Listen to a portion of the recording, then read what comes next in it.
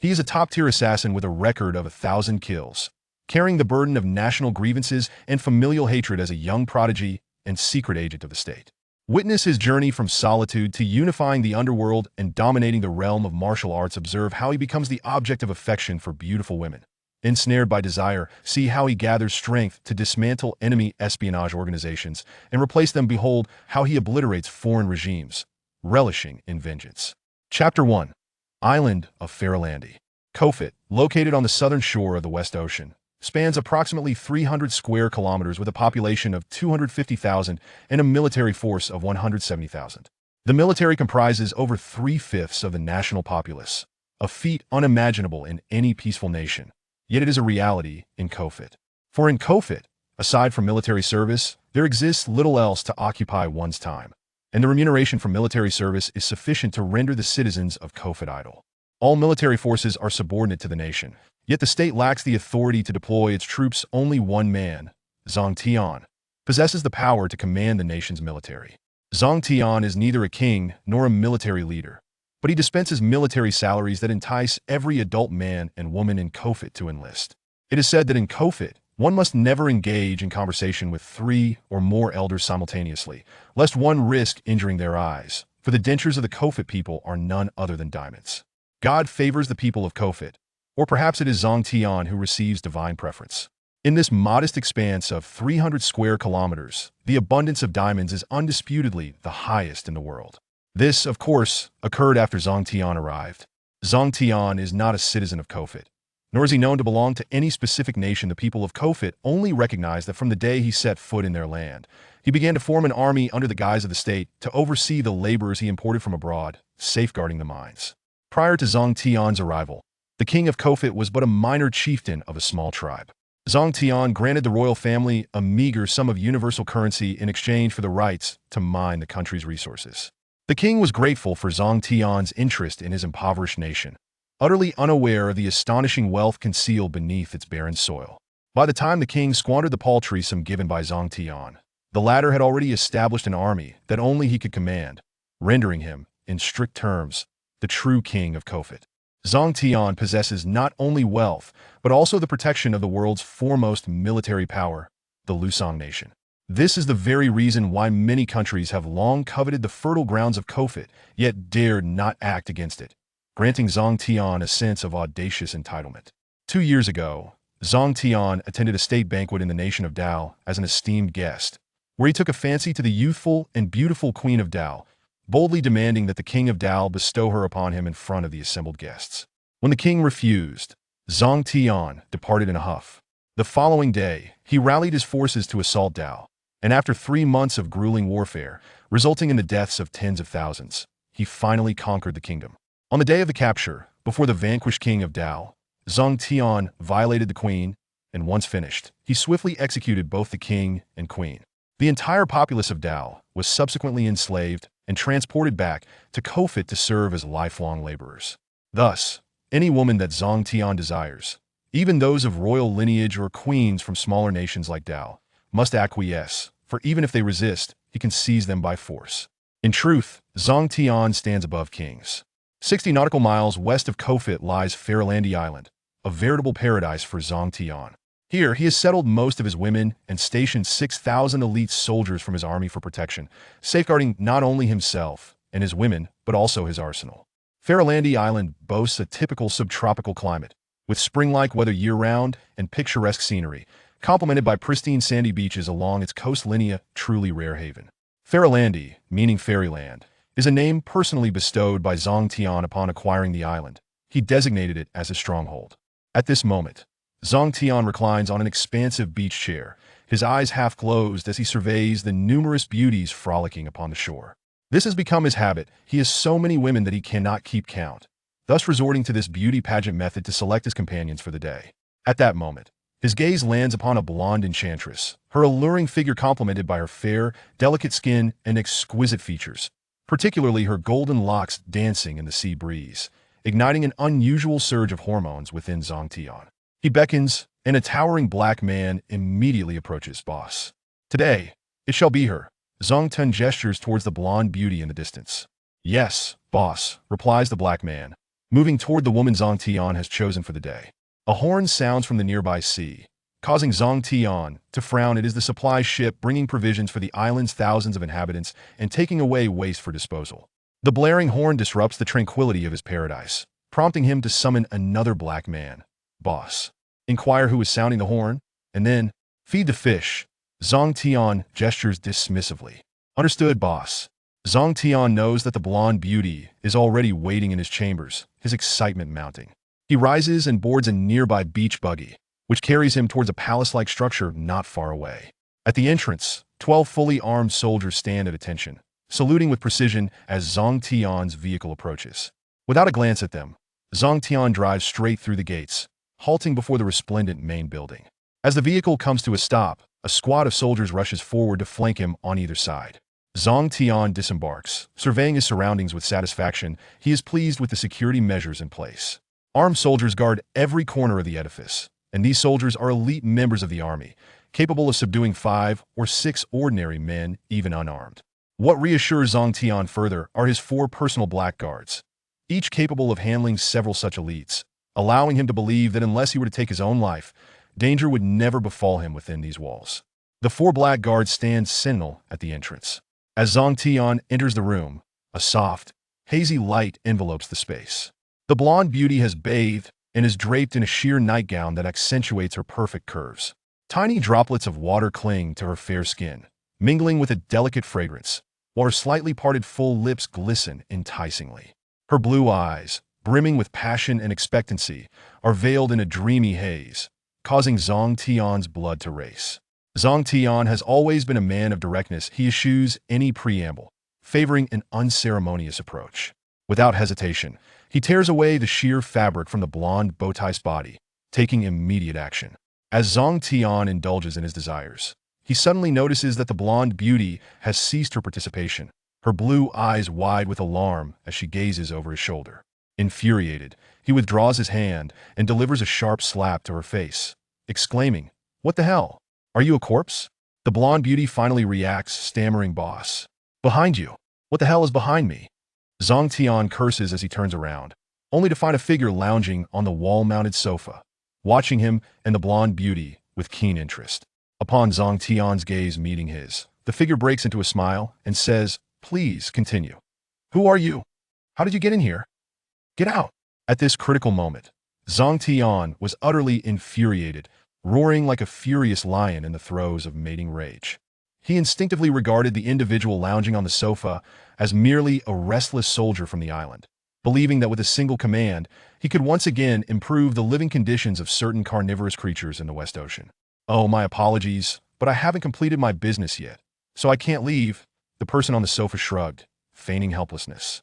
It was only then that Zhang Tian began to reflect, given the security measures of his building. It was inconceivable that even a soldier from the island could infiltrate his room. The 4 black iron towers at the entrance would not allow anyone to pass unless at this thought, a chill ran down his spine, and a certain part of him deflated like a punctured balloon. He tossed the golden-haired beauty aside to the corner of the bed, quickly donned a robe, and turned to scrutinize the individual on the sofa. Judging by his complexion and hair, the young man appeared to be of Eastern descent, likely in his mid-20s, tall and slender, dressed casually in a beige outfit and white sneakers. His smooth facial contours, combined with a pallid complexion that hinted at ill health, accentuated his thick black hair. The sincere smile perpetually radiating from his deep-set eyes would lead anyone to perceive him as the amiable neighbor who had once been a childhood companion. This very neighbor was now reclining on the sofa in the room of a globally renowned diamond mogul, his eyes twinkling with mirth as he regarded Zhang Tian, a man capable of ending thousands of lives with a mere command, as if he were an old friend long unseen. Truly, a formidable figure forged amidst tumultuous waves. Zhang Tian, after a brief contemplation, regained his composure. He fixed a piercing gaze upon the young man on the sofa, a look that would render many trembling with trepidation. Yet, the young man maintained an air of nonchalance, his smile unwavering. After a prolonged silence, Zhang Tian was the first to speak. In terms of dominance, this seemingly invincible rogue had faltered, bowing to the smiling youth. "Pray, reveal your intentions." "Tourism, of course. The scenery of Fairolandi Island is indeed as magnificent as rumored. Staying here for a while seems like a splendid idea," the young man replied with a grin. And of course, I also need to settle a few trivial matters, namely to kill you, heh. Zhang Tian was not taken aback by such a response. The number of those wishing for his demise likely exceeded that of the entire populace of Ko-Fight. However, due to his comprehensive security measures, he had thus far remained as robust as a bull. Though this situation of such close proximity was unprecedented, Zhang Tian was confident in his ability to handle it. Speak. How much did your employer offer you? I am prepared to double it, Zhang Tian asserted, confident that his offer would entice anyone. To be honest, the bounty for killing you is rather modest, likely falling into the lower tier of my assignments. I initially declined, but then my brother mentioned that the scenery of Farolandia Island is akin to a paradise, so I decided to come.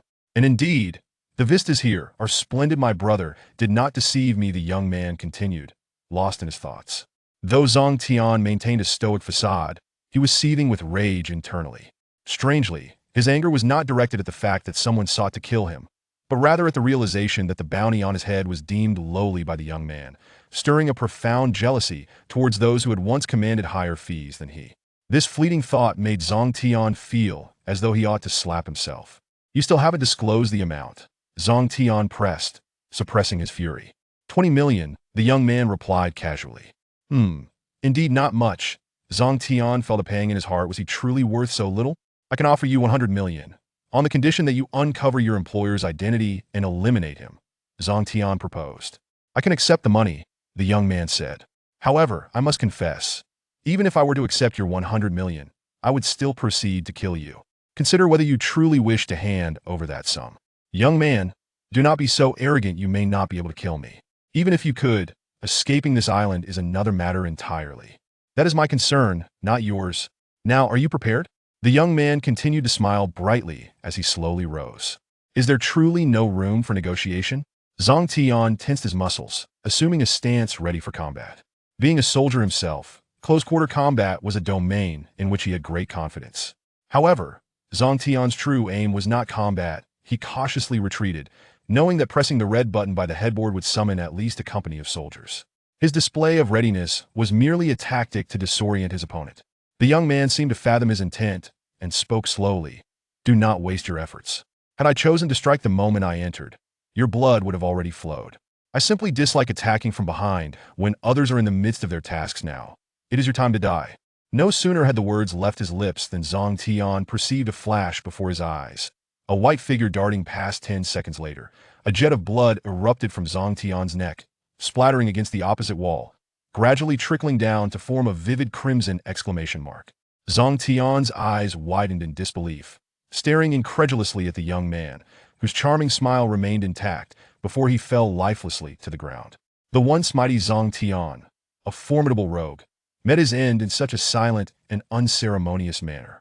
The golden-haired beauty in the corner had already lost her wits, watching in horror as the man who had moments ago been so lively now lay still, all at the hands of the smiling youth before her. Are you going to kill me? Please don't kill me. I can do anything. She trembled as she spoke. You are indeed captivating. The young man smiled, taking slow strides towards the golden-haired beauty with a soft grunt. She tilted her head and succumbed to a deep slumber. However, I have a preference for black hair and yellow skin. Chapter 2. Shinshanshan. At Lusong Guolandaoer International Airport, a young man dressed casually strolled into the airport CAF. May I assist you? The waiter inquired politely, leaning forward. A cup of black coffee, he replied, particularly fond of the bitter brew that danced on his tongue, reminiscent of both his profession and his life. Generally, he rarely wore a smile, except when committing murder. Yet, he understood that such smiles were not for himself, but rather a gift to those about to meet their demise. Since death was inevitable, why not maintain a cheerful demeanor on the way? He chose a corner seat against the wall facing the entrance, a habit born from his need to remain in control of the situation, for he knew that unexpected events often occurred when least anticipated. This awareness was one of the reasons he had never faltered in his decade-long career.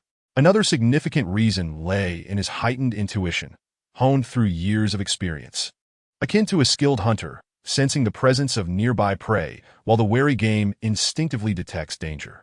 Thus, as he ordered his coffee, he sensed a gaze upon him, though he refrained from turning around. Once seated, he pinpointed the source of the stare, a girl in a pink dress near the entrance, who was repeatedly glancing in his direction. She appeared familiar, yet he paid her little mind. Even if they had once known each other, what significance did that hold?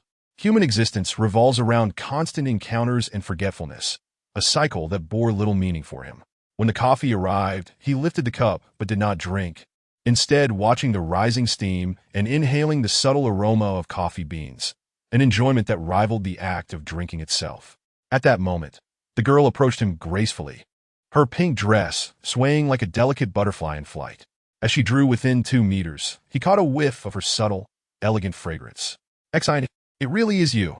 Her voice brimmed with uncontainable surprise. You are? He raised his head and replied coolly. I am Shen Shan Shan. She blushed slightly, continuing. You may not remember me, but I know you. I'm from the foreign language department. We camped together that year at Yulian Lake. Oh, please. Have a seat. Exine. It didn't even lift his gaze. Shen Shan Shan sat down across from him, somewhat awkwardly. Where are you headed? Back home. Ah, splendid. I'm returning home too. We're on the same flight. What brings you to Lusong? Noticing his silence, Shen Shan Shan pressed on. I'm here for leisure. Indeed, Lusong boasts beautiful scenery. Had I known you were coming, I would have gladly acted as your guide to ensure you had a splendid time. I'm not here to tour Lusong. I have little interest in this place. I've visited a few neighboring countries, but there are no international flights from there, so I'm merely flying out from here. Oh, the neighboring countries are quite lovely, like Ko-Fight, renowned for its diamonds. Did you not bring a few back for your girlfriend? Xine smiled noncommittally. What have you been doing since graduation? None of our classmates seem to know anything about you. I've asked many people. At this point, Shen Shan Shan suddenly realized she had spoken too freely. The girl's poise had been disrupted by this unexpected delight, prompting her to quickly fall silent. Oh, I've started my own farm, living the life of a farmer. Nothing noteworthy, Xine remarked, seemingly oblivious to the implication in her words. Ah, how wonderful! A veritable paradise, free and easy. Just thinking about it brings such delight. Shen Shan Shan's face lit up with longing. I must visit your farm when I return. Are you welcoming? Of course, you are welcome. By the way, do you work in Lusong? Yes, didn't I study foreign languages? I'm currently a translator at the Tianjiao Kingdom's embassy in Lusong. Oh, isn't that quite good? Good? Not at all. There's no freedom whatsoever. Unlike you, who can go wherever you please. Is this trip back for work? No. My mother is unwell. At this, Shen Shan Shan's expression dimmed. It's all right. These days, all ailments can be treated. Yes, I hope so. By the way, the time is drawing near. We should board. Not long after the plane took off, Xine intended to catch some rest, given the lengthy journey ahead. Just then, Shen Shan Shan appeared, having exchanged seats with a rather reluctant overweight woman. As the latter grumbled, Shen Shan Shan expressed her gratitude profusely. Gazing out at the clouds from the window, Xine remained silent, while Shen Shan Shan nudged him with her elbow. After all these years, you're still so cool. Do you know what we used to call you behind your back? What? Xine turned to inquire. He guess. Shen Shan Shan flashed a playful smile. I can't guess. You're no fun. Just take a wild guess. She playfully grabbed his elbow, shaking it coaxingly. Honestly, I can't guess. You say you can't guess without even trying. Are you deliberately brushing me off? Shen Shan Shan's annoyance flared. Since their meeting, she had been the one extending warmth to his aloofness. For a girl of her modest disposition, this was no easy feat yet. Xine continued to wear an indifferent expression, prompting her to pout. In truth, Xine did not intend to keep her at arm's length, nor was Shen Shan Shan unattractive. On the contrary, among women, she radiated an elegance that commanded respect. With a slender figure, a gracefully elongated neck, and a heart-shaped face with delicate skin, she revealed a pair of pearly white teeth whenever she spoke. Especially when she leaned in, a faint, alluring fragrance would envelop him, igniting within a primal instinct to cherish and protect her. Under normal circumstances, she might easily win his favor. To be candid, he was not a paragon of virtue, having had many women in his life, albeit out of necessity. However, Shen Shan Shan encountered him at an inopportune moment, during a mission when his nerves were taut with tension, leaving no room for distraction, as even the slightest lapse could prove fatal. It was only upon receiving notification from Sangu that the mission had been accomplished that he would allow himself to relax. With Xine silent, Shen Shan Shan, too, sulked in silence, and time crept by slowly. At last, a yawn escaped her lips, and she leaned back in her chair, succumbing to sleep. Yet he found no inclination to slumber. Gazing out at the swirling clouds, his thoughts spiraled into an abyss of contemplation. He perceived his life as a mere pawn, moving along a trajectory designed by others since his earliest memories, learning martial arts, acquiring knowledge, committing murder, each step preordained. The architect of this path was the imposing figure of his grandfather, Exin Xingtian, who spent his days confined to a wheelchair. Exin, he had never glimpsed his parents, nor did he know their circumstances. In his youth, he had longed to unravel this mystery, exhausting every means possible, only to receive 4 words from Exin Xingtian. The time is not yet. He resented Exin Xingtian for his coldness and tyranny, for laying out a treacherous path before him. He wished to rebel, yet dared not, for Exin Xingtian had promised, "When I deem you ready, I will reveal everything." For the sake of that promise, Exin ruthlessly turned living beings into mere memories. He feared not the act of taking lives, but the encroaching darkness. When night fell, he could only wrap himself tightly, curling into a corner like a wounded lone wolf, licking his myriad wounds under the cover of night. The Exin family is an enigmatic lineage, possessing an estate nestled in the heart of Longchuan City.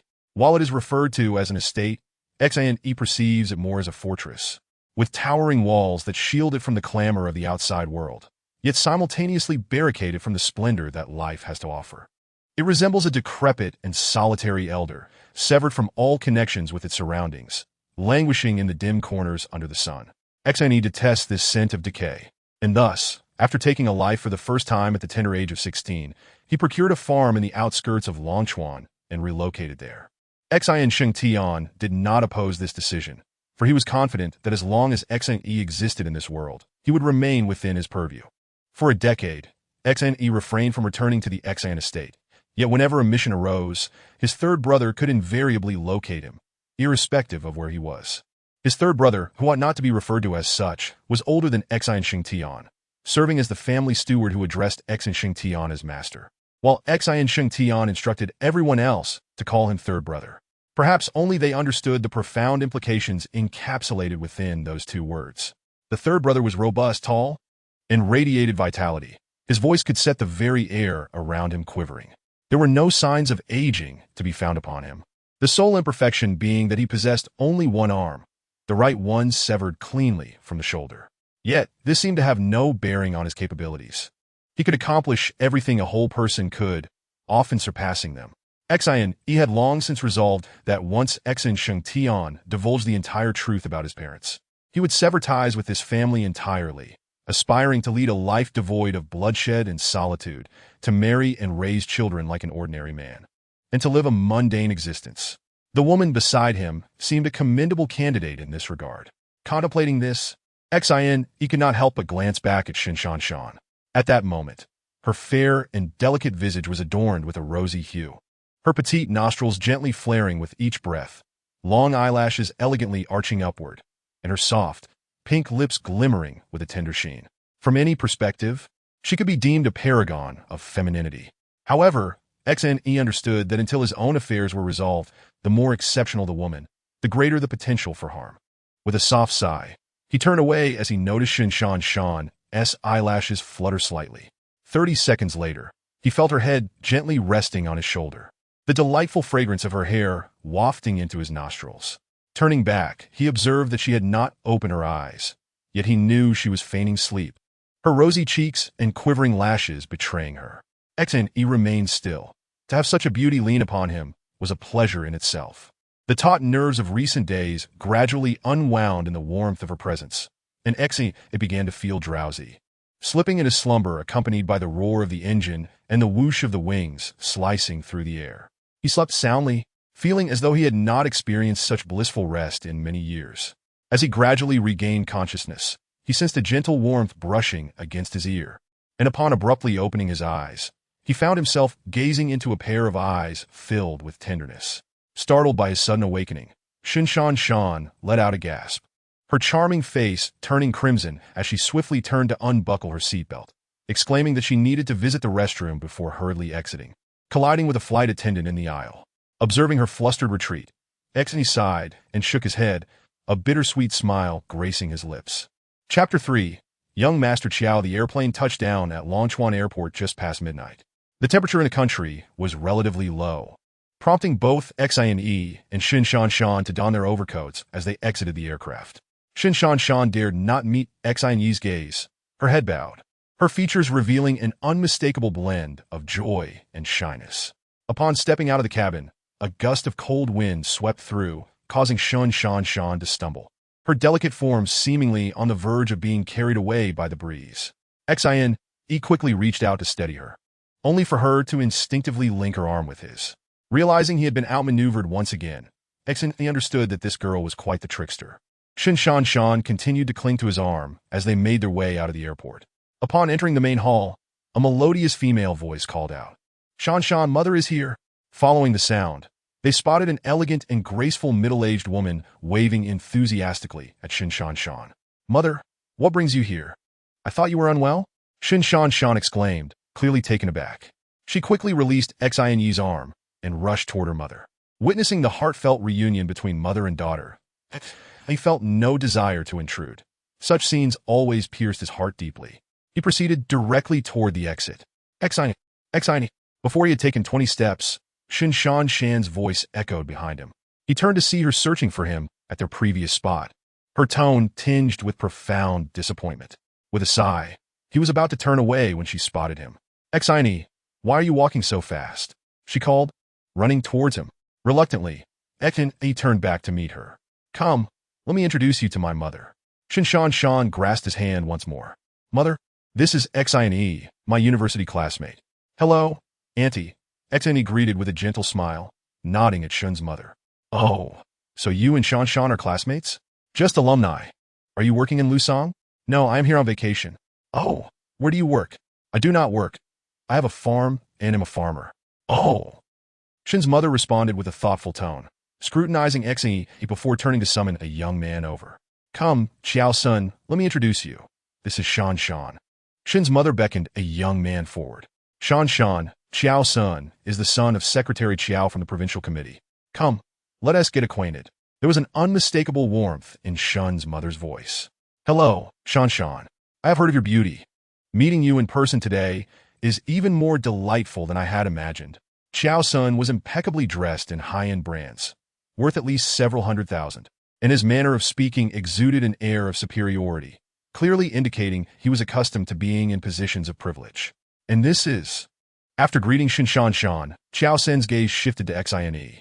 "This is Shan Shan's university classmate. What was your name again?" Shin's mother's tone noticeably cooled. "Xianyi." Shin Shan Shan promptly interjected. "Hello, it's a pleasure to meet you." Xiao Sun extended his hand.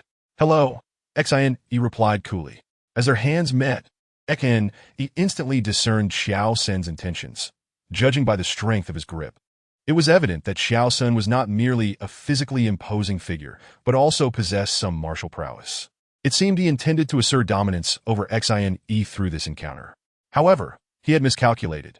To Xianyi, such feeble attempts were akin to dust and debris, utterly inconsequential. With a subtle shift of strength, Xianyi watched as Xiao Sun's face flushed and veins bulged on his forehead, barely restraining a grimace of pain. Not wishing to further humiliate him, Xianyi promptly released his grip. A fleeting glint of malice crossed Xiao Sun's eyes, perhaps believing that this momentary expression had gone unnoticed. Yet Xianyi had captured it in its entirety. Meanwhile, the two women, reunited after a long separation, were engrossed in animated conversation, oblivious to the silent contest unfolding between the two men. After much insistence from Shin Shan Shan, Xianyi reluctantly agreed to share a vehicle with them. Xiao Sun drove an Audi, clearly a man of discernment. Undoubtedly, the more reserved an opponent, the more formidable they tended to be. Observing the mother-daughter duo hand in hand, Xianyi had no choice but to take the front passenger seat. With a graceful turn, the Audi exited the airport boulevard.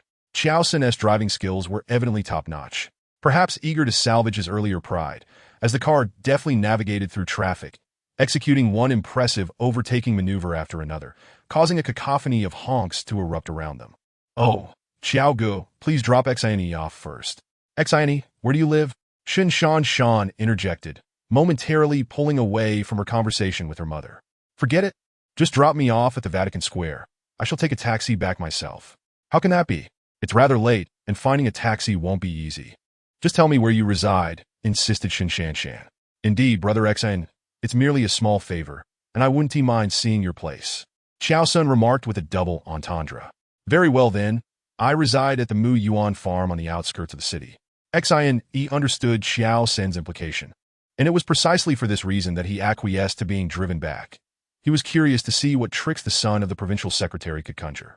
The vehicle turned onto the highway leading to the suburbs, and 20 minutes later, it came to a halt at the entrance of Mu Yuan farm. Xin alighted, followed by Xin Shanshan and Xiao Senator Xin. Your farm is right here. I must come visit another day. It must be quite entertaining, mustn't it? Xin Shanshan dashed to the gate, peering through the fence into the darkness, regrettably unable to see anything. Whether it is entertaining, I cannot say, but it is undeniably tranquil. I fear you may not be able to endure such solitude. But you'll be there, and with your company, it shall not feel lonely. Xin Shanshan tilted her head, her bright eyes sparkling as she gazed at Xin. He could only chuckle. Shanshan, we ought to leave. What are we chatting about? It's quite late. Xin Mu's voice drifted from the car. Yes, I'm coming.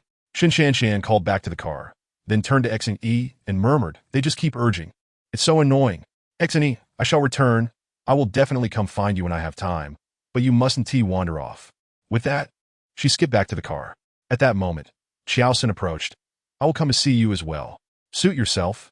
Xin replied nonchalantly. As the car started, Xin Shanshan rolled down the window and waved goodbye. Don't roam about.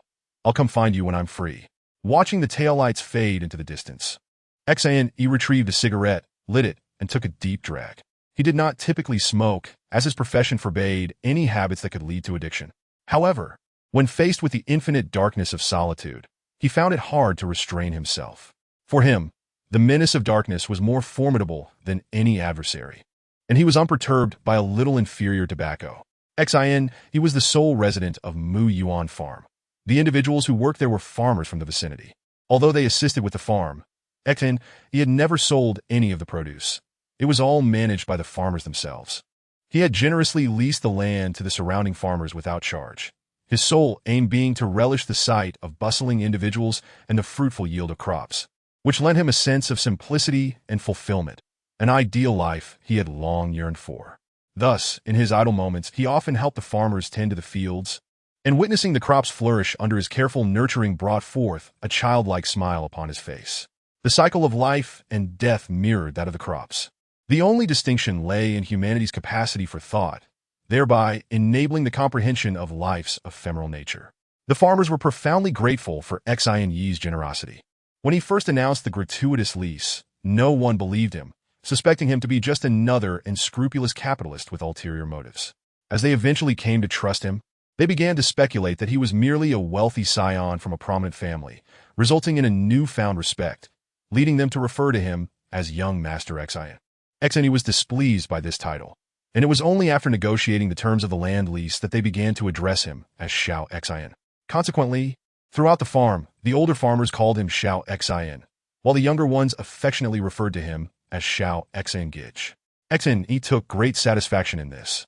It was the home he had envisioned. Upon entering, Xin made his way to his modest two-story building. Just as he stepped onto the wooden staircase, he paused, leaned down to inspect something, then retreated and leaped to the rear of the house. The moonlight was obscured by thick clouds, and a few scattered stars blinked lazily. Xin glanced up at the windows of the upper rooms, then crept stealthily around the corner like a cat. Chapter 4. The Betrothal. Why have you returned so late? You are 20 minutes overdue. Just as he reached the window, a booming voice resonated from within, causing the air in the darkness to quiver slightly, and the lights in the room suddenly illuminated. Third brother, you've come. With a graceful leap, Xin effortlessly landed inside the room. Did someone escort you back? Yes, I ran into a fellow alumnus at Lushang Airport. We were on the same flight, and he kindly offered me a ride home. Little Xin has taken to lying now? What a rarity. Third brother's hearty laughter shook the entire little building. Lying? I haven't tea. Third brother. What do you mean? Among the Xin family, Xin, he felt closest to third brother. He admired his forthrightness and exuberance, a true man of character, far more amiable than the sternly taciturn grandfather. Thus, Xin often jested with third brother. Don't think I'm unaware. That girl's reluctant demeanor suggests she has indeed taken a liking to our little Xin, doesn't it? Moreover, how could there be someone passing through in this desolate place? There is definitely something fishy going on. However, you are of age now. Surely the old man would not object to you starting a family. Why not bring her home tomorrow for the old man to meet? Third brother teased as he regarded Xine. What are you saying, third brother? It's not as you presume. Let us not discuss this any further. What brings you here today? I just mentioned that if you truly have feelings for that girl, bring her home tomorrow to meet the old man. Otherwise, you may miss your chance. Third brother's tone shifted to one of seriousness. What do you mean? A wave of anxiety washed over Xine. Whenever matters concerning the Xine family and Xinxian arose, he felt an overwhelming sense of helplessness that had shadowed him for 26 years. The old man has arranged a betrothal for you and wishes for you to return to the manor tomorrow. I have come specifically to inform you. A betrothal? Xine was taken aback. He had never anticipated that Xinxian would orchestrate such a turn of events. For the past decade, Xine had believed he had been granted tacit approval for his exile, only to find that a betrothal had been arranged for him out of the blue. Yes, my task for today has been completed. You should rest well. Also, the remuneration for this task has already been transferred to your account. I shall take my leave now. Third brother patted Xine on the shoulder with his left hand and turned to descend the stairs. Halfway down, he called back, if you can bring a girl home. Perhaps there is still hope for a change in circumstances. This statement seemed directed at Xine, yet also felt like amusing. Cradling his head in despair, Xine was uncertain of what the morrow might hold, but regardless, he would not defy Xinxian's wishes. For he held the key to the very information he yearned to uncover. Thus, he resolved to take one step at a time. On a rare fine day, as the first rays of dawn broke over the eastern horizon, Xine stood on a vacant plot of land at the farm. For one who harbored an irresistible fear of darkness, sunlight served as the ultimate liberation. At the entrance of Xine's manor in Longchuan City, Xine gazed at the towering walls and imposing gates. It had been 10 years, yet not a single change was evident. Resembling an ancient specter indifferent to the passage of time and the vicissitudes of the world, the entire estate emanated an aura of solemnity and coldness, akin to Xinxian, who remained confined to a wheelchair, instilling a sense of reverence and distance. Perhaps the manor itself was but a shell of Xinxian, Xine mused. The thought of Xinxian, whom he had not seen for a decade, sent a chill coursing through him. Steeling himself, Xine approached the gates, seizing a large knocker to strike the door, the resounding thud echoing far and wide. After approximately a minute, the sound of the bolt being drawn back reached his ears, followed by an elderly head with white hair peering through the crack of the open door. "Uncle Fu, it is I," Xine called out. "Ah, young master has returned. Alas, my sincerest apologies for my tardiness in opening the door.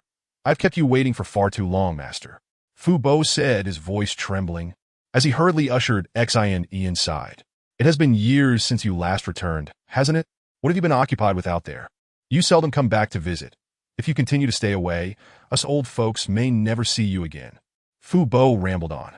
His words stirred a sense of melancholy within Xine. After a hasty farewell, he proceeded straight to the main building of the estate, which belonged to Xinxian and served as his usual place of business. As soon as he pushed open the hall door, Xine was met with the sound of 3 sharp projectiles slicing through the air. 3 small, azure-hued flying daggers hurtled towards his forehead, throat, and left chest with lightning speed. Instinctively, Xine executed a backflip. In that fleeting moment, the daggers zipped past him, narrowly missing their target. Before Xine could land, a shadow darted forward like a wraith, sending another flying dagger straight for his throat. Just as the blade was a mere 3 inches away, Xine suddenly struck, aiming for the assailant's wrist. However, the attacker had evidently anticipated his move, deftly evading his grasp by twisting her wrist, redirecting the dagger towards his left chest. Yet, Xine's initial grab had merely been a feint. His true intention was to use the momentum to block her strike with his left hand, successfully deflecting the attack and creating a safe distance of 3 feet between them. All of this transpired in the blink of an eye. Had Xine's reflexes been any slower, he would likely have met his demise thrice over by now. "How is it, my dear? My grandson, Xinxian, is certainly no coward, is he?" Xinxian's voice echoed from the hall. "Not bad, indeed worthy of being my son-in-law. Ha! Who would have thought that you, old relic, despite your frailty, could raise a grandson to such a level? Quite impressive." The individual who had just attacked Xine exclaimed boisterously. Xine finally caught sight of his assailant, a woman appearing to be in her 30s, possessing a striking beauty. Yet, her lovely countenance was overshadowed by an aura of lethal intent, particularly the chilling glint in her beautiful phoenix eyes, which instilled a sense of fear even in the battle-hardened Xine. This must be a top-tier assassin, Xine mused, a shiver of cold sweat running down his spine as he contemplated the earlier encounter. Had he faltered, she would undoubtedly have ruthlessly taken his life. What a vicious woman. Good son-in-law, what are you staring at? She is merely a mother-in-law who finds her son-in-law increasingly intriguing. Why do you gaze at her without blinking? My daughter is far more beautiful than her mother. The woman jested, addressing Xine. He chose to ignore her, remaining still and alert, uncertain if this ruthless woman might strike again. Xine, come in. Xine Sheng Tian's voice rang out once more. Xine cast a glance at the woman and silently walked towards the hall. Oh, quite the character I see. Old relic. How have you raised your grandson? He displays no manners, not even addressing his mother-in-law properly. The woman chided Xine Sheng Tian while walking alongside Xine towards the hall. Xine deliberately lagged a step behind, unwilling to walk shoulder to shoulder with her, should she make another move, allowing him the distance to evade. Xine Sheng Tian remained seated in his wheelchair, exuding authority. Xine cast a fleeting glance before lowering his head, respectfully addressing, Grandfather, I have returned. HM. Then came an unbearable silence. No one uttered a word, and the air in the hall seemed to stagnate. Even the incessantly chattering woman fell silent. Xine felt his heart racing, beating at a rapid pace, making it difficult to breathe. Yet he dared not open his mouth, suppressing the air in his chest with a bowed head. After what felt like an eternity, Xine Sheng Tian broke the silence, exhaling slowly before speaking. It has been 10 years. You should indeed have grown up. At that moment, Xine felt as though his heart might leap from his chest. When he mentioned growth, did it imply that he would finally reveal everything? He had waited for this moment for over 20 years. If so, then all his efforts and endurance had not been in vain. It was indeed time to settle down. However, Xine Sheng Tian's next words brutally dashed Xine Yi's hopes. It appeared he was still unwilling to divulge the truth. Yes. I propose we arrange their marriage, lest we allow time to stretch and dreams to fade. Ahem. I mean, if my precious daughter were to find someone else, this lad would miss his opportunity. The woman interjected. When do you think would be suitable? Xine Sheng Tian inquired. When? I see no reason to delay. How about today? Today? Third brother, is today a favorable day? Old master, in my opinion. Before third brother could finish, the woman interrupted. What does it matter if it's auspicious or not? We are merely children of the rivers and lakes. We do not adhere to such conventions. Well, since you, dear sister, have no objections, I shall forego those trivial customs. Today it is then, thus. The two engaged in discussions about the marriage as if Xine were non-existent, especially the woman, who seemed eager to hasten the union as if her daughter were destined to remain unmarried. Let us do this. Third brother, please make the arrangements for this evening. No. Two vehement voices echoed simultaneously in the hall. Xine could no longer endure. This was, after all, a matter of his life. And they had decided without consulting him, which incited a deep sense of resentment within him. Moreover, he had yet to even meet the one he was to marry. How could they agree so readily? The other voice that protested was Li Jie, who had just descended from upstairs. She was to be Xine Yi's fiancée, the daughter of the ruthless woman. Upon hearing the simultaneous objections, both turned to face one another. Xine regarded Li Jie, seeing her as a mirror image of her mother, equally stunning, with the same cold glint in her beautiful eyes and an unmistakable air of menace. The only difference was her youth. The blend of her icy demeanor and the surging vitality of youth created an enigmatic aura, much like a poppy enveloped in a thin mist, both intimidating and alluring, inciting an irresistible desire to approach her, even at the risk of shattering oneself. Perhaps the ancient saying of dying beneath a peony aptly described such a woman. At that moment, Li Jie gazed at Xine, her heart stirred by turbulent emotions. She had keenly observed her mother's test from upstairs, confirming his formidable prowess. Her refusal stemmed from two reasons. First, she had yet to see Xine up close. If he were grotesquely unattractive, no matter how skilled he was, she would never agree. Second, it was out of a girl's modesty. Despite being a heroine of the rivers and lakes herself, what maiden lacks a shred of propriety? Thus, she had emphatically declared her refusal. Little did she expect that Xine would echo her sentiment, further fueling her vexation.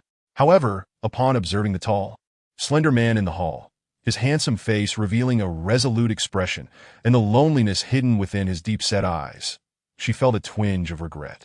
Such a man seemed akin to an expansive ocean, brimming with untold stories. She longed to share them with him. Exine Sheng Tian observed this exchange with a knowing nod, then inquired, "Do you truly refuse?" Chapter 5. The Betrothal 2. Indeed, we refuse. The simultaneous response rang out, and as the words left their lips, Li Jie shot Exine a glare of disdain before turning away. "Oh!" Exine Sheng Tian regarded Li Jie with a meaningful expression. "Ahem, how about we each do some persuasion?" The woman proposed to Exine Sheng Tian, who nodded in agreement, then turned back to Li Jie with a beaming smile. "My dear daughter, let us ascend to the upper floor." As she ascended, Li Jie shot Exine another disdainful huff. Exine could only manage a bitter smile inwardly. It seemed he had inadvertently offended two women simultaneously, both of whom were ruthless and unyielding. The days ahead appeared to be fraught with challenges. Exine Sheng Tian watched as Li Jie and her daughter disappeared around the corner of the staircase before turning back. Addressing Exine with his usual coldness and authority. "Why do you oppose this?" Since you cannot articulate a reason, refrain from your incessant chatter. This matter is settled as it stands." Observing Exine Yi's hesitance, Exine Sheng Tian felt a surge of anger and delivered his uncompromising statement. Taking a deep breath, Exine Yi finally raised his gaze to meet Exine Sheng Tian's, speaking with unwavering resolve. "Setting aside my agreement or disagreement, do you not think that my lifelong affairs require the involvement of certain individuals? You, scoundrel, is my handling of this matter not sufficient? You know precisely who I am referring to." Exine Yi replied defiantly, lifting his chin. "You!" Exine Sheng Tian trembled with rage. In the Exine estate, no one dared to confront him so boldly. He was the emperor of the Exine family, known for his absolute authority. Exine Yi's words were a direct challenge to his supreme power. "Very well, then allow me to make this clear. Your parents will never participate. Is that clear enough?" After a struggle to quell his anger, Exine Sheng Tian realized it was time to share certain truths to help Exine Yi gradually come to terms with the situation. "Why?" Noticing a slight shift in Exine Sheng Tian's demeanor, Exine Yi felt a wave of anxiety wash over him and pressed on with his inquiry. "Alas!" Exine Sheng Tian sighed. "Third brother. Dear sir, take me to the secret chamber. You should accompany me as well." Xin Sheng Tian gets to tall Xin Yi. The secret chamber he referred to was a forbidden place for all in the Exine estate, save for Exine Sheng Tian and third brother. Since childhood, Exine Yi had been warned repeatedly against entering, despite his intense curiosity about its contents, which he sensed were closely tied to his parents. Yet, he dared not defy Exine Sheng Tian's unquestionable authority. Following Exine Sheng Tian and third brother through several corridors, they arrived at the large room at the end of the hall, where the secret chamber awaited. The closer they approached, the quicker Exine Yi's heart raced. Would the mystery that had haunted him for over 20 years soon be unveiled? What kind of revelation awaited him? Doubt gnawed at him, and a sudden fear gripped him, the fear of confronting a truth that could be unbearably painful. With a creak, the door swung open, unveiling a long-buried history. Though termed a secret chamber, it was in fact a mortuary. The incense burner on the offering table still emitted swirling wisps of smoke, and behind it stood two spirit tablets. On the left, the tablet for Exine Fengji, and on the right, that for Shui Yu. Although he had speculated countless times in his mind and braced for the worst, the sight of the two tablets constricted Exine Yi's heart. He knew that the names inscribed upon them belonged to his parents, those whom he had called out to 1,000,000 times over the past 20 years. The parents he had once imagined would provide him warmth and comfort, now reduced to mere cold wooden plaques. In an instant, all his fantasies turned to ice, all his hopes shattered into fragments, carried away by the winds. Two streams of hot tears cascaded down Exine Yi's cheeks, falling to the ground. Offer them incense. Exine Sheng Tian's tone, no longer cold and authoritative, revealed profound sorrow. Third brother respectfully handed Exine a lit stick of incense, and trembling, Exine accepted it, cradling it against his chest as he took 2 steps forward. He bowed once, twice, thrice, and with each bow, his tears pooled upon the ground. After a long moment, Exine finally rose, stepped back, and turned to face Exine Sheng Tian. At this point, his expression had become devoid of any emotion. "I wish to know what transpired. For now, I can only tell you that they were harmed by someone. As for who that person is, I cannot disclose that at this moment. I have the right to know everything. Indeed, you have the right to know, but you are not yet a match for the adversary. In other words, you lack the qualification to know. Telling you would be of no benefit. When do you believe I will attain that qualification? When I believe you will not recklessly throw your life away, I will reveal everything. X and Xingtian paused before adding, the marriage I arranged for you is also meant to bolster your strength. The Li family's expertise in hidden weapons and poison is unparalleled. You have witnessed the prowess of Lung Qianxiu's weapons. It was fortunate that you evaded them, but the skill of her daughter surpasses even that. Thus, if you enter this union, you will enhance your chances in the future. No, I will handle my own affairs. I do not wish to rely on a woman. Xin, he declared resolutely. Moreover, I will not entertain thoughts of marriage until my parents' vengeance is avenged. Fool! With your current abilities, even 10 more years of training would not allow you to make a dent in their power. Your parents' strength far exceeded yours by more than double. It is not. At this point, Xin and Xingtian turned away, overcome with emotion. I will find my own way. When I have that strength, I will return to seek you out. Xin, he finished resolutely before striding away. Alas, the Xin family produces nothing but stubborn individuals. Xin Xingtian murmured as he watched Xin Yi's retreating figure. Xiao Feng, Xiao Yi, you see this? This is your son. Forgive me for being so heartless to him for the past 26 years, leading him down a path of bloodshed. However, you should take pride, for he is remarkably exceptional. Not only the pride of our Xin family, but of our entire nation. Meanwhile, in a room upstairs, Li Jie and her mother were engaged in light-hearted banter. Upon entering the room, Lung Qianxiu teasingly scrutinized Li Jie, causing her cheeks to flush as she turned away. Feigning modesty. Mom, why do you look at me like that? Oh, dear daughter, do not deceive your mother. You truly have no feelings for that young man from the Xin family? Mom, if you already understand, why pretend to ask? I understand? What do I understand? Oh, I see. Our dear daughter could never be enamored with that fellow from the Xin family, but fret not. We shall simply go down and inform the old man that we do not approve of this union. We can then return to our tranquil Ping Island. After all, who is my daughter? She could easily find someone far better than him. As Lung Qianxiu spoke, she flung open the door to the room. Mom, I'm not coming.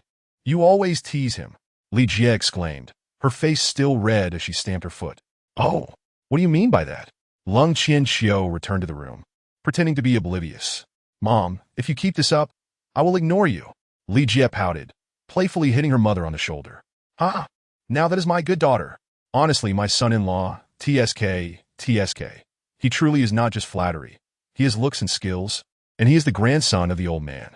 If only I were 20 years younger, perhaps I would still compete with you. Mom, don't be so unseemly. You just said he was your son-in-law. You mustn't entertain any thoughts about him. Oh, so quickly distancing yourself from me? Truly, once a girl grows up, she no longer heeds her mother. It's clear you are someone else's daughter. You haven't even begun, and already your elbows are turning outward. So, is this matter settled? Li Jie replied softly, her head bowed to her chest. Then let us head down and see how things are progressing with the old man, Lung Qianxiu said, reaching for Li Jie to lead her downstairs. There's one more thing. When we go down, let him speak first, Li Jie instructed Lung Qianxiu. Why? Are you afraid he might refuse? If that young man dares to utter even half a word of dissent, I will immediately make him taste my heart-corroding powder, ensuring he suffers greatly. You mustn't act recklessly. Assess the situation first. What if he refuses? I. As Li Jie spoke, her voice faltered, as if already anticipating rejection. Her lips pressed tightly together, tears welling in her eyes. Stop daydreaming. My daughter is an outstanding beauty. Any man who fails to appreciate her is not a real man. My dear daughter, rest assured. After lingering for a while longer, the mother and daughter finally descended the stairs, chatting and laughing. However, as they reached the staircase, Li Jie's sharp gaze swept across the hall. Xin Xingtian and Sangu had returned to the hall, occupying their original positions. Yet Xin, he was notably absent. Li Jie's eyes scanned the surroundings once more. But still, she could not find that troublesome individual, causing her heart to sink with an ominous premonition. Lung Qianxiu clearly noticed the situation as well, and upon reaching the bottom of the stairs, she shouted at Xin Xingtian, "Old fool, where has that impolite grandson of yours gone?" Cough, cough, well, sister, Allow me to explain this matter to you. Xian Shengtian rarely wore a smile while addressing Lung Qianxiu. Explain? Lung Qianxiu's expression immediately darkened. Don't tell me your grandson disagrees with this marriage. You went to great lengths to summon us here. And if this matter falls through, do not blame me, Lung Qianxiu, for being heartless. Sister, please do not be angry, let me speak. This matter was indeed due to my lack of thorough consideration. After Xin learned of his parents' situation, he was deeply saddened. He said that he cannot start a family until he avenges their deaths. So I care not about your family as trivial affairs. Be straightforward. Does he agree or does he not? He, for the time being, does not agree, but good heavens. Xin Shengtian, do you think you could toy with us? Do you presume we are at your beck and call? Let me tell you, if you do not provide a satisfactory answer today, I shall dismantle your Xin estate. Lung Qianxiu's face turned icy, her murderous intent palpable. Sister, I acknowledge that this matter is indeed my fault, and I apologize. Moreover, I have already told you that Xin he has merely not agreed for now. Once he avenges his parents' deaths, this matter may still be feasible. Xin Shengtian, how absurd! Are you suggesting that if he never avenges his parents, my daughter shall remain unmarried for life? Of course, during this process, if your daughter finds a suitable match, you are free to follow your own wishes. Nonsense. Xin Shengtian, you are being too overbearing. Do not think that just because you are a general, you can humiliate us. Today, I shall take you down first. Before her words could finish, a dark shadow lunged towards Xin Shengtian, a small blue knife glinting with a foul aura aimed at his throat. Hey! Sangu's bellow echoed through the hall, and with a seemingly simple movement of a single arm, he dissipated Lung Qianxiu's fierce attack. Pushing her back 3 steps, Xin Shengtian remained seated in his wheelchair, his gaze unwavering, but his authoritative voice resounded. Lung Qianxiu, I have admitted that this matter was my oversight and have apologized. Should you continue to be so aggressive, know that I, Xin Shengtian, am not without means. Xin Shengtian, I always knew you were a bully who relied on your power. Now that it has come to this, even if it costs the lives of my daughter and me, I shall bring chaos to your Xin estate. As she spoke, Lung Qianxiu waved her right hand, sending 3 flying knives straight towards Xin Shengtian's face. With only 3 steps separating them and the knives flying at incredible speed, Xin Shengtian, hindered by his legs, had no time to evade.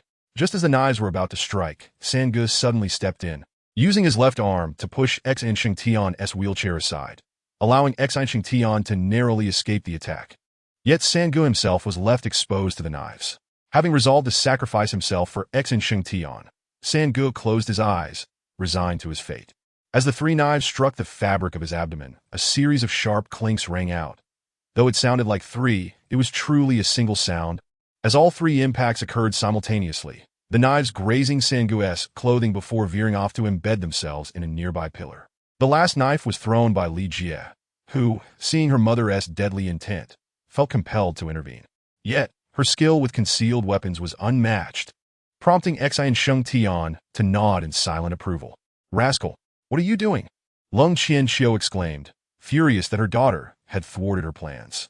Mother, let us go, Li Jie implored, tears glistening in her beautiful eyes. Go? Can we simply walk away?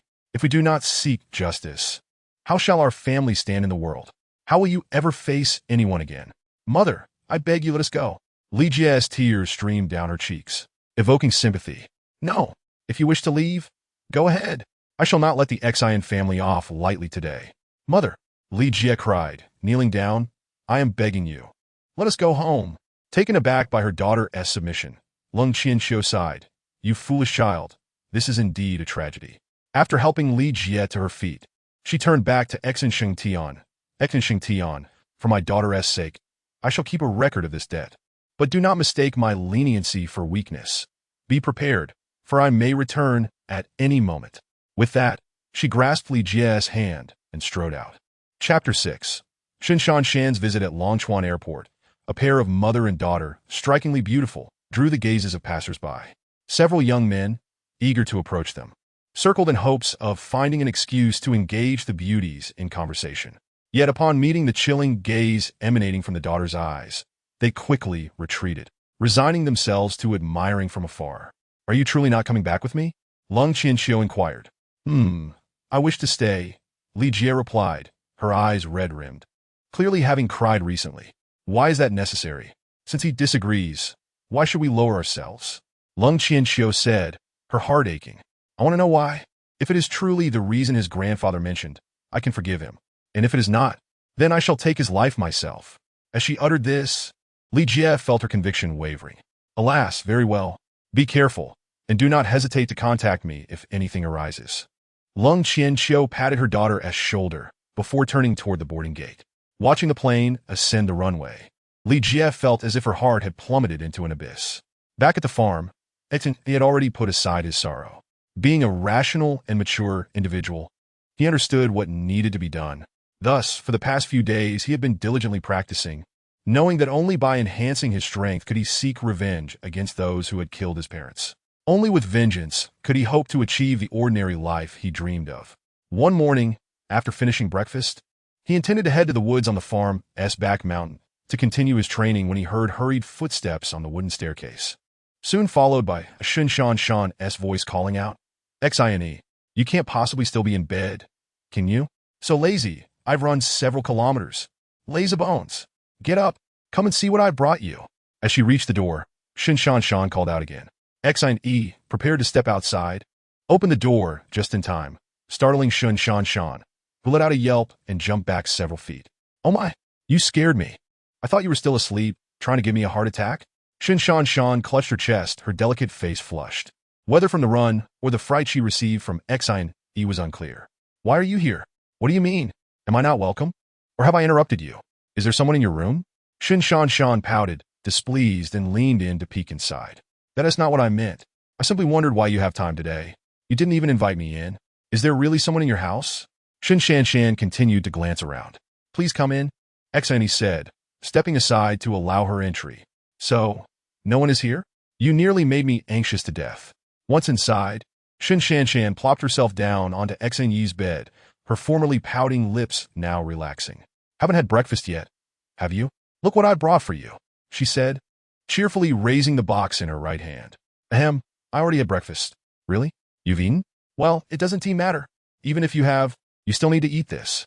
I stood in line for half an hour to get it, and I was worried it would get cold, so I kept it warm for you."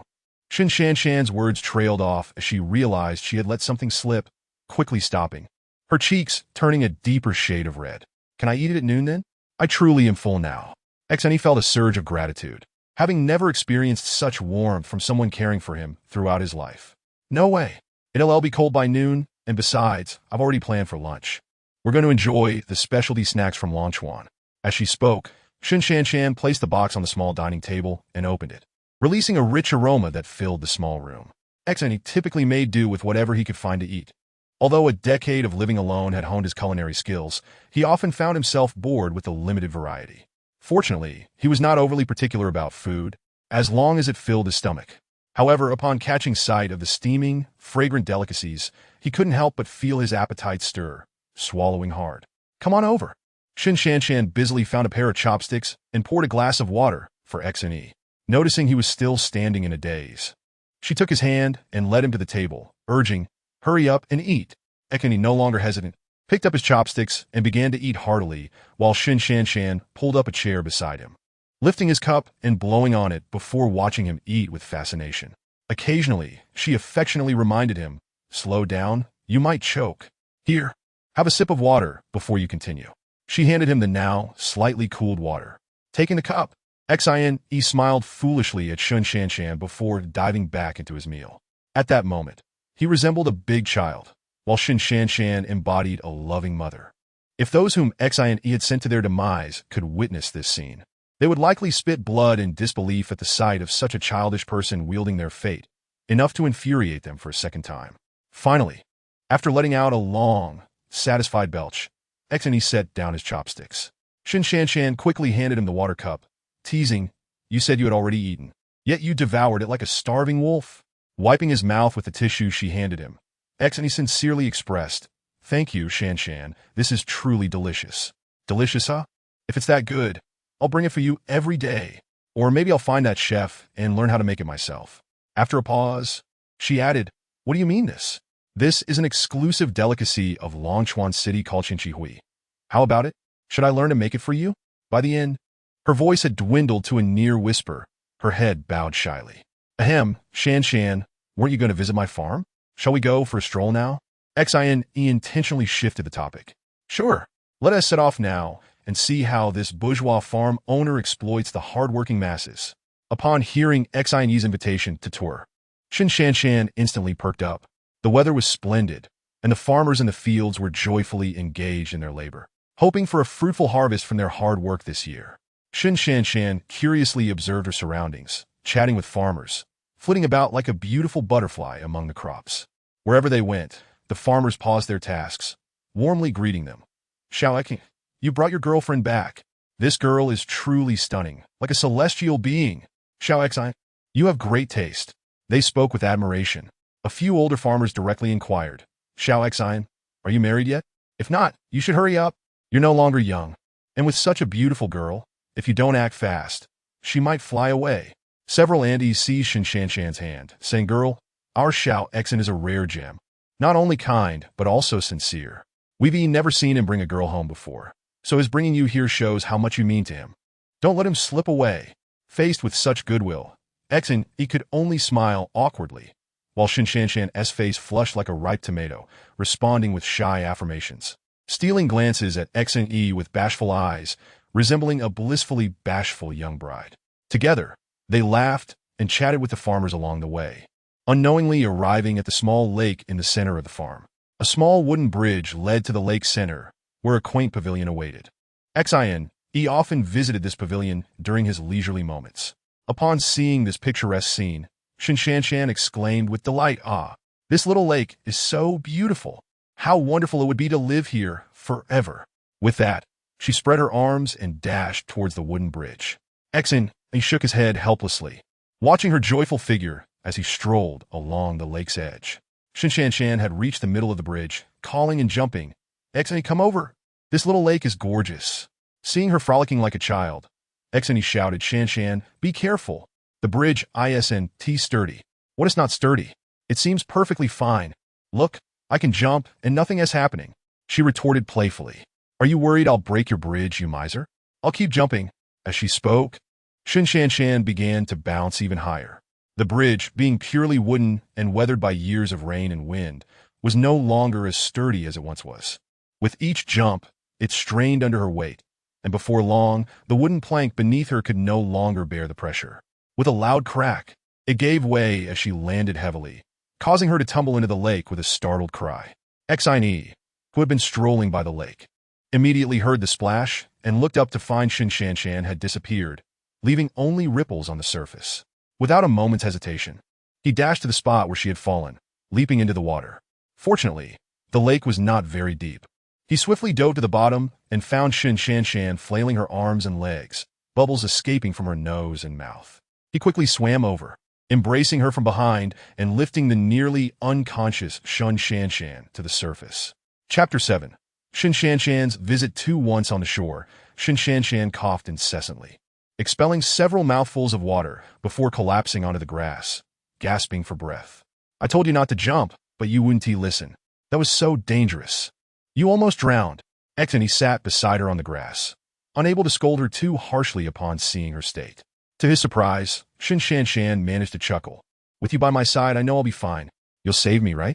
Turning to him, she fluttered her beautiful eyes at Xine. Of course. I would save you. I would save anyone in that situation. Would I just stand by and watch you drown?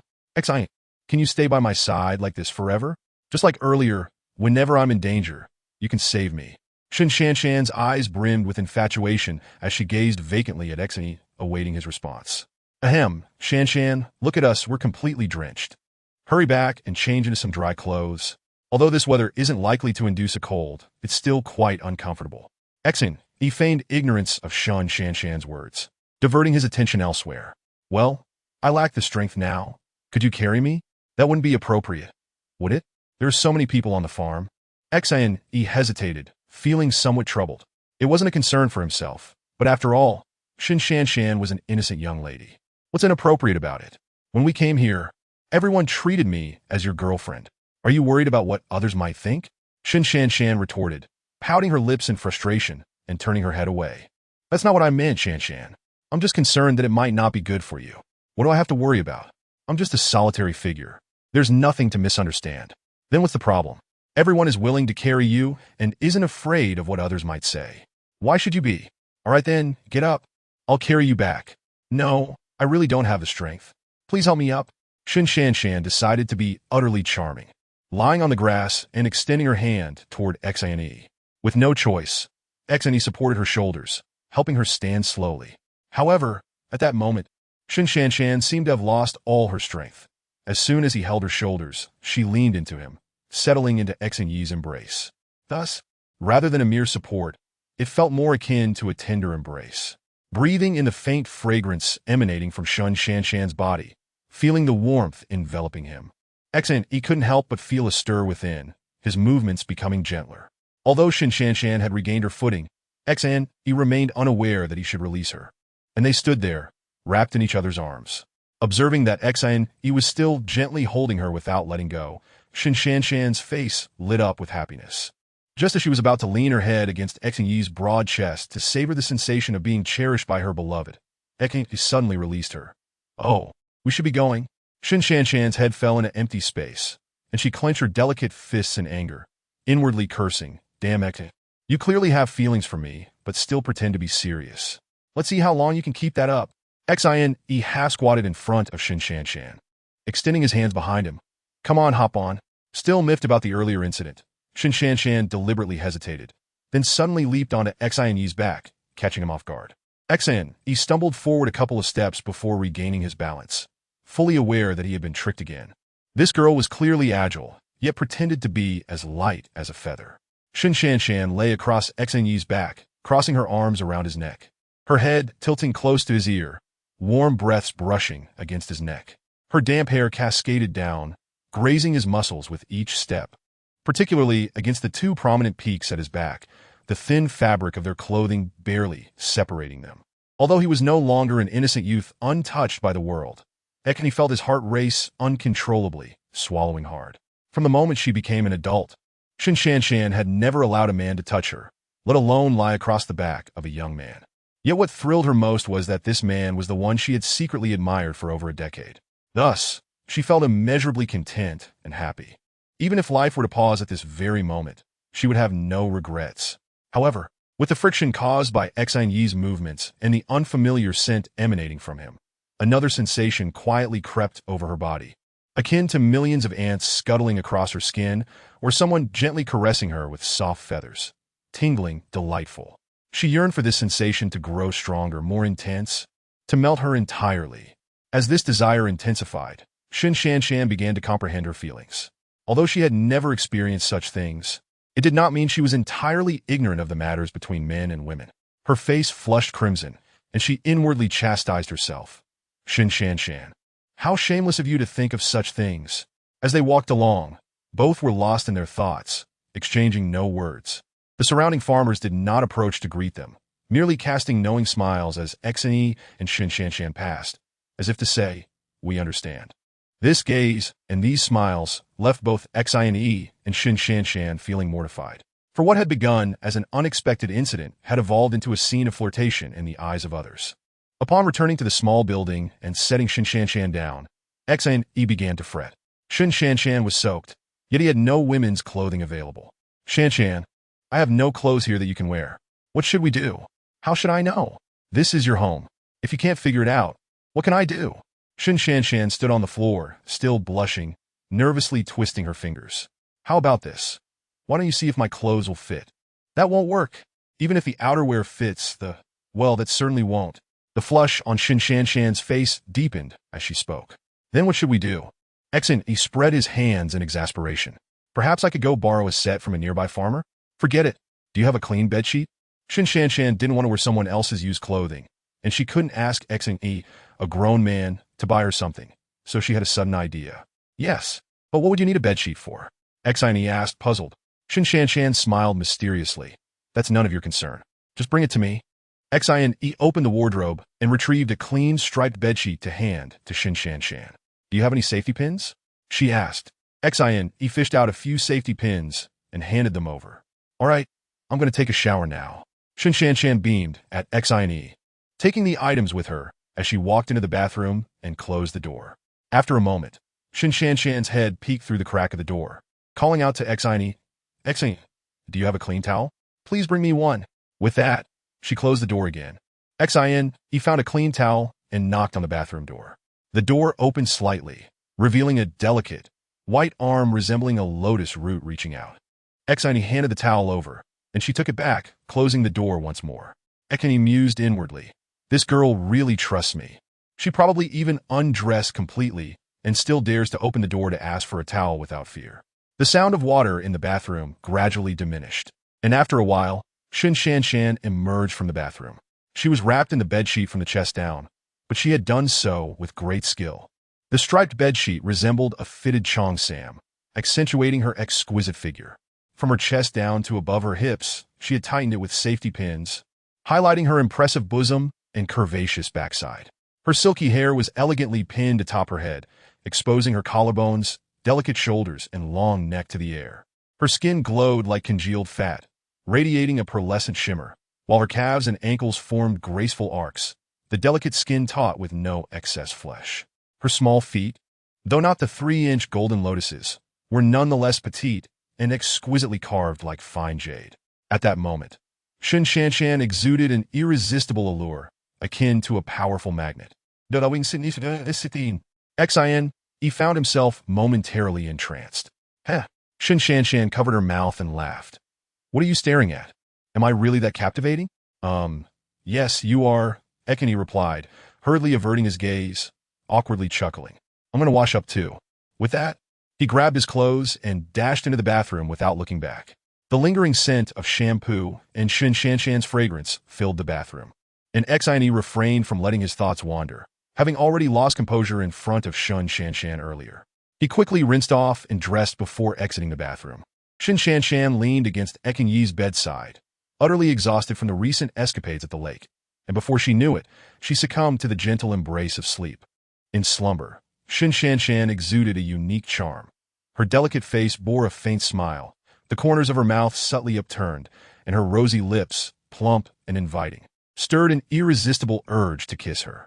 As her body slipped downwards, the edge of the thin quilt, which served as a makeshift qipao, rolled up to her thighs, and the thought of the emptiness beneath sent a rush of heat through Xine, causing a certain part of him to react intensely.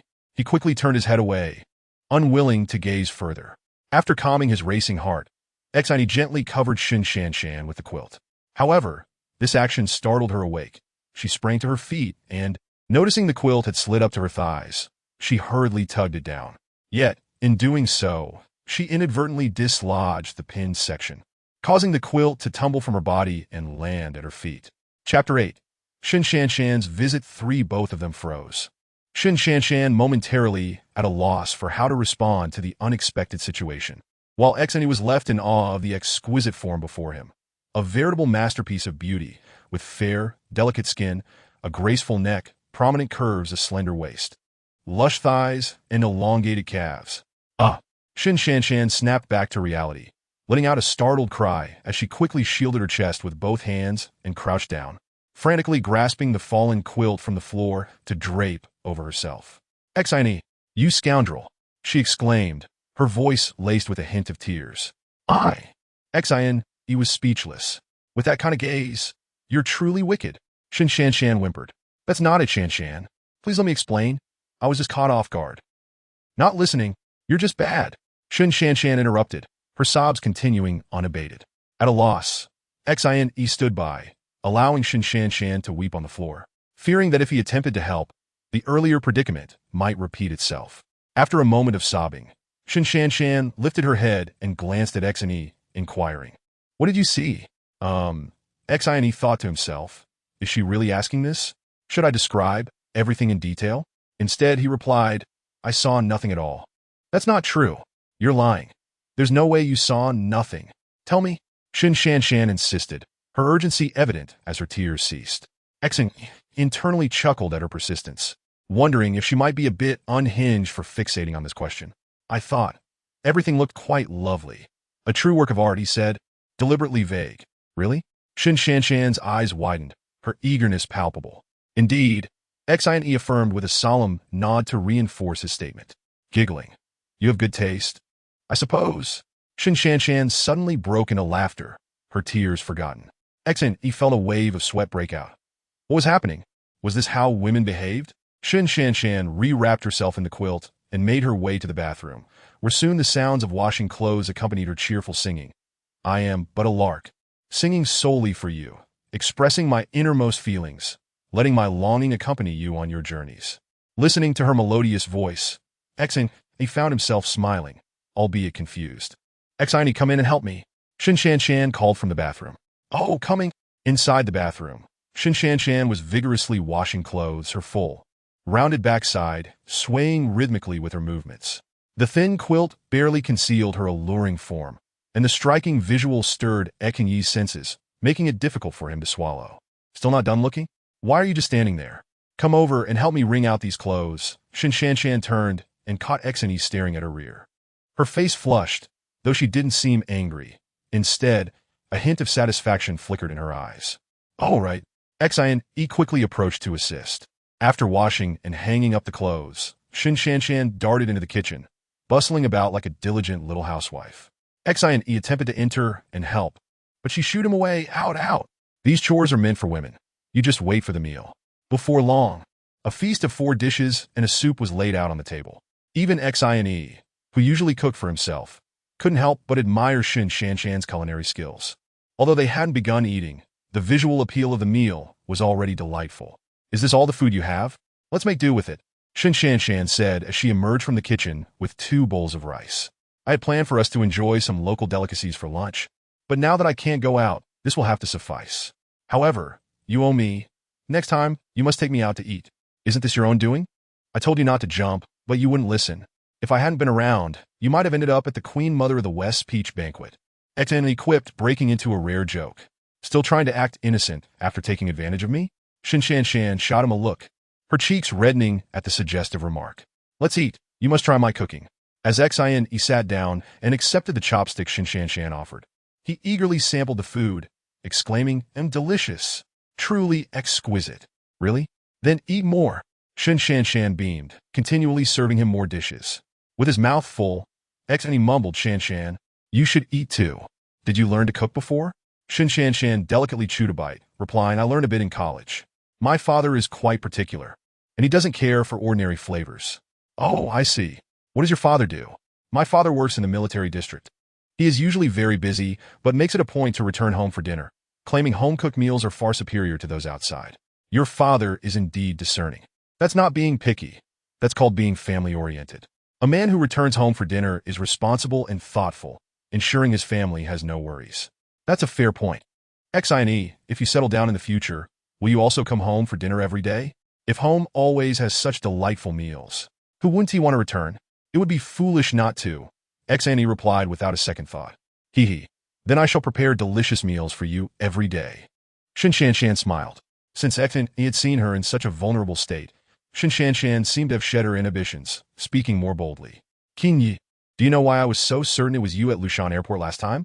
No, I don't. It was your manner when you drink coffee.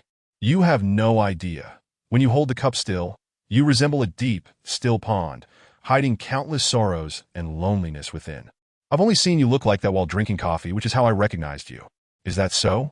I drink coffee like that? How come I was unaware? Have you seen me drink coffee before? Yes, often. I used to frequent Blue Night behind the school, but you never noticed me. Oh, I see. By the way, how's your mother's health? Don't even mention it. My mother deceived me. She has no health issues at all. She tricked me into coming back. For blind dates. Shin Shanshan's tone grew noticeably more irritable. She means well. If I'm not mistaken, it must be that young Master Chiao. Precisely him. He has been pestering me non-stop these days. Whenever he shows up, my mother pushes me out the door. It's outrageous. Today I have finally managed to slip away. Xine, he can only smile. As for young Master Chiao, he finds it difficult to assess the character of such a person. On the surface, both his appearance and family background are undoubtedly impressive. Yet Xine, he has always sensed an undercurrent of malice emanating from him. Such individuals, unless they refrain from wrongdoing, are bound to become nefarious villains when they do. In truth, I have already taken a liking to someone else. Noticing Xine's silence, Shin Shanshan continued, Oh, Then why haven't you told your mother? If you do, she won't push you towards that young Master Chiao. I have mentioned it to her, but she disagrees. It infuriates me. What kind of person is she, so materialistic? Shun Shanshan exclaimed, her voice filled with indignation. But we can't say that. She simply hopes for your happiness, doesn't she? Enough about her. By the way, XNE, you've never told me about your family situation. What do your parents do? The moment the words left her lips, Shun Shanshan noticed the sadness flickering across XNE's face, realizing she had inadvertently touched upon a painful topic he preferred to avoid. I'm sorry. Perhaps I shouldn't have asked that. You need not answer. Oh, it's nothing really. My parents passed away long ago, XNE replied, summoning his composure and speaking in a subdued tone. However, Shun Shanshan perceived his feigned calmness and understood that she had unwittingly reminded him of his sorrowful past. Like a child who has committed a wrongdoing, she quietly resumed eating, the atmosphere growing tense. By the way, Shanshan, when will you return to Lusong? XNE asked, seeking to break the silence. Alas, I don't know. My mother used her connections to grant me leave, but I suspect she won't let me go until I am married off this time. Shun Shanshan sighed, expressing her helplessness while stealing glances at XNE's expression. To her disappointment, his face revealed no discernible emotion. Before they could finish their meal, the sound of a car horn echoed from the farm's entrance. XNE furrowed his brow. It was usually peaceful here, and he had no friends who would visit at this hour. I'll go check, he said, setting down his bowl. As he descended the stairs, XNE caught sight of Shun's mother, visibly furious, accompanied by young Master Chiao, who was speaking animatedly beside her. XNE thought to himself, well, that was quick. They come seeking retribution. Upon opening the door, Shun's mother shouted at XNE, is our Shanshan here with you? Yes. Are you looking for her? XNE replied nonchalantly, leaning against the doorframe. Upon hearing his words, Shun's mother was seething with rage. Accustomed to commanding others and expecting compliance, she found the young man before her utterly insufferable for not taking her words seriously. Anger boiling within her, she retorted, what nonsense. If I'm not looking for her, should I be looking for you? Bring her out. I'm taking her home. Oh, I apologize, but she is currently unavailable. XNE maintained his indifferent demeanor. What? Unavailable? What have you done? Shun's mother scrutinized him, shoving him aside forcefully as she stepped inside. Young Master Chiao followed suit, but XNE raised a hand to block his path. I'm afraid you might not be welcome to enter. How dare you stop me? Young Master Chiao, taken aback by XNE's audacity, spoke with a tone that dripped with disdain. Why shouldn't I? XNE replied, casting a cool glance at young Master Chiao, a hint of amusement dancing in his eyes. Since hostility had already been established, why feign civility? Let me make this clear. Shun Shanshan is my girlfriend. You'd best keep your distance from her, or else. Young Master Chiao deliberately left his threat unfinished. Or else what? XNE inquired. Or else you may find yourself facing certain unfortunate incidents at inopportune times. Don't say I didn't warn you. Let me correct you. Whether Shun Shanshan is your girlfriend has nothing to do with me, and there is no question of keeping my distance from her. As for those so-called unfortunate incidents, I look forward to them. XNE shrugged, speaking nonchalantly. Fine. You're quite arrogant, but we shall see if you have the merit to be so. After uttering this, young Master Chiao turned and slammed the car door shut. XNE sighed, shaking his head. In just their second encounter, they had become adversaries, and it seemed Shun Shanshan's allure was indeed formidable. As for why he had obstructed young Master Chiao, XNE himself could not articulate it. Perhaps it was his disdain for the latter's hypocrisy and malice. Or perhaps he simply did not wish for Shun Shanshan to entrust her lifelong happiness to such a person. Or maybe it was due to the inexplicable feelings he was beginning to harbor for her. Chapter 9. Li Jie jumps into the lake. Shun Shanshan was forcibly taken away by her mother, who before leaving, threw a menacing warning at XNE. If I find out what you did to Shanshan today, I will not let you off lightly. When young Master Chiao caught sight of the blanket wrapped around Shun Shanshan, his eyes glinted with a predatory malice, akin to a ravenous wolf eager to tear XNE apart. Nevertheless, he refrained from acting out. He still needed to maintain the image of a refined gentleman in front of Shun Shanshan and her mother. Watching the car disappear into the distance, XNE could only manage a wry smile, having gained 2 envious adversaries in a mere half-day. As for Shun Shanshan, he could not quite articulate what he felt. Whatever it was, he decided to let things unfold naturally. The moon hung brilliantly in the sky, resembling a silver platter against the deep blue night. Standing by the window, he suddenly realized that tonight was the night of the full moon. A full moon symbolizes reunion, yet he remained utterly alone, engulfed by a profound loneliness that felt like an impenetrable web, ensnaring him tightly within. Memories of his parents, whom he could hardly recall, flooded his mind, prompting a deep sigh. Throughout his life, he had sketched countless images of his parents in his mind, yet they always remained obscured and indistinct. A soft sigh pierced the silence. Who could it be? He leaped through the window, heading straight towards the shadow of a tree below. Judging by the direction of the sound, he was certain that the source was concealed within that shroud. A dark figure suddenly sprang from the shadows, swiftly darting away from him, covering a considerable distance in mere moments. A chill ran down Yi's spine from the speed of the leap. It was evident that the newcomer possessed formidable skills, likely a top-tier expert. As soon as he landed, he sprang back into action, pursuing the shadow. The figure ahead seemed unconcerned about being followed, almost as if they were deliberately revealing their path, opting to traverse the well-lit areas. From the slender silhouette, he inferred that the figure was a woman, yet he could not discern her intentions. If she were targeting him, she could have easily struck from the shadows without drawing attention. Why make noise to alert him instead? Conversely, if she were not after him, what purpose could she have in lurking beneath his building at this hour? Thus, as he quickened his pace, he remained vigilant, preparing for any eventualities. The shadow glided towards the small lake at the heart of the farm, pausing momentarily at the water's edge before leaping onto the small wooden bridge extending towards the center of the lake, where Shan had fallen earlier that day. He reached the shore just in time to see the figure standing still. He too halted, observing the surroundings, and after confirming that there were no unusual occurrences, he exhaled deeply. Judging by the figure's shape and speed, though he lacked confidence in apprehending her in one fell swoop, he was certain she would not gain any advantage here. "Who are you?" he asked in a low voice. The shadow remained silent, yet he noticed her shoulders trembling slightly. He focused intently, bracing for any sudden attack. After a prolonged silence, the figure still did not speak or make any move, though the trembling of her shoulders grew increasingly intense. "What are you? What do you seek from me? If you refuse to speak, do not blame me for being ruthless." A murderous intent suddenly surfaced in Yi's voice, his tone so frigid it could freeze droplets of ice. The shadow slowly turned around, revealing a stunning visage that caught Yi's eye. Was it her? Indeed, the figure was Li Jie, the woman he had encountered once at the Xian estate, a captivating beauty, akin to a cold and alluring poppy flower. However, at that moment, the chilling demeanor that once instilled fear in others had vanished from Li Jie's face, replaced by glistening tears that rendered her countenance particularly desolate under the moonlight's glow.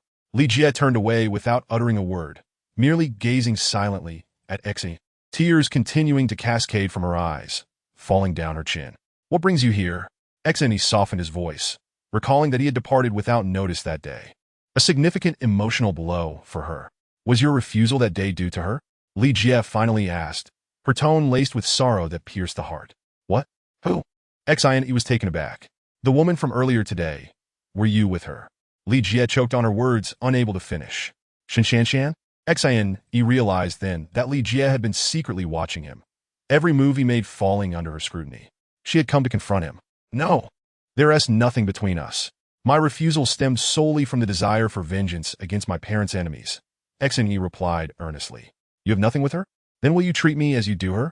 Li Jie's question left momentarily speechless, uncertain how to respond. Seeing him at a loss for words, Li Jie shook her head sorrowfully, tears streaming down her cheeks. "You still claim there is nothing between you two?" She took 2 steps back, then leaped into the lake. He felt a surge of panic. Why had she thrown herself into the water? Even if he had left first that day, she had also expressed her disagreement. Was it truly worth risking her life for her pride? Regardless, her act was a consequence of his actions, and failing to save her would reflect poorly on his sense of responsibility. As he rushed toward the spot where Li Jie had plunged into the lake, he couldn't help but think, today was cursed. He was to save 2 women in one day, both of whom were stunningly beautiful. With a splash, he dove into the lake, immediately feeling the water was significantly colder than during the day, a chill enveloping him. Holding his breath, he swam toward the lake's bottom, where visibility was nil. He could only rely on his hands to feel around, but all he encountered was mud and aquatic vegetation. Li Jie was nowhere to be found. Expanding his search area desperately, Ekani felt as if Li Jie had vanished into thin air. His chest began to tighten, realizing that his oxygen was nearly depleted. He quickly surfaced for air, gasping, then plunged back down. After several exhausting cycles of searching and surfacing, anxiety set in. If he couldn't find her soon, her chances of survival would diminish to nothing. The lake wasn't particularly deep, and the currents were calm, devoid of rapids or whirlpools. Yet he had distinctly witnessed her fall in. How could she simply disappear? He searched tirelessly for half an hour before finally dragging himself to the shore, despondently staring at the tranquil surface of the water. Though he had taken countless lives, those were all in the course of duty, representing an organization rather than himself. Emotions had no place in such actions. However, this time, the woman had thrown herself into the lake because of him, and though he was still unclear about her motivations, a profound sense of guilt weighed heavily on him. As time passed, the likelihood of her surviving diminished to zero. Xan sighed deeply, watching a vibrant life extinguish before his eyes. His thoughts drifted to his parents, long departed. If it weren't for the vengeance owed to them, he would have little left to cling to in this world. For over 20 years, the pursuit of knowing his parents had driven him, and now, learning they were gone left him with only the desire for revenge. Without that desire, what could he possibly do? What was there to cherish? At that moment, he found himself envying Li Jie, who had just taken the plunge. If he could also leap into the abyss without a care, perhaps all would end, and he could reunite with his parents in the afterlife. Gazing up at the moon, a symbol of reunion, sorrow welled within him, and he murmured, "I wish I could leap like you. Then everything would be resolved, and I could be with you again." Suddenly, a soft sob pierced his ears, jolting Xan from his reverie. He rolled away instinctively, only to turn and see a drenched Li Jie standing where he had just been, her shoulders trembling as she wept. How are you here?" Xan stammered, realizing with dread how careless he had been. He hadn't even sensed her presence approaching. Had she been an enemy, he might not have survived this encounter. In truth, Li Jie was an excellent swimmer. Her dive had been a test to see if Xan would save her as he had Shan Shan. Had he chosen not to save her, she might have fulfilled her promise to cold Qinxiu at the airport and killed Xan herself. While she may not have matched his combat skills, she was confident in her ability to use hidden weapons and poison to eliminate him unnoticed. After plunging into the lake, Li Jie swam to a distance and waited quietly as Xan searched in vain, hiding in the reeds on the shore. Watching him desperately seek her, she had already forgiven him, especially after overhearing his final words to himself, which she interpreted as a yearning for reunion. Her heart swelled with emotion, and she cried out, stepping from the brush. Li Jie did not respond to Xan's question. Instead, she threw herself into his embrace. Xan was utterly bewildered. What was happening? This woman, who had just attempted to take her life, had now appeared behind him. Was he losing his mind, or was she? Before he could sort through his thoughts, he felt a warm presence pressing against his cold lips. Chapter 10. Li Jie's surrender. He was momentarily stunned as a delicate fragrance invaded his senses, seeking entry into his mouth, stirring clumsily. The sweet aroma filled him, and without realizing it, his lips began to warm. Though he couldn't fully comprehend why Li Jie had suddenly acted this way, his body responded instinctively, devoid of any pretension. His tongue began to move, fervently welcoming this unexpected invasion. After a passionate exchange, he reciprocated, gently parting her warm lips and entering, as if stepping into a fragrant garden, where the air was rich with blossoms. He greedily savored this floral nectar, their tongues intertwining in a tender embrace. It was only when he tasted a hint of saltiness that he reluctantly withdrew from the intoxicating garden, realizing it was Li Jie's tears.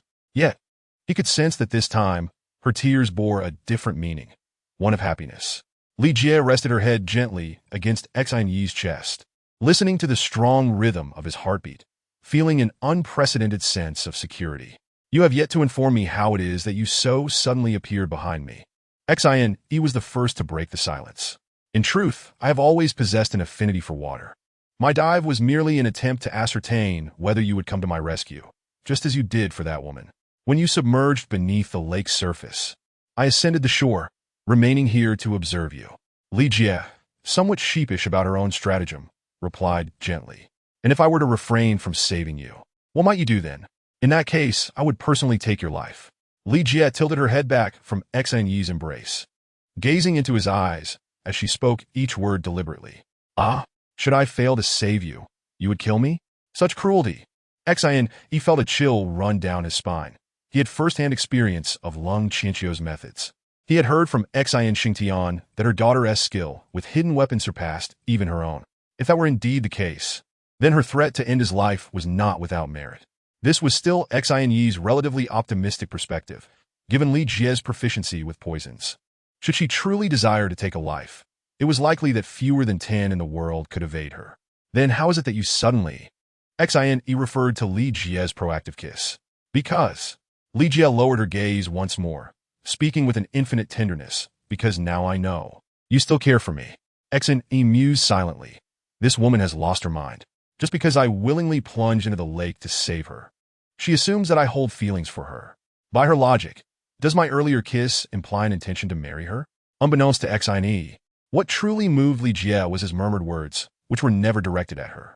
Nevertheless, Xian Yi's thoughts were not entirely unfounded. Li Jie had indeed lost her sanity, her affections having spiraled into madness. A woman who appeared cold as ice, within her heart burned a fiery passion. Once the dam of her suppressed emotions was breached, it would swiftly transform into an inferno, consuming both her body and reason. A brisk night breeze swept through, causing both to involuntarily shiver. They were soaked to the skin, having been lost in their fervent kiss moments prior. But as their ardor waned, the chill began to permeate the air. Let us hasten back and change into dry clothing, lest we catch a chill, Xian suggested, attempting to rise. Help me up, Li Jie replied, remaining still. Xian extended his hand to assist her, only to find that Li Jie was as pliable as Shun Shanshan had been earlier, leaning entirely against him, compelling him to lift her in his arms. Must I also carry you back? Xian inquired, having discerned Li Jie's desire to reenact the earlier scene with Shun Shanshan. Well, we have certainly added an additional scene to our day, Li Jie replied, a hint of embarrassment in her voice. Hearing her words, Xian could not help but break into a cold sweat. How could this woman be so brazen? Shun Shanshan was one thing, but Li Jie was a ruthless killer. How could she embody such a delicate demeanor? Those she had slain would likely rise from their graves in disbelief at her current disposition. The night air was frigid, yet Li Jie clung tightly to Xian Yi's arm, pressed closely against him, as if seeking warmth or like a child clutching a beloved possession, fearful of losing it should she let go. Upon returning to the room, Xian Yi faced yet another dilemma. Shun Shanshan had wrapped herself in a bedsheet earlier. And now what was to be done for Li Jie? Should he suggest she do the same? Li Jie seemed to perceive his thoughts and said, just find me a longer garment. Xian Yi retrieved one of his shirts. Will this suffice? It will do. Li Jie accepted the shirt and turned to enter the bathroom, the sound of running water soon following. After a while, the water ceased and Xian Yi heard the bathroom door open. Xian Yi, turn around, Li Jie called out. As he turned, he felt a rush of air behind him, and a pale figure slipped onto his bed, burrowing beneath the covers. All right, you may turn back now. Li Jie's voice rang out again. When Xian Yi turned, he found Li Jie lying snugly in his bed, her head peeking out and smiling at him. Why are you in my bed? Xian Yi exclaimed, exasperation evident. There is but one bed here. Where else would I sleep? Li Jie retorted with a radiant smile. The sight of her smile drained Xian Yi of his irritation, and he resigned himself. Sleep wherever you wish. I shall take the floor.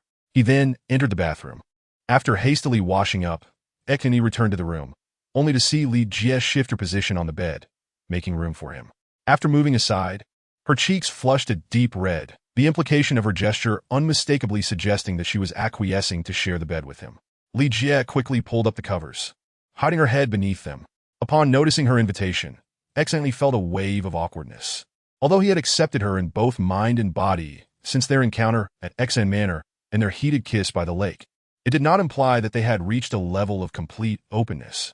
Thus, he stood by the bed, caught in a dilemma, sensing Xian Yi's prolonged inaction. Li Jie peeked out from under the covers. Her face flushed as she looked at him and softly asked, Why aren't you coming to bed? This seems inappropriate. Perhaps I should sleep on the floor instead, Xian Yi stammered. You are a man, and I a woman. Do not fear. Are you worried that I might devour you? Li Jie teased, her cheeks reddening at the suggestive words. I fear I may lose control, Xian Yi confessed candidly. Li Jie chuckled, lifting the covers to sit up. What could you possibly do if you lose control? Although the shirt Xen he had given her was ill-fitting, it lent her an air of lazy nonchalance. In that moment, Li Jie resembled a ripe peach, exuding an alluring charm. The shirt's neckline was ample, allowing Xen to glimpse the soft curves concealed beneath. As he contemplated what lay beneath the fabric, his breath quickened.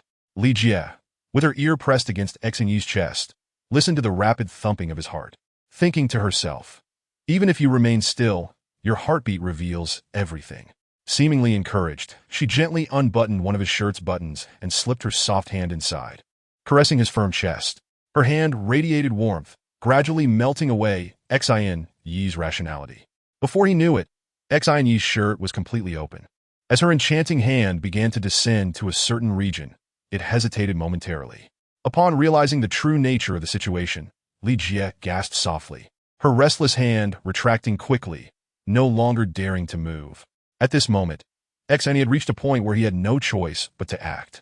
He turned around and grasped that restless little hand, guiding it back onto the unfinished journey, although she still trembled in fear of his formidable presence. Witnessing the gentleness in Xin Yi's gaze rendered everything else insignificant. Since they were destined to weather the storms, let the tempest come with greater ferocity. Xin Yi, you must be a bit gentler, you know? Li Jie softly breathed, her voice like the fragrance of orchids. Responding to her was a wave of fervent kisses from Xin Yi. In the fervor of their lips entwined, the bonds that restrained them began to dissipate one by one, like celestial flowers scattering across the sky. Li Jie closed her eyes. Despite Xin Yi's utmost care for her delicate heart, she still clenched her silver teeth and furrowed her brow, a sight that pained Xin Yi deeply. It was only after enduring the bitter that she could savor the sweet. And her frown finally eased, her rosy lips parting slightly as the flush on her charming face deepened, gradually spreading to her neck and throughout her body. Suddenly, a jolt of electric shivers coursed through her entire being, each nerve ending trembling in exquisite ecstasy, and Li Jie succumbed to a blissful intoxication. Chapter 11. The car incident. The tumultuous waves finally subsided as Xin embraced Li Jie, gazing at her flushed cheeks and weary eyes, an overwhelming affection swelling within him. Are you all right? Li Jie turned to face Xin Yi, pausing for a moment before inquiring. Do you think I am being too frivolous? How could that be? Xin Yi replied earnestly, we are no longer strangers. Xin Yi, I understand what you are thinking, but I do not mind. I will not force you to marry me. As long as I can be with you, I am content.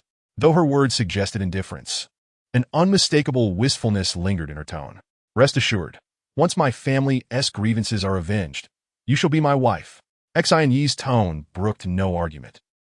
Another lengthy kiss ensued, accompanied by Li Jie's tears of happiness.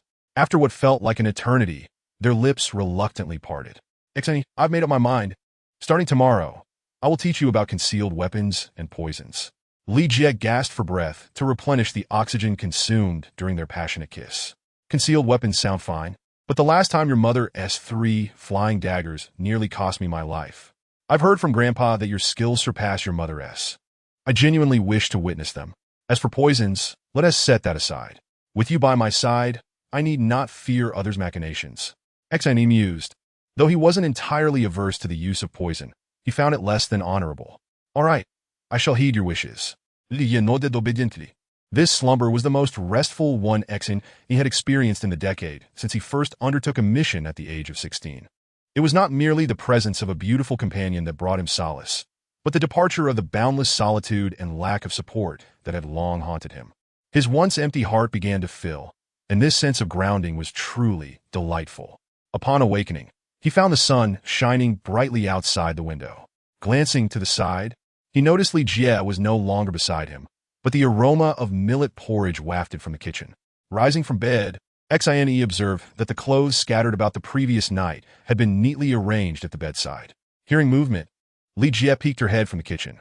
Why don't you sleep a little longer?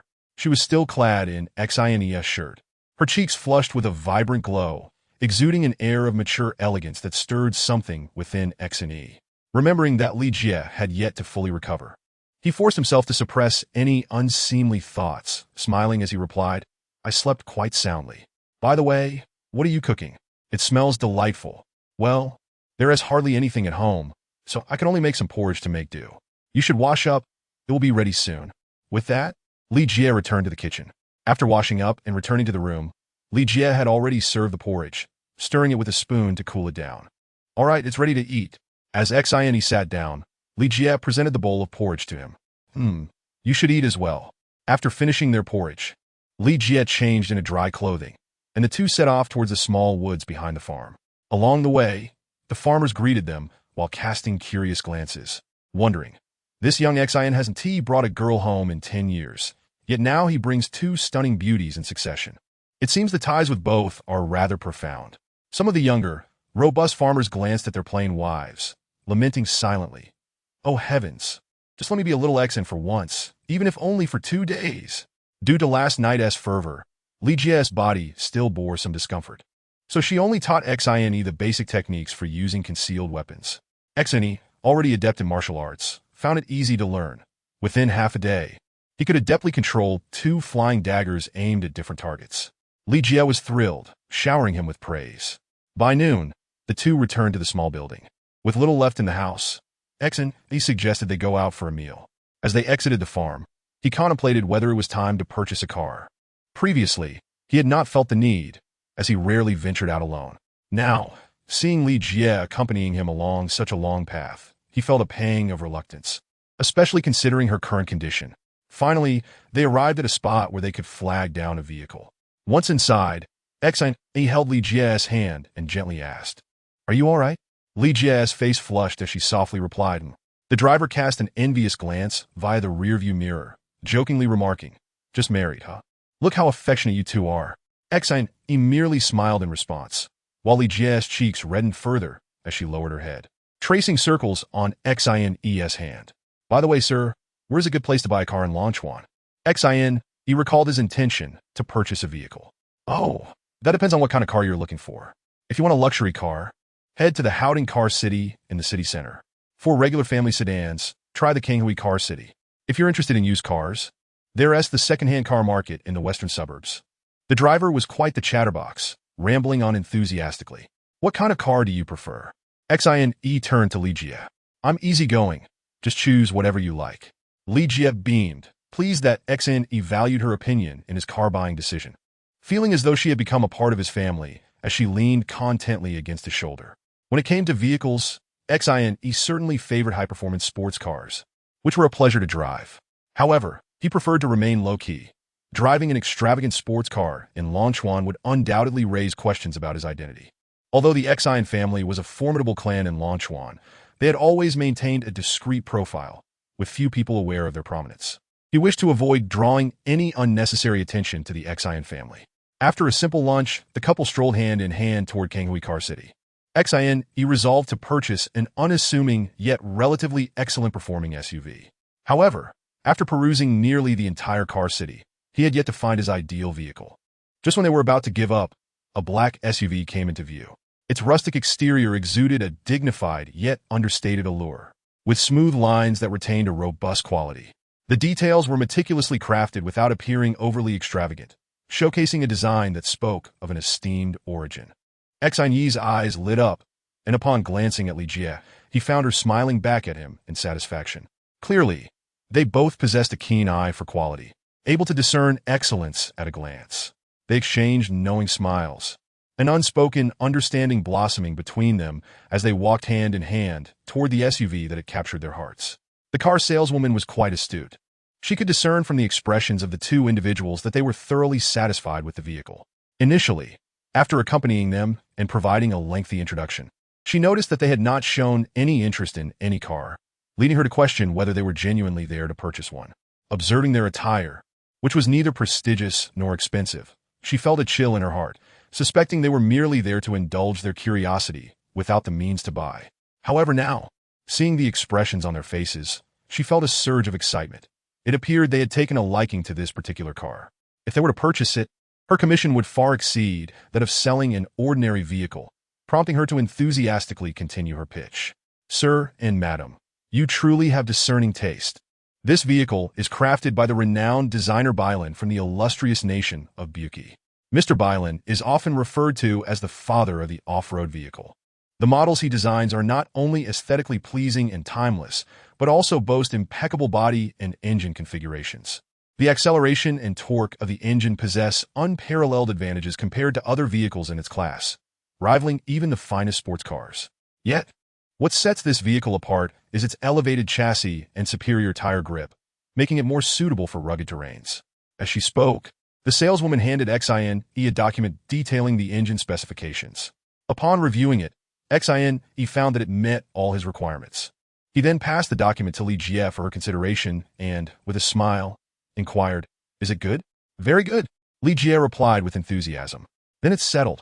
Miss, let us proceed with the paperwork." Xin turned to the saleswoman and declared, "Sir," the saleswoman, not allowing the sudden wave of happiness to cloud her judgment, interjected, "Aren't you curious about the price of this vehicle?" Although she sensed that the couple was knowledgeable about cars, the price was beyond the means of an average household. Thus, she felt compelled to issue a cautious reminder.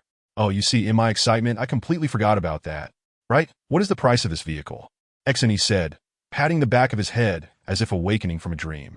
"The price of this vehicle is approximately 8 times that of a standard off-road vehicle."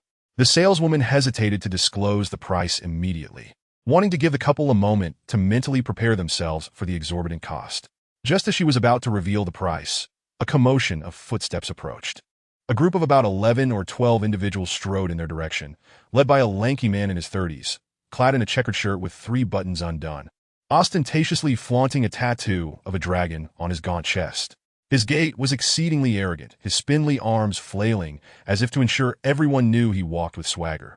Yet this pose merely elicited bemusement, resembling a monkey attempting to walk in human attire. Following him was a group of burly men, all dressed in black suits and ties, unmistakably exuding the aura of gangland enforcers. However, one had to wonder if wearing suits in such weather was too much for these hefty individuals. The cost of maintaining such appearances seemed rather steep for the sake of showcasing their affiliation with the underworld. Beside the lanky man was a stout fellow, who diligently nodded and bowed, clearly out of place among the group, likely a manager from a nearby dealership. "Come, you have such a fine vehicle in your shop, and you didn't think to inform me? Are you planning to shut down your dealership, or what?" The lanky man scolded, his gaze fixated on the exquisite off-road vehicle. "Brother Kuhn, you've misunderstood. This car just arrived from abroad yesterday, and I haven't had the chance to report to you," the stout man hastily replied, wiping sweat from his brow. "If I hadn't come today to pick a gift for Tiger, I wouldn't have known you had such a gem here. Now, what do you intend to do?" Brother Kuhn shot a sidelong glance at the stout man, speaking brazenly. "Well, I wouldn't dare to profit from what you desire. I'll just offer it to you at cost. The price is 2,600,000, and I'll give you a 60% discount, which is—" Smack! Before the stout man could finish, a resounding slap echoed as Brother Kuhn struck him across the face, leaving a vivid mark. I'm picking a gift for Tiger, and you dare to ask for money? Have you lost your mind?" Brother Kuhn berated him. The stout man clutched half of his face, his complexion alternating between red and pale. Although he knew he couldn't provoke Brother Kuhn, he was still a person of some standing, accustomed to being treated with respect. To be struck in his own dealership in front of others was a humiliation he could hardly bear. "Are you still unconvinced? Cat got your tongue? Do you believe I want to demolish your dealership today?" Brother Kuhn threatened. "I wouldn't dare. Since Brother Kuhn is selecting a gift for Tiger, I have no reason to ask for money. Feel free to take it." The stout man, seasoned in the business world, adeptly deflected, plastering a smile on his face.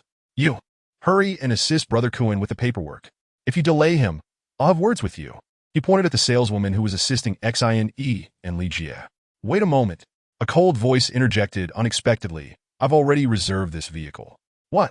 Brother Kuhn erupted into laughter, as if he had heard the most absurd joke in existence. His eyes widened, devoid of life, as he exclaimed, "You must be out of your mind. You dare to snatch something I want?" It was only then that Brother Kuhn noticed Li Jie, who had been standing quietly behind Xin. His lifeless eyes suddenly glimmered with a predatory gleam as he leered at her, saying, "Sister, don't follow this fool. Stay with Brother Kuhn, and I promise you'll be as happy as a deity every day." Li Jie did not even spare him a glance, gently addressing Xin. "Shall you go or shall I?" Xin smiled radiantly, exuding warmth as he enveloped Li Jie in his embrace. "Your condition is not ideal, and besides, such filth might tarnish your delicate hands." He Seeing Exin disregard him entirely and engage in such intimate affection with a woman, Brother Kuin's fury ignited. He swung a punch toward Exin Yi's head, thinking to subdue him first and then manipulate the woman. However, just as the punch was 2 inches from its target, it was suddenly seized by a firm grip, sending a jolt of pain through his wrist. "Tell me, do you have parents?" Exin Yi inquired with a smile, as Brother Kuin grimaced in agony. "Huh?" Brother Kuin was momentarily stunned, before barking at his henchmen in black suits. "Are you all a bunch of fools? Why aren't you attacking?"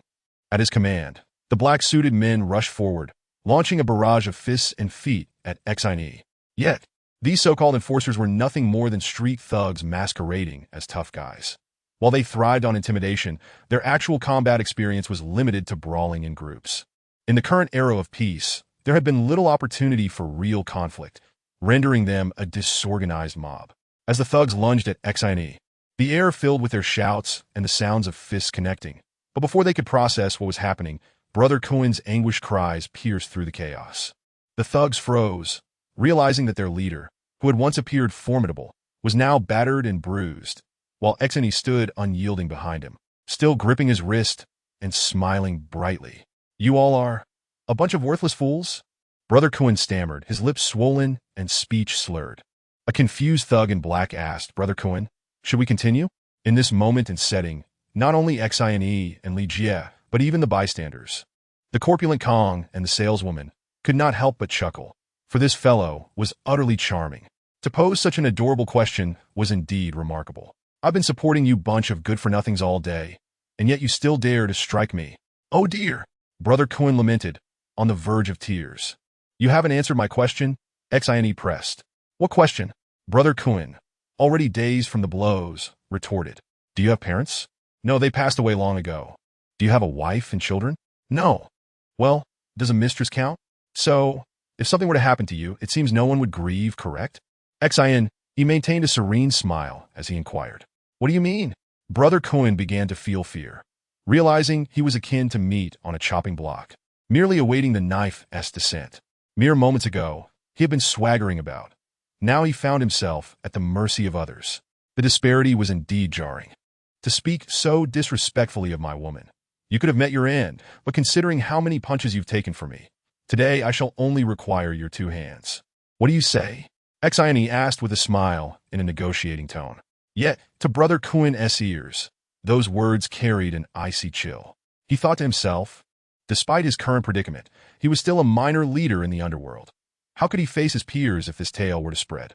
Gritting his teeth, he resolved, either he would die fighting or the net would break. He would give it his all, summoning all his strength. He coiled his right leg and thrust it backward toward Exin Yi's lower body. However, Brother Kuin miscalculated. The saying about the fish dying and the net breaking referred to a strong fish and a worn-out net. Yet today's fish was far too weak, and Exin Yi's net far too formidable, thus ensuring a tragic conclusion for him. Hence, a lack of education can indeed be pitiful. For the spirit of fish dying and net breaking has led many an overconfident soul to their doom. With a sharp crack, his leg bent at a graceful 90 degrees beneath Exin Yi's foot, followed by a howl akin to that of a slaughtered pig, as Brother Kuin's body suddenly shrank, with another leg collapsing to the floor. Before his scream could fade, 2 more sharp cracks echoed. This time, no cries followed. In truth, Brother Kuin felt a strange sense of happiness as he slipped into unconsciousness, thus sparing himself from further agony. "Take your boss and hurry to the hospital." Exin Yi commanded the men in black suits, clapping his hands. "Manager, where is your restroom? I need to wash my hands." The black suits were already stunned with fear, and upon hearing Exin Yi speak, they hurriedly lifted the half-processed Brother Kuin and fled.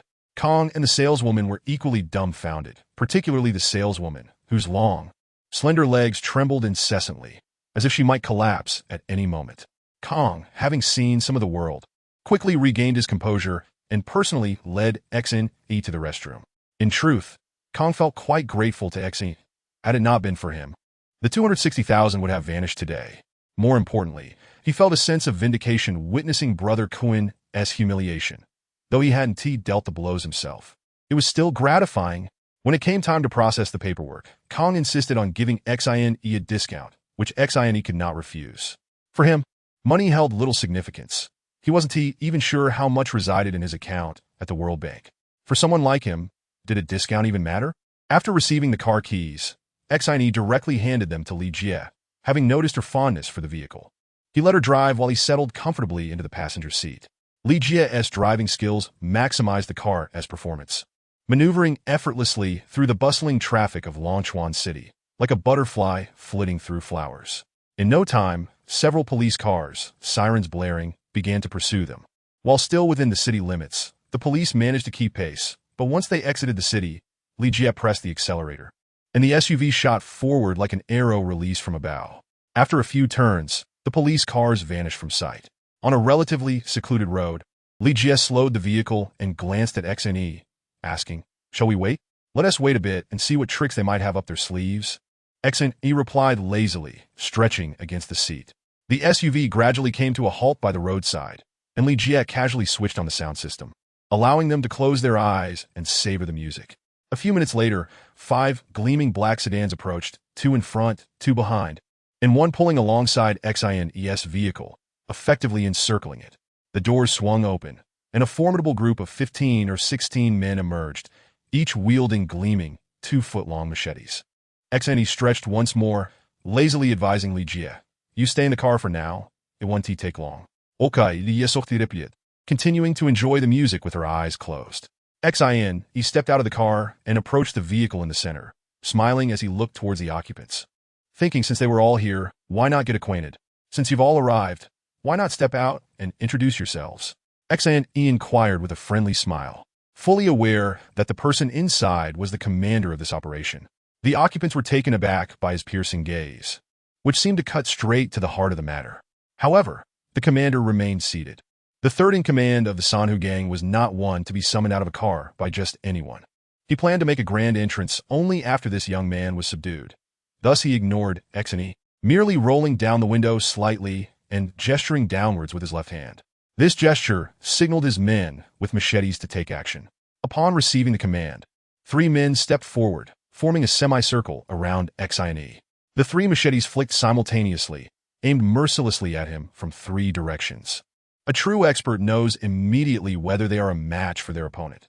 Compared to the men in black suits from earlier, these individuals were a significant step up, clearly seasoned veterans of street combat. Their strikes were not only swift and aimed at vital points, but also executed in perfect harmony, compensating for each other's strengths and weaknesses. For anyone with even a modicum of skill, it would be unlikely to survive more than 3 moves against such an onslaught. Yet who was Xine? With a casual kick, he thwarted the first attacker's advance, while simultaneously grasping the 2 incoming machetes with both hands. The attackers felt a sudden tightening and loosening in their grips as their weapons slipped away. The 2 machetes crossed in midair, now in Xine's possession. The one who had been blocked seized the opportunity to launch another strike, aimed horizontally at Xine's neck.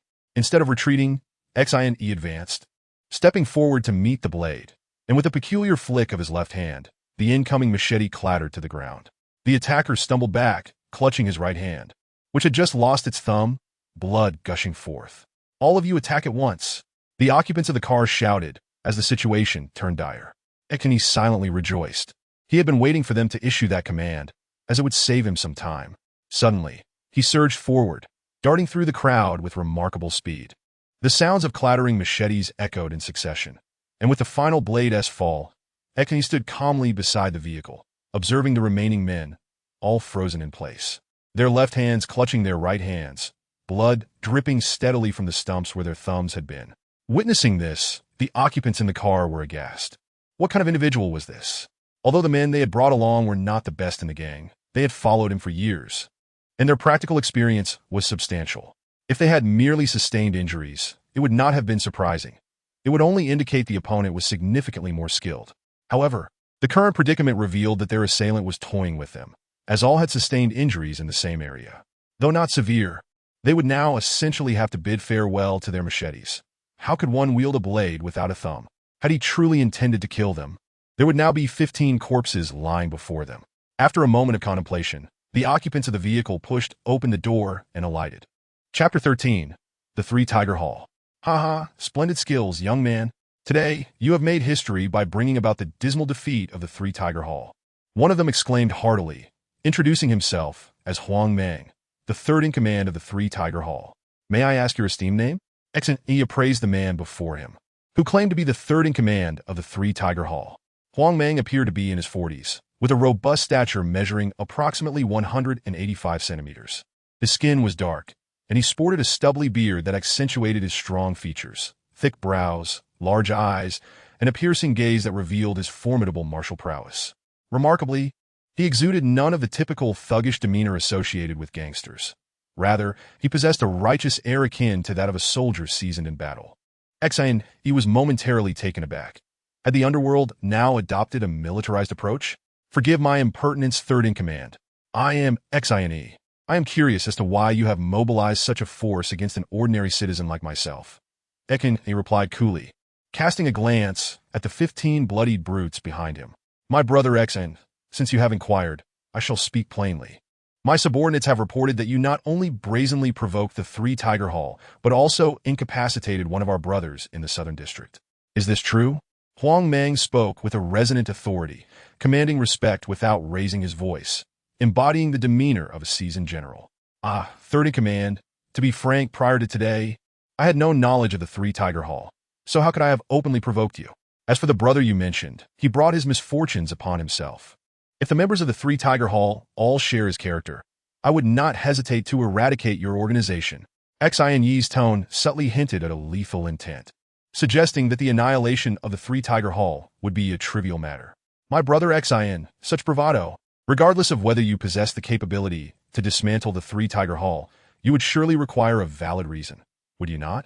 Huang Mang, rather than erupting in fury, exhibited a slight annoyance, reflecting his commendable composure, unlike the typical arrogance of gang leaders. As I mentioned earlier, I do not wish for the underworld of Longchuan to be dominated by a rabble of ill-reputed individuals. As the saying goes, even thieves have their codes. I have no interest in your enterprises, but if your activities revolve solely around oppression and petty thievery, then I see no reason for your existence, Huang Mang asserted firmly. Upon hearing Xine's words, Huang Mang fell into a moment of contemplation.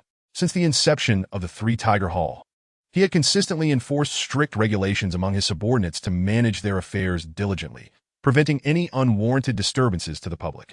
His followers had indeed adhered to these mandates. However, as the third in command, he was aware that the entire operation of the gang was not solely under his jurisdiction. The leader, Hong Tianhu, was straightforward, yet the second in command, Yin Xinli, was treacherous and cunning, often indulging in unsavory conduct and allowing his subordinates to engage in acts of violence and vice. Huang Mang disapproved of Yin Xinli's behavior, and their relationship had long been strained. Yet he had refrained from expressing his grievances out of respect for Hong Tianhu. The recent report about a public provocation against the Three Tiger Hall and the incapacitation of their member, Akuan, had raised alarm. Although Huang Mang was well aware of Akuan's notorious deeds, he hesitated to confront Yin Xinli directly, as Akuan was Yin Xinli's nephew. Thus, he reluctantly brought his men along.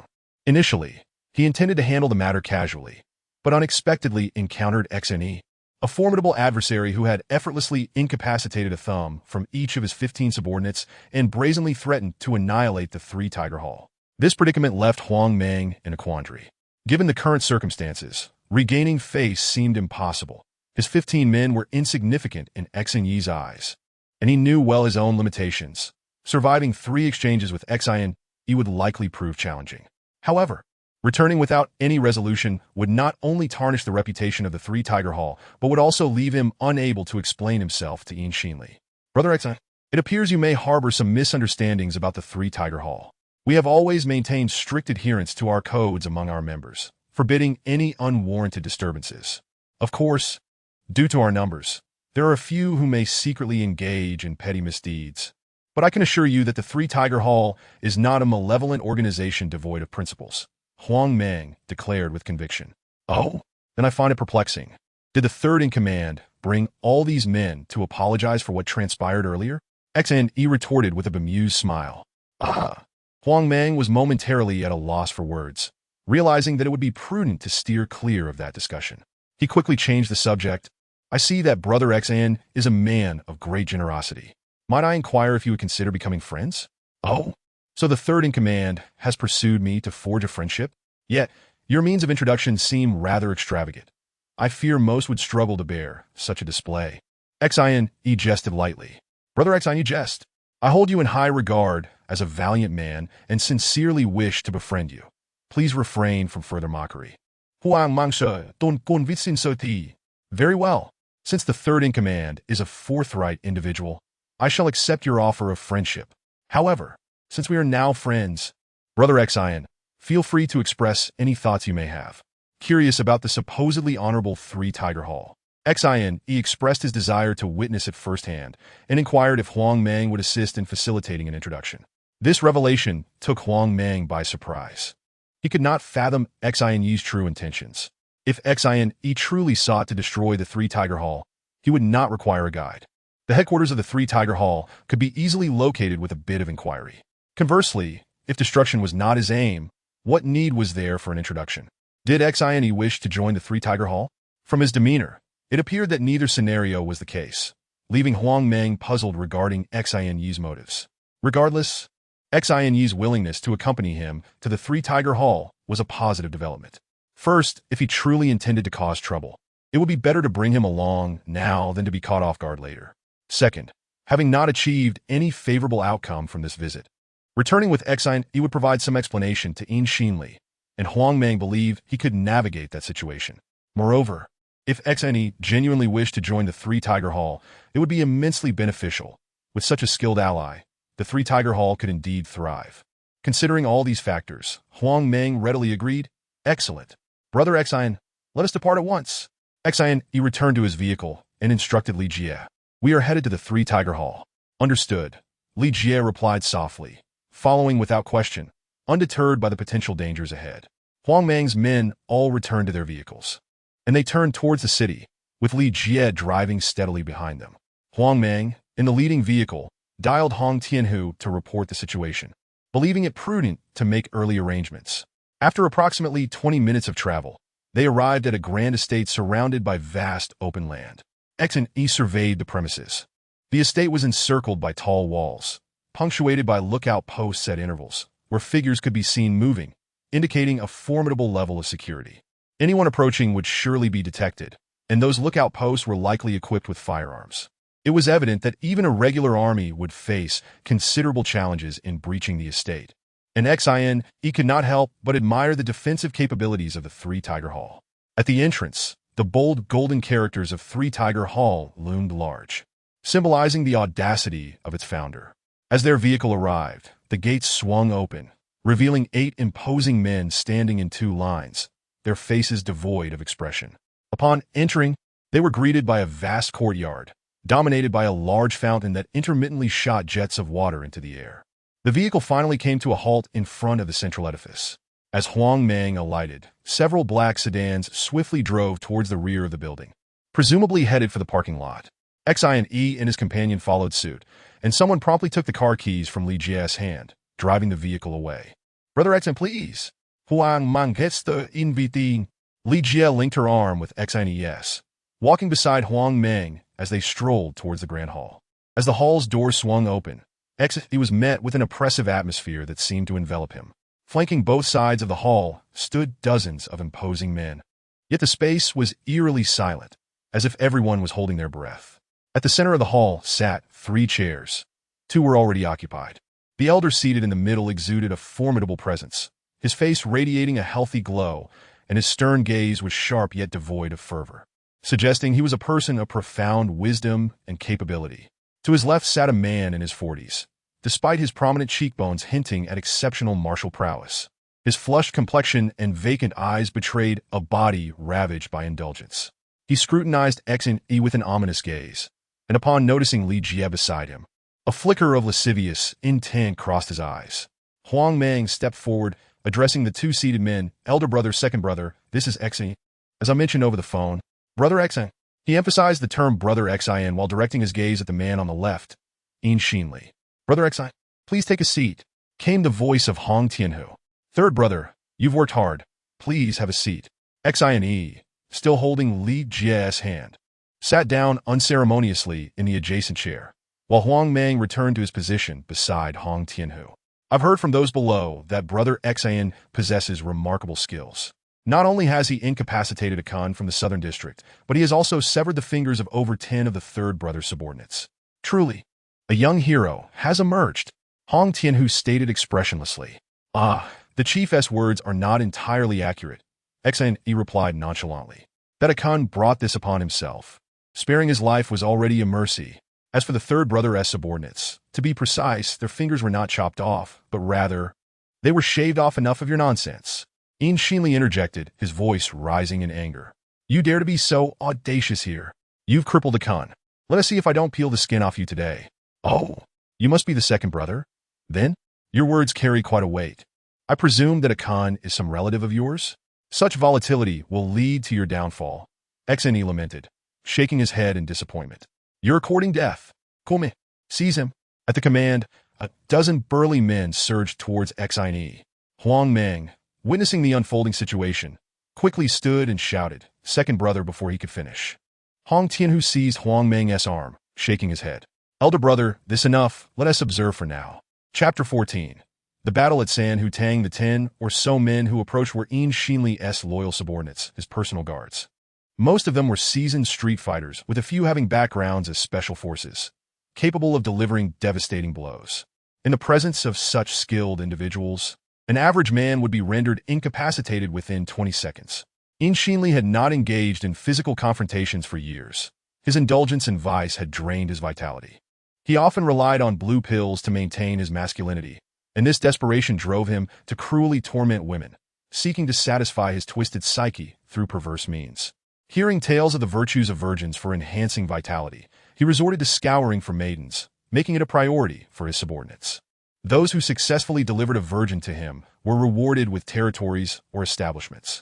His followers, well aware of his proclivities, sought to curry favor with this generous second brother, ensuring a steady supply of fresh offerings, many of whom were coerced or forced into submission. As the group of men closed in, Ekani smiled radiantly, remaining seated and observing the menacing figures encircling him. The thugs, seeing that Xne remained motionless, hesitated to strike a seated opponent. As there existed an unspoken code among them, attacking an unprepared person was dishonorable, even for hired muscle. Aware of this, Xne chose not to humiliate them excessively. However, Yin Xinli's impatience boiled over, and he bellowed, "What are you waiting for? Attack!" With the second brother's fury ignited, the men wasted no time. The first two shouted their intent, "Watch out," as they lunged towards Xne's shoulders with a small joint lock maneuver. Just as their hands connected with his arms, Xne abruptly shook his shoulders, his hands flashing like lightning to grip their elbows, forcefully dislocating their arms from their shoulders. With a single decisive strike, Xne sprang from his seat like a specter, weaving effortlessly through the crowd, only to return to his chair moments later. The thugs stood there, their right arms dangling uselessly, faces a mixture of confusion and disbelief. Their arms had been completely dislocated, and the hall was enveloped in an eerie silence. Suddenly, the stillness was shattered by the crack of a gunshot. Xine and Li Jie executed a flawless backflip, landing gracefully 3 feet from their chairs. Second brother, Huang Meng's shout drew the attention of everyone present, excluding Xine and Li Jie, but not Hong Tianhu. Before them lay Yin Xinli, his right hand slumped with a smoking gun, a small throwing knife embedded in his forehead. His breath had ceased, and his wide eyes stared blankly at the ceiling, silently expressing an eternal longing for the tumultuous world he had departed. A ripple of agitation coursed through the crowd, not merely due to Yin Xinli's demise, but also in astonishment at how Xne had evaded the bullet, and, in that fleeting moment, managed to launch a throwing knife. What a terrifying skill! The crowd now perceived Xine as an embodiment of strength, unfathomable strength. Thus, despite Xine having slain their second brother, their emotions were dominated not by rage, but by a profound respect and awe for this formidable figure. Hong Tianhu, seated in the center, did not even glance at the lifeless Yin Xinli. He raised his right hand imperiously, then lowered it, restoring silence to the hall. All eyes fixated on this authoritative elder, the founder of San Hu Tang. After surveying the room, his gaze lingered momentarily on Li Jie, who he regarded with intensity before finally resting on Xine. It seems, Brother Xine, you are determined to stand against San Hu Tang? Such a statement is misplaced, Chief. I previously informed the second brother that until today, I had no knowledge of San Hu Tang. The events that transpired merely stemmed from my chastisement of a scoundrel of ill repute. You are well aware of what followed. As for the second brother, one who disregards principles and resorts to treachery is hardly worthy of lament. If you believe I am set against San Hutang, then so be it. Xin replied coolly, pulling Li Jie back to her seat. Very well, if that is the case, then I shall personally engage this youthful hero today. Hong Tianhu rose from his chair and slowly made his way to the center of the hall, his steady footsteps and commanding presence prompting a silent nod of approval from XNE. XIN stepped forward to meet him, and the two stood 3 feet apart in the hall center. Young man, do not hold back. Give it your all. I am about to strike. Very well. No sooner had the words left his lips than XNE felt a fierce wind rushing toward him. Hong Tianhu's massive fist, accompanied by the sound of thunder, struck directly at his chest. XNE instinctively crouched to evade the blow, yet Hong Tianhu's punch did not waver. It seemed to extend several inches out of thin air, still aimed directly at Xian's chest. Alarmed, XNE quickly pushed off the ground with his toes, retreating 5 feet just as the fist grazed his garment. It turned out that Hong Tianhu was wielding an astonishingly powerful long fist. XNE silently marveled at how close he had come to being struck. Had that punch landed fully, even a slab of stone would likely have shattered, let alone flesh and blood. Despite being in his 60s, Hong Tianhu's agility was astonishing. The moment XNE regained his footing, Hong Tianhu's long fist was already upon him again, relentlessly targeting Xian's left chest. Remembering his previous narrow escape, Xin dared not underestimate his opponent. He spun his body to evade the oncoming punch while simultaneously launching his left hand towards the bend of Hong Tianhu's right arm. Hong Tianhu, undeterred, allowed their arms to collide. He felt a numbing sensation in his arm, realizing he had lost half his strength. What formidable external martial arts, he thought. Suddenly, Hong Tianhu raised both arms, launching a simultaneous attack towards Xian's head. If that strike connected, it would likely cause Xian's skull to explode like a watermelon. In a moment of urgency, Xin sprang upward with a powerful leap, flipping over Hong Tianhu's head just in time to evade the lethal blow. The two fists collided with a sound akin to heavy metal crashing. Faced with such a fierce offensive, Xin had no choice but to alter his strategy. He began to utilize agile movements and speed, darting around and targeting Hong Tianhu's vulnerable spots, avoiding direct confrontation. As a result, Hong Tianhu found himself overwhelmed, unable to unleash his formidable long fist to its full potential. The two were evenly matched in this exchange. In the blink of an eye, they had exchanged dozens of blows. At the moment they passed each other, Xin heard Hong Tianhu's low voice. Next, attack my left chest. Startled, Xin turned to see Hong Tianhu already pivoting to deliver a punch. However, Xin noticed that Hong Tianhu's left chest was completely exposed. Just as he contemplated whether to unleash a strike, he heard Hong Tianhu urge, quickly, without hesitation. Xin struck, but he only exerted 30% of his strength. The palm landed squarely on Hong Tianhu's left chest, causing him to stagger back several steps. Clutching his chest and spitting a mouthful of blood to the ground, nearly collapsing. Brother, the leader, the crowd gasped in shock. Huang Meng, a towering figure, leaped forward to support the faltering Hong Tianhu. Brother, are you all right? It's nothing, Hong Tianhu replied, pushing Huang Meng aside, straightening his chest as he said, Brother Xin, you have won. Xin stood in place, silent, gazing inquiringly at Hong Tianhu. He knew that the previous strike had been deliberately allowed by Hong Tianhu, and even though he had only used 30% of his strength, there was no way it would have caused such a reaction. Confused, Xin wished to uncover Hong Tianhu's true intentions. Leader, kill him, someone shouted from the crowd. Hong Tianhu waved his hand, restoring silence to the hall. Everyone leave, take the body of the second brother away for a proper burial, and handle the family matters according to custom. The crowd dispersed quietly, and Ian Shinley's body was removed. Yet Xin remained in place, silently observing Hong Tianhu. Suddenly, Hong Tianhu burst into laughter, entirely devoid of the weakness he had just displayed, his voice resonating through the hall and causing the air to tremble. Huang Meng looked at his brother in confusion, while Li Jie wore a puzzled expression. Only Xin stood stoically, his face impassive. Brother Xin, well done. I truly did not misjudge you. Had you struck with full force, I might have genuinely bled, and even if I survived, I would have sustained severe internal injuries. It is evident that Brother Xin is both honorable and extraordinary. Why did you do that? Xane asked, his tone devoid of mirth. An elderly man wagering his life was not something one did lightly. He sought to understand the reason. Upon hearing Xane's words, Hong Tianhu's expression darkened slightly, and after a moment of silence, he replied, "Third brother, take brother Xine upstairs. I have something to discuss with you." He then turned to Li Jie and inquired, "You are a descendant of the Li family, correct?" "Indeed," she replied with a slight bow. "As expected. Alas, the second brother has met his comeuppance," Hong Tianhu sighed. "Why do you say that, leader?" "It's nothing. You killed him today, and I will not hold you accountable. Nor will anyone else. You should rest downstairs for a while. I have matters to discuss with brother Xin." After saying this, Hong Tianhu ascended the stairs, though Li Jie distinctly heard him emit several low sighs. Chapter 15. The crisis of San Tang. In Hong Tianhu's study upstairs, his brow was furrowed as he remained silent, while Xine and Huang Meng sat in chairs opposite him. "Brother, what do you truly mean? What is it you wish to tell us?" Huang Meng, impatient by nature, pressed for answers as Hong Tianhu remained quiet for an extended period. "Third brother, do not rush. I have something to say to brother Xin," Hong Tianhu said, lifting his gaze to fixate on the still impassive Xine. "Brother Xin, San Tang requires your assistance." True to his commanding presence, Hong Tianhu began with such forthright words. "Please speak plainly. Whatever is within my capabilities, I shall endeavor to fulfill."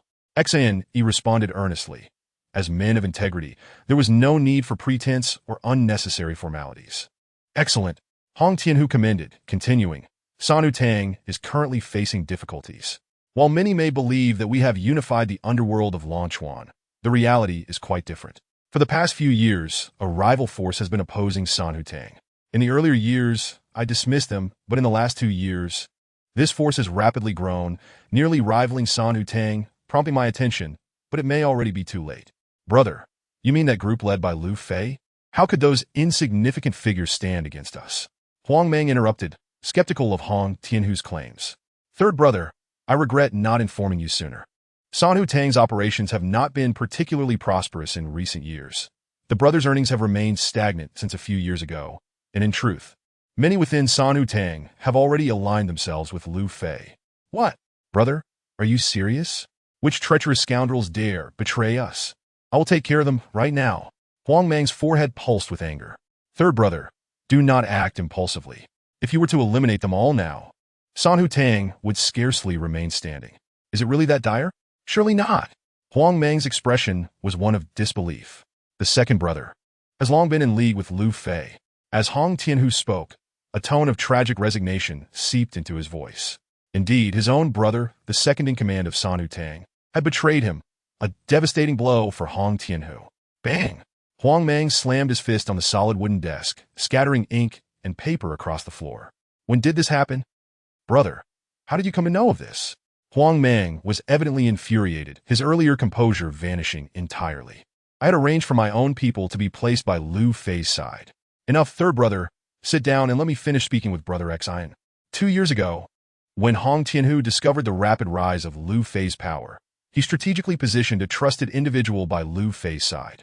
Intelligence relayed from this insider indicated that Lu Fei was not only thriving in the underworld, but also wielding considerable influence in the legitimate realm, seemingly backed by formidable support. Moreover, since Lu Fei had not encroached upon the interests of the Sanu Hall, Hong Tianhu had refrained from taking action against him. In truth, Lu Fei was merely a small-time thug who had risen through the drug trade several years prior. He was virtually unknown in Lanchuan, existing at the very bottom of the criminal hierarchy, overlooked by all. However, 2 years ago, Lu Fei unexpectedly began to assemble his own followers, transforming his drug business into a comprehensive supply chain. Initially, he discreetly peddled his wares in establishments controlled by the Sanu Hall. Despite Hong Tianhu's established rule prohibiting his brothers from engaging in such nefarious activities, the demand for drugs persisted, allowing Lu Fei to exploit this gap. As Lu Fei's influence grew, he started openly selling his products in venues associated with the Sanhu Hall, yet he managed to avoid direct conflict, allowing both factions to coexist peacefully. Once Hong Tianhu's operative successfully integrated into Lu Fei's circle, he uncovered alarming revelations. Lu Fei had connections within the provincial government, rumored to be linked to high-ranking officials, thereby facilitating his criminal endeavors without impediment. Even the most heinous offenses, such as drug manufacturing and trafficking, seemed to pose little threat to his operation. Even more shocking was the revelation that Liu Fei had managed to buy off numerous individuals within the Sanhu Hall, including the second-in-command, Yin Xinli. This newfound knowledge prompted Hong Tianhu to regard Liu Fei's burgeoning power with newfound respect. Realizing that Liu Fei had been employing a strategy of gradual encroachment, subtly infiltrating and expanding his influence, a truly cunning adversary. It appeared that Liu Fei's ambitions extended to the entirety of the Longchuan underworld, or perhaps even the broader criminal landscape of Binhai province. Hong Tianhu felt little concern for himself. His primary fear lay in the potential downfall of the Sanhu Hall and the precarious position it would leave his loyal brothers in. Recently, Hong Tianhu received word that Liu Fei intended to seize the opportunity of Hong Tianhu's 60th birthday to unite the criminal factions from neighboring regions and obliterate the Sanhu Hall. Despite being informed of this plot, Hong Tianhu found himself at a loss. The odds of a direct confrontation resulting in victory were slim. Even if all the brothers of the Sanhu Hall remained loyal, there would still be no match for the combined forces of several regions, especially with many within their own ranks contemplating betrayal. What do you need me to do? Xin inquired after Hong Tianhu had outlined the situation. I believe that with your capabilities, along with Old San and the trustworthy brothers beneath us, we could systematically dismantle Liu Fei's influence. This way, he will be too preoccupied to consider other matters. Why not simply eliminate him? Huang Meng interjected. I have considered that, but first, Liu Fei is always surrounded by loyal guards, even while he sleeps. Furthermore, his entourage is armed, making it difficult to execute a plan. Additionally, Liu Fei is not the true mastermind. The real power lies with the individual behind him. Even if we were to eliminate Liu Fei, someone would promptly take his place, rendering such an action largely futile, Hong Tianhu explained. Deep in thought, Xin acknowledged Huang Meng's suggestion. He knew that with his own abilities, he could easily overpower Liu Fei, even against tenfold stronger defenses. However, as Hong Tianhu had pointed out, such an approach would not yield significant results, and he was reluctant to resort to murder without cause. Can the person you have placed beside Liu Fei report his movements at any time? Xin finally asked after a long pause. There is no guarantee. While he can gather information, he lacks the opportunity to relay it promptly. I have heard that Liu Fei exercises strict control over those around him. What are your thoughts, Brother Xin? I believe that only by identifying the individual behind Liu Fei can we hope to resolve this crisis. That is a sound principle, but it is exceedingly difficult. What do you think of this plan? Xin proposed a strategy. An hour later, Hong Tianhu and Huang Meng escorted Xin downstairs. With a hearty laugh, Hong Tianhu declared, Brother Xin, I thank you on behalf of all the brothers of the Sanhu Hall. You are too kind, Big Chief. I only hope that in the future, all brothers of the Sanhu Hall can embody the integrity of both you and the third chief.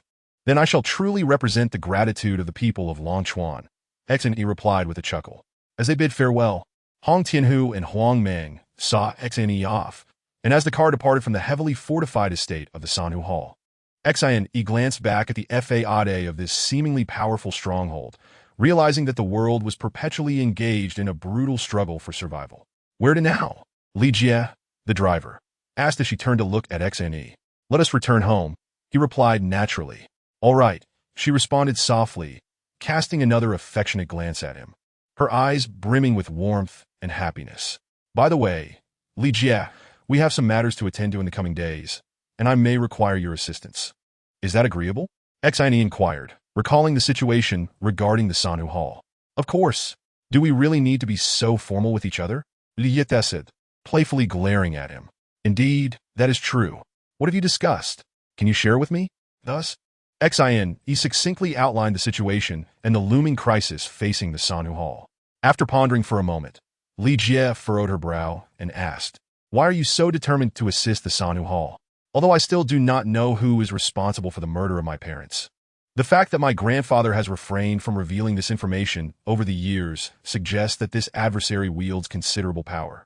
Therefore, we must cultivate our own strength to enhance our chances of success in future endeavors. Are you certain that helping the Sanhu Hall will ensure their support in return? Based on the character of Hong Tianhu and Huang Meng, they do not strike me as ungrateful individuals. I believe they will repay our assistance. Very well. I shall trust your judgment. After procuring some daily necessities, Xin and Li Jie drove back to the farm. Li Jie busied herself in the kitchen, preparing several dishes. During dinner, she opened a bottle of wine, and the two enjoyed each other's company amidst laughter and warmth. Exan, he felt a surge of emotion, realizing that this was the life he had always desired. A cozy home, a loving partner, simple home-cooked meals. If only there were two kind-hearted elders and lively, adorable children to complete this picture, it would be nothing short of perfection, a life truly befitting of the ordinary person. After their meal, Li Jie urged Xian to join her in the bathroom for a shower, while she took care of the dishes. Observing her domestic demeanor, coupled with the evening's wine, Xian, he felt a stirring within him. As she turned her back, he embraced her from behind. "Let us wash together," he murmured, his chin resting on her fragrant shoulder, his warm breath tickling her ear as his hands began to wander. "You, naughty boy," Yin sped, her breath already betraying her excitement. As their clothes were gradually shed, the bathroom's warmth intensified, enveloping them in an atmosphere of intimacy and allure. Chapter 16. It was him, the Solomon Grand Hotel, the most luxurious five-star establishment in Longchuan, majestically loomed in the heart of the city, situated in the renowned Vandy Square. It was not merely a hotel, but a comprehensive complex offering an array of entertainment services. In a city where the local government placed immense emphasis on image, the Solomon Grand Hotel stood as a symbol of Longchuan, representing its identity and facade. Yet, within this grand edifice, it also housed the city's most unsavory secrets. Due to his imposing stature and splendid grandeur, numerous shadows of darkness have been ostentatiously concealed in the past. Of course, another significant reason lies in the fact that he Dafu, the proprietor of Solomon, is a representative of the People's Congress of Longchuan City and a member of the Political Consultative Conference. Moreover, he Dafu is also the brother-in-law of Qiao Kegong, the secretary of the Provincial Party Committee. This information was gleaned by Xian from the Sanhu Hall, for at this moment, Xian and Li Jie find themselves standing within the Grand Hall of Solomon. On the evening of the third day after returning from Sanhu Hall, Xian received intelligence indicating that Lu Fei was currently meeting with a mysterious guest at Solomon, even without his personal bodyguard. Thus, the identity of this enigmatic visitor is highly suspect. Xian had anticipated this. Prior to the significant operation to annex Sanhu Hall, Lu Fei would undoubtedly meet with his backer to discuss the specifics of their actions. Tomorrow marks the 60th birthday of Hong Tianhu, and hence, Xian surmised that they would indeed encounter each other today. In a room on the 18th floor, Lu Fei converses with a tall and handsome young man, who sits with his legs crossed on the sofa, exuding an air of arrogance, entirely overlooking Lu Fei as he silently listens to the report. Conversely, Lu Fei stands before the young man, devoid of his usual authoritative demeanor, appearing as timid and fearful as a schoolboy confessing his misdeeds before a teacher. "Young Master Qiao, we are set to launch our attack at 9 o'clock tomorrow evening, 1 hour after the commencement of Hong Tianhu's birthday banquet. The entire operation is divided into 28 teams, each tasked with sweeping through the 27 establishments of Sanhu Hall, while another team, led by Tu Ying, will assault the stronghold of Sanhu Hall." "How many men have been allocated for the assault on Sanhu Hall's stronghold?" the young man inquires leisurely. "This team consists of 300 individuals, all meticulously selected elites, fully capable of seizing Sanhu Hall's stronghold in one fell swoop." Lu Fei responds with a bow. At the end, as if recollecting something, he adds nervously, "By the way, young Master Qiao, Hong Tianhu has sent me an invitation to attend his birthday banquet tomorrow. What do you think about this matter?" "Oh, is that so?" The young man furrows his brow. "Should I go or not?" "Go.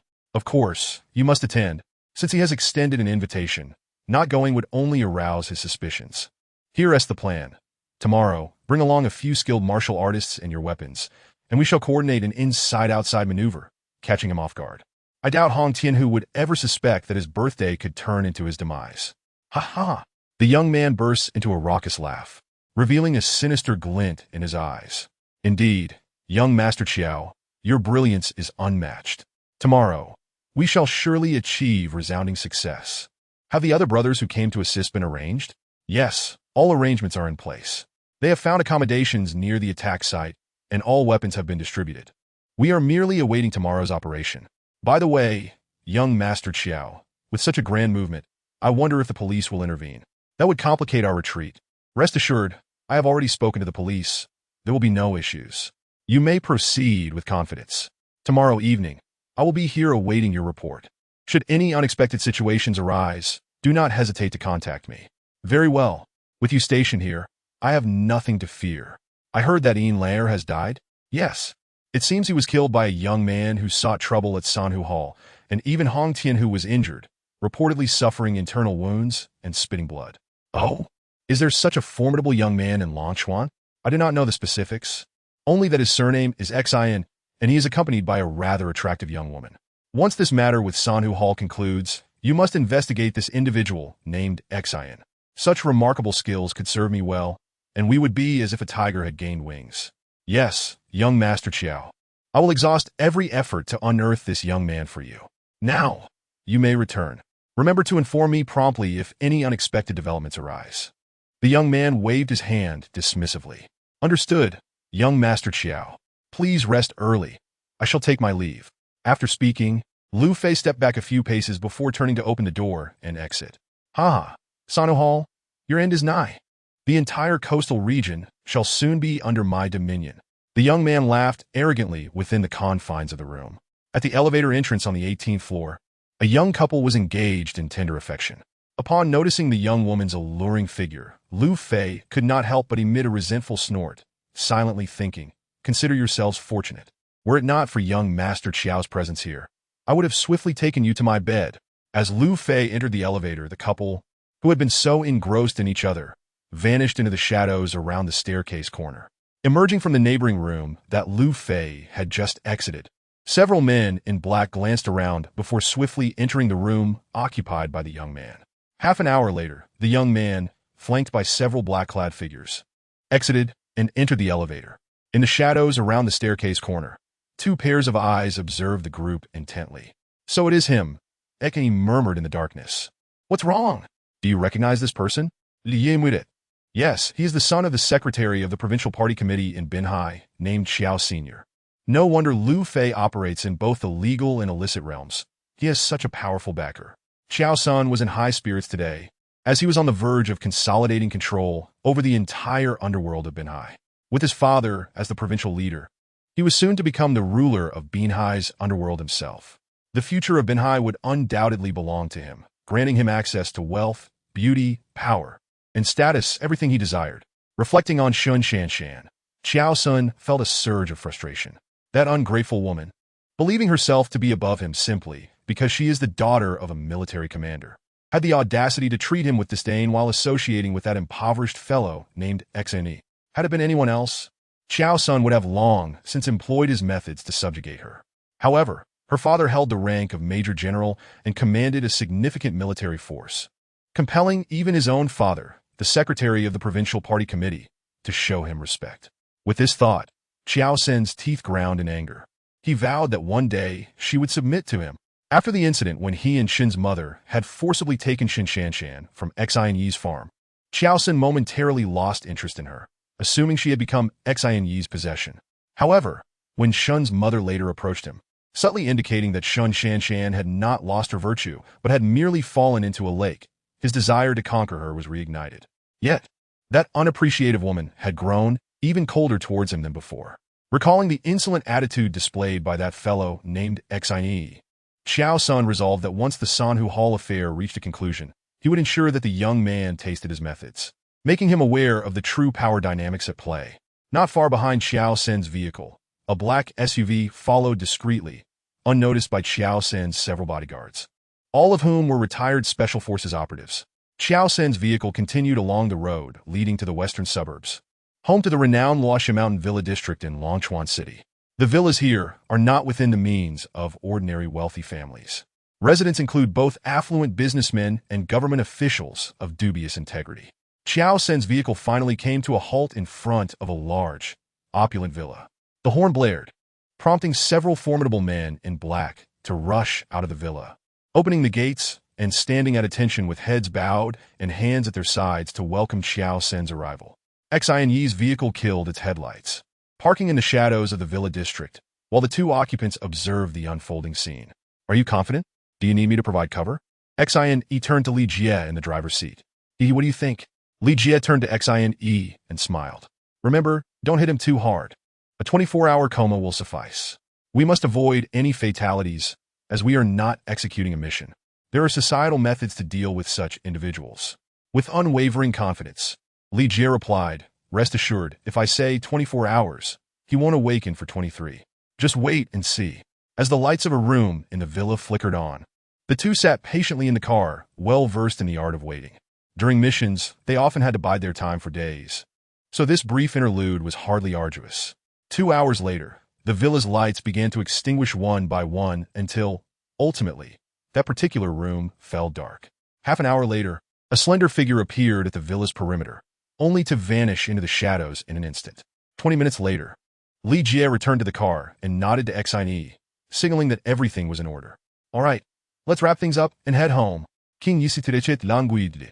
As the vehicle roared to life, he caught a glimpse of Li Jie's displeased expression in the dim glow of the dashboard. "What's wrong?" he inquired.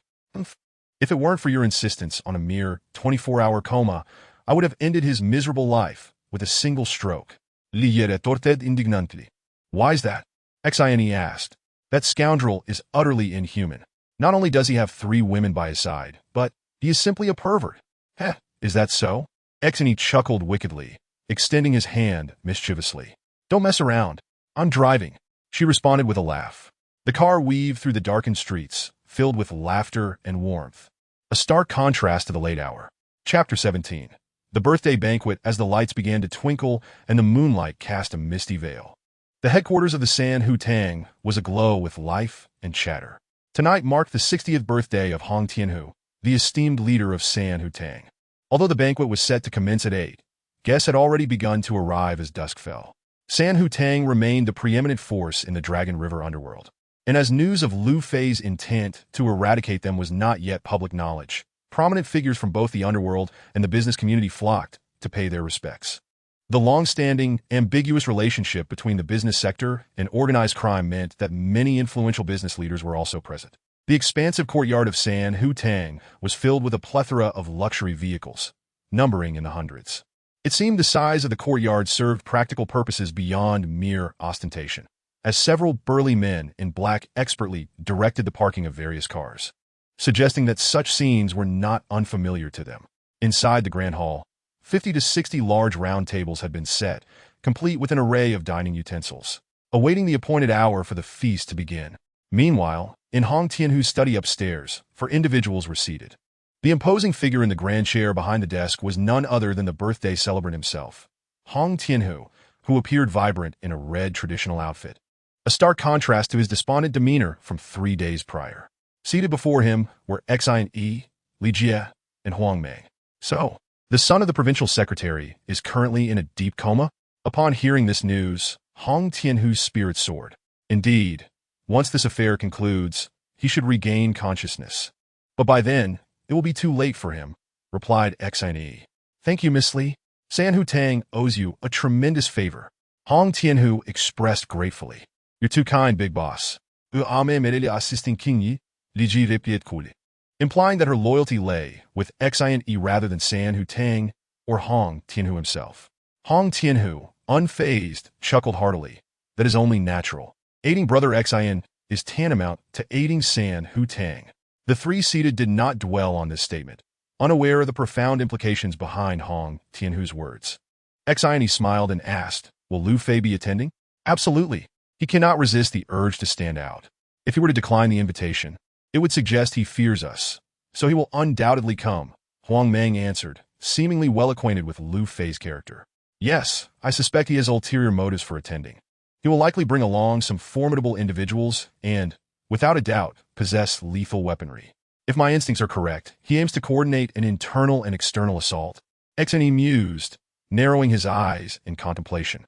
Hong Tianhu nodded subtly at Xine's analysis, recognizing the young man's depth of insight and formidable capabilities.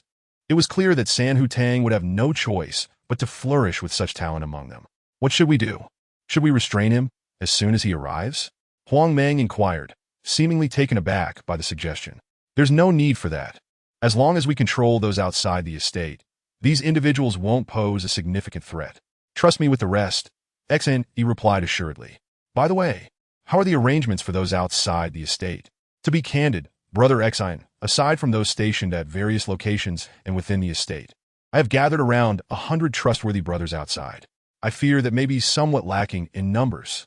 However, each of them has been meticulously selected for their combat prowess, Huang Meng admitted, clearly feeling his preparations were inadequate. That is of no concern, Li Jie. It will ultimately depend on your capabilities, Xine remarked, turning to Li Jie with a smile. Yes, no problem, she affirmed.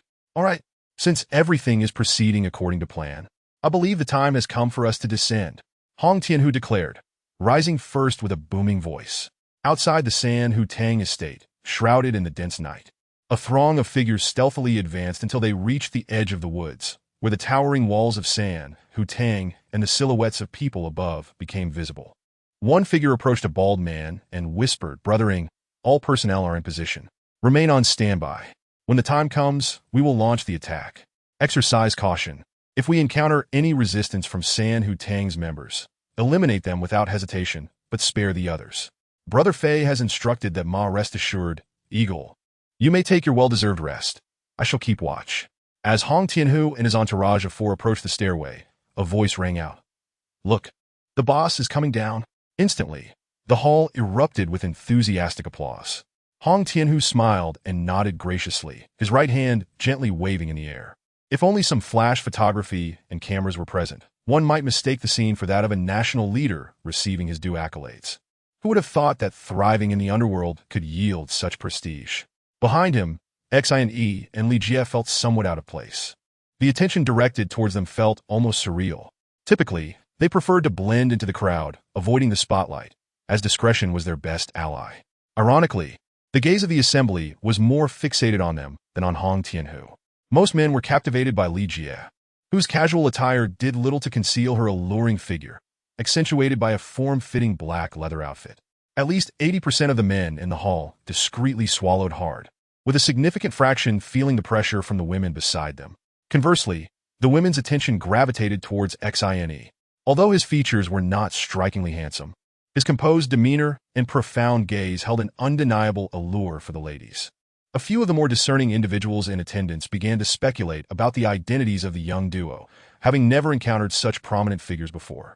However, given their close association with Hong Tianhu, it was prudent to observe them closely, lest one inadvertently provoke them and find oneself in dire straits. Upon descending the staircase, Huang Meng followed Hong Tianhu towards the makeshift podium. As the guest of honor on this auspicious occasion, it was essential for him to express gratitude to the attendees. Failing to do so would render the atmosphere rather lackluster. After Xine and Li Jie descended, they blended into the crowd, appearing to saunter casually. In reality, many present were armed, as those who navigated the underworld rarely parted with their weapons. Through this seemingly nonchalant stroll, they had already gleaned a substantial understanding of the scene, enabling them to swiftly assess any potential threats. While meandering, Xine suddenly sensed a pair of scrutinizing eyes upon him. He pivoted slightly and took a few steps before feigning ignorance, casting a glance towards the source of the gaze. Ordinarily, a direct meeting of eyes would prompt the other party to divert their gaze. However, today, the stare remained unwavering, locking onto Xine's own. Curious, Xine scrutinized the owner of that gaze, a woman in her 20s, dressed in a somewhat professional manner that failed to conceal her stunning figure. With a touch of makeup enhancing her striking features, she was undeniably a beauty, though her demeanor exuded an air of coldness. Her expression remained devoid of emotion. Even as she regarded Xine, unfazed, Xine chose not to dwell on her. He was not one to be immobilized by a beautiful woman, and he acknowledged that Li Jie, at his side, was equally captivating. After a brief exchange of glances, Xine and Li Jie resumed their casual stroll. Meanwhile, Hong Tianhu continued his expressions of gratitude from the podium when suddenly, a boisterous laughter erupted from the entrance, interrupting him. Haha. Did Hong Lauda not wait for me to start speaking? All eyes turned towards the doorway, where a group strode in with flamboyance. The leader, eyes aimed at the ceiling, nonchalantly picked at his teeth with a toothpick, sending debris flying in all directions. Chapter 18. The Birthday Banquet Operation. Two seemingly reveling in the attention, the newcomer waved grandly, as if he were a person of great importance. Please continue. Continue. After making his proclamation, his gaze roamed the room until it suddenly lit up upon spotting a corner, prompting him to stride over while exclaiming, Ah, Is that not General Shu? I didn't expect to see you here. Following the direction of the voice, Xin realized it was indeed the woman he had just locked eyes with. Yet, her face remained impassive as she replied coolly, yes, Lu Zong is also present. The newcomer was Lu Fei, who had deliberately chosen to arrive just before the banquet commenced, a tactic he often employed to assert his significance. Unbeknownst to him, many in attendance had already deemed his earlier antics as rather foolish. Oblivious to the perceptions of others, Lu Fei believed he had made a grand entrance, attributing the absence of female admiration to the notion that they were utterly enchanted by him. He made his way directly to the table where General Shu sat, plopping down beside her and chattering incessantly. What do we call this? Ah yes, fate. They say it takes 10 years to share a boat and 100 years to share a bed, but I've known General Shu for decades now, so it's only fitting we dine at the same table. Wouldn't you agree, General Shu? General Shu's expression remained unchanging, devoid of any sign of distaste or joy, resembling a statue perpetually fixed in a single expression. She neither acknowledged Lu Fei nor met his gaze, simply replying, you jest, Lu Zong. From a distance, Xin couldn't help but admire General Shu's remarkable ability to conceal her emotions. Such skill would undoubtedly prove advantageous at the negotiation table. Yet, he found himself curious about her profession and the scale of her enterprise. As these thoughts crossed his mind, he chuckled to himself. Why was he suddenly intrigued by this unfamiliar woman at such a critical juncture? Just as he was about to withdraw his gaze, he noticed General Shu's attention subtly shifting towards him once more. With keen perception, he had already discerned that Lu Fei and his entourage were armed with formidable firearms. He exchanged a knowing glance with Li Jie, who nodded slightly before slipping out through a side door. Meanwhile, Hong Tianhu had officially declared the banquet open, and a procession of elegantly attired hostesses began to enter from the side, serving an exquisite array of culinary delights. Huang Mang Zosin Yi, whispering a few words before leading him to the table where Hong Tianhu sat. Once all guests were seated, Hong Tianhu raised his glass and delivered some courteous remarks before toasting the attendees. The gathering then commenced with the clinking of glasses and hearty laughter. Huang Mang took a seat to Hong Tianhu's left, while Xin settled on his right, surrounded by notable figures from Longchuan City. Though they were familiar with one another, they regarded Xin with curiosity, as he was an unfamiliar face, but seemed to be someone of particular importance to Hong Tianhu. After introductions, the atmosphere grew warm and convivial, with cups raised and stories exchanged. About half an hour into the banquet, Xin exchanged glances with Hong Tianhu and Huang Mang, who understood the cue. They rose and addressed the guests at their table. Enjoy yourselves, we'll go pay our respects at another table. The guests encouraged, please. Hong Laoda and Huang Laoda. Go right ahead. Indeed. Hong Tianhu and Huang Mang began to circulate among the tables, while Xin, with a somewhat unsteady gait, approached Lu Fei's table, already overhearing Lu Fei's voice, reminiscent of a duck's quack. Does General Shu not grant me even this much face? Just a glass? Or perhaps half a glass? You must at least take a sip to show your respect. Look, I have already downed my drink in honor of you. I apologize, Mr. Lu, but I truly cannot drink. Mr. Shu remained unfazed, calmly responding. Do not reject a toast, and instead accept a punishment drink. Our brother Fei is toasting you out of respect. Do not be so ungrateful. A lackey of Lu Fei rose with an angry outburst. A resounding slap echoed through the air, and Lu Fei exclaimed, Are you seeking death? How dare you speak to Mr. Shu in such a manner? After striking the lackey, Lu Fei turned back to Mr. Shu with a smile. My apologies, Mr. Shu. My subordinate is ignorant of proper decorum. Please do not take offense. Hurry and apologize to Mr. Shu. Why yes, my apologies, Mr. Shu, the lackey stammered, covering half of his face. Mr. Shu coldly observed the antics of these two clowns. Such tricks might fool an unsuspecting young lady, but to someone like Mr. Shu, who has navigated the business world, it was nothing short of an affront to her intelligence. Enough, sit down, she said indifferently, her gaze already fixed upon Xin, who was approaching, though her expression remained unchanged. Lu Fei followed her line of sight to see the swaying figure of Xin. Xin walked straight up to Lu Fei, raised his glass, and with utmost humility said, Brother Lu, may I have the honor of toasting you? His demeanor was exceedingly respectful. Lu Fei remained unmoved, casually propping his leg and glancing at Xin with a haughty demeanor. And who might you be? Brother Lu, I am merely a small-time thug from the southern district. I've long heard of your esteemed reputation, but have yet to have the pleasure of meeting you. Enough! Spare me your words. Lu Fei waved his hand impatiently. Since you seem to understand decorum, come work with me from now on. Thank you, Brother Lu. Allow me to toast you. Xine exclaimed, hurriedly downing his drink. Lu Fei did not drink, but intentionally glanced at Mr. Shu, who appeared oblivious to his ostentatious display, merely savoring her meal with elegance. This left Lu Fei feeling somewhat deflated. After finishing his drink, Xine did not leave, but remained standing there. Lu Fei, growing irritated, shouted at Xine, "What are you still doing here? Get lost!" Xine chuckled and leaned in to whisper a few words in Lu Fei's ear, prompting Lu Fei to look up with gleaming eyes, exclaiming, "Are you serious?" Xine simply smiled and nodded. Lu Fei then stood up and addressed his subordinates. "You all continue eating here. Listen closely. I will be discussing matters with this brother, and will return shortly." He cast a mischievous glance at Mr. Shu, a lewd smile playing on his lips. "Understood, Brother Fei," his subordinates replied eagerly. Lu Fei placed a hand on Xine's shoulder, warmly saying, "Come, brother. Let us have a word in private." Lu Fei led Xine out through a side door of the hall. In the woods outside the estate, 300 men lay in wait, poised to charge at a moment's notice. Most were exhilarated, as such a large-scale battle was a rare occurrence. Yet there were exceptions, like the battle-hardened bald eagle, who reclined against the base of a large tree, composing a rhythmic melody with his snorts. "Oh my, what was that?"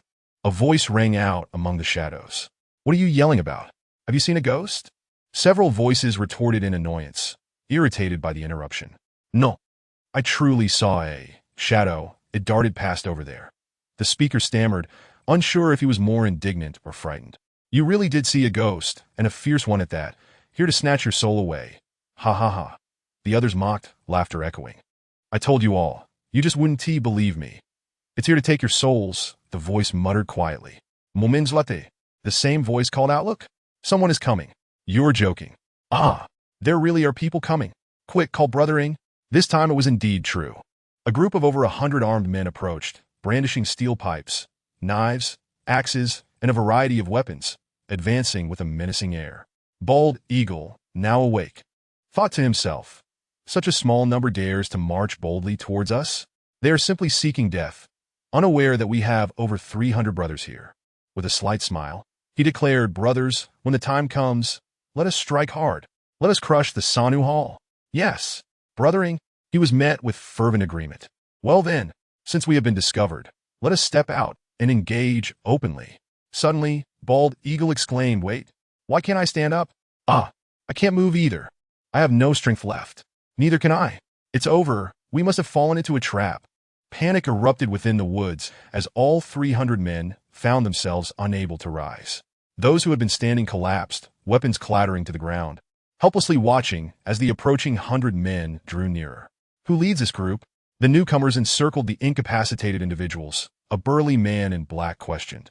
The fallen men remained silent, their eyes collectively fixated on Bald Eagle, who realized the situation was dire. "It seems today is my day of reckoning. We haven't even begun to fight, and we've already been defeated. Such misfortune. And these fellows are so disloyal. Why are they all staring at me?" Several imposing figures approached Bald Eagle, lifting him from the ground as one laughed heartily. "Isn't this Bald Eagle? What brings you here personally?" Another added, "Take this bald one inside. Drag the rest out to the open ground and secure the perimeter." The newcomers handled the incapacitated men as if they were mere chickens, dragging them out to the open and tossing them together. Then they surrounded them, while a few men hoisted the similarly immobilized Bald Eagle towards the estate. Chapter 19. The Birthday Feast Operation. 3. The leaders of the 27 groups preparing to sweep through Sanhu Hall in Lonchuan City received calls from Lu Fei, informing them that the situation had changed and the operation was cancelled. They were to return to their respective locations. Many were from different regions summoned to assist, and since they did not answer directly to Lu Fei, they began contacting their own superiors, only to be informed by the bodyguards that their bosses were unavailable.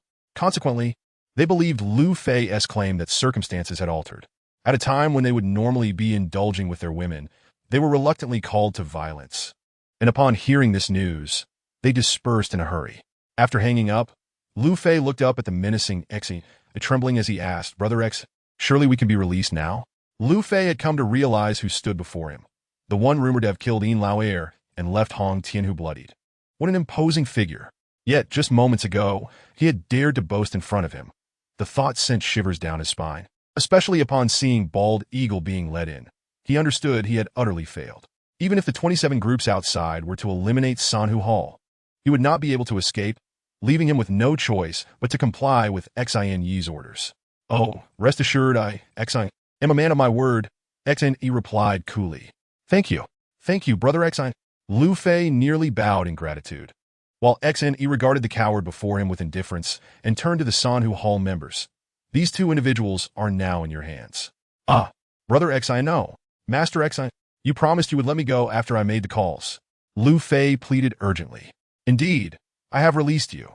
Now it is the members of Sanhu Tang who seek to trouble you, which has nothing to do with me." Xin Yi, with a brazen demeanor, finished speaking and turned to exit the room. A cacophony of wails erupted from within, as Lu Fei and Tu Piao Go lamented. In the hall, several individuals armed with firearms remained unrestrained, posing a potential threat that Xin Yi must resolve immediately. Upon entering the hall, Xin Yi boldly occupied the very spot where Lu Fei had just been seated. The henchmen of Lu Fei, perplexed by their leader's absence, inquired, "Hey, where's our brother Fei? Wasn't he with you?" "Ah, indeed, he was with me," Xin Yi replied. "Then why didn't you return together?" With a sudden burst of mirth, Xin Yi spewed the red wine he had just sipped, drenching the interrogator's face. "Brother, are you foolish? Who decreed that one must return together after departing?" The individual, now splattered with crimson liquid resembling bloodstains, was taken aback by Xin Yi's retort. Indeed, who had established such a rule? Yet, upon reflection, he realized that Xin Yi was merely toying with him. Enraged, his face turned a shade of green as he swung a fist toward Xin Yi's face, exclaiming, "You seek death." Xin Yi effortlessly grasped the man's wrist, and with a resounding crack, the bone fractured. The man barely managed to emit a half-cry before a sharp pain at the back of his neck rendered him unconscious, collapsing onto the table. Observing the unfolding chaos, a few others reached for their waists, but Xin Yi, well aware of their intentions, acted swiftly. In a blur, he dashed forward, and after a series of muffled thuds, the remaining 5 men lay sprawled on the table. Fortunately, the revelry in the hall masked the commotion, allowing Xin Yi to beckon a few members of Sanhu Tang, who promptly carried away the already unconscious individuals. At the table, apart from Lu Fei's crew, only the expressionless and beautiful President Shu remained, her gaze fixated on Xin. Yet this time her demeanor and eyes radiated confusion. Xin Yi acknowledged her with a nod and a smile, preparing to depart. "Wait," President Shu's voice rang clear, a stark contrast to her otherwise impassive visage. "Oh?" Xin Yi turned back, smiling, and inquired, "What guidance does President Shu seek? Why do you assist Sanhu Tang?" President Shu resumed her customary stoicism. "Oh, is President Shu intrigued by this?" Xin Yi sidestepped the question with a smile. "I have heard you're the one who killed Yin Xinli." President Shu probed further. Xin Yi felt a jolt. This woman was no ordinary businesswoman, as she seemed privy to matters beyond her domain. What response did she desire? Xin Yi's smile faded. "Of course, you seek the truth. Yet you also possess the right not to receive an answer. The truth is, I did not kill him with my own hands, yet I orchestrated his demise. Is this response satisfactory to you, President Shu?" President Shu paused, her expression momentarily contemplative, as she grasped the implication behind Xin Yi's words. She then replied, "Thank you." "Thank me? Now it is I who was perplexed. What prompts such gratitude, President Shu?" "It is nothing. You may leave now. By the way, I saw nothing of the events that transpired tonight." Following this declaration, President Shu turned away, dismissing Xin Yi. At that moment, Li Jie approached, taking Xin Yi's hand and saying, "Hong Tianhu and Huang Meng are seeking you." Glancing at President Shu, who remained unresponsive, Li Jie continued. Upon returning to his seat, Hong Tianhu and Huang Meng had already completed their toasts and resumed their places. Xin Yi nodded slightly to indicate that all was proceeding as planned. Both Hong Tianhu and Huang Meng exhaled in relief. Hong Tianhu leaned in closer to Xin Yi, whispering, "Brother Xin, thank you. I have an announcement to make shortly. Regardless of what I declare, do not be surprised. Indeed, rest assured, my heart is steady," Xin Yi jested, though he genuinely did not comprehend Hong Tianhu's intent. However, he deemed it inconsequential, allowing events to unfold as they would. Hong Tianhu chuckled, turning back to engage in hushed conversation with Huang Meng. whose expressions shifted from surprise to agreement, ultimately settling into a look of conviction, frequently glancing at Exi, leaving him bewildered. As the evening progressed, Hong Tianhu's spirits soared, and he incessantly toasted with the guests at his table, his face flushed with excitement. Xian, he contemplated taking his leave, but recalling Hong Tianhu's mention of an upcoming announcement, he hesitated, choosing instead to leisurely savor his meal. Finally, as the guests completed their feasting, Hong Tianhu rose, extending his arms to grasp both Huang Meng and Xian, leading them toward the stage. Xian, without inquiry, followed suit, feeling no trepidation. Once at the podium, Huang Meng cleared his throat and addressed the microphone. Esteemed guests, may I have your attention? Our esteemed leader has an important announcement to make. The previously boisterous hall fell silent. Stepping forward, Hong Tianhu spoke into the microphone. First and foremost, I wish to express my gratitude to all friends who have taken the time from their busy schedules to attend my humble banquet. Thank you all. A wave of applause resonated throughout the hall, and as Hong Tianhu gestured for silence, he continued, in truth, the purpose of today's banquet is twofold. One, to celebrate my 60th birthday, and the other a matter of greater significance. The audience leaned in, eager to hear this momentous news. Everyone was aware that San Hu Tang's operations had faltered in recent years, with many ventures declining and the brothers' incomes left unguaranteed, prompting some to ally with rival factions behind San Hu Tang's back. At this juncture, Hong Tianhu paused, his authoritative gaze sweeping across the crowd, compelling many members of San Hu Tang to lower their heads. I possess a list, Hong Tianhu declared, producing several sheets of paper, which elicited a stir among the attendees. Those who had just bowed their heads now raised them in trepidation, regarding the papers in Hong Tianhu's hands. Sensing a surge of satisfaction, he continued, however, I shall not take action against those on this list. Instead, I will pass it on to the next leader of San Hu Tang. This revelation did not merely incite murmurs. It ignited a flurry of speculation as attendees pondered the implications of Hong Tianhu's statement. Even Xian found himself bewildered. What was Hong Tianhu's true intention? His gaze caught Huang Meng, who regarded him with approval, prompting a realization. Could it be? Once the chatter subsided, Hong Tianhu resumed. The other purpose of this banquet is to announce that I, Hong Tianhu, will step down from my position as the leader of San Hu Tang. Henceforth, the leader of San Hu Tang will be none other than my sidekick, Xian. What? How can this be? Who is this person? Is he not the one who killed our second-in-command? Is he fit for this role? The crowd erupted in discussions, casting glances at Xi laden with admiration, envy, skepticism, disdain, and respect. Brother Xian possesses great talent and remarkable poise, having aided San Hu Tang in averting a catastrophic disaster. I am confident he will lead our brothers to grand achievements. Upon concluding this proclamation, Hong Tianhu turned to Xian and remarked, My apologies, Brother Xian, for deciding without consulting you first. You hold no grudge against me, do you? Xian, he merely smiled lightly. How could I? I must thank you for your trust. Esteemed leader. Hong Tianhu was somewhat astonished that Xian displayed no sign of surprise, as if he had been privy to his arrangements all along. This made him admire Xian's adaptability and composure even more. By not consulting him beforehand, he ensured that Xian had no opportunity to decline. In such a setting, once Hong Tianhu made an announcement, it became a foregone conclusion. Even if there were objections, it would be inappropriate to contradict him in that moment. However, as long as there was no refusal on the spot, once the matter spread, any subsequent denial would be futile. Hong Tianhu had employed this tactic, believing that even if Xian was unwilling, he would not embarrass him publicly. What surprised him was that Xian exhibited not a hint of astonishment, let alone a refusal, which filled him with satisfaction. Now, let us invite the current leader of the San Hu Hall to speak. Hong Tianhu declared into the microphone. Xian stepped forward, taking the list from Hong Tianhu's hands. He surveyed the audience from the microphone, then raised the list high. His cold gaze caused many in the San Hu Hall to lower their heads, especially those anxious about their names appearing on that list, filled with trepidation, unsure of how the new leader would deal with them. The list in Xian's hands resembled a sharp butcher's knife, weighing heavily on the hearts of those present, plunging the room in a profound silence. After a long moment, a sound echoed, a click, as a lighter, flames flickering, appeared in Xian's hand. He brought the flame closer to the list, igniting the paper, which emitted a wisp of blue smoke as it vanished into the floor of the hall. Applause erupted like thunder. If the earlier applause for Hong Tianhu had been a gesture of politeness and respect, this round was born from genuine admiration. Particularly those who feared their names were on the list felt compelled to applaud fervently in a display of affection for the new leader. Xian was acutely aware that this was a performance orchestrated by Hong Tianhu, intended for him to swiftly establish authority and win the hearts of the followers. Seizing the opportunity, he found the effect to be as favorable as anticipated. In reality, the list was merely a few worthless pieces of paper. He raised his hand to quell the enthusiastic applause before beginning his speech. Since I have been favored by the esteemed leader and all of you to lead the Sanhu Hall, it is my duty to ensure that all brothers of the Sanhu Hall can live well.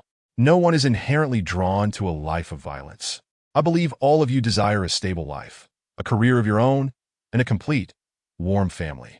Am I speaking to the desires of your hearts? Yes.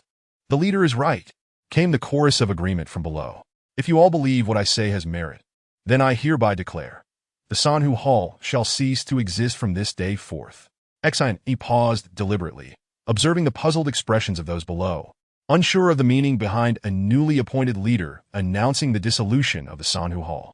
Starting tomorrow, we will begin the establishment of the Sanhu Group. All brothers of the Sanhu Hall will not only become employees of the Sanhu Group, receiving a fixed monthly salary, but I will also allocate a portion of the shares from our venue to you. As applause began to swell once more, Xian swiftly halted it, continuing, moreover, the Sanhu Group will no longer collect protection fees from any organization or individual.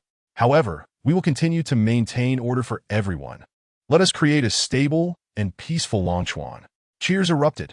This time, not only the members of the Sanhu Hall, but even all the guests applauded enthusiastically. Though these guests had shown respect toward the Sanhu Hall, they were also intimidated by its underworld influence, having routinely paid considerable protection fees. The so-called protection fees merely guaranteed that the Sanhu Hall would refrain from causing trouble after payment, and aside from the Sanhu Hall, no other force seemed willing to disrupt the peace.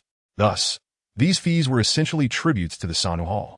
With the new leader publicly declaring an end to this practice, it was indeed a cause for collective joy. Everyone could not help but regard the new leader of the Sanhu Hall with newfound respect, as he initiated such sweeping reforms right upon his ascent.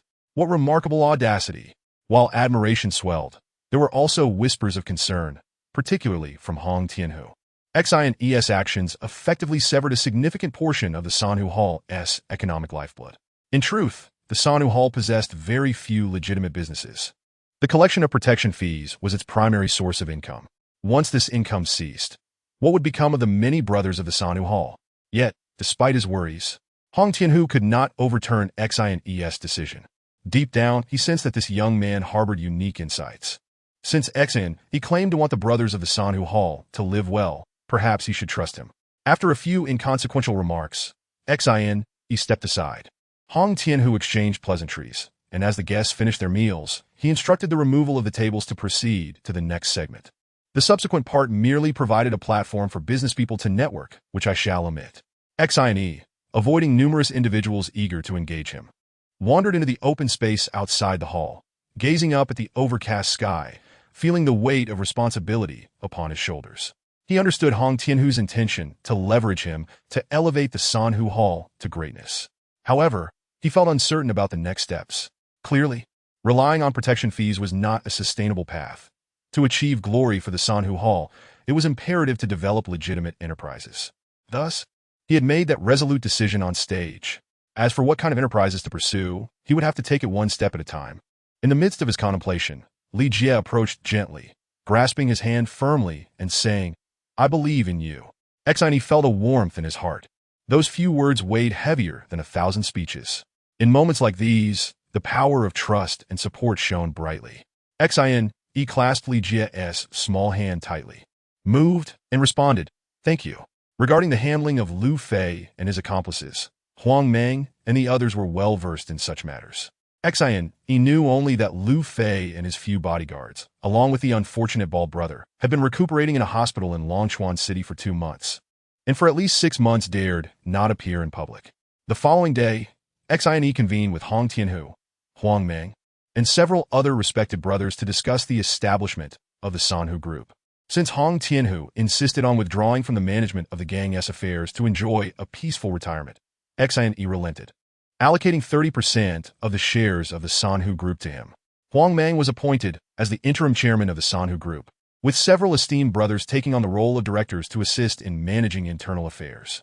As for Xine, he did not hold any official title within the Sanhu Group. Huang Mang repeatedly urged him to assume the position of chairman, but Xine declined, stating between brothers, "What difference does it make who holds the title? If you take it, it's as if I took it." This sentiment nearly brought tears to the eyes of Huang Mang, a seasoned man who had spent half his life in violence, once fearing he might die on the streets, now unexpectedly finding himself on a righteous path, even becoming a chairman. Huang Mang understood that this chairmanship rightfully belonged to Xine. While the Sanhu Hall appeared prosperous on the surface, during financial assessments, it became evident that there were no substantial savings after all these years. The funding for establishing the Sanhu Group came entirely from Xine. Xine allocated $10 billion from his own account, setting aside funds not only for the daily operations of the Sanhu Group, but also establishing an investment company, hiring financial experts for investment and management of the funds. The headquarters of Sanhu Group is situated in the Century building adjacent to the central Vendetta Plaza. This location was once the base of real estate magnate Century Spring, which collapsed overnight due to multiple failed property investments, severing its financial lifeline. The once mighty real estate titan Longchuan left behind several unfinished developments in its wake. Sanhu Group acquired the original headquarters of Century Spring for a staggering $600 million, making it a fitting establishment for their operations. Aside from a few entertainment venues previously managed by Sanhu Hall, the group has no other sources of income. The revenue from these venues scarcely makes a dent in the overall financial needs of Sanhu Group. All the original brothers of Sanhu Hall have signed formal employment contracts with Sanhu Group, and despite the fact that most of them have little to occupy their time, Xine remains true to his promise, providing them with a fixed salary each month. This substantial expenditure has become a source of considerable distress for Chairman Huang Mang and several senior board members, who worry that if this financial imbalance continues, Sanhu Group may face ruin. However, these gentlemen are evidently not cut out for business, struggling to reconcile their accustomed ways of wielding knives with the complexities of financial management. Xine, on the other hand, is unperturbed. He frequently visits the headquarters of Sanhu Group, engaging in casual conversations with the brothers who are idly passing the time, finding joy in their camaraderie. Upon seeing Xine, the brothers respectfully address him as Big Boss, a title he corrects several times until they begin to call him Brother Xine. The brothers of Sanhu Hall have spun a remarkable legend around their new leader, claiming he possesses extraordinary martial skills, able to sever a head from a distance of 1,000 paces, and boasts vast financial resources, capable of effortlessly acquiring assets worth hundreds of billions. Some even speculate that he is the son of a prominent central government official from a certain exalted nation. Such rumors are as fantastical as they are numerous, and should Xine happen to hear them, he might find himself envious of the persona attributed to him. Now, the brothers regard this legendary figure with both reverence and a newfound familiarity, feeling an immense honor in serving under such an exceptional leader. Xine remains calm, having set his sights on the unfinished properties left behind by Century Spring, which are rumored to be going up for auction soon. He intends to secure at least one of these properties and collaborate with a qualified contractor to revitalize the stalled developments. As for the Idol brothers, Xine has a plan. Aside from those working in entertainment venues, about 100 remain without tasks. Xine ascends to the 18th floor to the chairman's office, where Huang Mang and several senior members are scratching their heads, realizing that this situation cannot persist. Regrettably, despite their efforts, they have yet to devise a solution. Upon seeing Xine enter, Huang Mang rushes forward, exclaiming, "Big Boss, you have finally arrived. We are all at our wits' end." "Second brother, Haven T, I asked you not to call me Big Boss. Just call me brother," Xine replies, having taken to addressing Hong Tianhu as Big Brother and Huang Mang as Second Brother since assuming his leadership role in Sanhu Hall. Indeed, Third Brother, having so many idle hands is not sustainable, especially given our considerable monthly expenditures. "What do you propose we do?" Huang Mang frets, rubbing his hands together. "Second Brother, I am here specifically regarding this matter," Xine responds. "Oh, do you have a plan?" "Here's the deal. Reach out to those familiar with the brothers below and identify 100 skilled fighters. I have use for them. Once they are mobilized, we can assign the remaining idle brothers to fill the vacancies." "What? Are we taking action?" Huang Mang and the other senior members suddenly perk up, eagerly inquiring. Look at you all, board members yet still fixated on violence. XINE chuckles. Old habits die hard, the older gentlemen respond with sheepish laughter. I require these individuals for something else, XINE states. Chapter 21. The Assassin Upon Waking. The first thing Chiaosen inquires is about the progress of the operation against Sanhu Hall. The bodyguards nearby, lacking precise information, prompt Chiaosen to call Lu Fei. On the other end, Lu Fei's voice is distorted, his words muddled. It takes a while for Chiaosen to decipher that Lu Fei is in the same hospital as him. He rushes to Lu Fei's hospital room, finding his comrade unrecognizable. His face covered in bruises, lips swollen to grotesque proportions resembling two charred sausages, and likely only a few teeth remaining. Speaking is a struggle, and after much effort, Chiaosen barely comprehends a few words. Lu Fei's legs appear to be ruined, suggesting a future bound to a wheelchair. However, Chiaosen's concern lies not with Lu Fei's fate, but with the operation against Sanhu Hall. After Lu Fei and his men finally convey the muddled events, Chiaosen maintains a stony silence for at least 20 minutes before finally declaring, "Focus on recovery," and leaving Lu Fei's room. It dawns on Chiaosen that his sudden incapacitation was orchestrated by someone, as evidenced by the report from the Vulture concerning the afterpark in the car. XINE took Li Jie's arm and walked into Chui Wei-ju, settling into a seat by the window. XINE's gaze fell upon the black sedan that had brazenly parked across the street, showing no sign of concern about being discovered. A faint smile graced XINE's lips as he mused that the individual could either be exceedingly arrogant or quite forthright, making the situation increasingly intriguing. Ordering a few dishes at random, XINE and Li Jie dined leisurely, biding their time until nightfall, for only then would it be convenient for the other party to make their move. As dusk gradually enveloped the surroundings, Li Jie stood up and exited Chui Wei-ju, starting her car and leaving XINE alone at the table. XINE ordered a cup of coffee which, though not top tier, was far more authentic than many establishments solely devoted to coffee, one of the reasons he frequented this place. As the coffee arrived, XINE slowly lifted the cup, watching the delicate steam rise while inhaling the rich aroma of the coffee beans. Before he knew it, a figure began to materialize in his mind. He wondered how Shan was faring. Had she returned to Lu Sangua, or had she acquiesced to her mother's wishes and was now joyfully preparing for marriage? What did it matter? Wasn't he already with Li Jie? Why did she suddenly creep back into his thoughts?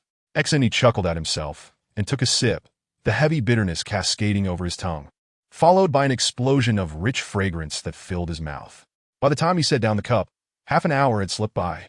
XINE settled the bill and rose, ambling out of the grand entrance of Chui Wei-ju. As he turned into a nearby alley, a voice echoed from behind.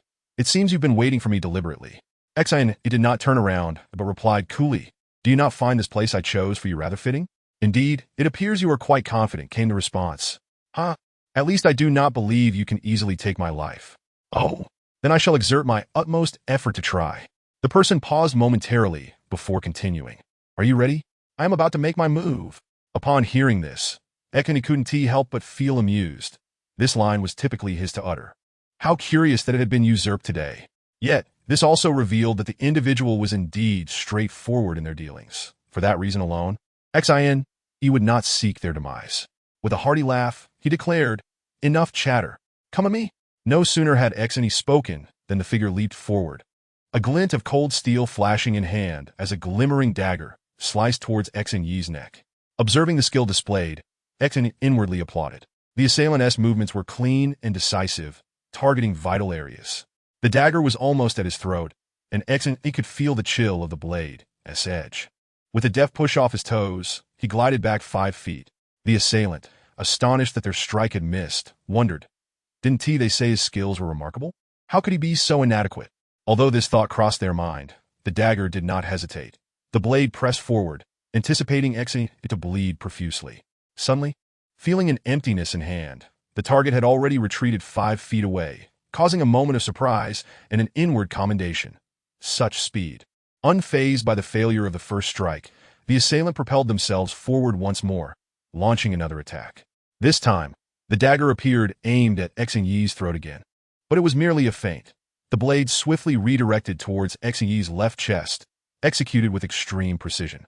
XINE observed with a slight smile as yet another attack missed. In the blink of an eye, The assailant had unleashed a flurry of strikes, each aimed at Xin's vital points, yet all fell short. Xin merely evaded with apparent ease, each narrowly avoiding danger, which only heightened the assailant's trepidation. If Xin were to counterattack, would he manage to evade? Following yet another failed strike, the assailant halted their onslaught, standing still. "What's the matter? Tired?" Xin inquired casually, his tone lighthearted. "Forget it.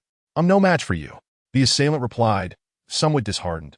"So, you intend to return like this?" Xin asked. "I know you want to let me go, but as long as you cease to toy with me as before, I will fight with all my might. If I escape, it will be my fortune. If not, how you choose to deal with me is your concern." The roles had entirely reversed. The assassin had become the one seeking to flee, while the one who was supposed to escape had assumed control of the encounter. "Oh, do you believe you can escape with your skills?" Xin replied coolly.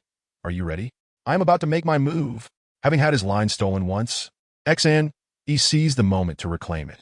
Upon hearing Xin's words, the assailant tensed, muscles coiling, fixated on Xin, prepared for an imminent attack.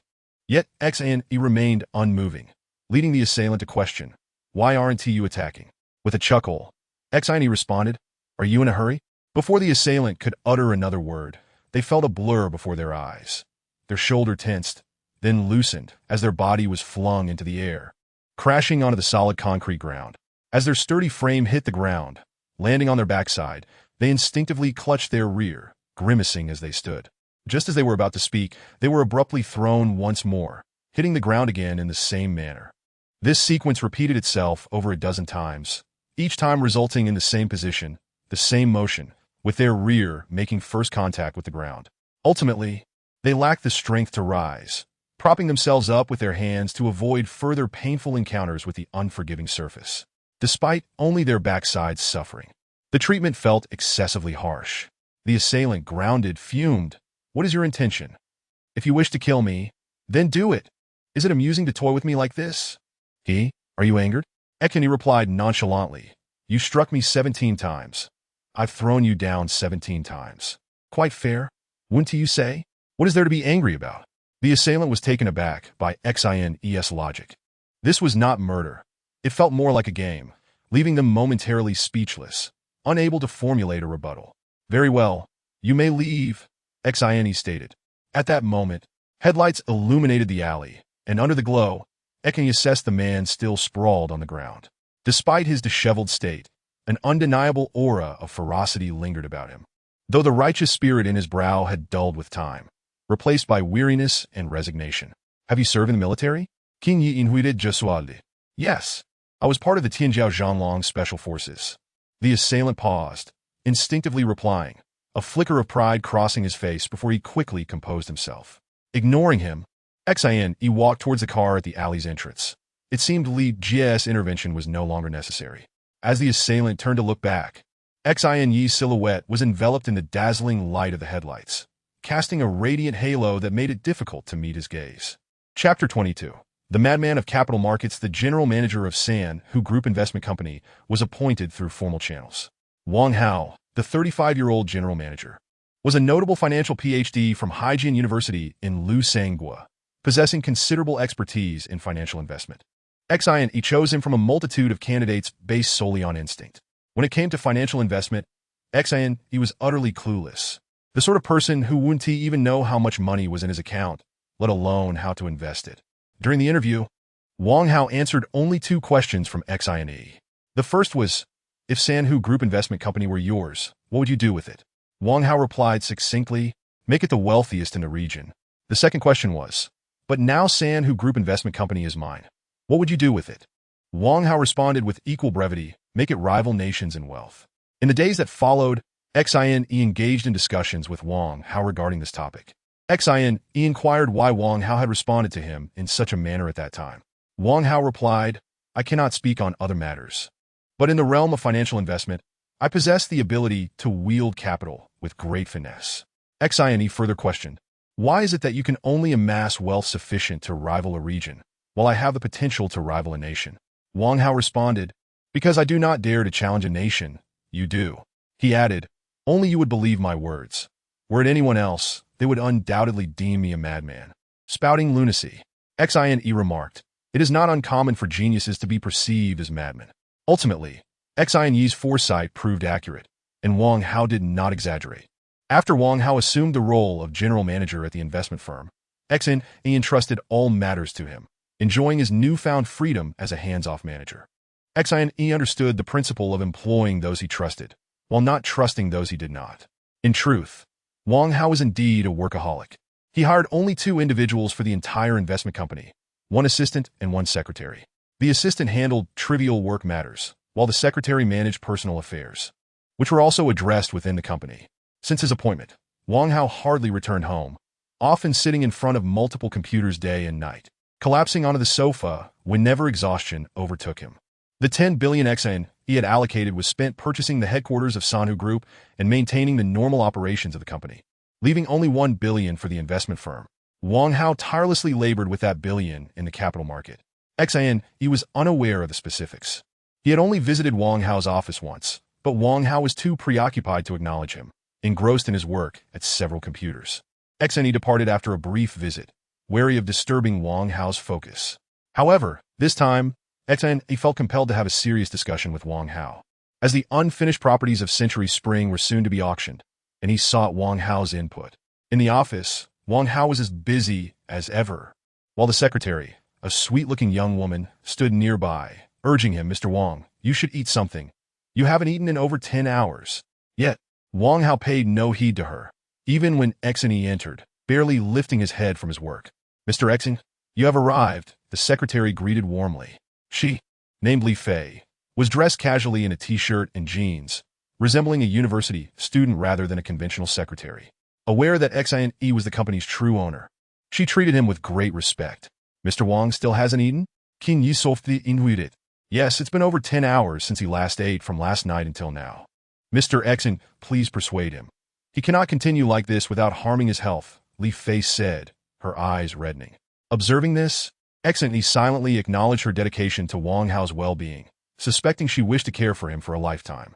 He smiled gently. "All right, I will speak to him shortly." "What is your name?"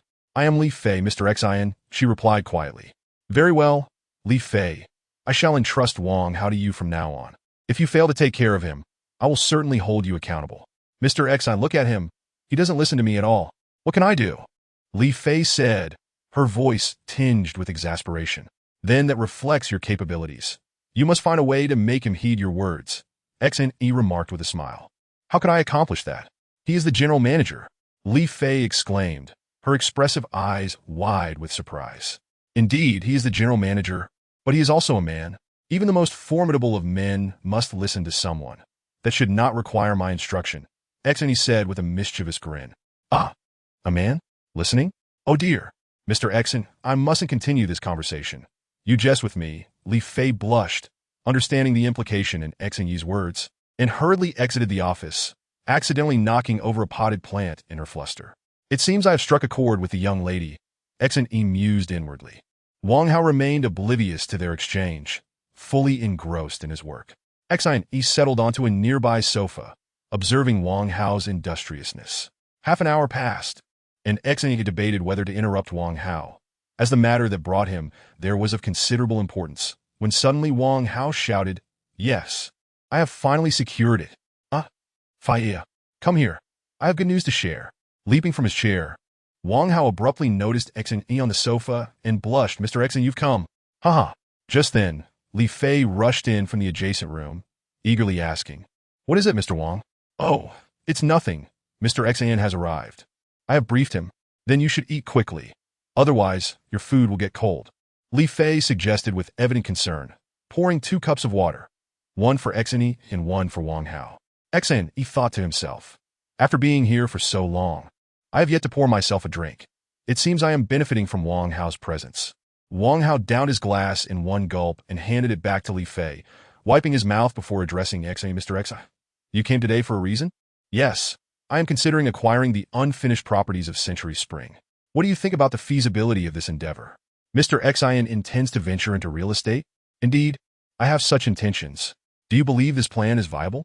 "Certainly, the real estate market still offers substantial profits. However, the issue lies in the myriad underhanded dealings prevalent in the domestic real estate sector. It is not merely a matter of having capital to enter the fray, Wang Hao expressed with a serious demeanor. Should we then refrain from entering this industry? Although Xin was aware of the numerous unsavory aspects of the current domestic real estate industry, he lacked specific knowledge, which was why he sought Wang Hao's counsel. This was the purpose of his visit. It is not entirely impossible to enter, provided we ascertain whether the former Sanhu Group has any reliable connections in this area. If so, we could leverage those. Wang Hao was well informed about Sanhu Group's history, which made his assertion unsurprising. I inquired with Huang Meng, and it appears that Sanhu Group primarily operated within the entertainment sector, lacking any significant relationships in this regard. Xin replied, shaking his head. That complicates matters. Perhaps there is another method we could explore. What method? We could seek a real estate company with both strength and connections, employing a capital investment approach to facilitate our entry. But if they possess both strength and connections, why would they permit us to invest? Can you question it? What Mr. Xin does not realize is that many real estate companies operate with limited liquid assets. They primarily leverage state funds and loans secured against land. Once their projects are completed, they secure further loans against the land.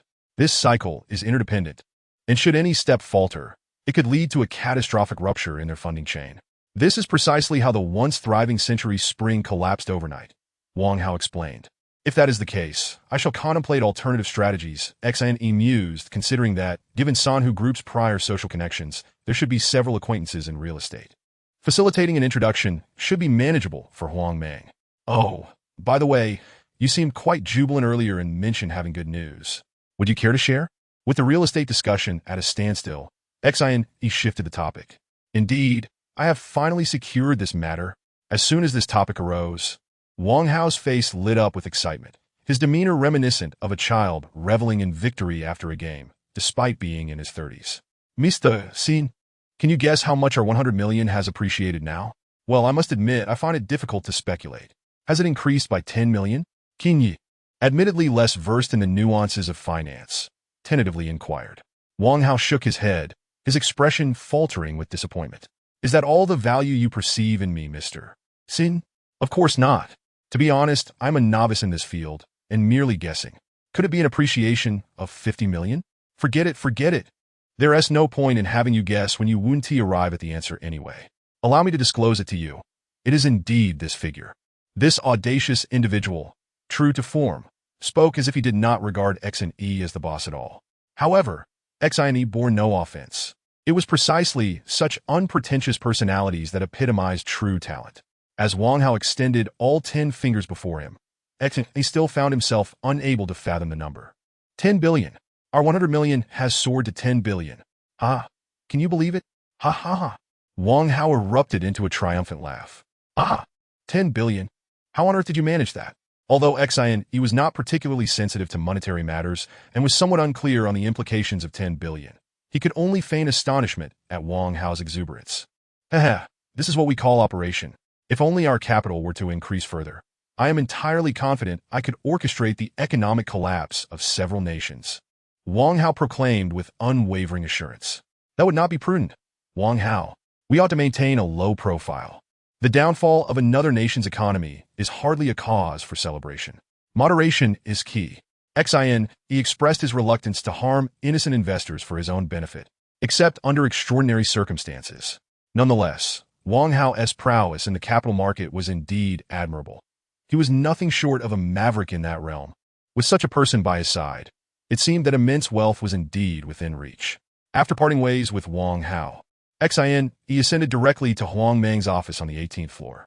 He needed to inquire whether Sanhu Tang had any contacts in real estate who could be of assistance, for while Wang Hao maneuvered the capital markets, he could not afford to neglect his own enterprises. Chapter 23. Qin Dali. Upon Qin Dali's disheartening return, Xiao Sun was practically seething with rage. He had witnessed Qin Dali's prowess firsthand. Even the combined efforts of his 4 bodyguards could not withstand his onslaught for more than 2 minutes. The fact that such an individual had failed raised the question of just how formidable Xin must be. Xiao Sun's agitation grew, wishing fervently to exact 1,000 cuts upon Xin, yet, ironically, none of his subordinates could match him in skill. This frustration compelled him to pace frantically in the room, akin to a beast cornered and on the brink of madness. Get out of my sight, you worthless lot! Xiao Sun bellowed, noticing his bodyguards and Qin Dali lingering in the room. Sensing Xiao Sen's fury, the bodyguards hastily retreated in silence, while Qin Dali opened his mouth to speak, but ultimately refrained. "Why are you still here? Are you waiting for a bonus?" Xiao Sen's peripheral vision caught sight of someone still standing, prompting him to yell once more. Qin Dali, taken aback by the sudden outburst, felt a flicker of anger cross his eyes as he turned and exited the room without a backward glance. After his tirade, Xiao Sun turned to see Qin Dali's departing figure, momentarily stunned before resuming his irritable demeanor. Outside the room, Qin Dali handed a set of keys to one of Xiao Sen's bodyguards and said, somewhat dejectedly, "Songgu, please pass these keys to young Master Xiao. And thank you all for your care during this time." "What is the matter? Dali, are you leaving?" The man known as Songgu inquired, perplexed. "Indeed, I believe young Master Xiao no longer requires my services." "How could that be? Young Master Xiao has always regarded you as his ace. He wouldn't easily let you go unless absolutely necessary." Qin Dali shook his head helplessly. "This is my decision alone. It has nothing to do with young Master Xiao." "But why? It was merely one failure. It's no great matter. Who can guarantee a smooth ride every time?" "Brother, don't take this to heart," Songgu comforted, patting Qin Dali on the shoulder. "No, I have made up my mind." Qin Dali resolutely pressed the keys into Songji's hand and declared, "If there is an opportunity in the future, I shall treat you all to drinks." With that, he strode out of Xiao Sen's opulent villa. Alas, Dali's stubbornness had always been his defining trait. Watching Qin Dali's retreating figure, Songgu muttered to himself. In truth, Qin Dali had been recommended to Xiao Sun by Songgu. Not long ago, while attending to some matters for Xiao Sun near the train station, Songgu had witnessed a commotion from a distance, where a group had encircled a burly man holding a little girl of about a year old. Human beings are naturally drawn to spectacle, and Songgu was no exception. Having completed his task, he decided to approach the scene. Though surrounded, the burly man displayed no sign of fear, only fury, as he scanned the crowd, his expression suggesting he might erupt at any moment. Among the crowd, a blond man shouted at the burly figure, "Wei Gu, take this punk down. Look at him, he has probably all bark and no bite." Wei Yin did. Addressing the man in the center with disdain, "Are you going to compensate or not? You can't just mess with my brother and expect it to be forgotten. Do you even know who runs this area around the train station? I already apologized to him. Besides, he isn't scathed. So why would I pay anything?" The burly man was unimpressed by Wei Ji's attempts at extortion. In truth, Wei Gu and his gang were local thugs who thrived on scalping tickets, extorting, and pickpocketing in the bustling train station, which was a melting pot of people. Most travelers preferred to avoid any trouble, allowing Wei Gu's crew to flourish in this chaotic environment. However, they had not anticipated encountering someone fearless today. Wei Yi, realizing the man before him did not understand the rules of engagement, retorted angrily, "What kind of nonsense is that? If I were to accidentally sleep with your wife, would I just say sorry and it would be over?" Laughter erupted among the surrounding thugs, and Wei Gu stood tall, pleased with his own joke. Yet he remained oblivious to the fact that his words were about to alter the course of his life forever.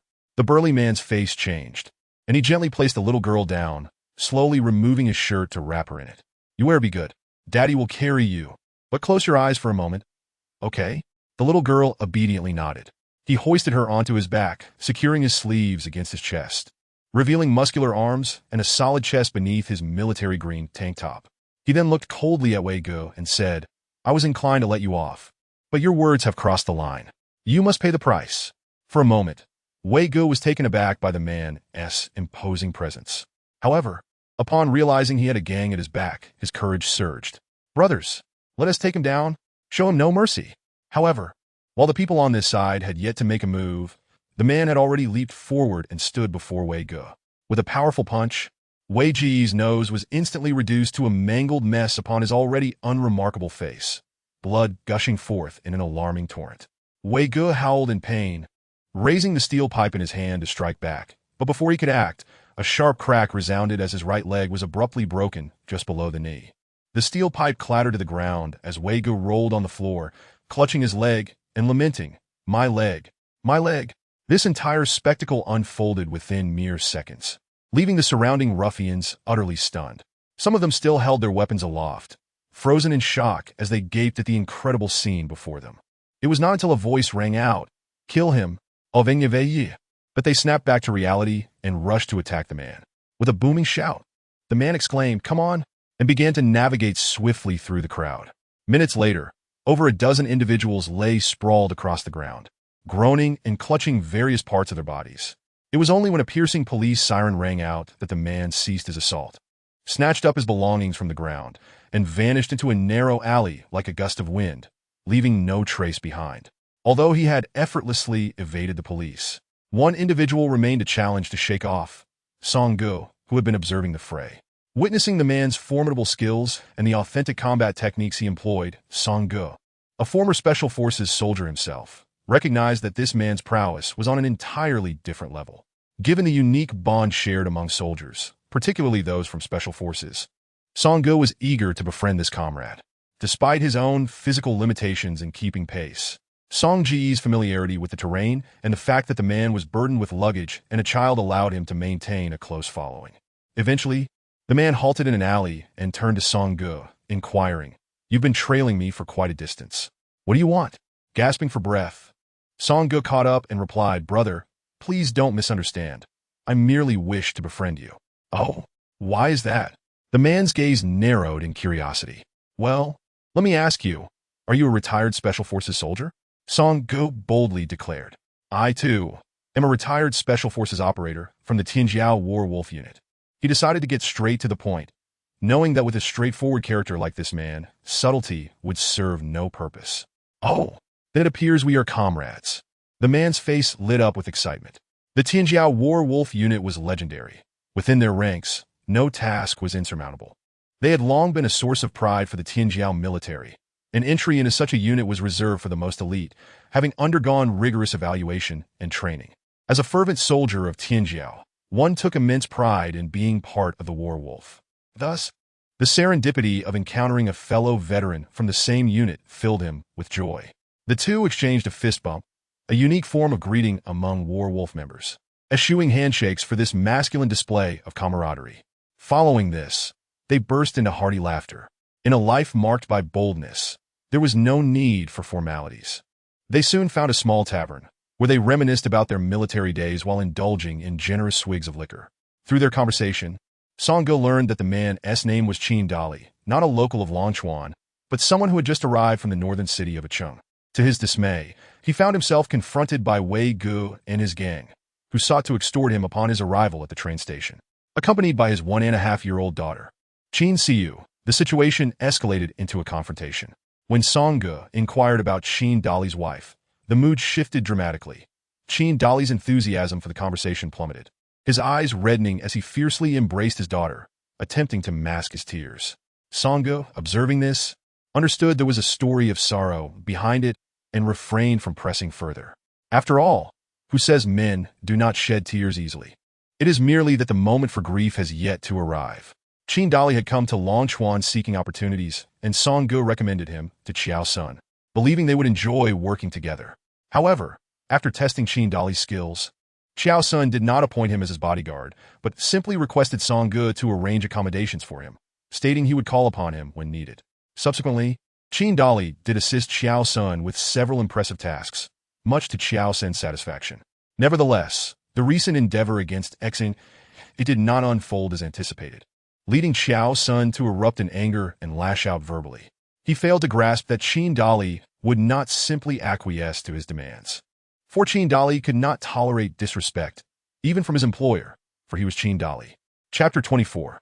The past of Qin Dali. Qin Dali was an orphan, raised in the Miaopu orphanage in Acheng. From a young age, he exhibited a fierce spirit, often leading the other children in fights, which caused considerable concern for the caretakers. Aunt Sun, who oversaw the orphanage, paid him extra attention, seeking to understand the reasons behind his penchant for trouble. Through her observations, she discovered that Qin Dali was particularly sensitive to any form of mistreatment. Given that children in orphanages are often subjected to societal disdain, he could not tolerate any disparagement of his peers.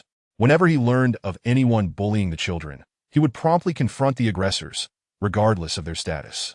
Over time, Qin Dali naturally emerged as a leader among the children, earning their unwavering loyalty.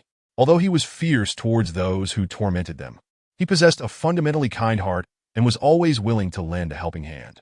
Aunt Sun recognized this and often lamented his circumstances, believing that had he been born into a typical family, he would undoubtedly achieve great things. Thus, she treated Qin Dali as if he were her own son. Aunt Sun, too, had endured her share of suffering, abandoned by her unfaithful husband who sought solace elsewhere, leaving her to devote her energy entirely to the orphanage. Consequently, she and her daughter, Fang Yu, grew up alongside Qin Dali, forming a bond akin to childhood sweethearts. Aunt Sun secretly hoped that Qin Dali would one day become her son-in-law, thus ensuring her own care in her later years. When Qin Dali enlisted in the military and eventually succeeded in joining the War Wolf unit, Fang Yu blossomed into a beautiful young woman, and their mutual affection deepened. Aunt Sun began to contemplate hastening their union to fulfill her own wishes. Unable to resist Aunt Sun's persistent encouragement and their own mutual desire, Qin Dali ultimately married Fang Yu during a brief leave, disregarding military protocol. 2 months later, Fang Yu wrote to inform him of her pregnancy, a piece of news that filled Qin Dali with joy, though he kept it to himself, aware of the impropriety of their union. He could not return to witness the birth of his daughter. However, the blissful days did not last long before the devastating news arrived. A companion from the orphanage, Ding Ming, sent an urgent telegram to Qin Dali, informing him that Fang Yu had jumped to her death and Aunt Sun had passed away from a sudden heart attack. Upon receiving the telegram, Qin Dali was momentarily stunned, unable to believe the grim reality. As he regained his composure, a heavy sensation gripped his chest, causing him to spit out several mouthfuls of blood, and he frantically rushed towards the command center of his unit.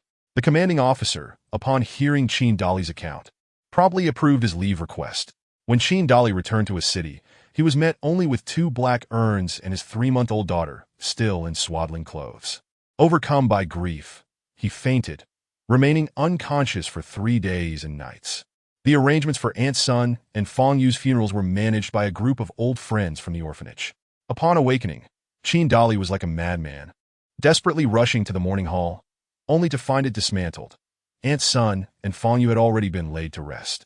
He approached anyone he encountered, inquiring about their burial site, until Ding Ming led him to the graves of Aunt Sun and Fang Yu. There, Qin Dali knelt before the graves, wailing and howling in despair, until he finally fainted and had to be carried back home. Ding Ming and his wife took it upon themselves to care for Qin Dali and his infant daughter. This time, upon regaining consciousness, Qin Dali had calmed down and inquired about the events that transpired. It turned out that Fang Yu had been working in a private enterprise, where her natural beauty had attracted the undue attention of the owner. Shortly after returning from maternity leave, the unscrupulous boss kept her behind under the pretext of overtime and assaulted her in the office. The wretched man had presumed that Fang Yu was merely a woman who had given birth and thought he could settle the matter with a little money or a promotion. Little did he know that Fang Yu was a woman of integrity. Unable to endure the humiliation, she leapt from the window before he could exit the office. Aunt Sun, upon hearing this news, was inconsolable, and when she saw her daughter's mangled body in the morgue, her heart gave out, and she could not be revived. Due to the tragic loss of life, the enterprise owner used various connections to evade consequences, but ultimately found himself imprisoned. Qin Dali listened to these revelations in silence before suddenly rising and kneeling before Ding Ming and his wife, who were taken aback and rushed to assist him. However, Qin Dali remained steadfast, uttering a single request. Ding Ming, having been cared for by Qin Dali since childhood, readily agreed to assist in whatever capacity he could. After bowing 3 times, Qin Dali implored, "Ding Ming, my dear friends, I beseech you to look after my child." Ding Ming was alarmed. He understood Qin Dali's temperament and feared he might resort to reckless actions. Despite his efforts to dissuade Qin Dali, his words fell on deaf ears. Qin Dali cradled his daughter, showering her with kisses, tears of a hero cascading down her tiny face. He finally murmured, "Your mother wanted me to name you, but I had yet to decide. Now, I have chosen. Qin Siyu it shall be. Be good, my dear, and your father will come for you." With that, he set her down and departed without looking back. Little Siyu seemed to sense the sorrow of parting and began to cry heart-wrenchingly. The following day, Qin Dali was arrested for intentional assault after he stormed into the private enterprise, delivering an unrestrained beating to several security guards while chanting, "Security. Who does it truly protect?" The guards, unable to withstand his fury, were soon sprawled helplessly on the ground. After his rampage, Qin Dali quietly sat in the security office, awaiting the arrival of the police. When he was escorted into the police vehicle, a smile broke across his face. Chin Dali openly confessed to his charges, drawing the attention of the military. Initially, they sought to use their connections to exonerate him, but Chin Dali would not entertain such notions, confessing to every detail as if afraid of not being punished. Ultimately, the military found themselves powerless, watching as their top soldier was taken to a detention center. Once inside, Chin Dali realized he had miscalculated. He had intended to find an opportunity to confront the vile man who had destroyed his family, only to learn that this scoundrel had been released on medical grounds shortly after his own incarceration. Stunned by this revelation, Chin Dali felt the weight of his failure. Not only had his plan unraveled, but he also faced a year behind bars, and even if he were to be released, he would never return to the unit that had once given him hope. His demeanor darkened, and he became increasingly irritable. Fights among inmates were commonplace, yet within a year, Chin Dali carved out a reputation with his iron fists, compelling even the fiercest of adversaries to submit to his authority. The prison, a haven for the underworld, saw the emergence of his notoriety spread far and wide. On the day of his release, he was greeted not only by Ding Ming and his wife, who cradled the now one-year-old Siyu, but also by several factions from a city's underbelly, all eager to enlist the legendary Iron Fist in their ranks. However, Chin Dali turned them down, simply embracing his daughter and taking the bus home with Ding Ming and his wife. After his release, Chin Dali sought information on the whereabouts of the man responsible for Fong Yu's death, identified as Huang Dafa, a well-known entrepreneur in a city. Although he had been sentenced following the incident, he quickly leveraged his vast connections and wealth to secure a release on medical grounds. After regaining his freedom, he resumed his activities as if nothing had transpired, with the police failing to impose any substantial oversight. Huang Dafa, thriving in his impunity, employed a cadre of individuals with criminal affiliations to handle matters he could not resolve openly. Word soon reached Huang Dafa that the formidable Chin Dali, who had earned his fearsome reputation within the prison walls, was indeed the husband of the woman he had wronged. Terrified, he realized that his release had been a narrow escape, and he hastily arranged his affairs, fleeing to another city while managing his enterprises from afar. Chin Dali, relentless in his pursuit, scoured Huang Dafa's company, residence, and even the homes of his mistresses, yet found no trace of him. Observing Huang Dafa's wife and mistresses trembling before him, he refrained from causing them distress. He was not like Huang Dafa, and he could not stoop to such despicable acts. With no other options, he wandered the streets of a city, yearning for the day he could exact vengeance for Fong Yu and Aunt Sunday months past. And with no income, he relied heavily on Ding Ming and his wife. Thankfully, they bore no resentment. However, each time he gazed into Siyu's innocent eyes as she softly called him daddy, his heart ached with guilt. How could he allow his daughter to grow up steeped in hatred? Countless sleepless nights were spent in tears, pleading for forgiveness from Fong Yu and Aunt Sunday. As a man, what worth did he possess if he could not protect his wife and elder?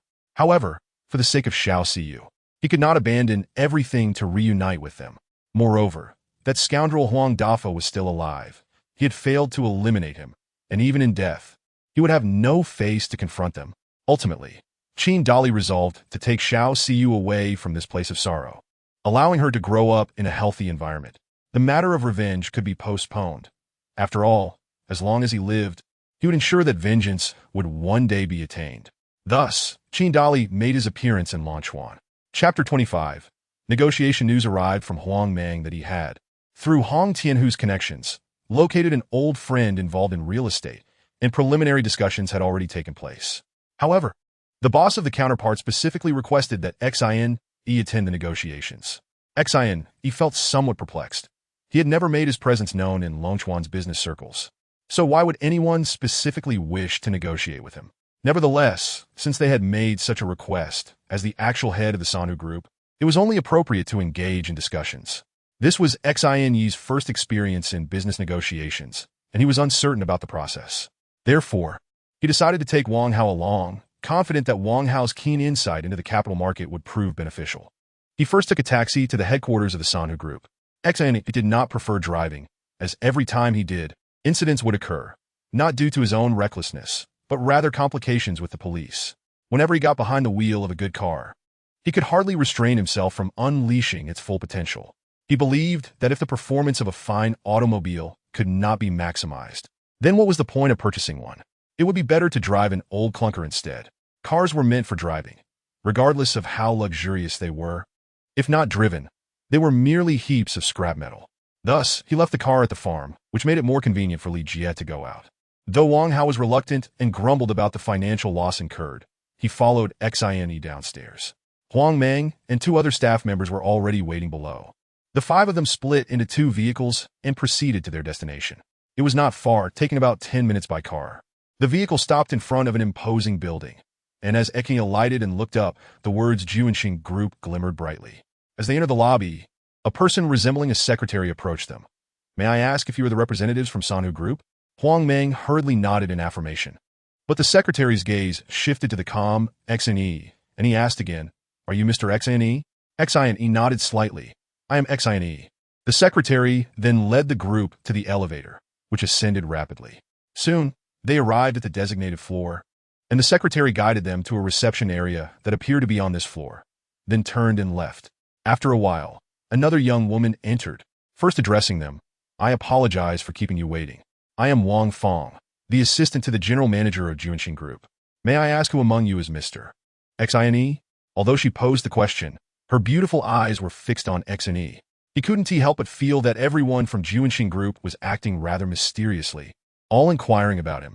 However, considering they had specifically requested his presence, such inquiries seemed entirely reasonable. He stood and replied, "I am Xine." Wang Fong smiled gently and said, "Mr. Xine, please follow me. The general manager is waiting for you in the office." Xine, he was taken aback. "Just me?" "Yes. The general manager only summoned you." Wang Fong maintained her smile.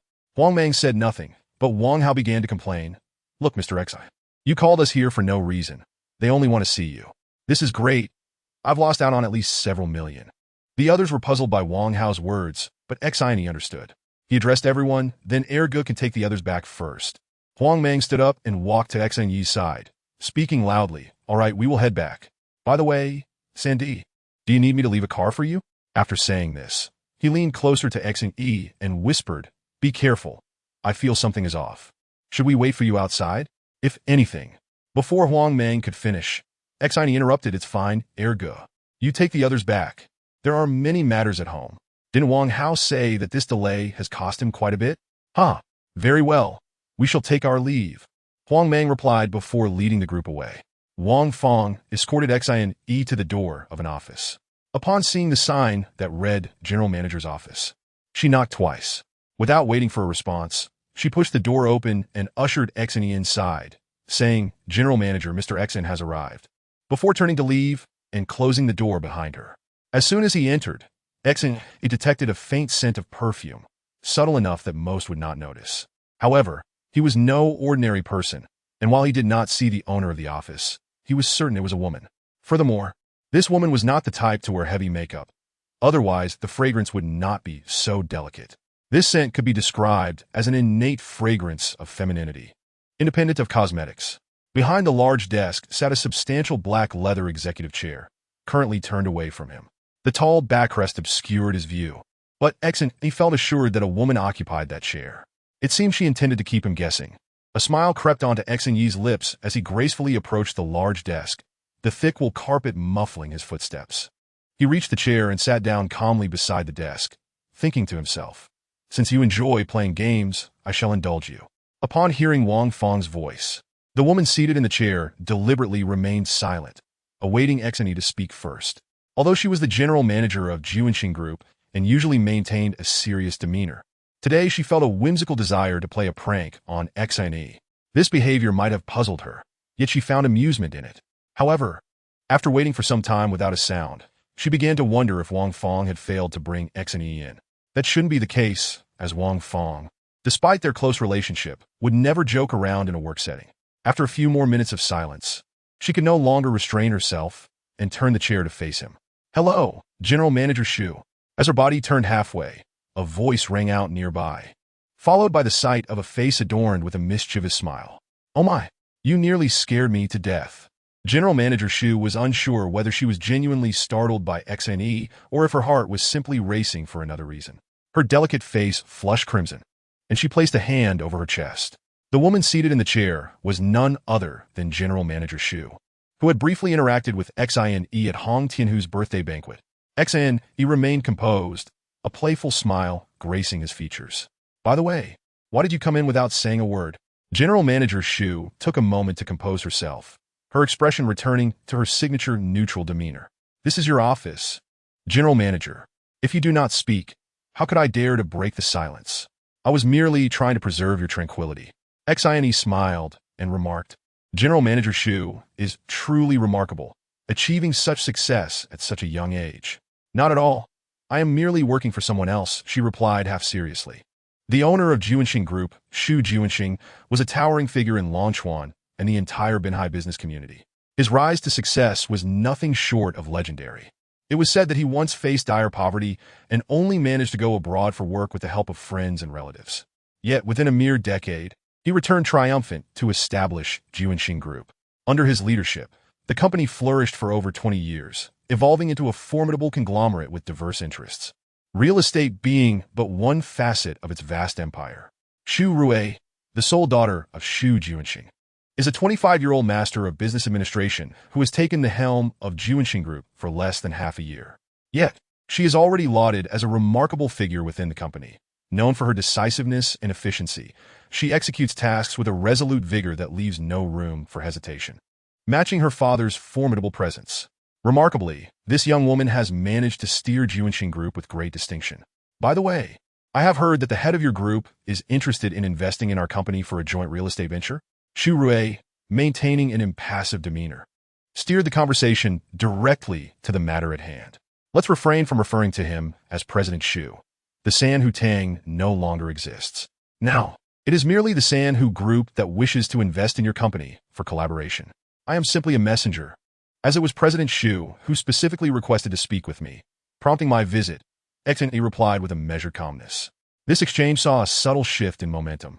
Xu Rui's implication was that they had sought her out, granting her a measure of control, while Xine subtly indicated that her invitation to discuss collaboration implied an existing interest from her side. Is that so? So, you're suggesting that it is not solely your decision? Xu Rui countered, demonstrating her own astuteness. If the Sanhu Group has sent me to negotiate, then it surely holds weight, Xine responded. Oh? And how much is the Sanhu Group prepared to invest in our collaboration? That is inconsequential. The key question is what amount President Xu believes the Sanhu Group should invest. The two engaged in a tactical exchange, each reluctant to reveal their hand too readily. After a moment of contemplation, Xu Rui inquired, Do you know why I specifically requested you for this discussion? I genuinely do not. I would appreciate your guidance. President Xu. Xine's tone was sincere, devoid of any pretense of self-importance. In truth, our real estate company does not require collaboration with anyone. Xu Rui paused deliberately, gauging Xine's reaction. Unfortunately for her, his expression remained placid, masked by a faint smile, devoid of any visible change, prompting her to continue. I have heard that only individuals from the Sanhu Group would agree to negotiate because you are the esteemed leader of Sanhu Tang. Oh? President Xu is too gracious to me. I am left wondering why you would extend such courtesy. Did I not mention before that you eliminated Xinli? I owe you my gratitude. Ah, so you imply that the collaboration between our two parties has already been agreed upon? King Yisimidet faintly, thinking to himself, look at how you have circled around, only to ensnare yourself. Upon hearing Xine's words, Xu Rui realized she had walked into her own trap.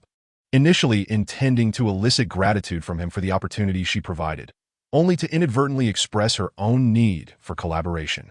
Xu Rui mused, I didn't expect my mind to work so well. Yet, despite being trapped, she felt no anger. Rather, she was pleased, recognizing that Xine displayed commendable negotiation skills. Very well. Xu Rui decided to be forthright. From the moment she learned of the Sanhu Group's intention to collaborate, her heart had already acquiesced. As for the reasons behind her agreement and her choice to summon Xine alone for discussions, those remain known only to her. Chapter 26. The Rising Tigers. The collaboration between Juanxing Group and Sanhu Group was solidified, with an investment of $2 billion, granting Sanhu Group a 40% stake in Juanxing Group's real estate company. Neither Xu Rui nor Li Jie broached the subject of asset evaluation, as Xu Rui was clearly inclined to offer Xine a favorable deal. Given the accumulated brand value of Juanxing Group over the years, the actual assets far exceeded $30 billion, making it awkward for Xine to raise the issue. After all, The mere agreement to collaborate was already a significant concession. It did not linger at Juanqing Group, as more pressing matters awaited his attention. Thus, he politely declined Xu Rui's invitation for lunch and departed the premises, leaving Xu Rui in her office, pouting in frustration. It was worth noting that many had come to solicit an invitation to dine with her. Yet today, the president had lowered herself to invite a man, only to be turned down, much to the amusement of Wang Fong, who entered shortly after, laughing heartily. Wang Fong was a formidable presence herself, a close ally of Xu Rui, and they had been university classmates with a strong personal bond. Once Xu Rui took charge of Juanqing Group, her first order of business was to recruit Wang Fong from a well-established company, ensuring that their professional and personal lives were devoid of secrets. Xianyi's pressing concern was the arrangement for the 100 or so brothers selected by Huang Mang. Following the confrontation with San Hu Tang, Xianyi anticipated that Xiao Sun would undoubtedly seek revenge. Although no action had been taken against San Hu Group yet, Xianyi was aware that the previous assassin had been dispatched by Xiao Senator since he had shown a willingness to resort to lethal measures. Xianyi felt no obligation to be courteous towards him. While he detested killing, he loathed even more the idea of being in a passive position where he was constantly on the defensive. Therefore, he resolved to cultivate his own faction, one that could be summoned at will, ready for battle, and capable of victory. Xianyi intended to take the initiative. If Xiao Sun could control the entire underworld of Binhai, then Xianyi could too, not only to exert control but to reshape the landscape, transforming the underworld of Binhai and beyond into a formidable force for his revenge plans. The 100 individuals selected, while possessing some skills, were still far from Xianyi's aspirations. He required a cadre of elite fighters capable of matching the elite Tianjiao Warwolf Special Forces. Given that he was still uncertain of the strength of the enemies he would face in the future, rigorous training was paramount. He had already secured a location, a manor in the western suburbs of Longchuan, not far from his farm, which he had purchased, awaiting the arrival of this group to commence training. Upon arriving at the manor, Xianyi found the open area bustling with activity. Huang Mang had received his instructions and gathered all 100 individuals in anticipation of Xianyi's arrival. As Xianyi stepped into the manor, the previously raucous atmosphere fell silent, the gathered crowd showing deep respect for the new leader of San Hu Tang, tinged with an undercurrent of fear. Many had witnessed Xianyi's formidable prowess in the headquarters of San Hu Tang, where he had effortlessly disarmed several skilled fighters, left Hong Tianyu bloodied, and even managed to evade gunfire while discreetly eliminating Yin Xinli. His strategic acumen had averted disaster in the face of an onslaught from Liu Fei and his associates, leading many to regard him with awe. Satisfaction washed over Xianyi as he surveyed the group. They held potential to become a formidable force. With proper training, they should easily handle the typical rabble of the underworld. After scanning the crowd, Xianyi began to speak. Brothers, the purpose of gathering you here is that San Hu Tang has established San Hu Group to safeguard your interests. Initially, we hope to allow you all to live peaceful lives. He paused deliberately to gauge the crowd's reaction. Sure enough, whispers rippled through the assembly. Are they looking for trouble with San Hu Tang again? Do they think we're easy to bully? Who is blind enough to provoke us? Let us take them down. Yet, some believed that the brothers of San Hu Tang had grown timid, even daring to claim they would annihilate San Hu Group. Such audacity is intolerable. I want to ask, brothers, do you agree? Who dares to be so arrogant? Don't worry, boss. We'll go and take care of him right now. Yes, let's take him out. The crowd erupted in fervent agreement, their spirits ignited. Cini possesses an extraordinary talent for rallying the spirits of his comrades, igniting their fervor as if conjuring it from thin air. Should the authorities witness such a scene, they might easily presume that a gang confrontation is imminent. As Cini raised his hand to quell the crowd, he resumed with a determined tone. Thus, our San Hu Group requires the support of each brother to safeguard our interests, ensuring that every member reaps the rewards they deserve. A resounding cheer followed, echoing the sentiments of the gathering. I instructed the second-in-command to select 100 elite individuals from among the brothers. Henceforth, the critical duty of protecting the San Hu Group rests upon your shoulders. To enhance your combat effectiveness, I shall personally oversee your training. A chorus of excitement erupted as the crowd realized they would be trained by their revered leader, an honor beyond compare. However, I must forewarn you, training will be merciless. You are about to endure trials that ordinary individuals cannot fathom. Should anyone wish to withdraw at this moment, I will not compel you. Step forward if you choose to leave. Sini's tone grew increasingly grave, recognizing that these individuals were accustomed to a life of leisure, and he needed to acclimate them gradually. The atmosphere shifted to one of solemnity, with silence enveloping the crowd as they cast furtive glances, eager to see who might falter. Predictably, no one stepped forward. They regarded being chosen by the leader as a point of pride, and none would readily relinquish such esteem. Even if the training proved arduous, they were willing to endure, knowing that in the future they could boast of having been trained by the leader, a distinction that would elevate their status among their peers. After a brief pause, Sini spoke again.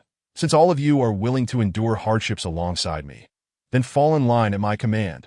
The sound of shuffling footsteps persisted for 3 full minutes as the 100 men formed a haphazard line, their heights and alignments uneven, with some still bewildered, glancing about in confusion, likely unaware of the significance of forming ranks.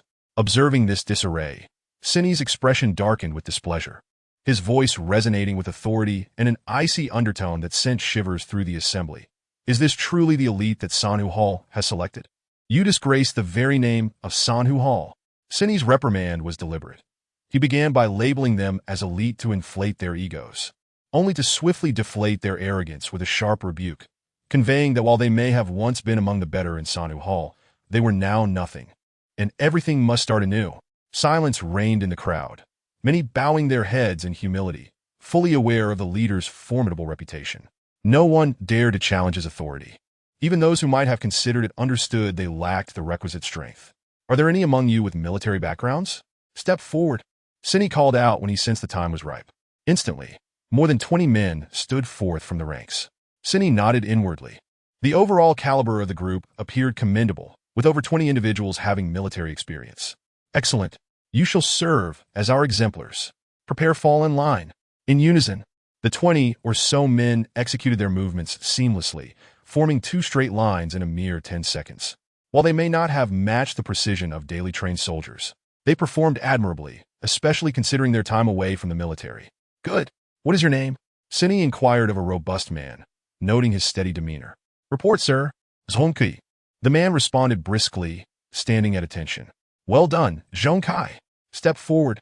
Zhongkai advanced, awaiting further instructions. You will lead the formation exercises today. I expect to see a proper company before dinner. Yes, sir. Zhongkai replied, saluting Dini. As Huang Mang walked alongside Sini out of the estate, he turned to inquire, Third brother, are you planning to train them as if they were a military unit? Sini replied with a slight smile, Indeed, second brother. These fellows are far too disorganized. They lack the collaborative spirit necessary for teamwork. They may manage against ordinary thugs, but when faced with a formidable adversary skilled in coordinated combat, they would be utterly overwhelmed. What do you intend to train them for? Huang Mang asked, puzzled. Having his own military background, he understood the advantages of cohesive teamwork, but he questioned the necessity of forming a disciplined unit to operate in the underworld. He could not fathom Sini's true intentions. Rest assured, second brother, there will come a time when their skills will be indispensable. Perhaps with these 100 brothers, we could dominate the entire coastal underworld. And beyond, Sini mused, gazing thoughtfully into the distance. Huang Mang silently marveled at his third brother's potential. Would the Sanhu group indeed flourish under his leadership? Before dawn on the following day, over 100 individuals had already gathered in the open space. Sini stood sternly before the assembled group, though some grumbled reluctantly as they crawled out of their beds. The sight of their leader silenced their complaints, and they quickly adopted a more spirited demeanor. I understand that some of you harbor grievances, but a unit must adhere to discipline. Regardless of the hour, whether it be midnight or amidst storms, commands must be executed without fail. For you are now a military unit. You are all soldiers. I hereby declare that our unit shall be known as the Beng Hulian. Huzzah! Beng Hulian! The crowd erupted in fervor. Next came the process of electing squad leaders based on merit. Pairs would engage in combat, with the defeated stepping aside and the victors continuing until only 10 remained, designated as the leaders of the 10 squads. The 10 leaders would then face off until only 1 remained, who would serve as the deputy commander, while Sini would temporarily assume the role of commander himself, as he had yet to identify a suitable candidate. This selection process was purely based on skill, so no one voiced dissent. The battles continued throughout the day, and while some sustained injuries, Huang Mang had prepared accordingly. This unit was not only provided with a dedicated kitchen and nutritionist, but also had access to medical personnel and equipment, ensuring that minor injuries could be treated on site. They were in essence a regular military force. Ultimately, Zhong Kai emerged victorious, and Cini appointed him as the deputy commander to oversee training in his absence. Though the results might not be as stellar, Zhong Kai had earned his position through genuine merit, and thus, everyone was willing to follow his training directives. Thus, a private force under the Sanhu Group, or more specifically, Cini's command, was established. Chapter 27. The auction Li Jie was to return to Jingping Island, as Leng Qinxiu had sent her directives to undertake a mission. Though the two shared a heartfelt farewell, how could children of the underworld indulge in such fleeting moments? The night before her departure was filled with passionate embraces, and they did not succumb to slumber until 5 in the morning. When Cini awoke, Li Jie had already departed at some unknown hour. Now, Cini found solace in deep, uninterrupted sleep each night, as the once overwhelming fear of solitude had dissipated with Li Jie's presence. Leaning languidly against the headboard, a sense of emptiness began to creep in. The room was filled with traces of Li Jie, yet she was now 1,000 miles away. The life of an assassin follows no predictable pattern for a singular objective. One might toil for an entire year, leaving Cini uncertain of when he might reunite with Li Jie again. I hope this is the last time. Last night, Li Jie wept as she vowed to cold Qinxiu that after this mission, she would retire and wholeheartedly embrace her role as XNE's wife. However, XNE understood the tremendous difficulty of extricating oneself from an organization. After a moment of disordered contemplation, XNE got dressed and rose from bed, for there was an important matter awaiting him today. Xu Rui had already informed him about the auction of the properties left over from the Century Spring project. Upon arriving at the headquarters of Jianxing Group, he found Xu Rui eagerly waiting. With a graceful drift, his luxury SUV came to a halt right in front of her vehicle. Xu Rui shot him a fierce glare and exclaimed, "Why are you so tardy?" XNE scratched his head sheepishly and replied, "Apologies, I overslept. I must have been up to mischief last night." Xu Hui retorted, her face flushing as she realized she had overstepped. After all, she was not in a position to chastise him. She quickly masked her embarrassment and urged, "Get in the car already." With that, she hopped into the passenger seat. XINE took the driver's seat and started the engine. Xu Rui's vehicle was a striking red Lamborghini, a hue that made XNE quite uncomfortable. It seemed absurd for a man of stature to be driving such a flamboyant car. Xu Rui sat beside him, fuming in silence. To break the oppressive atmosphere, XINE deliberately asked, "So, is it just the two of us today?" "Of course not. Do you think everyone else is as tardy as you?" "The staff has already left. If it weren't for waiting on you, I wouldn't have lingered here for so long." Xu Rui snapped, still in a huff. Fortunately, the Lamborghini's performance was exceptional, and XINE drove at breakneck speed, causing even the typically fearless Xu Rui to sweat with anxiety. They arrived at the auction venue just 5 minutes before it began and hurried inside. This auction was essentially a bidding event, attended by relevant city government officials due to its significance. Only a select few real estate companies qualified for participation, including Jianxing Group, 2 local firms, and 2 from other cities. XINE and Xu Rui took their seats, and no sooner had they settled in than a commotion erupted behind them. Turning around, XINE beheld a rotund man with a face full of bluster, berating one of his subordinates amidst the Gold Dragon Group section, utterly oblivious to the discomfort he caused others. As was customary, the proceedings commenced with a series of lengthy speeches devoid of substance, extolling the virtues of local economic prosperity and urban development. The auction officially began with the auctioneer presenting an introductory film for one of the properties, announcing the starting bid. With increments of 50 million, each company had conducted thorough analyses and valuations prior to the auction, ensuring that bidding remained within reasonable bounds. Once the bidding reached the estimated values of the companies, no further increases were made. The first 2 properties were claimed by the local and external firms. Jianxing Group's targets were properties number 3 and 5, both of which had immense potential for appreciation, making them the primary objectives. When it was finally time for property number 3, Jianxing Group initially refrained from bidding. A local company and Gold Dragon Group frequently raised the stakes, starting at 1.6 billion and quickly escalating to 2.1 billion. Jianxing Group had valued property number 3 at 2.5 billion, and Xu Rui was poised to make her decisive move. As the bidding reached 2.3 billion, the local company withdrew, and the rotund man from Gold Dragon Group smirked, seemingly victorious. Just as the auctioneer was about to hammer down the gavel, Shu Rui finally raised her paddle, her clear, unembellished voice ringing out. 5 billion. Excellent. Juanxing Group bids 5 billion. Is there a higher offer? Any further bids? The auctioneer, seemingly invigorated, continued to chant. The rotund man shot a venomous glance at Shu Rui, but ultimately refrained from raising his paddle again. The property was secured for Juanxing Group at 5 billion. For property number 4, neither Juanxing Group nor Gold Dragon Group placed bids, which allowed it to be acquired by an external firm.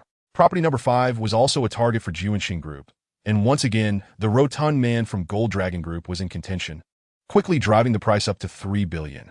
Shu Rui remained composed, not yet raising her paddle. Soon, the local company conceded. In terms of capability, neither could rival Juanxing Group, especially with the additional 2 billion investment from Sanhu Group. 3 billion was clearly their limit. Finally, Shu Rui raised her paddle, boldly declaring 2 billion. The rotund man was perturbed, questioning why Juanxing Group was consistently challenging him. However, his reasoning was flawed. Market analyses were largely similar across firms. If a property was deemed valuable by one, it was likely perceived the same by others. Although other properties had lower appreciation potential, their lower prices attracted smaller firms lacking substantial capital. As a formidable corporation, Juanxing Group aimed for properties with both high transaction prices and significant appreciation potential. Grimacing, the rotund man raised his paddle once more. 25 billion. His voice trembled, for each increment represented a significant loss. 4 billion, came Shu Rui's unaffected, clear response. The auctioneer was in a frenzy. Excellent. Juanxing Group bids 4 billion. 4 billion. Is there a higher offer? 4 billion. First call. 4 billion. Second call. The rotund man wiped the sweat from his brow, finally raising his paddle again, his voice strained. 45 billion. He seemed to shout, then nervously glanced toward Shu Rui. Even he could discern that this was the rotund man's last stand. Any further increase would force him to concede. Naturally, Shu Rui would not pass up such an opportunity. Property number 5 was valued at 7 billion, and securing it for 5 billion would be a coup. 5 billion, she announced. The rotund man was utterly defeated. Both prime properties had been acquired by Juanxing Group, while the other 3 companies each secured one property. Only Gold Dragon Group's representative was left empty-handed. Angrily, the rotund man stormed out, casting a final venomous glare at Shu Rui, a sight that only witnessed. As the rotund man exited the auction venue, he spat in frustration, cursing, "Damn, competing with me, Gold Dragon? Let us see if you can actually build it." After completing the necessary formalities, the group exited the auction venue.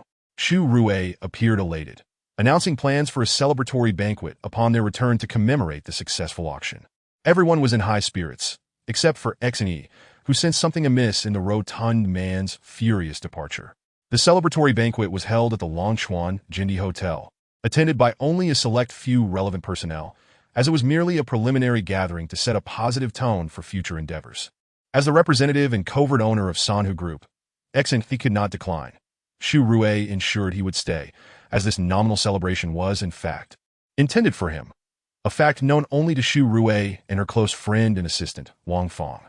Wang Fong possessed an acute understanding of Shu Rui.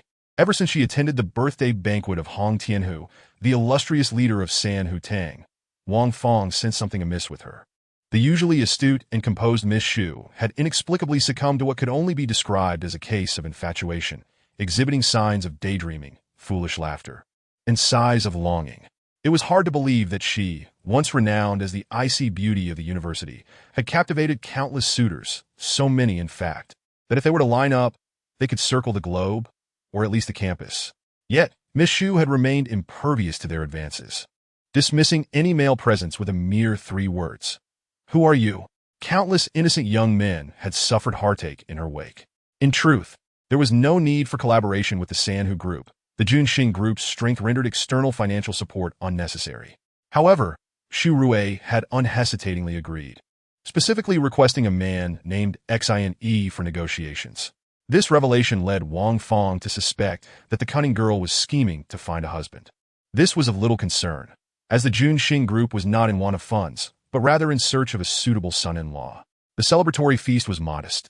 consisting of a single table set for the personnel associated with the auction that day, including representatives from the San, who group stationed at the Junxing Group. Wang Fong was also present, serving as the assistant general manager of the Junxing Group, positioning her as a significant authority figure. Throughout the evening, Wang Fong encouraged her subordinates to toast XNE, as alcohol often served as a catalyst for romance, and with Xu Rui's stunning beauty, it was conceivable that XNE might become intoxicated enough to sweep the captivating Miss Xu off her feet. What a delightful outcome that would be. Contemplating this, Wang Fong cast a mischievous smile at Xu Rui, who, fully aware of Wang Fong's intentions, shot her a fierce glare but refrained from any further response. It seemed that, deep down, she too harbored a hope akin to a long-awaited rain during a drought. Wang Fong mused quietly.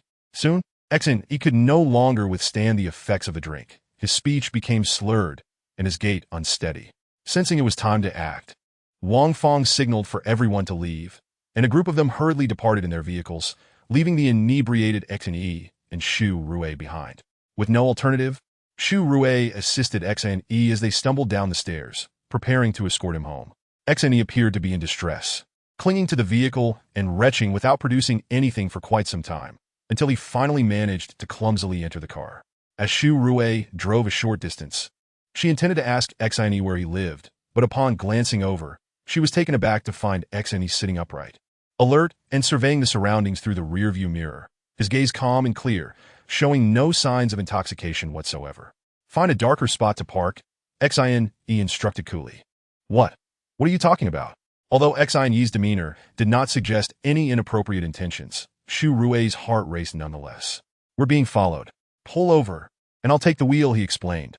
Eventually, they stopped in the shadow of a building. Just as Xu Rui was about to exit the car, XNE seized her arm and commanded, "Don't get out. Recline the seat and move to the back." Given the low profile of the Lamborghini, they had no choice but to crawl into the rear seat to switch places. The limited space inevitably led to physical contact, causing Xu Rui to feel a wave of nervousness, her cheeks flushing crimson, a fortunate occurrence in the darkness. Once they had switched positions, her heart continued to race as she sat there, lost in thought. What are you daydreaming about? Buckle your seatbelt. XNE's calm voice jolted her back to reality. She hastily fastened her seatbelt, pouting slightly in response, thinking, why so stern? Lacking in romance. At that moment, XNE had no thoughts of Xu Rui's musings. He was uncertain whether the followers were targeting him or her.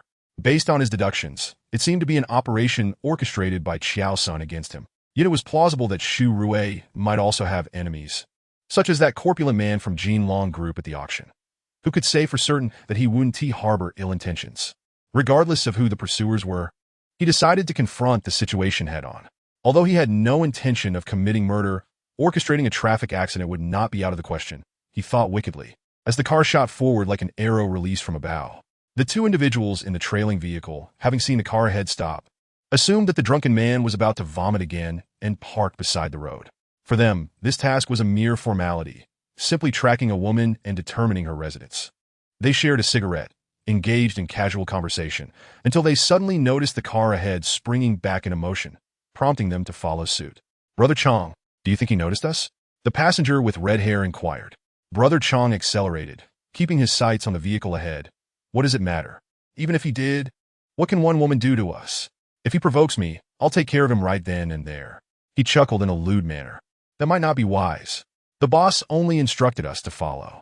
If something goes wrong, it won't be easy to explain. The red-haired man expressed concern.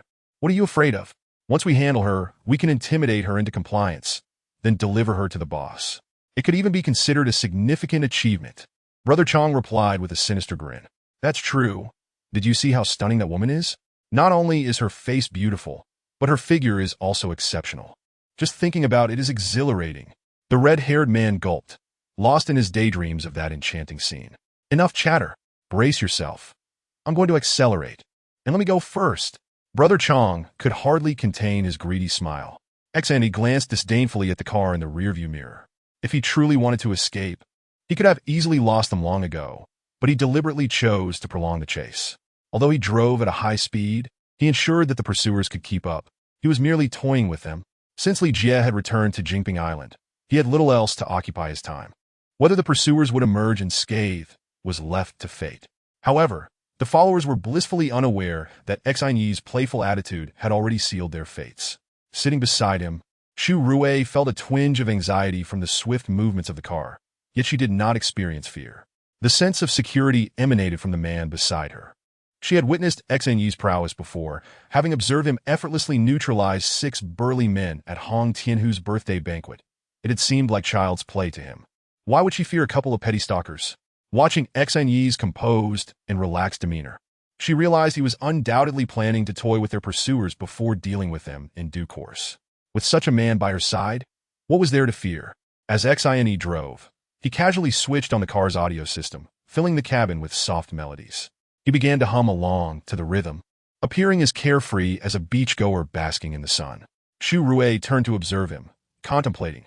Now this is a true man, unflappable in adversity, calm in crisis, treating heavy burdens with ease, unflinching even in the face of calamity.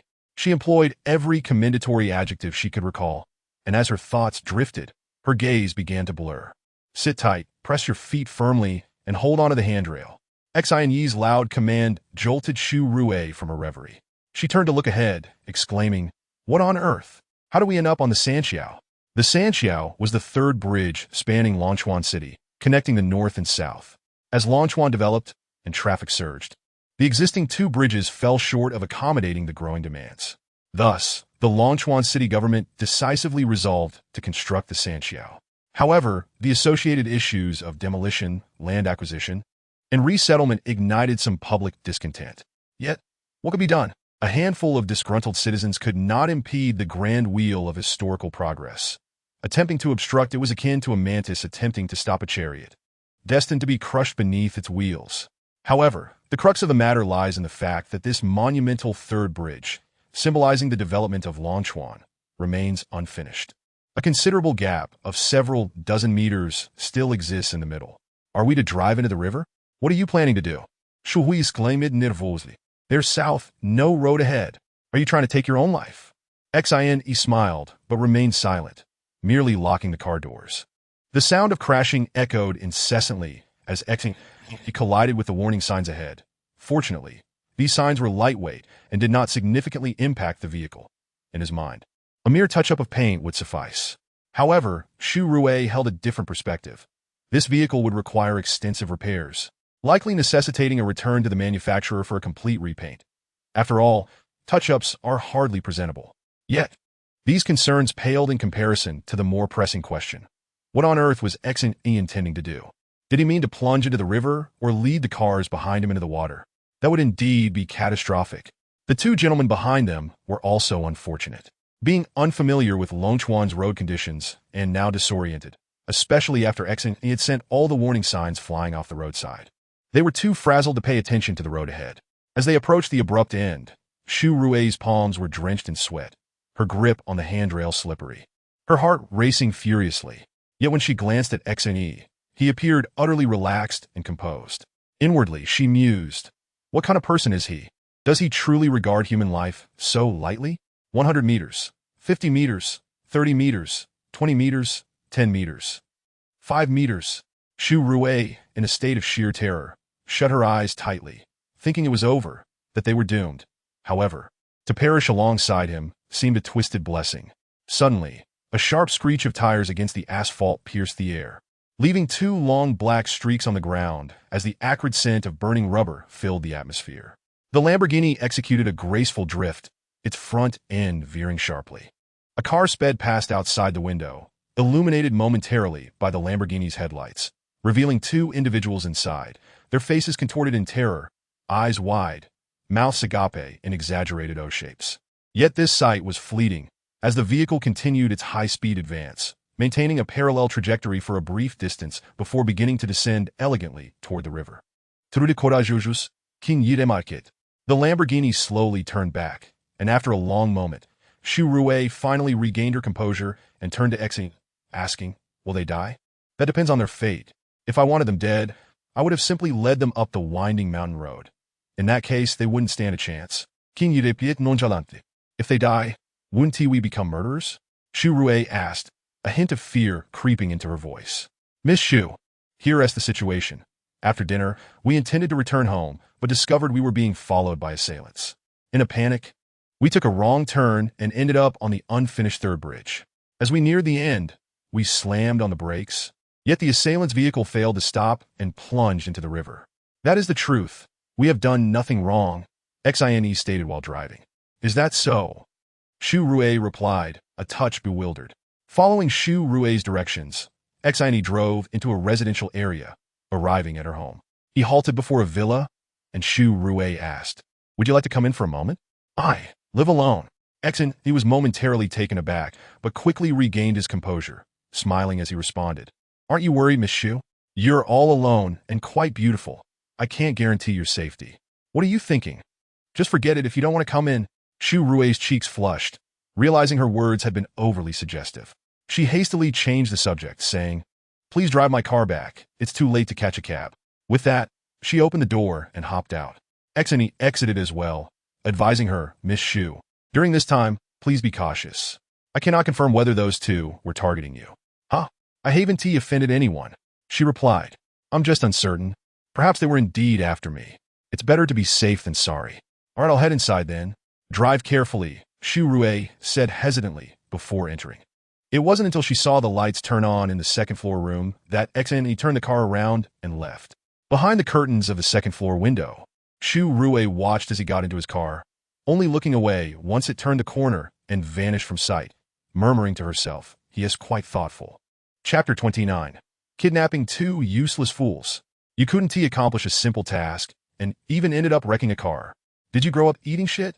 In H City, at the Jinlong group, Gao Jinlong raged at Changgu and Hong Mao, who hung their heads in shame, feigning submission while internally grumbling. They nearly lost their lives, and he is only concerned about his damaged vehicle.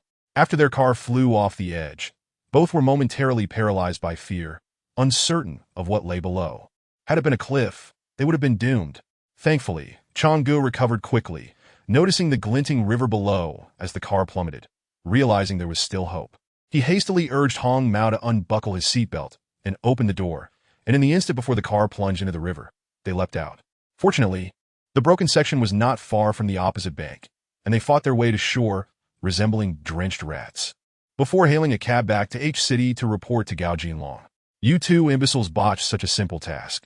Now tell me what you intend to do about it," Gao Jinlong said ominously. Changgu and Hong Mao shivered at his words, well aware of his ruthless reputation. Having risen from a criminal background to amass wealth through business endeavors, he sought to cleanse his image, yet his inherent ruthlessness remained unchanged. He still surrounded himself with thugs, employing both soft and hard tactics as necessary. This was Gao Jinlong's customary approach. If he desired to eliminate them, it would be child's play. A simple stone thrown into the river would suffice. Trembling, Changgu and Hong Mao fell to their knees, pleading, "Dragon Lord, please grant us another chance. We will certainly capture that woman for you."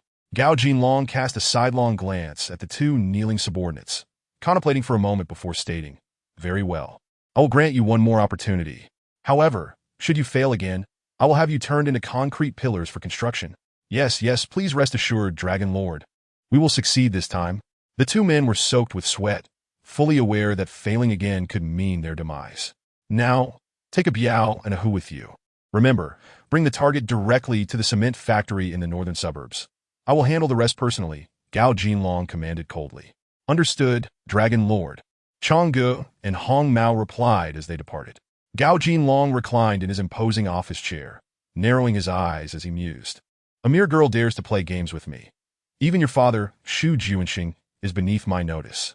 He then directed a nearby aide, "Find lawyer Zhang and have him draft a transfer agreement." He arrived first at Ben Hulian to survey the area. He found Zhong Kai's training methods rather unsatisfactory, merely adhering to conventional military training protocols. Following such a regimen would hardly yield elite soldiers. However, he could not personally oversee training every day, as the operations of San-Hu Group had begun to show promise, requiring his direct involvement in numerous matters. He needed to find a capable individual without delay. Otherwise, this batch of talent might well go to waste. Frowning, Xine left the training ground.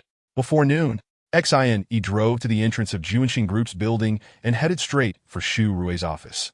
However, in the corridor, he encountered Shu Rue's secretary, who appeared flustered and anxious.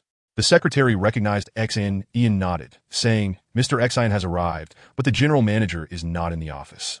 Oh, where has General Manager Shu gone? XN. Ian inquired, noticing the secretary's distress. Well, Mr. XN, the secretary hesitated, clearly weighing whether or not to disclose the matter to XN. Observing the secretary's expression, XN. Felt a stir in his heart and remarked, Not only are General Shu and I business partners, but we are also good friends. I have come today to return her car. As he spoke, he waved the car keys in his hand. Only then did the secretary respond. The general manager and assistant Wang have gone to the number 3 site for an inspection. Workers are moving in today, and they went to assess the situation. However, they have not yet returned. This morning, a client came to see the general manager, but I've been unable to reach her by phone as it is turned off, and the same goes for assistant Wang. The person I sent to find them has yet to return. Alas, I truly do not know what to do. At that moment, the elevator doors opened, and a young man, drenched in sweat, rushed over, exclaiming, Secretary Lee.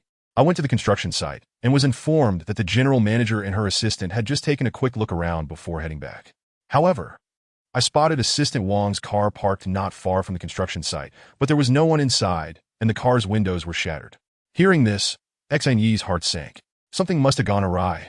It turned out that the stalking from last night was indeed directed at Xu Rui. But who could the assailants be? Suddenly, XIN recalled the sinister glare of the corpulent man from Jinlong Group at yesterday's auction. Yes, Jinlong Group. Without hesitation, XIN dashed into Xu Rui's office, seized the phone from the desk, and dialed a number. The line rang once before being answered by a deep, hearty voice. Xiao XIN. What is the matter? Third brother, I need your assistance to investigate a certain individual, a portly man from Jinlong Group in H City. I suspect he may be the owner. I need to ascertain where he might hold a kidnapping victim. XIN hurriedly explained. All right, give me 20 minutes, came the succinct reply before the call ended. Left with no choice, XIN waited in Xu Rui's office, feeling increasingly anxious. He pondered that perhaps it was time for him to acquire a mobile phone. He had long resisted the device, not only due to the potential exposure of his whereabouts during missions, but also because he preferred tranquility, disliking disturbances at all times and places. However, it seemed that such a device could indeed serve beneficial purposes. For instance, he could accomplish much in the 20 minutes of waiting. After a little over 10 minutes, the phone rang. XIN picked up the receiver, and third brother informed him. The owner of Jinlong Group in H City, Gao Jinlong, is indeed a portly man with a bloated face and large ears. He hails from the underworld and is ruthless. With at least 10 murders to his name, he conducts his illicit dealings in 2 locations. The basement of the Gushin nightclub in H City, which serves as a punishment site for unruly women, and an abandoned cement factory in the northern suburbs of H City, where he typically punishes rivals. Thank you, third brother. XIN responded before hanging up the phone and rushing downstairs. He never doubted the intelligence provided by third brother. He represented the most authoritative intelligence agency. Although XIN was unaware of the sources of third brother's information, he trusted that he possessed an extensive and detailed intelligence network, as evidenced by the flawless information he had supplied over the past decade. Without delay, XIN jumped into his high-end off-road vehicle and sped towards H City. At the entrance of the abandoned cement factory in the northern suburbs of H City, a white van came to a halt. A red-haired man stepped out and promptly opened the factory's gate, allowing the vehicle to enter. At the bend on the side of the factory, a taxi quietly parked, and a man resembling a laborer exited the vehicle, which then turned around and left. Inside one of the abandoned factory buildings, the red-haired Ma Xu Rui was well aware that Gao Jinlong had come for those 2 properties. However, how could she possibly relinquish such infinitely appreciating assets so easily? Given the current circumstances, outright refusal would undoubtedly invite calamity. The only viable strategy was to buy time, hoping that fate would intervene and someone would discover that she and Wang Fong were trapped here. Pretending to ponder deeply, Xu Rui replied, It is not impossible to transfer the properties to you, but I lack the authority to determine the price. It must be submitted for board approval.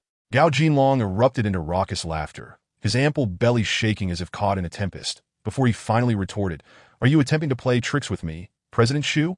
Do you think I am unaware of the situation at Jiuanxin Group? Who doesn't know that it is solely your father's enterprise? After uttering these words, Gao Jinlong's expression darkened, and he ominously declared, You need not concern yourself with the pricing. I have already said it. 10 billion for building 3 and 15 billion for building 5. I have brought the transfer agreement. What say you, President Xu? Shall we sign? Is that so? Let me see it. Xu Rui responded with calm poise, extending her hand. This unexpected demeanor left Gao Jinlong bewildered. He had anticipated either a furious outburst from Xu Rui or her frightened silence. Instead, she maintained a serene composure, which led him to conclude that she was not as simple as she appeared. Nevertheless, Gao Jinlong felt no apprehension regarding her potential machinations. After all, he had them firmly in his grasp. What could a formidable woman do? He stepped forward confidently, handing the transfer agreement to Xu Rui. At that moment, Wang Fong, who had been standing nearby, suddenly kicked Gao Jinlong squarely in the groin.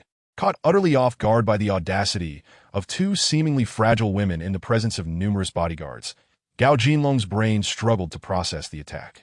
By the time he registered what had happened, his corpulent form was already bending in response to the overwhelming pain. In that instant, Xu Rui seized his collar and yanked him forward, causing his hefty body to topple to the ground in a disarray of flesh and dust. The bodyguards, taken aback, were unprepared for such a turn of events. Typically, one would expect two kidnapped women to tremble like lambs awaiting slaughter. Yet, who would have anticipated their sudden rebellion? By the time the guards reacted and rushed to intervene, Wang Fong had already pinned Gao Jinlong's head to the ground, a small metallic tool pressed against his carotid artery. One step closer, and I will plunge this in, she shouted fiercely. Gao Jinlong, lying prostrate on the ground, found himself in an utterly humiliating predicament. Once a formidable figure, now subdued by two seemingly weaker women in front of a crowd of bodyguards. Dust filled his eyes, nose, and mouth, rendering him a picture of disarray, compounded by the chilling sensation of the object at his throat. Although he was unaware that the object was merely a pair of tweezers Xu Rui typically used for grooming, he preferred to believe it could pierce through his flabby flesh. Thus, he had no choice but to utter, "Do not come any closer." In truth, the tweezers had been stealthily pocketed by Xu Rui while she was in the car, making a call to alert the authorities. It was not that she had no desire for something more lethal. Rather, there was nothing else available. This was the only metallic item in her possession. After being confined in this room, Xu Rui and Wang Fong had conspired that escaping unscathed was impossible. Perhaps a desperate gamble would offer a glimmer of hope.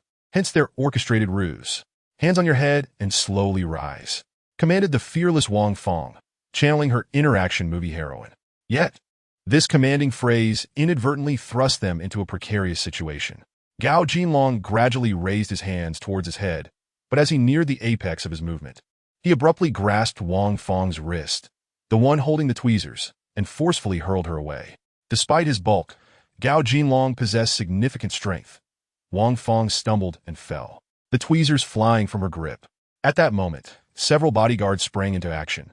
Two restrained Xu Rui and Wang Fong, while the others hastily assisted Gao Jinlong to his feet. The disgraced Gao Jinlong spat on the ground in frustration, delivering sharp slaps to the faces of several bodyguards, exclaiming, "Useless wretches! I'd be better off raising a dog." Observing the bodyguards being reprimanded, Hong Mao reveled in their misfortune, thinking it served them right for their usual arrogance. Eager to please, he fetched a dusty chair, wiped it down with his sleeve, and presented it to Gao Jinlong, saying, "Here, Dragon Lord, please have a seat." After the commotion, Gao Jinlong, exhausted, glanced at the chair and sat down with a thud. Crack. Whether due to his excessive weight or the chair's decrepit condition, he found himself tumbling to the ground once more. Hong Mao, aghast, rushed to assist him, continuously apologizing. "I'm sorry. Dragon Lord, I'm so sorry." In a fit of rage, Gao Jinlong kicked at Hong Mao, who rolled away in a desperate attempt to escape, taking a considerable time to recover. Once he had vented his frustration, he leaned toward Xu Rui and menacingly declared, "You two will face the consequences for your defiance. Let's see how tough you truly are, whether you can withstand my brother's strength." Ha! He then instructed the bodyguards, "You lot, see to it that these two are made comfortable," taking turns to attend to them. With that, he exited the room, not wishing to confront them personally, as Wang Fong's earlier kick had left him in agonizing discomfort, likely requiring days of rest before he could regain his full capacity. He muttered a curse under his breath. They'd gotten off easy. Inside, the bodyguards were elated. They typically dealt with less appealing clientele, and now they found themselves in the company of two captivating women, their mere presence enough to incite drooling anticipation. Unable to contain their excitement, they began tearing at the women's clothing, while Xu Rui and Wang Fong fought desperately against their advances. Yet, two frail women stood little chance against a pack of ravenous wolves, and soon the sound of tearing fabric filled the air. As Gao Jinlong stepped outside, he lit a cigarette, but just as the flame flickered to life, a sudden gust of wind extinguished it. Before he could comprehend what was happening, a powerful fist struck his ample face with a resounding thud, and he fell to the ground without uttering a sound. Inside, as Xu Rui and Li Jie braced themselves for the imminent assault, the sound of ripping fabric echoed ominously. Just as the wolves prepared to revel in their victory, a commanding voice boomed from the entrance. "Xiao Yu, I'm coming. I'll kill you bastards." Following this declaration, a man resembling a laborer lunged into the fray like an enraged leopard, delivering crushing blows to one of the bodyguards holding Wang Fong, swiftly pulling her behind him. His eyes narrowed in fierce determination. "Xiao Yu, I'm sorry. I won't let anyone bully you again." The sudden turn of events momentarily startled those inside. But upon realizing that their assailant was merely a laborer, they exchanged disdainful glances and approached him with confidence. Surely, even if one of their number fell, the remaining 9 could easily subdue him. However, they had gravely underestimated his capabilities. Before they could encircle him, he leapt into action, his fists flying with remarkable speed, swiftly incapacitating 3 of them. "Don't move. Let us see whether your fist is swifter than my bullet." A man, sensing the dire situation, hastily drew his weapon, aiming it at another. "Go on, shoot. Blink once, and I shall no longer be known as Qin Dali." The man exhibited no fear, defiantly gesturing to his left chest. "If you have the courage, aim here." At that moment, the heavy front door was suddenly flung open with a resounding crash, and a black SUV charged in like a raging bull. Before the vehicle even came to a stop, a tall figure leaped out, swiftly closing the distance with a few agile strides. With a flick of his right hand, the gun held by the bodyguard clattered to the ground. A gleaming knife embedded in his wrist, its hilt still quivering. The onlookers were left bewildered, unable to comprehend what had transpired. The sheer prowess on display rendered them utterly dumbfounded. "Qin, you have finally arrived," Xu Rui cried out, tears streaming down her cheeks. "Yes, Director Xu. I regret that I was not swift enough to reach you sooner," Exeni replied, unconcerned, as he draped his outer coat over Xu Rui's shoulders. He then turned to face Qin Dali. "It appears we meet again. This time, I owe you my gratitude. And no need for thanks. I am grateful to you," Qin Dali stammered, taken aback by Xianyi's unexpected arrival and his timely rescue. "If you wouldn't mind, could you lend your coat to Assistant Wang for the moment?" Xian gestured towards Qin Dali's back. "Assistant Wang?" "Oh, certainly." Qin Dali quickly removed his coat and handed it to Wang Fong, who felt a wave of embarrassment under his gaze, mistakenly believing he was scrutinizing her for an unintended exposure. She swiftly turned away to don the coat, prompting Qin Dali to exhale a sigh of relief as he turned back around. Suddenly, a heart-wrenching scream pierced the air. A man had stealthily drawn his gun during the chaos, aiming for Xianyi's nape. Yet, as if he possessed eyes in the back of his head, Xianyi deftly tilted his head away from the gun's line of fire, seized the assailant's wrist with his left hand, and with a swift motion of his right, severed the arm, the bone grotesquely protruding through the flesh. "If you wish to live, do not move," Xianyi uttered coldly, his words as chilling as ice, instilling fear in the hearts of those present. "Director Xu, Assistant Wang, please proceed to my vehicle," Xianyi instructed, then leaned closer to Xu Rui, whispering, "Call the police." Xu Rui cast a glance at Xianyi before departing with Wang Fong, while Qin Dali's gaze lingered on Wang Fong until she vanished from sight. You there? Drag Gao Jinlong in," Xianyi commanded 2 bodyguards. The guards complied without hesitation, for defiance against such a formidable presence was unwise. He showed no fear of firearms, and should he feel aggrieved, he could easily take their lives. In no time, the unconscious Gao Jinlong was brought in. "Throw him on the ground and fetch some water," Xianyi ordered. Gao Jinlong was unceremoniously tossed to the floor, and the guards hurried off to find water. Eventually, they returned with a broken flower pot filled with filthy water, gathered from a muddy puddle outside, an act of mercy considering it was not urine. The murky liquid splashed onto Gao Jinlong's vividly painted face, a brutal reminder of Qin Dali's earlier blow, akin to a botched cosmetic procedure.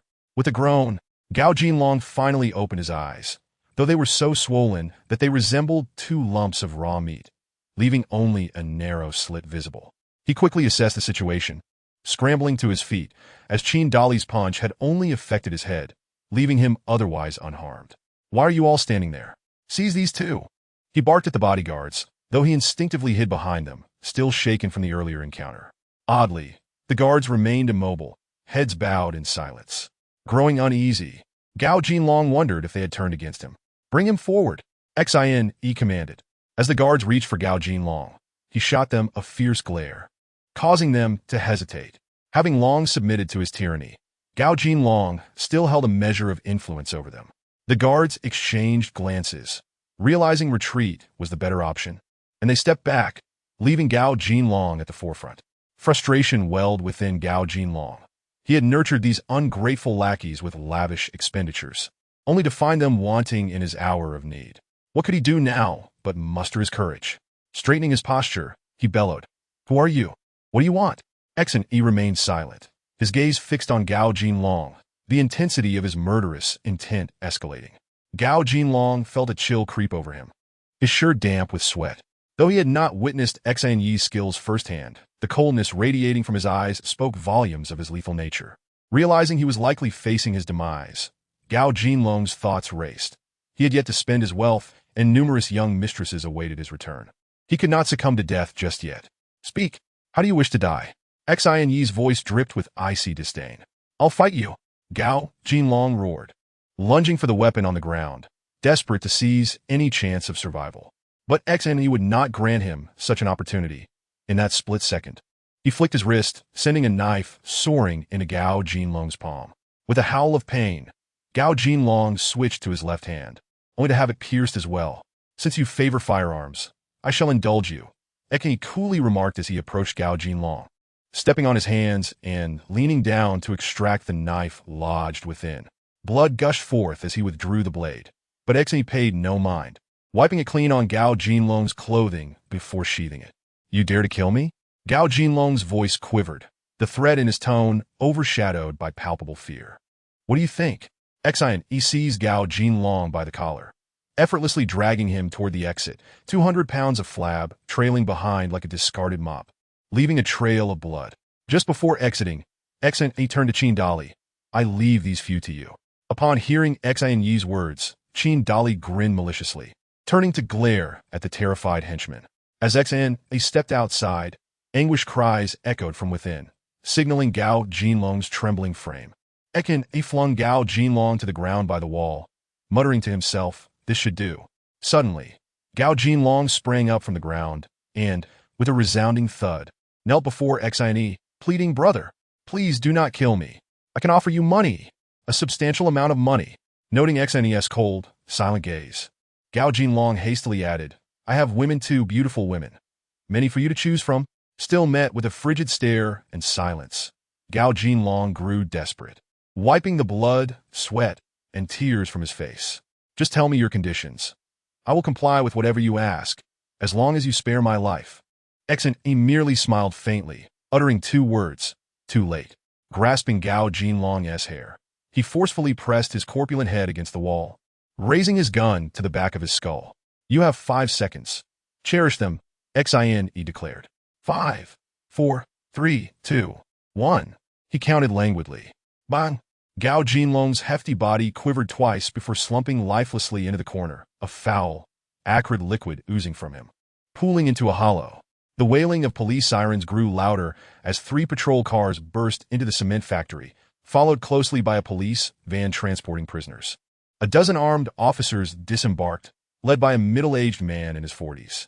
Noticing the scene, Xu Rui hurriedly exited her vehicle to greet him, calling, "Uncle Li, Xiao Rui, where are the bad guys?" The middle-aged man swiftly scanned the area, spotting only Gao Jinlong slumped against the wall. "That one over there is the mastermind. The others are inside the building," Xu Rui explained. "Xiao Wang, take a few men inside and bring out everyone in there," he commanded, then turned to Xu Rui, asking, "Xiao Rui, are you all right?" "I'm fine, luckily he arrived just in time." Xu Rui smiled and gestured towards Xin Yi, calling, "Come here for a moment." "Boyfriend?" The middle-aged man inquired with a smile before Xin Yi approached, revealing an amusing side to even a seasoned policeman. "Truly, It seems that the world is full of such curious characters. Shu Rui chuckled noncommittally, her gaze towards Xine brimming with warmth. Xine, this is Uncle Lee, the captain of the H City Criminal Police Team. Uncle Lee, this is Xine, Shu Rui introduced. After a brief handshake, Captain Lee exchanged a meaningful glance with Xine, who chose to ignore it. The bodyguards from within were dragged out, though it was more accurate to say they were forced out, as none could stand upright. Finally, Qin Dali was seen being escorted out by 2 officers. One officer reported to Captain Lee, "Boss, this guy is brutal. He left these men unrecognizable. He was still beating them when we entered. They'll all need to go to the hospital." Xiao Rui, who is this person? Captain Lee inquired. He is a good man. He acted bravely, Shu Rui replied. Oh, Captain Lee responded, turning to Qin Dali. Did you do this to all these people? Yes, I did, Qin Dali declared, puffing out his chest in pride as he glanced at Xine. Impressive. Have you had training? Captain Lee pressed further. Qin Dali remained silent. I'm asking you a question. Answer me. Captain Lee raised his voice authoritatively. Still, Qin Dali remained mute, glaring defiantly at Captain Lee. Sensing the tension, Xine stepped in to mediate. Uncle Lee, he is my friend, recently out of the military. Oh, recently discharged from the military? Captain Lee took a couple of steps closer, circling around Qin Dali. Young man, what is your name? Which unit were you with? You have quite the skills. His tone softened considerably. Qin Dali looked at Xine, who nodded encouragingly, before responding, Qin Dali. From the Tianjiao Wolf Special Forces. Good. Excellent. You truly embody the spirit cultivated by the military. You have a sense of justice. Young man, thank you. Captain Lee's voice turned genuinely appreciative. Boss, this fat man has passed out, and he reeks terribly. To have such a coward still engaging in criminal activities at his age, it's disgraceful. 2 officers dragged the unconscious Gao Jinlong over, one murmuring to Captain Lee. Captain Lee glanced at Gao Jinlong, exclaiming, this scoundrel has finally fallen into my hands. This time, we have both the man and the evidence. Let us see how he can evade justice. Xiao Wang, get him in the car. Dismissed. Captain Lee was elated. It seemed certain that Gao Jinlong would face charges, having eliminated a menace from H City. In this case, would add a significant chapter to his career as a criminal investigator. Awaiting Gao Jinlong and his accomplices would be the full force of the law. Charges of kidnapping, illegal possession of firearms, and attempted rape were merely the beginning. If all went as expected, the police would uncover further evidence of his crimes, and the unfortunate Gao would likely spend the remainder of his ostentatious life behind bars. Chapter 32. Cartoon Shu Rui Dali. How did you end up there? On the road back to Longchuan, Xine asked Qin Dali, who was seated in the passenger seat.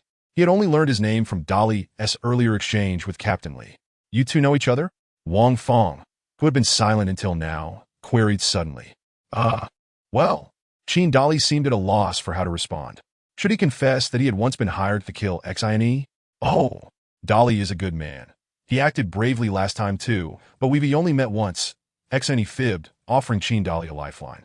Dali cast a grateful glance at Xine. Oh. The 2 girls in the back appeared to warm up to Qin Dali even more, though Shu Rui was left pondering the prevalence of such gallant acts. Was it possible that this was the legendary professional rescuer? A character akin to Spider-Man? I actually work at President Shu's company, the one at the construction site. Today, President Shu and Assistant Wang came to inspect, and I followed them secretly. When they left, I saw their vehicle just as it was intercepted. Qin Dali stammered through his explanation. Oh, why did you follow us? Wang Fong zeroed in on the inconsistency in his words, pressing for answers. And nothing. Dali stuttered in panic. So you have ulterior motives? Speak. Wang Fong feigned authority, though she genuinely believed Dali was a good person, especially after his earlier heroics. No, I didn't. Dali protested fervently, leaving Xine bemused at how the calm and collected assassin from that night had transformed into a bashful big brother, still trying to wriggle out of it. Oh, I see now, Wang Fong teased. You must think our President Shu is beautiful and have some ulterior motives, right? Come on, admit it. No, I followed you because of you. I thought you were Xiao Yu. Dali blurted out, revealing his unguarded thoughts. Wang Fong realized she had dug her own grave. However, being the assistant to the general manager of a significant corporation, she was quick to recover from her moment of embarrassment. She noticed the slip in Dali's words. Xiao Yu? Who is Xiao Yu? Do I resemble her? In truth, Wang Fong sensed something was off. When Qin Dali had rushed into the cement factory, He had called her by the name Xiao Yu and had shielded her protectively. However, amidst the chaos, she hadn't thought much of it at the time, but now it seemed rather significant. Thus, she too was eager to discern the identity of the Xiao Yu that Qin Dali had mentioned. Judging by Qin Dali's demeanor, this individual must hold considerable significance in his life, but what could their relationship be? Wang Feng secretly anticipated Qin Dali's response. Unfortunately, her curiosity went unanswered. Qin Dali remained silent, his head bowed, offering no further words, while only X and E, seated nearby, could catch a glimpse of the fierce man's reddened eyes. The atmosphere within the vehicle plunged into a profound silence as they sped along the expressway, with Longchuan now in sight. Xi and E first escorted Wang Feng home, as their current state rendered them ill-suited for a visit to the office. Wang Feng's residence was not far from Juanqing Group. After alighting, she cast a final glance at Qin Dali through the car window, yet he merely kept his head down. Only when Wang Feng turned to depart did he lift his gaze, gazing vacantly at her retreating figure. He then took Qin Dali back to the construction site. For migrant workers like him, the site was home. Xin speculated that the incident from last time, where he had failed to protect himself, had led to Qin Dali now scraping by with menial labor. However, with Xu Rui present, he felt it inappropriate to voice any concerns. At least he now knew that Qin Dali worked at Xu Rui's company, and he would naturally come to seek him out in the future. He found himself in dire need of someone like Qin Dali. After dropping him off at the entrance of the site, Qin Dali expressed his gratitude and turned away without a backward glance. At that moment, Xu Rui also exited the vehicle, taking her place in the passenger seat. Her eyes fixed intently on Xi, making him feel rather uneasy. Xi chuckled and remarked, "What is this? Do I appear to resemble a villain? Don't you have anything to say to me?" Xu Rui replied softly, "Your car's front is crumpled. Oh, just a minor issue. As long as it drives well, it's of no concern. Fortunately, this car is sturdy," Xi replied, deliberately changing the subject. "How did you know we were taken hostage? And how did you find out our location?" Xi then recounted the brief conversation he had with the secretary upon returning the car to Juanqing Group, omitting the detail that the location had been provided by San Gu, merely stating that it was uncovered with the assistance of the brothers from San Hutang. Qin Yi, after all, held a position as the leader of San Hutang, a fact Xu Rui would not question. "How long did it take you to travel from Longchuan to H City?" Xu Rui suddenly posed a rather perplexing question. Approximately 40 minutes, he answered. Xu Rui fell silent, yet a smile crept across her face.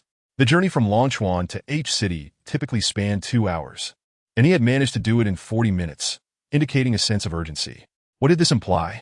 It suggested that he was indeed quite anxious about his own situation, and that was sufficient. "Please refrain from driving so recklessly in the future," she said gently after a moment, her tone as soothing as a gentle spring breeze in March. "Let's go inside for a while," Xu Rui suggested as they arrived at her villa. Xi did not decline. He had already turned down her invitation once the previous evening, and besides, there was no harm in sitting down for a brief chat. No need to act coyly, as though he were a paragon of virtue. To Xi's astonishment, Xu Rui's villa was decorated in a whimsical, cartoonish style. The entire hall exuded the charm of a kindergarten classroom, with exaggerated cartoon characters and landscapes adorning the walls. All the furniture boasted a playful design, and toys and plush dolls were strewn about the floors and sofa. In the center of the hall stood a swing, its seat polished smooth from frequent use, indicating that its owner often indulged in it. The image of the usually stoic CEO, Xu Rui, donning adorable cartoon attire and playfully swinging barefoot, made Xin chuckle. "What are you laughing at? Am I not allowed to have my own interests?" Xu Rui shot him a playful glare, having anticipated his amusement. It was indeed amusing. Who would have thought that the formidable general manager of a large corporation would have such a charmingly cute home? Even Wang Feng had been left speechless during her first visit. "Not at all," Xin said, taking a deep breath to stifle his laughter. "It's just that the decor is quite distinctive. However, will your guests be comfortable with this style?" "Guests?" Xu Rui replied nonchalantly, aside from Wang Feng. "You are the first to enter this house. Make yourself at home. I'll just go change." With that, she ascended the stairs, leaving Xne alone in the hall. "Wait, did I offend her by laughing?" Xne mused, disregarding his concerns, and began to explore the surroundings. To his surprise, he found himself quite fond of the whimsical decor, as it reminded him of childhood. Unlike most children, Xi's early years were devoid of vibrancy. He had no toys of his own, only relentless training and studying from the moment he could remember. Thus, his childhood was far from complete. Suddenly immersed in this dreamlike world of youth, his long-buried childlike spirit was rekindled, and he joyfully picked through the scattered toys. Eventually, his gaze landed on the swing in the center of the hall. Noticing that Shu Rui had yet to descend, he hastily approached and sat down. It was indeed quite comfortable. Stealing a glance at the staircase, he began to pump his legs, swinging back and forth, reveling in the sheer delight of it. Earlier, someone was laughing at me, yet here I am, enjoying myself. Shu Rui stood at the top of the stairs, observing Xne, who seemed utterly absorbed in his play, even more so than she usually was. She thought to herself that perhaps there was no need to change the decor after all, if both of them enjoyed it. Then it was perfect. Startled by Shu Rui's voice, Xne quickly jumped off the swing, feeling somewhat embarrassed. He was nearly 30, yet here he was, caught having such carefree fun. He forced a self-deprecating smile. I was just passing time. This swing is quite entertaining. Shu Rui had just finished showering, casually dressed in a light yellow t-shirt and faded jeans. Her long hair fell naturally around her, and her youthful, rosy face bore no trace of the commanding CEO she typically embodied. She resembled a college student instead. Xine, he could not help but feel a spark of admiration. What's wrong? Don't you recognize me? Shu Rui smiled as she descended the stairs gracefully. Xine, he suddenly realized he might have lost his composure. But who could resist looking at a beautiful woman? He quickly regained his composure and replied, You truly are a chameleon, Shu Rui. This look is much more approachable. Internally pleased, Shu Rui feigned annoyance.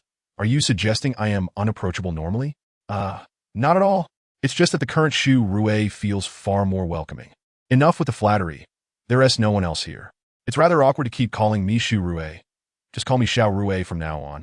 As she said this, her cheeks flushed slightly, as if she felt shy. No outsiders here? So, does that mean I'm considered one of the family now? Xin, he thought to himself, sensing that there was more to her words. Very well, Xiao Rui. I think I should take my leave now. You should rest, he said, considering it was time to depart. Staying too long could lead to complications, especially faced with someone as alluring as her, which might jeopardize his commitment to Li Jie, who could be in danger. No, you can't leave. Stay and have dinner with me, Shu Rui insisted. Really? Oh dear, is the universe testing my resolve? Unexpectedly, Shu Rui's culinary skills were exceptional, and her dinner left Xine's stomach round and satisfied. Shu Rui was quite pleased, continually serving Xine more dishes while she herself indulged in only a modest portion, claiming she needed to maintain her figure. Xine, however, paid little heed to such concerns, relishing the feast with abandon, reasoning that he could simply exercise more the following day.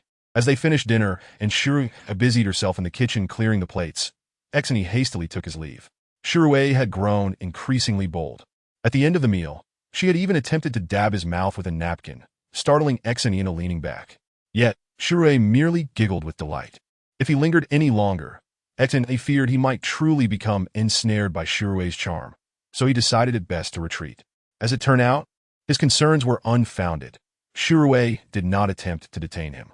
Instead, as he got into his car, she leaned against the window and softly said, Come visit often, before returning inside, devoid of the reluctance Xine had anticipated, leaving him suddenly feeling a pang of disappointment. Chapter 33. The storm approaches at the luxurious Huahua Leisure Bath Center in S City. Xiaoxin soaked in the pool alongside a fearsome-looking figure, each accompanied by two beautiful young women attending to them.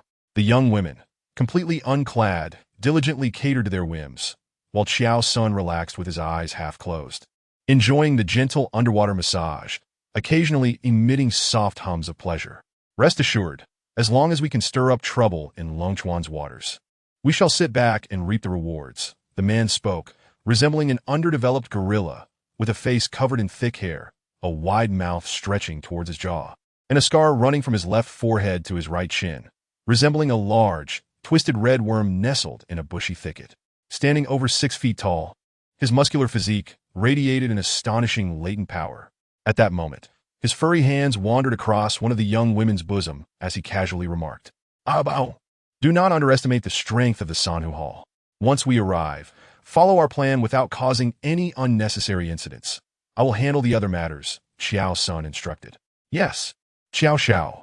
If it weren't for the fear of disrupting your grand plans, I would relish the opportunity to have a proper brawl with that fellow named Xne. I refuse to believe that my fists cannot dispatch such a pretty boy. Bao retorted, feeling quite indignant at Xiao Sen's words. Isn't he merely a man with a few superficial skills? I could easily crush him. Do not worry. Once we dismantle the Sanhu Hall and seize control of Longchuan's underworld, I will ensure that this Xin fellow is left to you. At that point, you can dispose of him however you wish. Very well, Xiao Xiao. Just wait and see how I snap his neck. Bao laughed maniacally, as if envisioning the sight of a pretty boy dangled by his throat. Ah, Brother Bao, please let go. I'm about to burst, cried one of the young women, brought to tears by Bao's playful grip, urgently pleading for mercy. Is the water inside you so fragile? Let me check. Bao leered, pulling the young woman closer, ready to take liberties with her. Please, Brother Bao. There are others present. The young woman protested, half-heartedly resisting. Do you really think you can catch Xiao Xiao's eye with your kind? Spare me your innocence. I see how you behave when no one is watching. Bao scoffed, his hands still roaming. He then turned to Xiao Sun and said, Xiao Xiao, I've arranged someone for you. She's a novice too, a student from the Institute of Technology, and today is her first day at work. It seems she has found great fortune in your arrival. Oh, Xiao Sun responded non-committally, though his eyes betrayed his lascivious intentions. Bao, noticing this, continued to boast. I personally approached her, but she was ungrateful, insisting on being a waitress, not realizing what the role truly entails. How naive. How did you manage to convince her? You didn't resort to violence, did you? I dislike such tactics. They ruin the mood with all the weeping, Xiao Sun remarked. Certainly not. I know your temperament, Xiao Xiao. My brothers merely gave her a little something to drink. She is probably anxiously awaiting your arrival to relieve her discomfort, Bao chuckled. You too. Serve Xiao Xiao to room 508, and once you've settled him in, return quickly. We are preparing for a grand slaughter tonight. Bao laughed wickedly as he ordered the two young women. Huh, at least you know your place. Tio Sen Tfuklet. Departing under the attentive care of the two young women. At the Longchuan City Public Security Bureau, Lu Jiaming was somewhat irritated. Pressure from above had mounted, commanding him to solve the cases at Liyuan Mall within 3 days. As the deputy director in charge of criminal investigations, he was known for his swift resolutions and decisive actions. It was rumored that no case was beyond his reach. However, this time, he felt a sense of impending danger as he was thrust into a situation without full understanding. Reports indicated that the director of the Longchuan City Police Department was soon to be reassigned, and several deputy directors were actively maneuvering for position. Though Lu Jiaming typically eschewed such politics, his popularity had always been high, making him a likely candidate for promotion. His initial thought was that someone was scheming against him, using the Liyuan Mall cases to undermine his standing. Lu Jiaming requested the files on the Liyuan Mall cases. Essentially, these incidents could be classified as public order offenses. A group of gangsters had been harassing the businesses at Liyuan Mall, demanding protection fees and vandalizing several shops, injuring several individuals. Typically, the public order team would handle such cases, but after several days of fruitless efforts, they had handed this hot potato to the criminal investigation team, which had only taken over the previous day. Lu Jiaming called in Wang Wei, the captain of the criminal investigation team. Wang Wei was a formidable officer whom Lu Jiaming had personally promoted. He had worked under Lu Jiaming when the latter held the position of team leader. Young and tenacious, with a sharp mind, he was an exceptional talent in criminal investigations. Consequently, when Lu Jiaming ascended to the director role, he entrusted the criminal investigation team to him. Director Lu, has the criminal investigation team failed to address something? Wang Wei inquired upon entering. Their relationship was not only one of superiors and subordinates, but also one of close friends, allowing for straightforward dialogue. Lu Jiaming gestured for Wang Wei to sit and handed him the case files. Wang Wei skimmed them quickly and remarked, I'm aware of this matter. The public order team transferred it to us yesterday. That group usually relishes such cases. I wonder why they passed it along this time. Is there something significant about this case? What do you think? The pressure from above is mounting. I've been given 3 days, Lu Jiaming replied, withholding his own opinions to gauge Wang Wei's analysis. Wang Wei pondered briefly before responding with irritation. It seems this is targeted at you. I thought it odd that the public order team would miss out on such an easy opportunity. It must have been premeditated. Should I push this case back to them? It rightly belongs to the public order department. Forget it. We've taken it on, so we might as well see it through. We cannot allow anyone to look down on us. Resolve this matter swiftly and demonstrate to others what it means to truly serve the people. Those who hide behind the scenes, wasting taxpayer money, are utterly shameless. Lu Jiaming expressed his frustration. Understood. I will have a response for you within a day. Wang Wei affirmed resolutely. Very well. Off you go. As Wang Wei approached the doorway, Lu Jiaming called out to him once more. Wang Wei, handle this matter with utmost caution. Since it is premeditated, it cannot be straightforward. Once there is a result, refrain from taking action immediately. Inform me first. I fear this may be a trap, and whether or not we solve the case, it would not bode well for us. Wang Wei paused momentarily, quickly grasping the implication of his superior's words, and replied, Rest assured, Director Liu, I will consult you at the earliest opportunity. Meanwhile, Xian, he was seated with Qin Dali at a modest eatery beside the construction site. Qin Dali cradled a charming little girl in his arms, his daughter, Qin Siyu. The greasy tables and chairs of the small restaurant, along with the scattered used napkins and disposable utensils, signified that this was a place frequented by the impoverished. Qin Dali, evidently a bit embarrassed, stammered, I apologize. This is the only place I can invite you to dine. Xian, however, appeared unfazed, plopping down onto a chair and rolling up his sleeves as he called out loudly, Boss, bring me some shredded pork with green peppers, twice-cooked pork, scrambled eggs with chives, seaweed and shrimp soup, and 2 gin of sorghum liquor. Hurry up.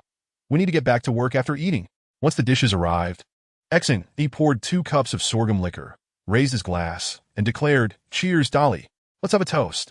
With a gulp, he downed a cup of the potent liquor, which ignited a fiery blaze from his stomach to his throat. What a kick. Now, this is the drink for men. Xian remarked with satisfaction. Qin Dali also lifted his cup and downed it in one go, then said, Since Mr. Xian is also a straightforward person, I shall speak plainly. Aside from my brute strength, I possess little else. I am curious as to why Mr. Xian has sought me out. Xian filled the 2 cups again and glanced at little Siyu, who was beaming at him with a sweet smile.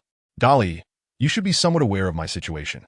I trust you must have learned some details from Xiao Senator, speaking of which. Xian paused, and as anticipated, Qin Dali did not refute him.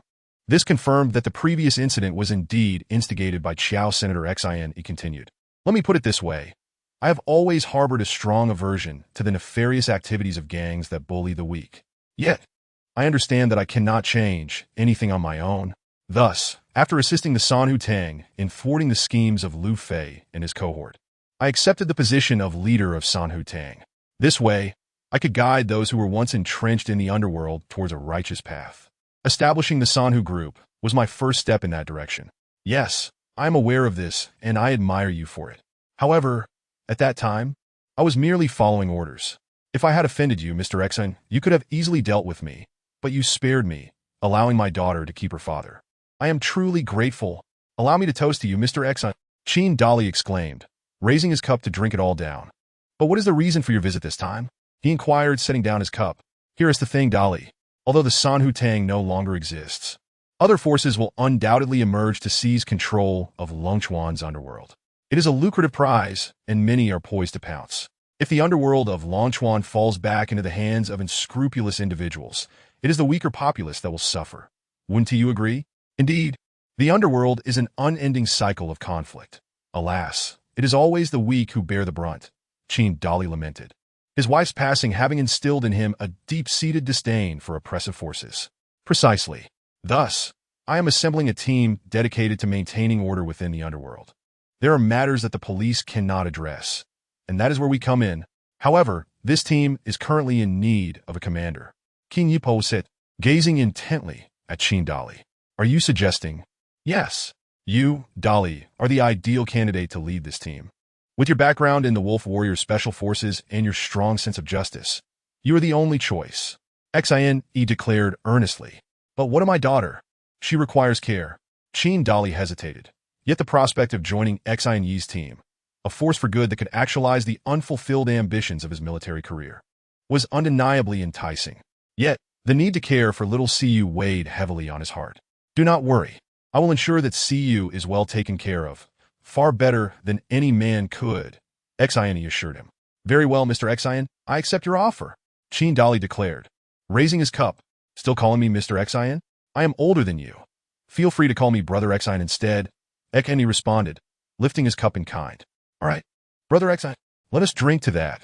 Indeed, to brotherhood. The two cups clinked resolutely together. Chapter 34. The gathering stormed. The case at Liyuan Mall was remarkably clear-cut. A gang identifying themselves as the Sanhu Tang had vandalized several shops under the guise of collecting protection fees, injuring multiple individuals in the process. The criminals were brazen, even reportedly assaulting the mall's general manager in the administrative office. Eyewitnesses recalled that the perpetrators arrived in 3 Jinbei vans, with the license plate numbers duly noted. Upon investigation, it was discovered that these vehicles belonged to the Sanhu group of Longchuan. Such a straightforward case, yet it had managed to furrow the brows of the renowned Deputy Director Liu.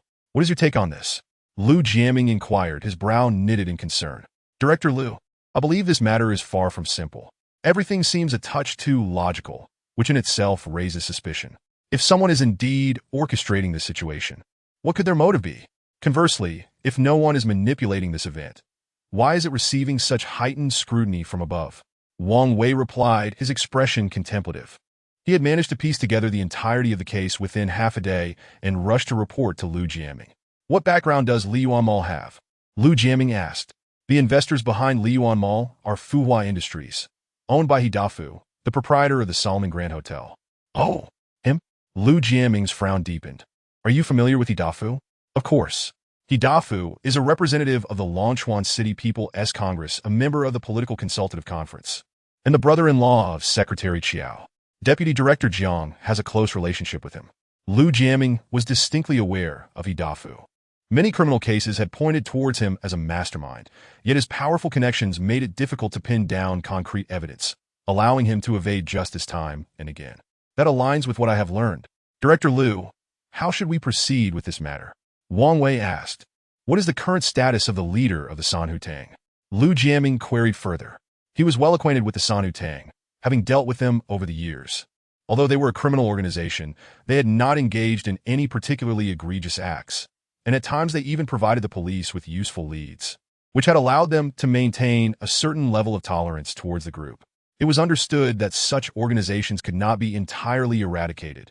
Even if one was dismantled, another would swiftly rise to take its place. Thus, allowing some less harmful organizations to exist was a means of maintaining balance. Director Liu, this individual is rather peculiar. According to the investigation, his name is Xian, age 27, and he is the grandson of Xian Xingtian from the Xian family estate in Longchuan City. The police do not possess any records of his involvement in illegal activities. However, during his 60th birthday celebration, the former leader of Sanhu Tang, Hong Tianhu, unexpectedly announced that Xian would take command of Sanhu Tang. More intriguingly, this young man, Xian, immediately declared the dissolution of Sanhu Tang and the establishment of Sanhu Group. Upon my inquiry, I discovered that Sanhu Group has a registered capital of 100 million yuan. All former members of Sanhu Tang have been integrated into Sanhu Group, and recently, Sanhu Group invested 2 billion yuan into Juanxing Group to jointly acquire 2 properties previously owned by Shijichunshin, which are currently under vigorous construction. Wang Wei recounted his findings in one breath. Oh, what are your thoughts on this matter? Liu Jiaming expressed considerable interest, indicating that this young man, Xian, is indeed quite intriguing. Director Liu, to speak candidly, I believe that given the considerable strength of Sanhu Group, they would not engage in extortion over protection fees. If such activities do occur, they are likely the result of the nefarious practices of certain subordinates. Wang Wei shared his perspective. So, do you believe that Hidafu's cunning would be unable to handle a few troublemakers in his marketplace? Liu Jiaming, well acquainted with Hidafu, considered him to be a rather arrogant and ruthless individual, capable of resorting to extreme measures, including eliminating those who disrupt his authority. Are you suggesting, Director Liu, that the vandalism of the shops was orchestrated by someone? Wang Wei pondered, momentarily at a loss. Habitually reaching into his pocket for a cigarette, Liu Jianming found himself empty-handed. He offered a wry smile. Having been a habitual smoker, he had only recently quit under the strict supervision of his daughter. Despite being a formidable figure in his professional domain, he was entirely obedient to his beloved daughter. His wife had spent 2 decades urging him to quit, but he always insisted that cigarettes were his lifeline, equating cessation with death. Thus, it was through their daughter's intervention that he finally surrendered. His daughter not only searched him for cigarettes daily, but also made it a point to detect any lingering smoke upon his return home. With such a formidable daughter, Liu Jiaming felt a profound sense of pride. The saying, "a tiger father does not raise a dog son," seemed to ring true. As a seasoned detective, Lu Jiaming skillfully analyzed the situation and discerned the underlying issues. It appeared that someone had orchestrated a scheme that could potentially serve multiple purposes. If he failed to solve the case, others would surely exploit the situation to their advantage, jeopardizing not only his position, but also his prospects for promotion. Conversely, if he managed to resolve the case swiftly, he might still fall into a trap carefully laid out by others. Thus, meticulous planning was essential. Let them come. The outcome remains uncertain. Lu Jiaming's resolute visage radiated confidence. At the headquarters of Sanhu Group, XINE, alongside Huang Mang and several esteemed brothers, gathered. Organizations like Sanhu Tang possessed their own intelligence networks. Although there were no complaints from victims against Sanhu Group, the incident at Liyuan Mall had been promptly reported to the upper echelons. The former members of Sanhu Tang had been assimilated into Sanhu Group, allowing Huang Mang to maintain a keen awareness of the movements among the ranks. He was certain that Sanhu Group had no involvement in the so-called Liyuan Mall incident. Huang Mang urgently summoned XINE. As XINE, he commanded 100 brothers, and he trusted that XINE would not engage in such trivial matters. Clearly, someone intended to use him as a pawn. The identity of this adversary remained unclear, necessitating XINE's leadership. For many years, Sanhu Tang had dominated the underworld in Longchuan, so it was implausible to assert that they had no rivals. However, the underworld has its own methods for resolving disputes, often resorting to brute force. The ultimate victor would emerge as the leader, and such duplicitous tactics were beneath the honor of true warriors. Ultimately, all suspicions pointed towards Lu Fei and his associates, who had recently crossed paths with XINE. However, reports from Lu Fei's informants indicated that he had been rendered crippled and had yet to regain his strength, remaining inactive during this period. It seems he has grown impatient, XINE remarked nonchalantly. Are you referring to the person behind Lu Fei? Huang Mang understood Isha imlikaisun. Indeed, it is him, my old rival. I hadn't anticipated his impatience. Before I could make a move, he has acted prematurely. Let us allow the brothers to practice their skills. XINE instructed the gathered individuals. Second brother, arrange for some brothers to investigate whether any outsiders have recently arrived in Longchuan. Do you suspect outsiders? It is likely. Our adversary is no ordinary opponent. I surmise that he has already infiltrated the underworld in places beyond Longchuan. If he intends to frame us, he would certainly avoid utilizing local henchmen, instead bringing in individuals from elsewhere. You need only trace their movements. I shall handle the rest. In the presidential suite of the Solomon Grand Hotel, two individuals sat opposite Xiao Senator. One was he Dafu, a representative of the Longchuan City People's Congress and a member of the Political Consultative Conference, and also Xiao Sen's uncle. Hidafu, a short man in his 40s, though diminutive in stature, emitted a formidable presence from his small eyes, which sparkled with shrewdness, coldness, and ruthless confidence. His meticulously slicked-back hair and designer attire suggested a wealth that likely surpassed the annual income of a working-class individual. At that moment, Hidafu held a Cuban cigar, occasionally taking a leisurely puff and exhaling delicate wisps of smoke to showcase his refined taste. Seated beside Hidafu was a tall, stout man clad in a white shirt, dark jacket, black trousers, and polished shoes, embodying the quintessential image of a public servant in Tianjiao. This man was Jiang Maosheng, the deputy director responsible for public security in the Longchuan Public Security Bureau. Xiao Sun, are you truly confident in your ability to topple the one surnamed Lu? Do not let your cleverness backfire and ensnare us instead. The man is a seasoned detective and not easily deceived. Jiang Maosheng expressed his reservations about Xiao Sun's plan. Still unfamiliar with him. Before Xiao Sun could respond, Hidafu interjected, Old Jiang, why is your courage diminished? Have you forgotten how the one surnamed Lu dealt with us? If we do not bring him down, can we expect to enjoy peaceful days? He continued, Xiao Sun has been under my watch, and his methods are meticulous and discreet. You need not worry, just cooperate when the time comes. As for that scoundrel Fantasy, he dares to act recklessly under my watch. The audacity. At this moment, Xiao Sun added, rest assured, Uncle Jiang, sacrificing a few individuals is a trivial matter. With you overseeing things in Longchuan and my connections in the provincial capital, we will not encounter any issues. Even if complications arise, we can easily find someone to take the fall. This is all for your future, Uncle Jiang. My father holds you in high regard. Thank you, Secretary Qiao. Since that is the case, let us proceed. Jiang Maosheng gritted his teeth. Tiosen Tfuklet, a glimmer of malevolence flashing in his eyes. Chapter 35. The capture at 1 o'clock in the morning. Lu Jiaming was abruptly awakened by the insistent ringing of his phone. He draped himself in a robe and picked up the receiver from the bedside table, responding in a deep voice. This is Lu Jiaming. Please proceed. Director Lu. There's been another incident at Liyuan Mall, came the anxious voice of Wang Wei from the other end of the line. The mall's general manager, Fan Jisi, has been murdered. Oh, where did the incident occur? And where are you currently? Lu Jiaming inquired, maintaining his composure. He was not surprised. It was inevitable that Liyuan Mall would experience further turmoil.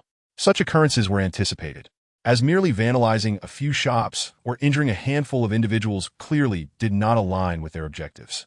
These were merely preliminary maneuvers aimed at diverting police attention to a desired focus. Now was the moment for their true actions to commence. I am at the scene of the crime, located at Building 6, Apartment 605 in Fuyuan Community. Director Lu, will you be coming? Wang Wei asked. I shall come to take a look. Please send a vehicle to fetch me. Lu Jiaming replied, pressing his fingers against his temples. This affliction of neurosis had plagued him for many years, rendering him unable to achieve a deep sleep at night, as even the slightest disturbance would rouse him. Perhaps this, too, was a consequence of his profession, he mused to himself. His wife had already been awakened by the commotion. As Lu Jiaming's spouse, she had grown accustomed to her husband, who, despite holding the position of deputy director, frequently found himself at crime scenes in the dead of night. She handed him his clothes and simply asked, will you be back? Well, it depends on the situation. I probably won't be returning. I'll head straight to work in the morning. It's still early, so you should get some rest, Lu Jiaming replied, donning his attire and making his way to the living room to await his ride. No sooner had Lu Jiaming seated himself in the living room than the door to the adjacent bedroom swung open. A young woman in her early 20s emerged, clad in pajamas, yawning as she walked directly into the bathroom, leaving the door ajar as she settled onto the toilet. With the sound of flushing, the young woman emerged once more, stifling another yawn. At that moment, Lu Jiaming cleared his throat and said ahem. Who's there? Startled, the young woman sprang up, her previously lethargic demeanor evaporating in an instant, transforming into a vigilant creature prepared for defense. Dad, it's me. Lu Jiaming identified himself. Oh, it's you, Dad?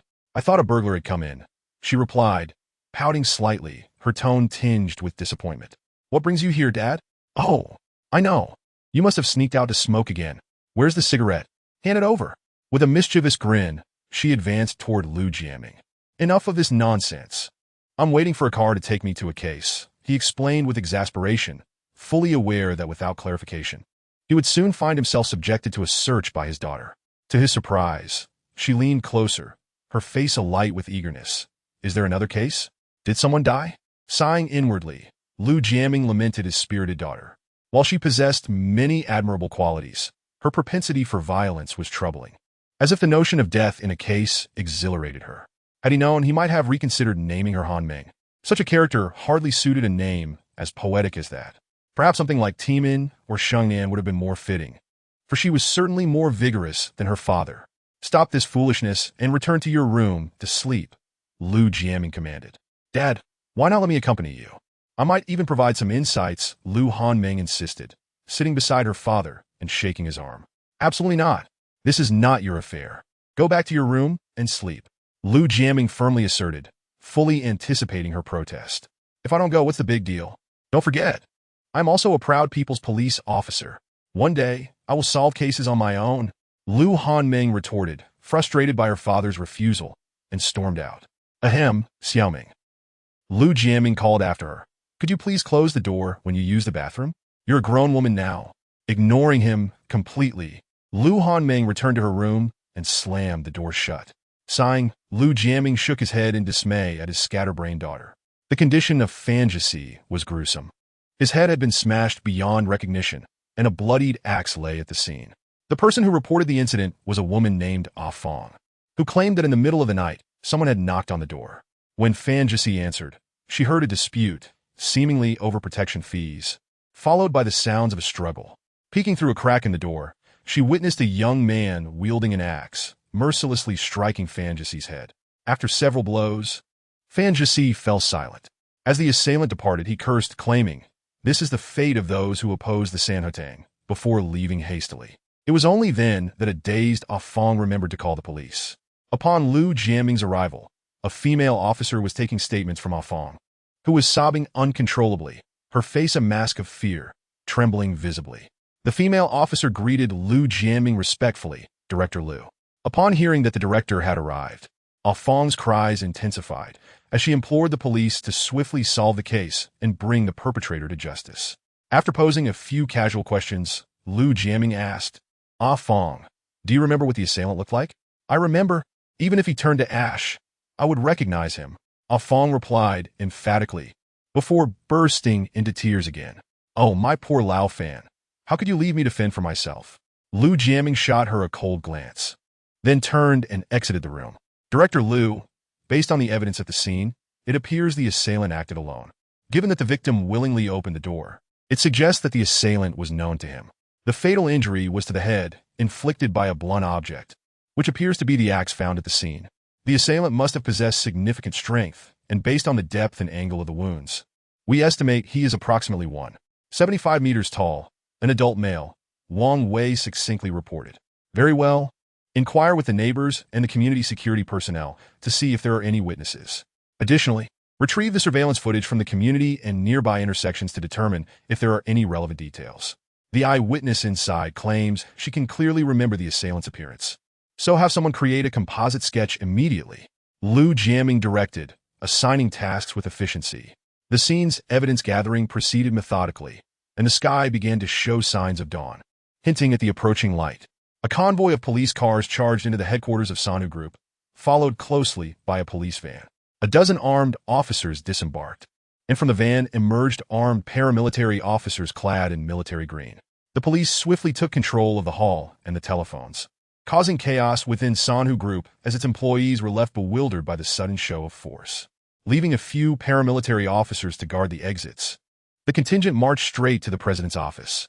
Huang Meng, inside the office, had already received the news of the incident at Fuyuan community. Many employees at Sanhu Group were former associates of San Hotang, making it impossible for the police to maintain complete control. What should we do, third brother? The police have arrived.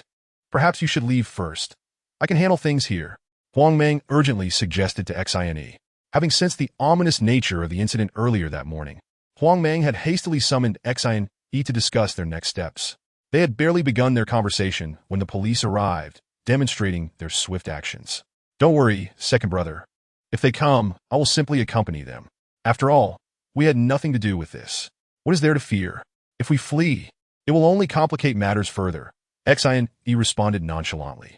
Ah, third brother, you do not understand. Those men are nothing but robbers in legitimate guise. Once you're inside, even if you don't die, you'll certainly suffer. They can easily fabricate charges against you. I suggest you leave now, and we can devise a plan later. Huang Meng is a seasoned veteran in this realm. He is undoubtedly well acquainted with the intricacies involved. In essence, such places are to be avoided at all costs. For once one steps inside, it is akin to being ensnared in a quagmire. Neither excrement nor mere filth, but rather a predicament of the most dire nature. Fear not, for I am aware of the course of action to take. Should they dare to act recklessly, I shall devise a means of escape, even if it takes time. Xin, he maintains his usual impassive demeanor. A means of escape? Huang Meng pauses momentarily. He has witnessed the prowess of his third brother. Yet can he truly extricate himself from the heavily fortified detention center? Before he could ponder further, the police had arrived. Xin, with a serene smile, stepped forward to address the leading officer. I am Xin. May I inquire about your business here? The corridor was suddenly filled with the ominous sound of gun bolts being drawn. The armed police had raised their submachine guns, aiming directly at Xin. Any sign of resistance from him would result in immediate and lethal force. However, Xin appeared unfazed by this display, casually surveying his surroundings, and remarked, "Your equipment is rather impressive. It is a pity it is wasted on me." The officer in charge was none other than Captain Wang Wei of the Criminal Investigation Team. Observing the calm and composure of the young man before him, Wang Wei could not help but feel a sense of admiration. Had it been anyone else, they might have already succumbed to panic. Yet, here was Xin, engaging in light-hearted banter, truly exuding the qualities of a leader. It was no wonder that Hong Tianhu intended to pass the mantle of the Three Tigers leader to him. Nevertheless, admiration aside, Wang Wei was there to take someone in. He spoke in a low, authoritative tone. "You are Xin?" You are suspected in a murder case. Come with us to assist in the investigation. Cuff him. Take him away. Two detectives approached, roughly twisting Xian's hands behind his back to apply the handcuffs. These cuffs were indeed a true testament to restraint, as the two officers treated Xian as if he were a vicious criminal, showing no mercy whatsoever. The cold metal gripped his wrists tightly, nearly penetrating the flesh. Yet, Xian did not resist, allowing the officers to tighten the cuffs as they pleased. A collective sigh of relief swept through the onlookers. They had anticipated a struggle, but to their astonishment, the suspect was subdued with such ease.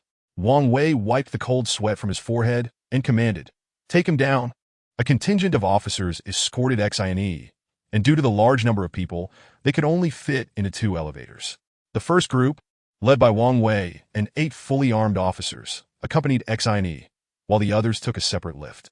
As Wang Wei's elevator arrived in the lobby, he immediately sensed something amiss. Upon looking around, he was met with a sea of faces, men and women of all ages, their expressions seething with anger. Glaring at the group emerging from the elevator, Wang Wei's heart sank. Could it be that these individuals intended to stage a rescue? The armed officers also displayed heightened vigilance, prepared to sound the alarm or force their way through if necessary. Indeed, as Xian's group stepped out, the crowd stirred restlessly. A man in a suit and tie emerged from the throng, his voice booming with authority. "On what grounds do you take Mr. Xian away?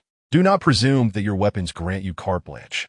I tell you, unless you provide a satisfactory explanation today, you shall not leave the Three Tigers group." Chapter 36. Confrontation. You dare to revolt. Before Wang Wei could interject, a nearby armed officer erupted in indignation.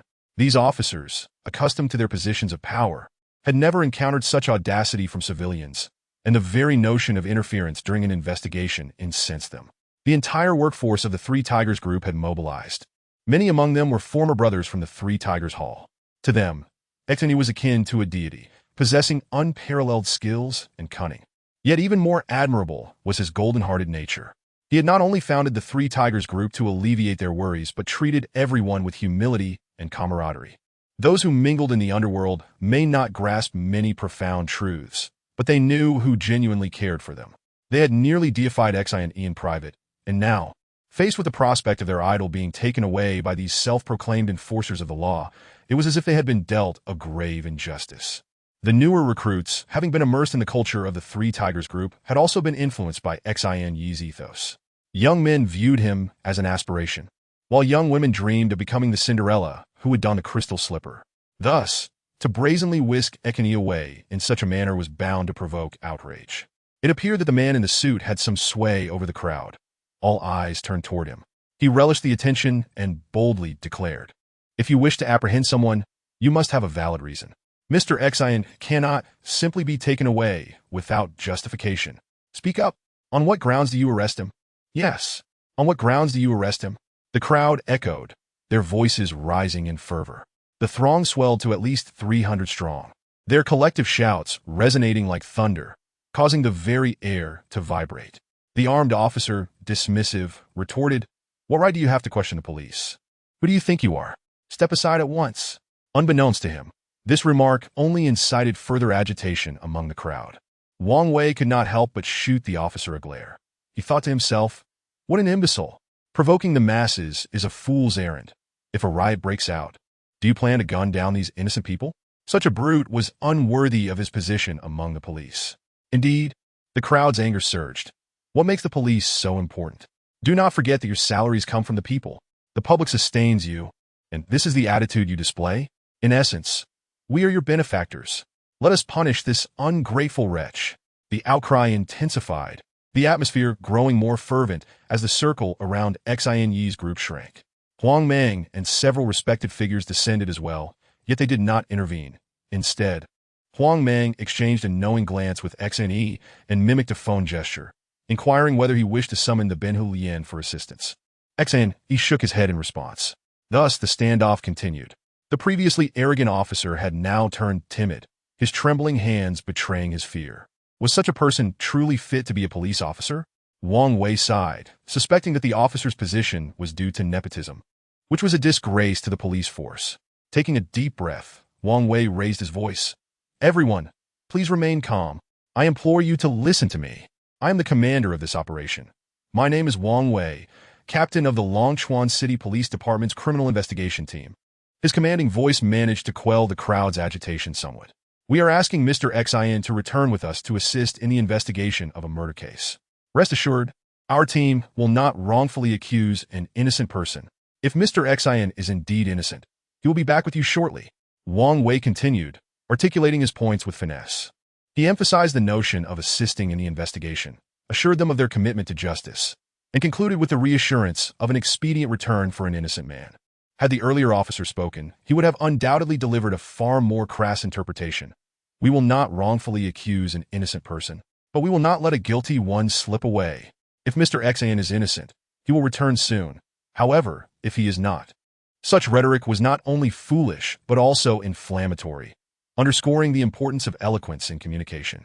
Wang Wei's remarks gradually quelled the tumultuous crowd. His words were indeed reasonable. With so many people gathered, chaos could not be tolerated. Moreover, Xin had yet to speak. However, within the throng, there were always a few individuals eager to nitpick, such as the man in a suit from earlier. Since there was no opportunity to exploit that angle, he swiftly devised a roundabout approach and vociferously demanded.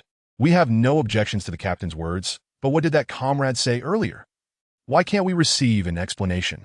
What gives you the right to withhold it? Is this the quality of your police force? An apology is imperative. Yes, an apology is absolutely necessary. Otherwise, we shall not let anyone leave. The crowd erupted once more, intent on causing a ruckus, seizing the opportunity to create discord. Suddenly, a barrage of gunfire rang out, sending dust swirling from the ceiling. This time, it was not just the members of the Sanhu group. Even Wang Wei and his companions were momentarily stunned. Armed police officers quickly took defensive positions, followed by the ominous sound of gun bolts being pulled. The tension in the air was palpable, prompting some of the more timid individuals to crouch down, shielding their heads as chaos ensued. Only Xin observed the scene with a smile in his eyes. Who fired the shot? Wang Wei snapped back to reality, seizing the micro-submachine gun from a nearby young officer. His anger flared. The armed police were merely assisting him in his duties and were not under his direct command. Yet this young officer had created a disturbance by firing at such a critical moment. After wresting the weapon from his grasp, Wang Wei ordered 2 detectives, cuff him. In truth, the unfortunate young officer had not acted with malice. Seeing the crowd advancing towards him, he panicked and pulled the trigger, fortunately aiming at the ceiling. Otherwise, he could have faced dire consequences. Upon hearing that Captain Wang intended to detain him, the leading officer of the armed police approached, saying, Captain Wang, you can't cuff him. He is the son of Deputy Director Jiang. Wang Wei couldn't help but chuckle inwardly at the serendipity of the situation. Deputy Director Jiang was a long-standing adversary of Director Liu, often seeking to undermine him.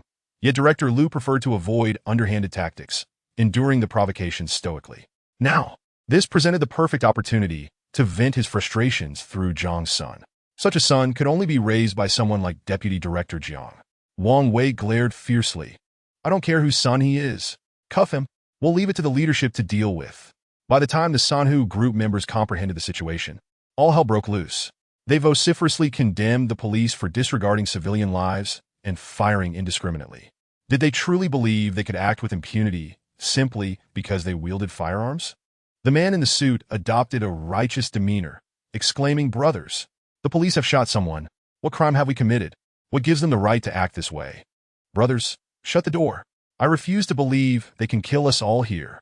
They won't leave until they've killed us. As soon as he finished speaking, 2 individuals seized the remote control for the large gate and began lowering it. The detectives and armed police turned their gazes towards Wang Wei, awaiting his directive. Yet, what could Wang Wei possibly do now? Any action from the police could escalate tensions further, and if the crowd decided to act out of anger, the situation could become unmanageable. Wang Wei marveled inwardly. This was no mere company. It was akin to a sovereign kingdom, and the king's authority was exceedingly formidable. This predicament was quite vexing. Were it not for that reckless Jiang, things might not have escalated to such a stalemate. Wang Wei cast a resentful glance at the disheveled and trembling Jiang, silently cursing, just like you, a fool. He felt it was time for him to step forward. He had observed enough and comprehended his brother's loyalty well. It was time to resolve the issue. Did he truly want to confront the police? Such a trivial endeavor did not appeal to him. Clearing his throat, XN took a few steps forward, and the two detectives beside him prepared to intervene. But Wang Wei gestured for them to halt. Dear brothers and sisters of the Sanhu group, I am profoundly grateful for your protection. However, the police require my cooperation in investigating a case. As law-abiding citizens, it is our duty to comply. Therefore, I ask that you grant me some leeway and allow us to exit. Rest assured, I will not abandon the Sanhu group or any of you, my brothers and sisters. A wave of applause erupted in response, leaving the police utterly bemused. After all this time, they had unwittingly orchestrated an emotional farewell. All right, we will heed Mr. Xian's request. But since this is a cooperative investigation, you must uncuff Mr. Xian. The man in the suit interjected once more, eager to secure whatever rights remained. Wang Wei took the key, personally unlocking Xian Yi's cuffs. The massive gate began to rise slowly, and the group made their way outside. Just as Xian Yi reached the threshold, he heard a childish voice calling, "Uncle, uncle." Turning around, he saw Qin Siyu, held in Li Fei's arms. Calling out to him, ever since Qin Dali had taken command in the Benhu unit, Xian Yi had entrusted Qin Siyu to Li Fei, as she and Wang Hao were usually preoccupied with work at the company. Having an additional little girl around brought them joy. In that moment, Wang Hao, Li Fei, and little Siyu appeared as a blissful family, with Siyu reaching out to wave goodbye to Xian Yi. It seemed that everyone, influenced by her innocence, raised their hands in unison to bid farewell, and Xian Yi smiled, reciprocating the gesture. As he turned away, he inwardly scolded, "What is this? So sentimental it makes my nose tingle." The group boarded the police vehicle, which sped away. Unfortunately, Jiang was handcuffed alongside Xian Yi, a twist of fate where the alleged criminal was uncuffed while the police officers attempting to apprehend him were instead shackled. Truly, the world was a bit mad. Chapter 37. The collapse of Deputy Director Jiang Xian.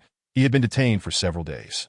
Xu Rui had mobilized various connections to gather information, ultimately discovering that eyewitness testimonies had implicated Xian Yi as the one who had fatally struck Fantasy that night. Furthermore, surveillance footage from the neighborhood and nearby intersections revealed a black SUV present at the scene, bearing the same license plate as Xian Yi's vehicle. Although the suspect in the footage wore a baseball cap obscuring his face, his physique bore a striking resemblance to Xian Yi's. Additionally, clues linked to a recent incident at Liyuan Mall further solidified the case against him. It appeared that Xian Yi was inescapably trapped this time. Yet, Xu Rui could not bring herself to believe that Xian Yi was the remorseless murderer. Though their acquaintance was relatively brief, she felt she understood him well enough. He would never commit such an atrocity. This must be a case of wrongful accusation, an elaborate scheme to frame him. However, she found herself unable to unearth any evidence to refute the claims, nor could she devise a means to clear her beloved's name. In despair, Xu Rui neglected her responsibilities at work, consumed by the relentless pursuit of information regarding Xian Yi's plight, even enlisting her father, Xu Juanxing, in her efforts. Xu Juanxing, fully aware of his daughter's sentiments, had previously heard his old friend Hong Tianhu speak of Xian Yi during the collaboration between the Sanhu group and the Juanxing group. That endeavor had received Xu Juanxing's endorsement as well. From the perspective of a successful businessman, he regarded Xian Yi as a person of potential, driven by ambition to reorganize the underworld at such a young age. However, if one were to scrutinize Xu Juanxing's own rise to success, it was not without its own blemishes. It was nearly impossible to achieve success in his entrepreneurial era without a connection to the underworld, which also explained his close ties with individuals like Hong Tianhu. The activities of Xu Juanxing have now expanded to the provincial level. The secretary of the Provincial Political and Legal Committee, Tang Zongming, is a close friend of Xu Juanxing. When Xu Juanxing called him, Tang Zongming merely remarked, "If he is not your son-in-law yet, let it be." At that moment, Xu Juanxing finally comprehended the gravity of the situation. It appears that this matter has escalated to an extraordinary degree, to the point where even the foremost figure in the Binhai public security and judicial system is powerless to intervene. It seems that the situation is indeed beyond redemption. Meanwhile, the law and order in Longchuan is also in tumultuous disarray, with a series of criminal incidents occurring in quick succession. Firstly, the public security enforcement team uncovered illicit narcotics in several entertainment venues. Subsequently, a violent clash erupted among a gang involved in organized crime, resulting in the apprehension of a significant number of individuals associated with the criminal organization. Ultimately, An assassin from the gang attempted to assassinate Deputy Director Jiang Maosheng, who oversees public security at the police bureau. Of course, all of these individuals were swiftly apprehended by Deputy Director Jiang, who orchestrated their capture with remarkable strategic prowess. All these disturbances can be traced back to a criminal syndicate known as the Sanhotang. And Deputy Director Jiang's decisive actions and iron-fisted approach resonated throughout Longchuan like the resounding clap of thunder in spring. Simultaneously, a flurry of anonymous tip-off letters arrived at the desks of relevant leaders in the province, alleging that Liu Jianming, the current Deputy Director of Criminal Investigation at the Longchuan Public Security Bureau, has for many years tacitly permitted and even encouraged the Sanhotang gang to wreak havoc, thereby causing significant negative repercussions for both the anti-crime efforts and the economic development of Longchuan. Internally, the Sanhu group is engulfed in a cloud of despair. The leader and mastermind has been captured. Multiple entertainment venues under the group's banner have been ordered to cease operations due to drug-related issues, and several establishments have suffered vandalism.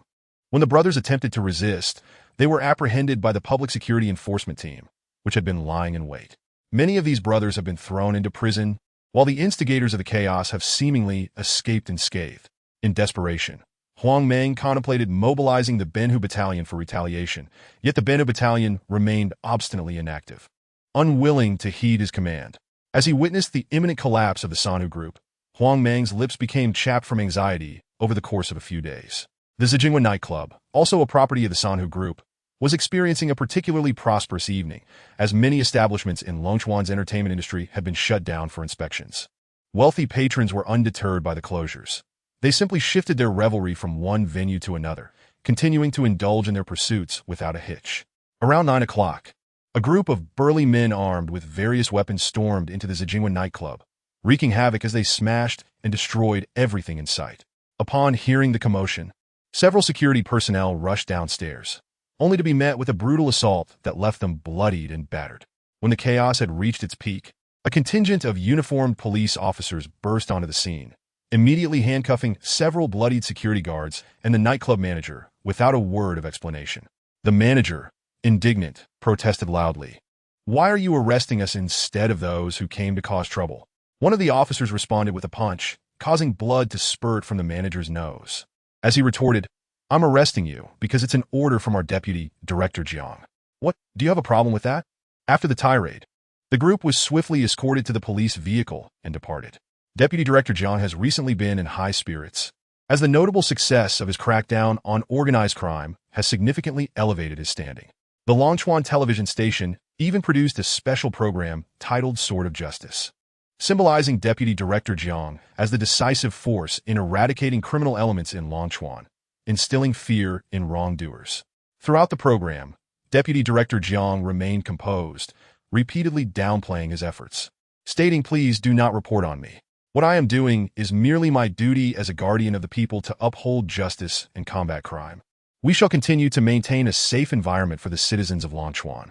Following the broadcast, the response was overwhelmingly positive, with numerous citizens expressing their reassurance and gratitude for having such a commendable officer within the Longchuan public security system.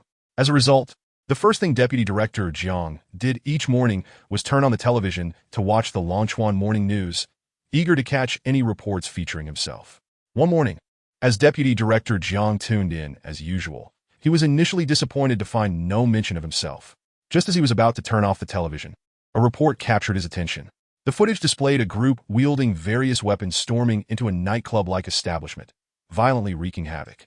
Subsequently, several individuals resembling security personnel rushed down from upstairs, only to be brutally beaten.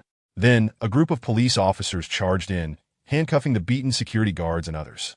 The more Deputy Director Jiang watched, the more his heart raced with dread, especially when he heard a clear audio of a manager demanding, "Why are you arresting us instead of them?" One officer, with astonishing clarity, retorted, "I'm arresting you because it's an order from our Deputy Director Jiang." "What? Do you have a problem with that?" Finally, the attractive female host delivered a poignant commentary. "Is this truly the enforcement approach of our people's police? Are our officers serving the people, or merely catering to a select few?" It was over. Deputy Director Jiang collapsed onto the sofa, drenched in cold sweat. How could this have been recorded and broadcasted on television? This Ma Biao is utterly incompetent, stirring up trouble and dragging me into the fray. However, There was no time for lamentations. He needed to devise a plan to mitigate the fallout. Hastily, he fished his phone from his pocket to call Ma Biao, only for it to ring just as he retrieved it, causing him to jump in surprise. Seeing it was Director Liao calling, he quickly answered. Director Liao's voice was icy. Old Jiang, what on earth happened last night? The television station is broadcasting it. This is a significant issue. Both Secretary Li and Secretary Nye have called me. What have you done? Director Liao, this situation is... Deputy Director Jiang began to explain hurriedly. Enough. Get to the bureau immediately and provide me with a detailed explanation. Secretary Li and Secretary Nye are waiting for my response. Director Liao coldly hung up. In a rush, Deputy Director Jiang dialed Ma Biao's number, fully aware that this incident could not be concealed any longer. The only course of action was to have Ma Biao shoulder the brunt of this debacle before formulating a long-term strategy. However, he was met with the pleasingly melodic voice of a woman on the other end. Sorry, the number you have dialed is currently off. Fuming, Deputy Director Jiang threw his phone down. Clearly, this situation was no coincidence. Someone must be orchestrating events from behind the scenes. It was entirely possible that Ma Biao had already been apprehended. Anxiously, Deputy Director Jiang sped towards the bureau, nearly causing several accidents along the way. Upon parking, he dashed towards Director Liao's office, urgently knocking on the door. Come in, came Director Liao's voice from within. Upon pushing the door open, Deputy Director Jiang immediately sensed trouble. In addition to Director Liao, there was another figure present, Director Zhong from the Provincial Inspection Office, whom he recognized. Director Liao observed Deputy Director Jiang, drenched in sweat, and sighed. Ah, old Jiang, you should discuss the specifics with Director Zhong. Director Zhong stood up and extended his hand. Hello, Deputy Director Jiang. Let us have a conversation. Meanwhile, over the phone, Lu Hanming proudly addressed Lu Jiaming. So, what do you think, Dad? Aren't I impressive? With just a casual move? I've sent those disreputable officers fleeing without a trace. How will you thank me? Lu Jiaming chuckled. You little imp, wanting credit for helping your father? Your cleverness is clearly an inheritance from my illustrious bloodline. Don't flatter yourself. My intelligence is partly inherited from my mother, and the rest is due to my own efforts. Don't be so impertinent. However, Xiaoming, how could your classmate dare to broadcast a piece that has not undergone the chief editor's scrutiny? This is a blatant violation of discipline. Surely he will not escape punishment. Will he? Lu Jiaming appeared to be in good spirits. Typically, his daughter is rather indiscreet. And now he would certainly not reproach her. Huh? Punishment? Perhaps he should be thanking me for this, without the valuable leads I provided. How could he have unearthed such sensational news? Deputy Director Jiang has undeniably fallen from grace this time. The Provincial Inspection Office received a report last night, and immediately the colleagues there reported the matter to Secretary Tang Zongming of the Provincial Political and Legal Committee. Secretary Tang was furious, ordering that this matter be dealt with severely, for it was a disgrace to the political and legal system of Benhai. Thus, the Provincial Inspection Office promptly instructed the Municipal Bureau's Inspection Division to detain the arrogant Ma Biao, and they hastily proceeded to Longchuan for an investigation. After an urgent interrogation, Ma Biao confessed everything, revealing that it was indeed Deputy Director Jiang who had issued the command, instructing them to charge in and apprehend individuals after the chaos subsided. Moreover, they had executed such orders several times before, all at the behest of Deputy Director Jiang. As for the rationale behind such actions, Deputy Director Jiang merely stated, "Do as I say and ask no questions. After all, the brothers will benefit in due course." Deputy Director Jiang, though not particularly accomplished, is nonetheless an old comrade of the proletarian revolution. The organization has not overly burdened him, merely allowing for an early retirement. His son was recently dismissed from the police force, and now this scandal arises. Just days ago, he was basking in the limelight on a television program, admired by thousands, and now he has become a pariah, reviled by the populace. How can such a drastic fall from grace occur? Deputy Director Jiang is at his wit's end. Had he foreseen this outcome, how much better it would have been to simply serve as a diligent deputy director. Alas, regret is of no use now. Woe is me! Chapter 38. The Flying Tigers mobilize El Fei, now confined to a wheelchair, has been remarkably subdued of late. The thought of his formidable opponent, one who brings him to the brink of tears, still sends shivers down his spine. Had he known better? Why would he have aspired to be the top dog of Longchuan's underworld? Simply running his drug business would have been far more lucrative. In pursuit of that elusive title, He sacrificed his mobility, now forever bound to a wheelchair. Initially, El-Fay entertained thoughts of revenge, wishing to exact a painful toll upon Exai. But those were mere impulses driven by adrenaline. Upon reflection, what grounds did he have for retaliation? In terms of physical prowess, even 20 of him would be no match for his adversary. As for cunning, even the invincible young Master Qiao had succumbed, expending vast resources and effort to rally 1,000 men, yet achieving nothing. If Xine wished, eliminating young Master Qiao would be as effortless as child's play. Even the illustrious son of the provincial secretary found himself toyed with. What right did El-Fay have to flail about? Consequently, he relinquished his vengeful thoughts and resolved to focus on his drug business, understanding that quiet prosperity is the true wisdom. However, just days ago, a group approached El-Fay, led by a scar-faced man resembling a descendant of a gorilla, claiming to have been sent by young Master Qiao. They demanded a shipment of drugs. El-Fay dared not refuse. After all, young Master Qiao is the kingpin of Binhai's underworld. He promptly surrendered his stock, with the promise that once young Master Qiao unified the Longchuan underworld, the position of top dog would still belong to him. El-Fay feigned gratitude, expressing sincere appreciation for young Master Qiao. Having relinquished his inventory, he found the market demand still robust. El-Fay quickly organized funds to procure raw materials from the south, working tirelessly to meet production targets. As the owner, he usually took personal interest in the production line, demonstrating concern for his employees. One evening, accompanied by several bodyguards, El-Fay visited his drug processing factory located in the northern suburbs. The workers were laboring diligently, and El-Fay, seated in his wheelchair, toured the facility. Warmly engaging with some of the workers, he inquired about their living conditions, their children's education, their romantic pursuits, their satisfaction with wages, and the quality of the factory's meals. In essence, he endeavored to evoke emotion, moving some workers to tears, who proudly declared, "Life is good. The children are well. The meals are satisfactory. The organization treats us well. Everything is great. Thanks to DZY, GWY. Thank you, ZF. We will overcome all difficulties to ensure production targets are met." El-Fay felt a swell of pride. This was the essence of leadership. This segment is purely satirical, yet such scenes seem increasingly prevalent, so I shall borrow from them. El-Fay's drug processing factory is essentially an underground workshop, operating within a typical rural courtyard, staffed by his underlings who live, eat, and sleep there. The front is disguised as a machine shop, equipped with several machines, and amidst the oil stains and heaps of waste, no one would suspect it to be Longchuan's largest drug manufacturing and trafficking hub. This ruse has proven successful, allowing El-Fay's operation to remain undisturbed for years. Having completed his inspection, El-Fay, filled with ambition, prepared to return home with the finished products. Just as he stepped into the courtyard, the main gates suddenly burst open, and a group of black-clad assailants donned in beanie hats resembling the flying tigers stormed in. El-Fay was taken aback. Was this a scene from a police action film? Could it be that the Tianjiao police had their own elite flying tigers?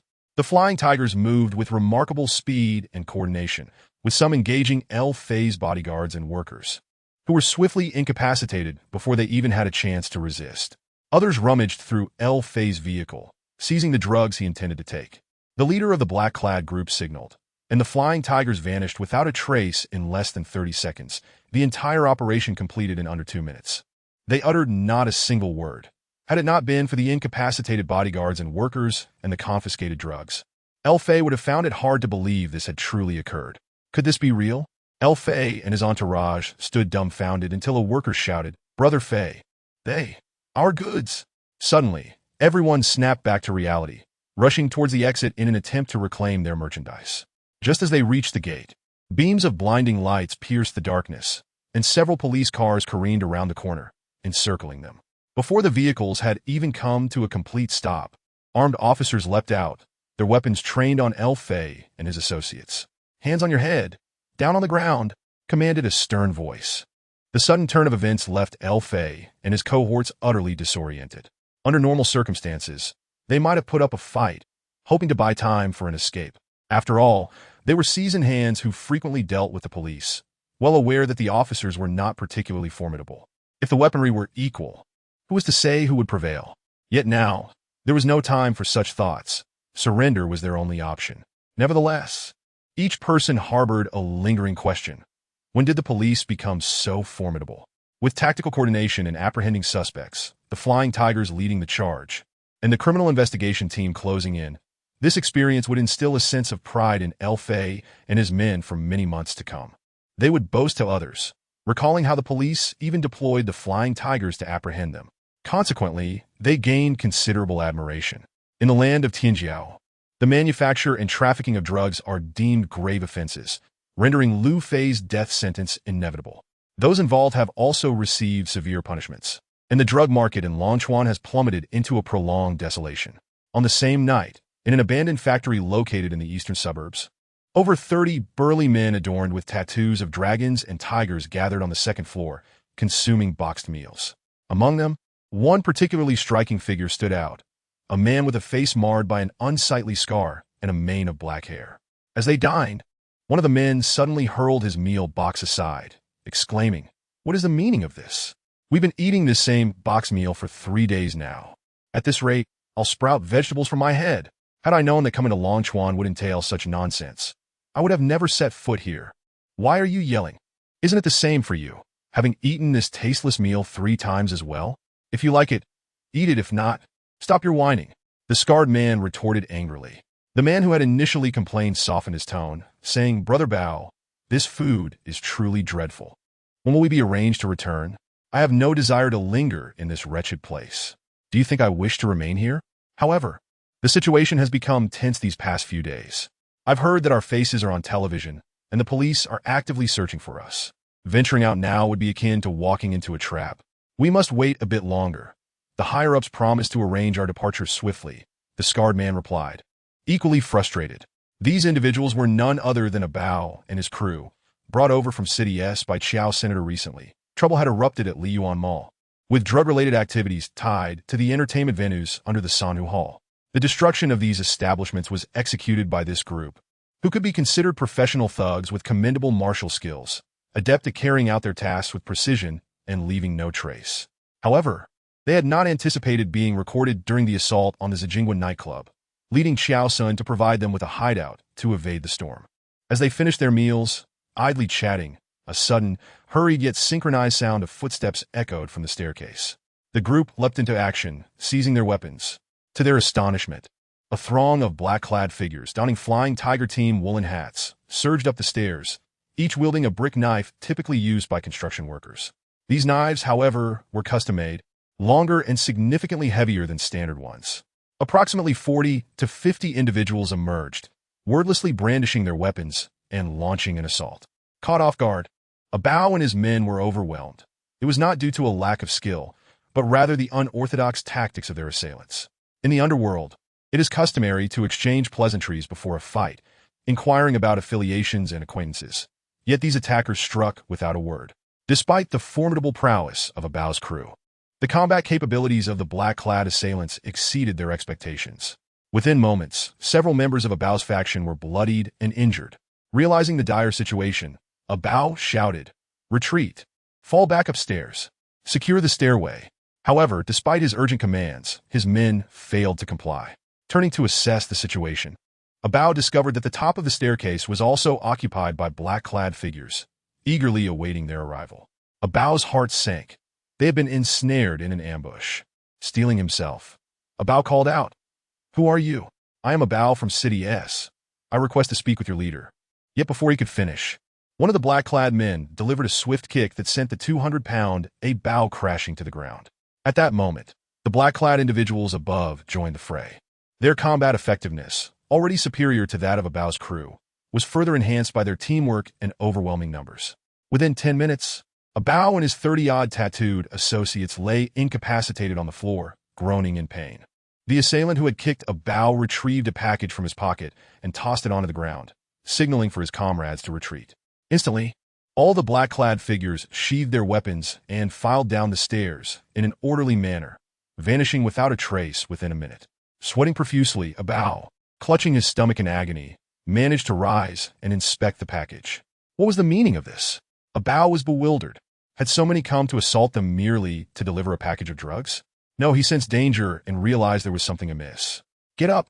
We need to leave! We cannot stay here!" Bao shouted to the injured on the floor. Yet many were too battered to even crawl. let alone leave swiftly. Gritting his teeth against the pain, Bao sprinted down the stairs. As he burst through the door, it swung open, revealing several glaring red dots aimed at vital areas on his body.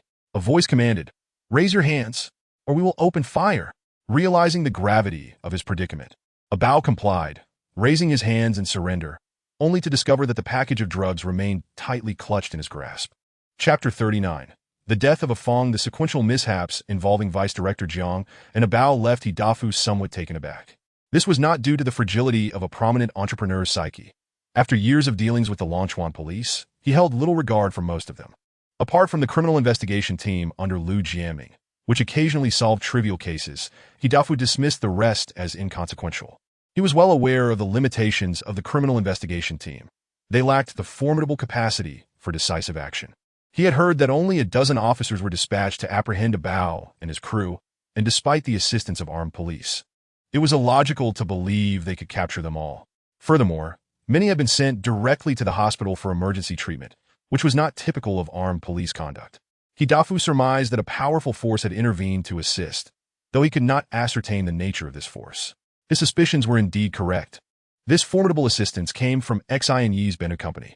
Under the training of Qin Dali, the Bennu Company had significantly enhanced its combat capabilities, both individually and as a cohesive unit, proving Qin Dali to be an exceptional commander. With a foundation of elite personnel, he had swiftly forged an ironclad team. It is no exaggeration to say that the confrontation between the authentic Tianjiao Special Forces and the Bennu Company remained uncertain in outcome. However, this clash was confined to traditional weaponry.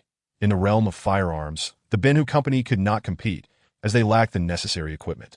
When they raided Liu Fei's lair, Qin Dali deployed only 20 members, led by Deputy Company Commander Zhong Kai, primarily to seize drugs.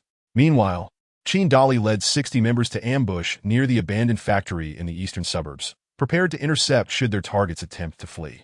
After Zhong Kai secured the drugs, his team swiftly reunited with Qin Dali, handing over the contraband while the 20 members remained outside to maintain vigilance and engage any threats. The remaining 60 were divided into two teams. One of 20 men scaled the rooftop to cut off escape routes, while the other 40 launched a frontal assault down the stairs. The entire operation unfolded seamlessly. Within minutes, over 30 brawny thugs lay subdued, with the Bennu Company suffering no casualties. A resounding victory. As for the motive behind seizing Liu Fei's drugs, the reasoning was straightforward: to frame and entrap. If these individuals were to be incarcerated, they must not be allowed an easy exit. Such societal scum, if released, would wreak havoc. It was better to send them far away, ensuring they would become as lost as wayward children unable to find their way home. Hidafu's greatest concern at present revolves around the demise of Fan Jisi. Li Yuan Mall is one of Hidafu's enterprises, and Fan Jisi has been in his employ for many years. However, since Hidafu appointed him to manage Li Yuan Mall, this avaricious individual has audaciously conspired to embezzle a significant amount of public funds. Such misdeeds alone would not have incited Hidafu's wrath.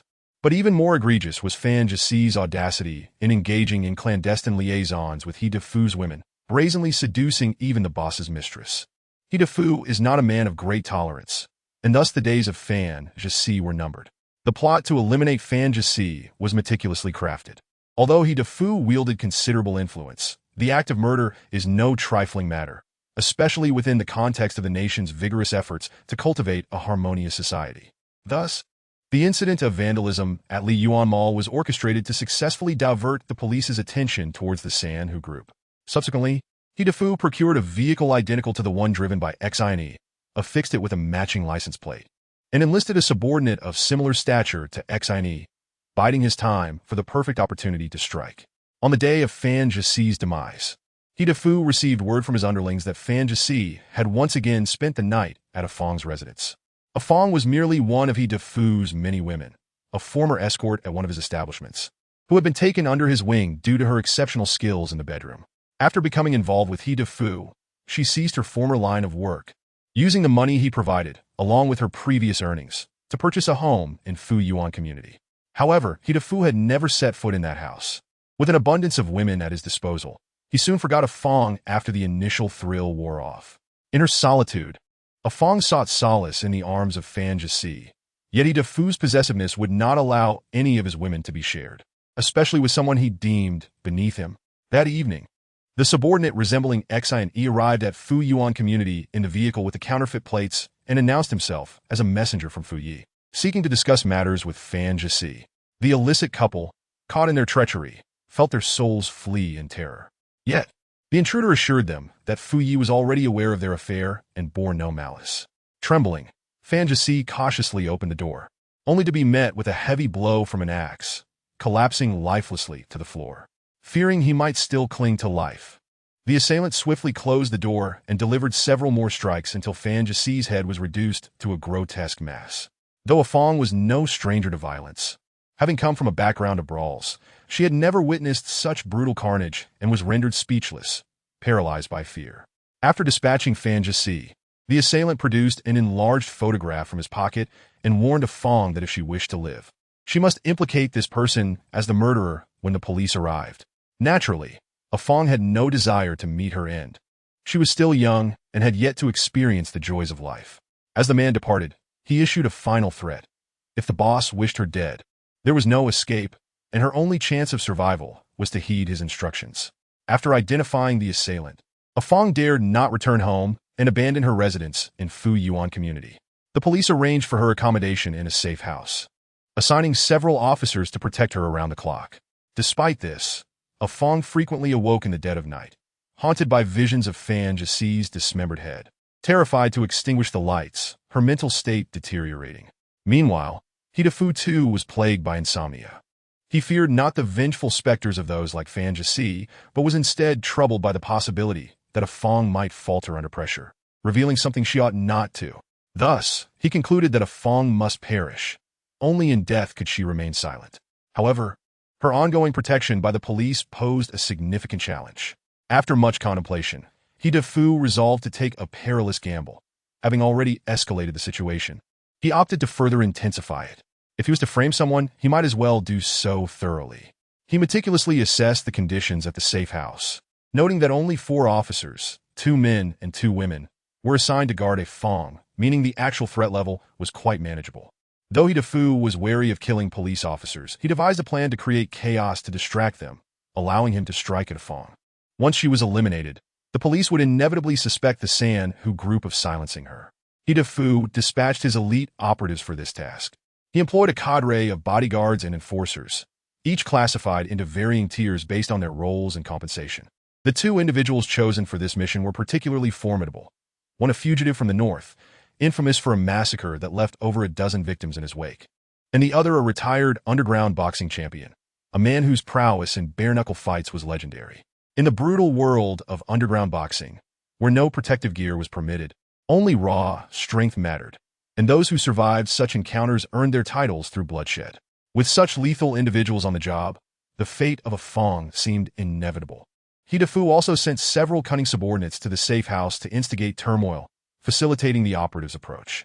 Under ordinary circumstances, he would feel secure with such formidable allies. Yet an unsettling anxiety gnawed at him, accompanied by an inexplicable sense of dread. He meticulously reviewed his plans, convinced there were no oversights. Yet the source of his unease eluded him. Fortunately, it wasn't long before his subordinates reported back, confirming that they had successfully created chaos, drawing the 2 officers guarding Afong away. However, it remained unclear whether the operatives had succeeded in their grim task. After causing the disturbance, they had made their escape amidst the confusion, and from their vantage point outside the safe house, they observed a significant influx of police reinforcements, including Deputy Director Liu Jianming and the head of the criminal police, Wang Wei, both emerging with ashen faces. Subsequently, a vehicle from the funeral home arrived, and witnesses saw the attendants bearing a stretcher draped in white cloth, transporting it towards the mortuary. Upon receiving this news, Defu finally felt a sense of relief. The arrival of the funeral vehicle indicated Afong's demise was assured, and there were no witnesses to the fates of the 2 operatives he had sent. With the source of his anxiety eliminated, he believed he could finally enjoy a peaceful night's sleep. Chapter 40. The Net Titan's Cooperation. After enjoying a sound sleep, Defu awoke early the next morning, feeling refreshed. Glancing at the enchanting young woman beside him, he was suddenly filled with enthusiasm. Remarkably, This time, he did not even take any medication before passionately engaging with her. In the end, even this typically insatiable girl begged for mercy before Dafu reluctantly concluded their fervent encounter.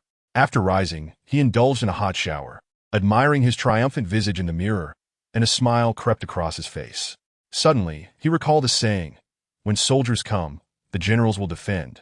When water comes, the earth will cover." To be honest, Dafu was quite diligent in his career. Unless he had social engagements, he would invariably be found at his office, given the numerous enterprises under his name. However, his most significant asset remained the opulent Solomon Hotel, which was why he often worked from his office located within its walls. Arriving early at the chairman's office on the 18th floor of the Solomon Hotel, his secretary promptly prepared a cup of authentic Baisha Longjing tea using specially sourced spring water. Dafu was particular about his tea. He only consumed Longjing, and it had to be the genuine Baisha variety.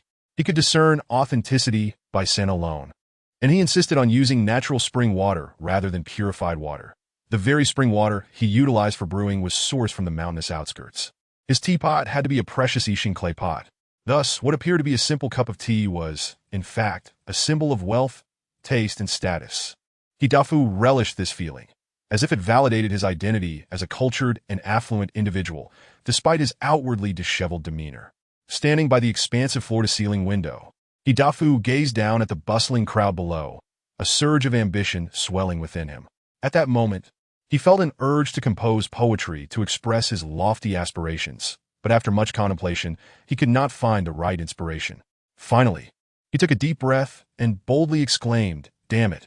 Just as Dafu stood there, reveling in his triumph and surveying his domain, the office door swung open unexpectedly. Without turning back, he irritably remarked, "Shaoli, have you forgotten your manners? Did you not even knock?" "Ah, Dafu. We are from the Criminal Investigation Division of Longchuan City Public Security Bureau.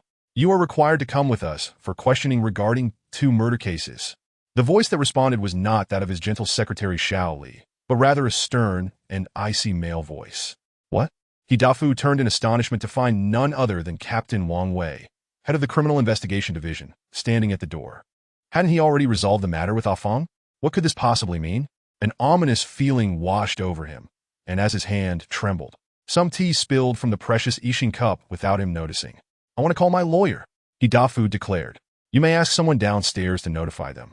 But right now, you must come with us immediately." Wang Wei's cold tone resonated again. "Fine, I will go with you, but could you refrain from handcuffing me? After all, I am still a representative of the People's Congress and a member of the Political Consultative Conference of Longchuan," Dafu pleaded. "We can spare the handcuffs. Let us go." A group of officers escorted the dejected Dafu out of the Solomon Hotel. Just before entering the vehicle, he looked back at the majestic building that symbolized Longchuan, silently bidding farewell to his enterprises, his office, and the Longjing tea brewed with spring water in his Ishin cup. Dafu understood that if the police had not gathered substantial evidence, they would not dare to act against him. After all, he was not only a renowned entrepreneur, but also a representative in Longchuan, a member of the Political Consultative Conference, and the brother-in-law of the provincial secretary Chiao Kachang. These formidable identities typically deterred others from confronting him. However, conversely, since someone had indeed moved against him now, it indicated that none of these statuses could shield him. In other words, he was doomed. In the office of Deputy Director Liu Jiaming at the Longchuan City Public Security Bureau, Liu Jiaming was shaking hands firmly with a tall, slender young man. "Thank you, young man. Without your assistance, we could not have swiftly cracked these cases and apprehended all the suspects." Liu Jiaming exclaimed loudly. "Director Liu is too kind. This is merely my civic duty," the young man replied with a smile. This young man was Xian, who had been apprehended in connection with the murder of Fanjisi. Logically, he should have been awaiting sentencing in a detention center. So how could a murder suspect be joyfully shaking hands with the esteemed Deputy Director Liu? This began with Xian's arrest. On the very day he was taken in, Liu Jiaming personally interrogated him, suspecting that the murder of Fanjisi was far more complex than it appeared. Xian asserted, "I am not the murderer, but I can help you identify the true culprit." Xian, he had his reasons for saying this. Following the incident at Liyuan Shopping Mall, he had dispatched members of the Ben Thorn Brigade to investigate, quickly zeroing in on a gang led by a Bao from S-City. However, Xian was aware that the events at Liyuan Shopping Mall were merely a prelude, and the adversary's true aim was directed at him. Adhering to the strategy of casting a wide net to catch a big fish, he refrained from taking action against Abao's group. Subsequently, when the murder of Fan Jisi occurred, Xine recognized that the adversary had unleashed their trump card, and indeed, the next day, the criminal investigation team came to arrest him. The reason Liu Jiaming believed Xine and chose to collaborate with him stemmed from two significant discrepancies he discovered at the murder scene. The first was that since Fan Jisi was acquainted with Xine, it was illogical for him to visit at such a late hour without ulterior motives. Why would he open the door so readily? That would be inviting a wolf into the fold.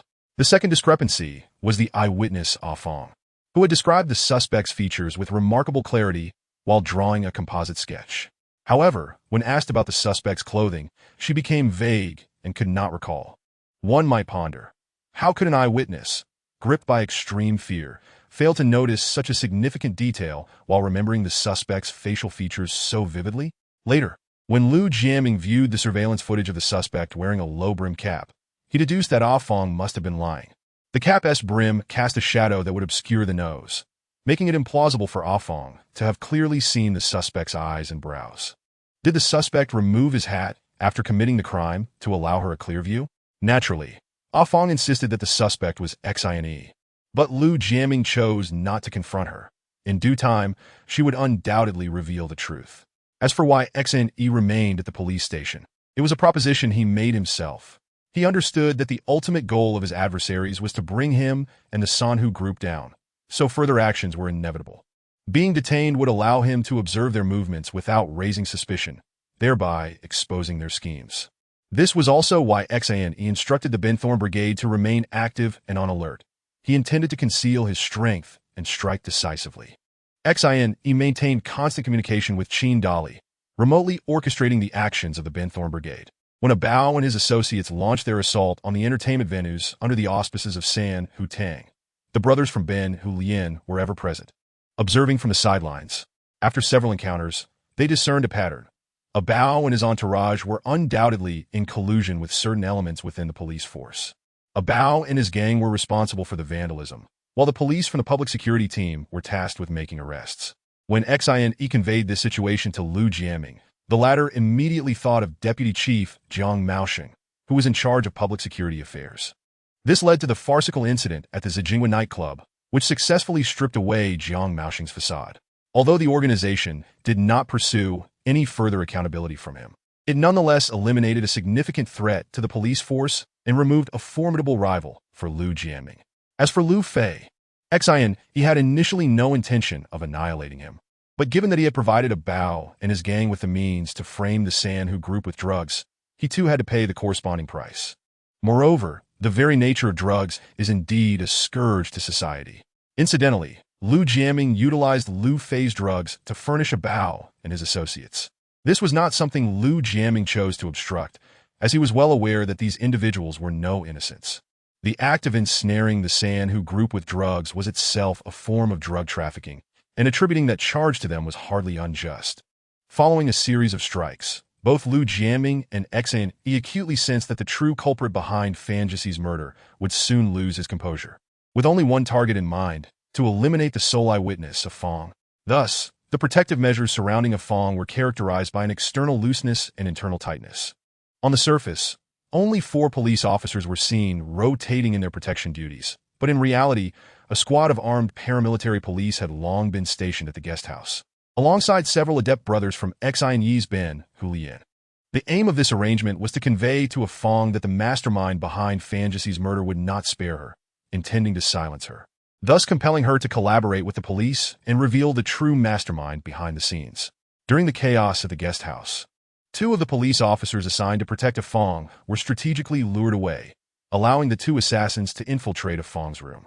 Just as they were about to achieve their objective, the ambushing paramilitary police and the brothers from Ben Hu Lian burst in, effortlessly capturing the 2.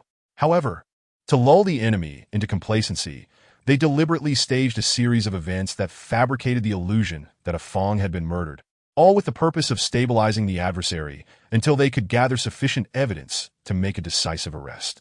Indeed, Ah Fong soon divulged the entire truth of the matter. Hidafu had dispatched individuals to silence her, leaving her with no reason to shield him any longer. The 2 assassins quickly confessed, hoping that their admissions would obscure their previous crimes. But such ruses would hardly succeed against the astute Detective Liu. Upon investigation, it was discovered that both men were implicated in prior homicides, unexpectedly striking gold. Liu Jianming was elated. The ultimate revelation of the mastermind was none other than He Dafu, prompting another wave of joy for Liu Jianming. After years of rivalry, justice had ultimately triumphed. As for He Dafu's various identities and protective shields, Liu Jianming paid them no heed. It was well known that he was a man unafraid of power, ready to act as necessary. Regarding Xiao Sun, Liu Jianming remained oblivious, as it seemed all events were disconnected from him. However, Xianyi was aware that he was, in fact, the final mastermind. He Dafu simply wished to shield his nephew. And Abao was indeed a tough character, refusing to acknowledge any external instigation. Thus, Xianyi found himself at a standstill. It appeared that addressing Xiao Sun would require considerable effort. Their hands remained clasped for a prolonged moment before parting, for as the saying goes, heroes recognize heroes. From this collaboration, both men realized the depth of each other's capabilities, particularly Liu Jianming. Although it appeared that he was in control of this operation, many aspects were actually orchestrated by Xianyi and his Ben Hu Lian, with the police merely facilitating the actions. When you have a moment, I invite you to my home for dinner, Liu Jianming remarked as Xianyi was about to exit the office. Sure, I will definitely come. Xianyi waved his hand in response. This young man was indeed extraordinary, Liu Jianming thought to himself as he watched Xianyi's retreating figure. Chapter 41. Return. Xianyi did not notify anyone to come and greet him. He preferred to maintain a low profile, perhaps a professional habit, as he found the attention of the masses rather peculiar. It was akin to his speech at Hong Tianhu's birthday banquet at San Hu Tang, not lacking in presence or capability, merely somewhat unaccustomed. Taking a taxi back to the headquarters of the San Hu group, Xianyi immediately sensed an unusual atmosphere upon entering the lobby. Only a few security personnel and receptionists were present, and upon seeing Xianyi, their faces lit up with surprise as they exclaimed, "Mr. Xianyi, you have returned." They quickly surrounded him, and one receptionist hurriedly picked up the phone, seemingly eager to announce the good news. Xianyi promptly stopped her. He had no desire for a grand welcome. Low-key. Cough low-key. Noticing the group's fervent approach, Xianyi inquired, "Is there something amiss within the company? You all appear quite anxious." The group exchanged glances, seemingly deliberating whether to disclose the matter to Xianyi. After a brief moment, a security guard finally spoke up. "Mr. Xianyi, you may not be aware, but during your absence, many of San Hu Group subsidiaries have suffered setbacks, and the brothers are on the verge of collapse. If you do not return soon, we were preparing to." "Preparing for what?" Xianyi asked with a smile, already aware of the situation. For the sake of confidentiality, he had not contacted Huang Meng. Yet he was surprised to find that the employees of San Hu Group exhibited such awareness. To see even the security guards and receptionists wearing worried expressions for the company's sake was unexpectedly gratifying. It seemed that the entire staff of San Hu Group was united in their commitment to the company. Such a sentiment was indeed a stroke of luck for any enterprise. "If you do not return soon, we were prepared to protest at the Public Security Bureau," the security guard continued. That's commendable, showing progress. You all understand the notion of protest. However, such methods are not advisable. How could the employees of San Hu Group add to the burdens of society? Do not entertain such unreliable thoughts in the future. Now, return to your duties. I will handle the company's matters, Xianyi replied. The security guard chuckled, scratching the back of his head awkwardly. Now that you have returned, we have nothing to fear. All right, everyone, return to your positions. I will go upstairs to take a look. Yes. The security personnel responded in unison, adopting a posture of attention before dispersing. Upon arriving on the upper floor, the receptionist immediately greeted Xianyi with enthusiasm. Mr. Xianyi, you have finally returned. The board members are currently in a meeting. Shall I notify them for you? Xianyi declined the offer and proceeded directly to the conference room. From a distance, he could hear Huang Meng's furious voice emanating from within. Is this all the capability you possess? Aren't you always boasting in front of me? I tell you, no matter what connections you must leverage, no matter how much money it takes, you must get my third brother out this time. Otherwise, prepare to accompany me to rescue him from prison. Another voice interjected. Third master, it's not that we lack the will to save the first master, but this time, despite all connections sought, we cannot get any news from inside, and no one dares to assist. I heard that the first master's case is being handled directly by Lu Jiaming, who is notoriously unyielding, so the brothers truly have no means. Nonsense. How could there be no way? I refuse to believe it. If this continues, let's just kidnap Lu Jiaming first. Given the tone, it was evident that Huang Mang was genuinely agitated. A man who usually had a sound mind was now uttering such undignified remarks, hardly resembling a chairman of a corporation, but rather a street thug. Nevertheless, he felt a swell of appreciation. His second brother truly was commendable. It would be unwise to kidnap Lu Jiaming. If they did so, the entire police force in Longchuan would lose all hope. Ha. Xian smiled and said, taking a few steps into the conference room. Third brother, is it really you? Mr. Xian has returned. The crowd in the conference room erupted into a flurry of excitement. It was only then that Xian noticed the numerous individuals seated within. Presumably, all the mid-level managers had gathered. A wave of cold sweat washed over him. His second brother truly had no fear, openly declaring in front of so many people that he intended to kidnap Lu Jiaming. Truly, he was the third chief of the San Hu Tang. Fiercely bold indeed. Huang Mang sprang forward, raising his fist to deliver a punch to Xian Yi's chest. Xian Yi did not flinch, enduring the blow. After all, he had kept his plans from Huang Mang these past few days, causing a frenzy of urgency throughout the entire San Hu group. He deserved this punch. Finally, you have returned. Third brother, I knew you would be all right. Knowing I would be fine, yet still planning to kidnap Lu Jiaming? Qin, you chucked it.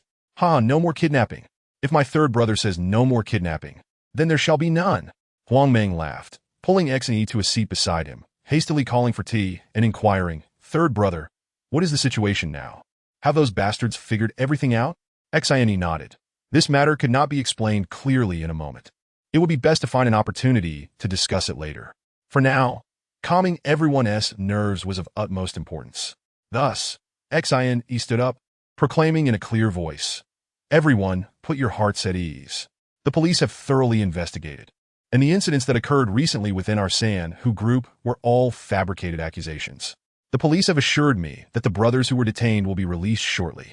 Furthermore, the venues that were shut down can resume operations immediately. To everyone's astonishment, the matter was resolved so effortlessly. The atmosphere in the conference room was jubilant. The weight that had been pressing on everyone's hearts during this tumultuous period was finally lifted, and how could they not rejoice? Additionally, Xian Yi continued, the brothers who were detained will likely return to the company by this afternoon. I have decided to host a banquet tonight at the Wangfu Grand Hotel to welcome them back and reward our brothers at home for their hard work these past few days. We shall not leave until we are intoxicated tonight. Cheers! The room erupted in applause. After the meeting, Xian Yi and Huang Mang retreated to Huang Mang's office for a brief discussion about the recent company situation. Aside from a few enterprises and the property investments with Jiuanxing Group that were operating normally, most other ventures had encountered issues, either being shut down for rectifications or facing violent disruptions. Huang Mang also mentioned an incident where he had intended to mobilize the brothers of the Benhulian to maintain order, but Qin Dali had refused to heed his orders, warning him to be cautious of Qin Dali. Xian Yi chuckled. Second brother, do not fault Dali for this. It was I who instructed him to act this way. You instructed him? Huang Mang's expression darkened. Third brother, do you not trust me anymore? Of course not. I merely assigned him other tasks. Moreover, since our San Hu group has become a legitimate enterprise, I do not wish for you and the brothers to become entangled in any illicit affairs. Xian Yi then recounted the plans and execution he had undertaken with Lu Jiaming during the past few days. Upon hearing this, Huang Mang immediately gave a thumbs up, exclaiming, Once again, third brother, you are brilliant. It is truly a loss for the police force that you did not become a detective. You far surpass my reckless approach. In conclusion, Huang Mang brought up Xu Rui, the general manager of Jiuanxing Group. He remarked, Third brother, that girl, Xu Jiuanxing's daughter, has been quite distressed these days, tirelessly seeking information about you. She calls me multiple times each day for updates. From my perspective, she genuinely cares for you. Perhaps you should find time to visit her. It seems she may have taken a liking to you. Xian Yi was certainly aware of Xu Rui's feelings and had harbored his own affections for her, but, alas, he was already involved with Li Jie. In this society, one cannot possibly have multiple wives, can they? However, it would be prudent to visit her, as she sincerely wished to assist him. After leaving San Hu Group to retrieve his car, Xian Yi headed directly to the Benhulian's base. This was their first mission, and it had been executed remarkably well, particularly when Qin Dali reported that they had taken down Bao and over 30 of his men without a single injury among the brothers of Ben Hulian. Xian was genuinely pleased and once again affirmed Qin Dali's capabilities as a commander and instructor.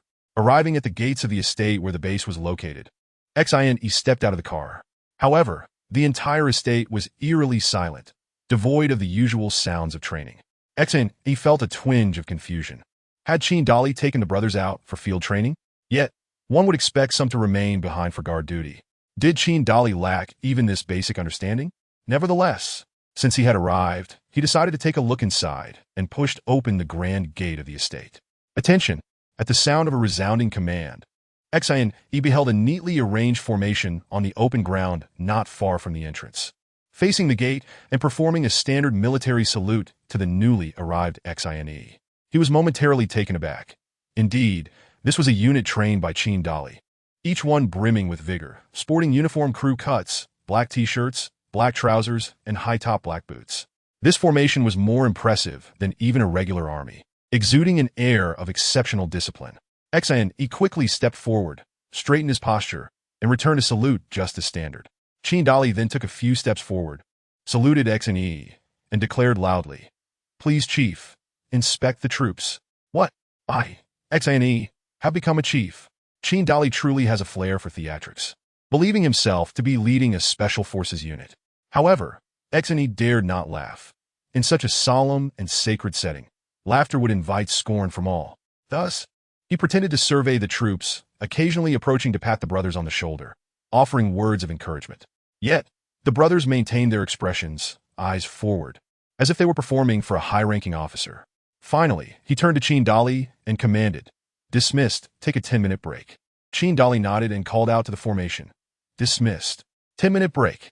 Xian, along with Qin Dali and Zhong Kai, engaged in a brief discussion, expressing full confidence in the Ben Hulian's recent operations, urging them to remain humble and diligent in their efforts, striving for further improvement.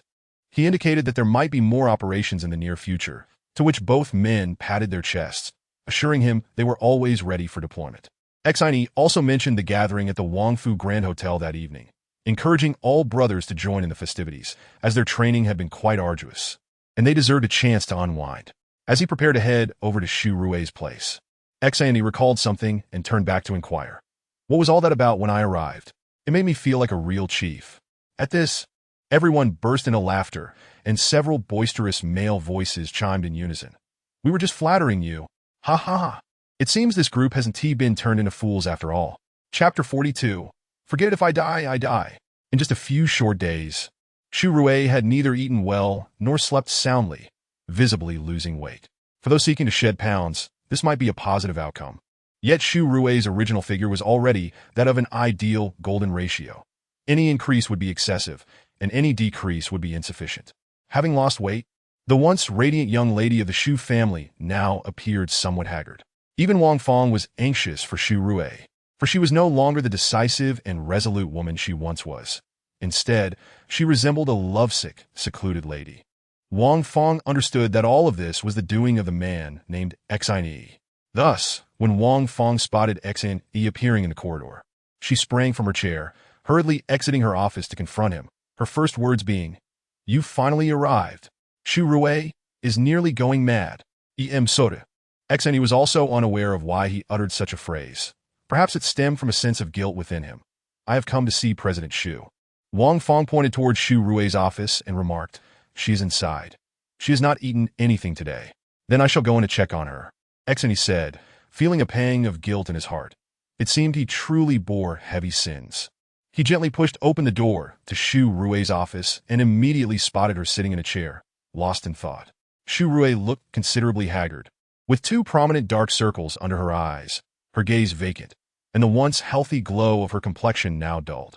At that moment, her mind seemed to drift far away, oblivious even to Xian's entrance. Approaching Xu Rui, Xian gazed at this woman who had left a profound impression on him. Their first encounter had been at Hong Tianhu's birthday banquet, where her composed demeanor and impassive expression had garnered his admiration. Such a woman would undoubtedly thrive in the business world. Then there was the so-called negotiation regarding the Century Spring collaboration. which revealed a playful side to her that Xin had not anticipated. Following that were her poise and decisiveness at the auction, her slight recklessness during the midnight chase, and the surprise on her face when she saw him rushing to her rescue after her kidnapping, along with the innocence he observed in her villa. Now, witnessing her disheartened state due to his troubles, Xin felt that failing to treat her kindly would be a crime. How could a woman like her not deserve his consideration? Yet, he understood that what she truly needed might be beyond his capacity to provide. Sighing softly, he lamented the difficulty of wanting to care for someone. However, he resolved not to cause her further pain, at least not in this moment. Whatever lay ahead, he could only let it unfold naturally, hoping that future developments would not bring her sorrow. Xiao Rui, I am back, Xin said gently. Startled, Xu Rui jolted as if awakening from a dream, her eyes sparkling with uncontainable joy. Rising from her seat, she instinctively moved as if to throw herself into his arms.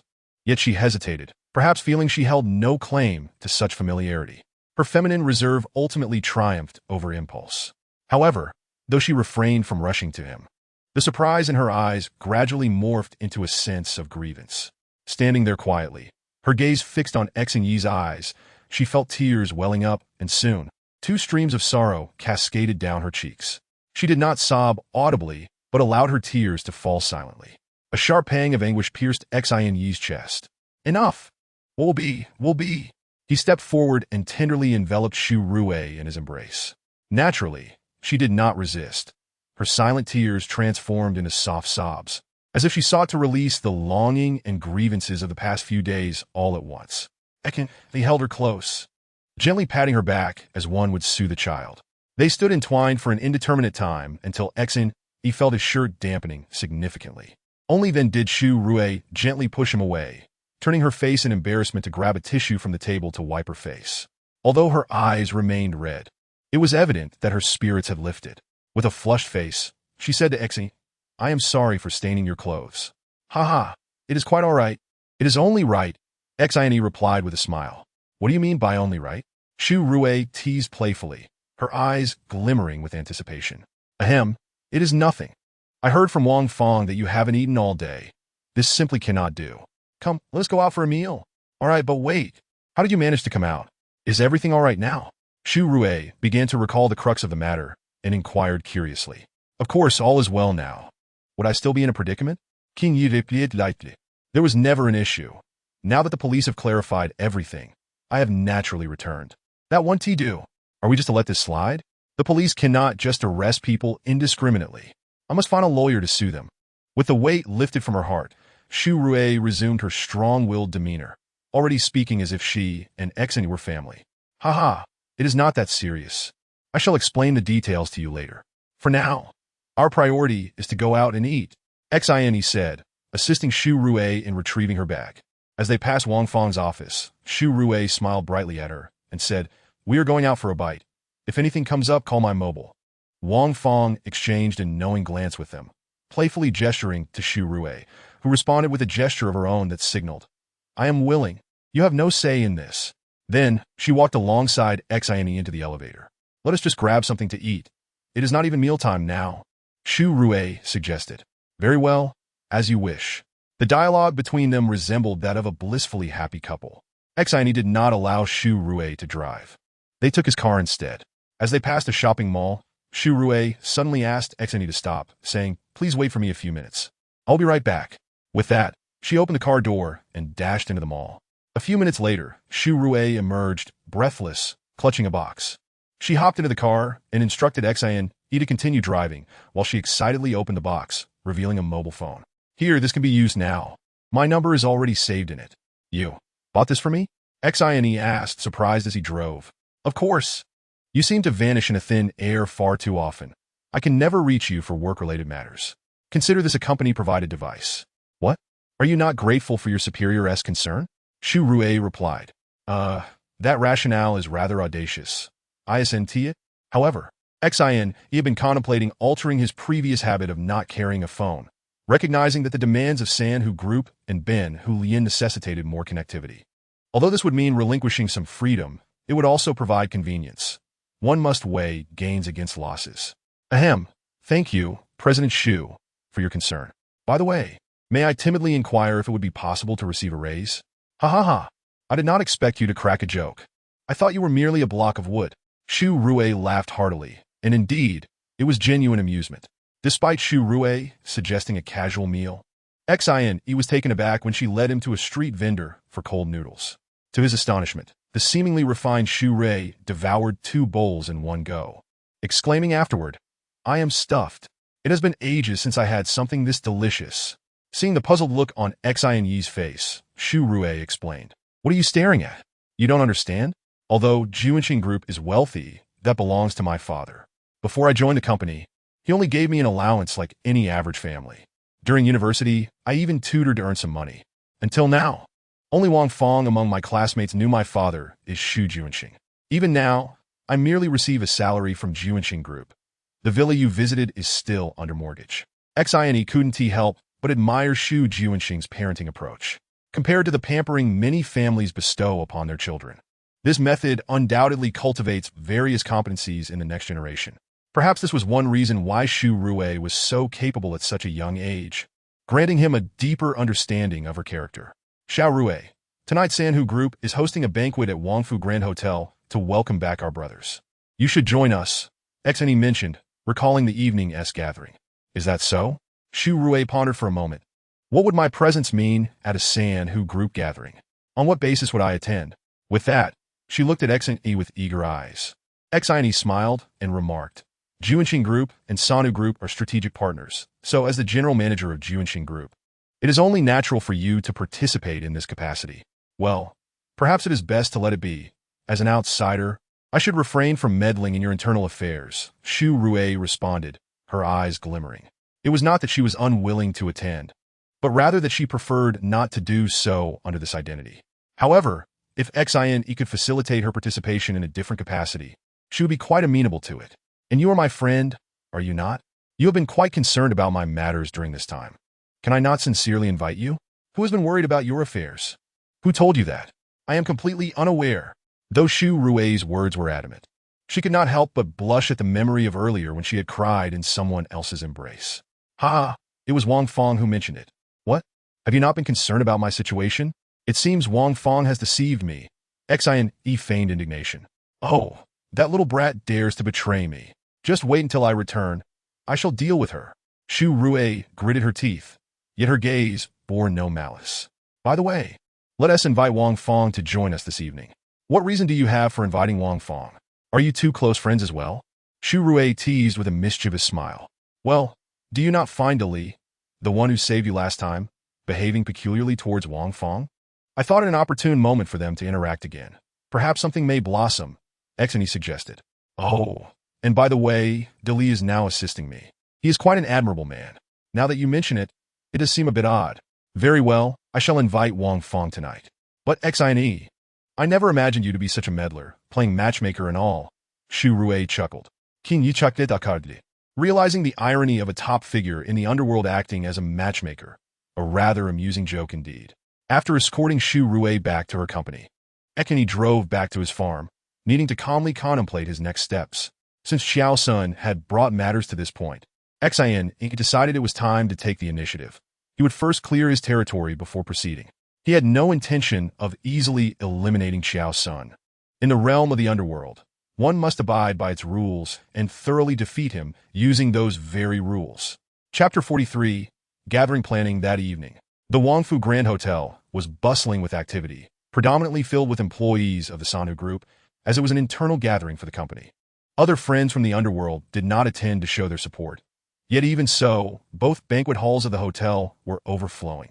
With an estimated total of over 600 employees when considering the entire Sanhu Group and its subsidiaries. Xin did not wish to dine with his brothers in the main hall, as he had important matters to discuss that evening. Thus, he arranged a private room for the senior management of the Sanhu Group. Although Hong Tianhu had distanced himself from company affairs, Xin still invited him, recognizing the importance of his elder's presence at such a significant gathering. Xin was not one to sever ties with those who had supported him. Additionally, there were Huang Meng Baoquang, the leader of the Sanhu Hall in the Central District, Chen Lin, the leader of the Eastern District, Wang Haiba, the leader of the Southern District, Jin Sansheng, the leader of the Western District, Du Hong, the leader of the Northern District, Qin Dali, and Zhong Kai. As for Xu Rui, Wang Fong, and the wives of other leaders, they were arranged in a separate private room. After a round of drinks with the brothers in the main hall, they returned to the private room. The atmosphere within the room was noticeably less vibrant than that of the hall. Everyone present understood that although Xine and the Sanhu group had thwarted this conspiracy, the mastermind behind it remained at large. This marked the second large-scale action against the Sanhu Hall in a short period, and both attacks had been mitigated by Xine's efforts. It was evident that mere defense would not suffice. The best defense was indeed an offense, a consensus reached by all, though it remained to be seen what approach Xine would adopt. After a few rounds of drinks, Hong Tianhu shifted the conversation to this topic, saying, "Third brother, now that we are all gathered, why not share your thoughts? While I may not be able to participate directly, I can still offer my counsel." Xine had been awaiting this very remark from Hong Tianhu.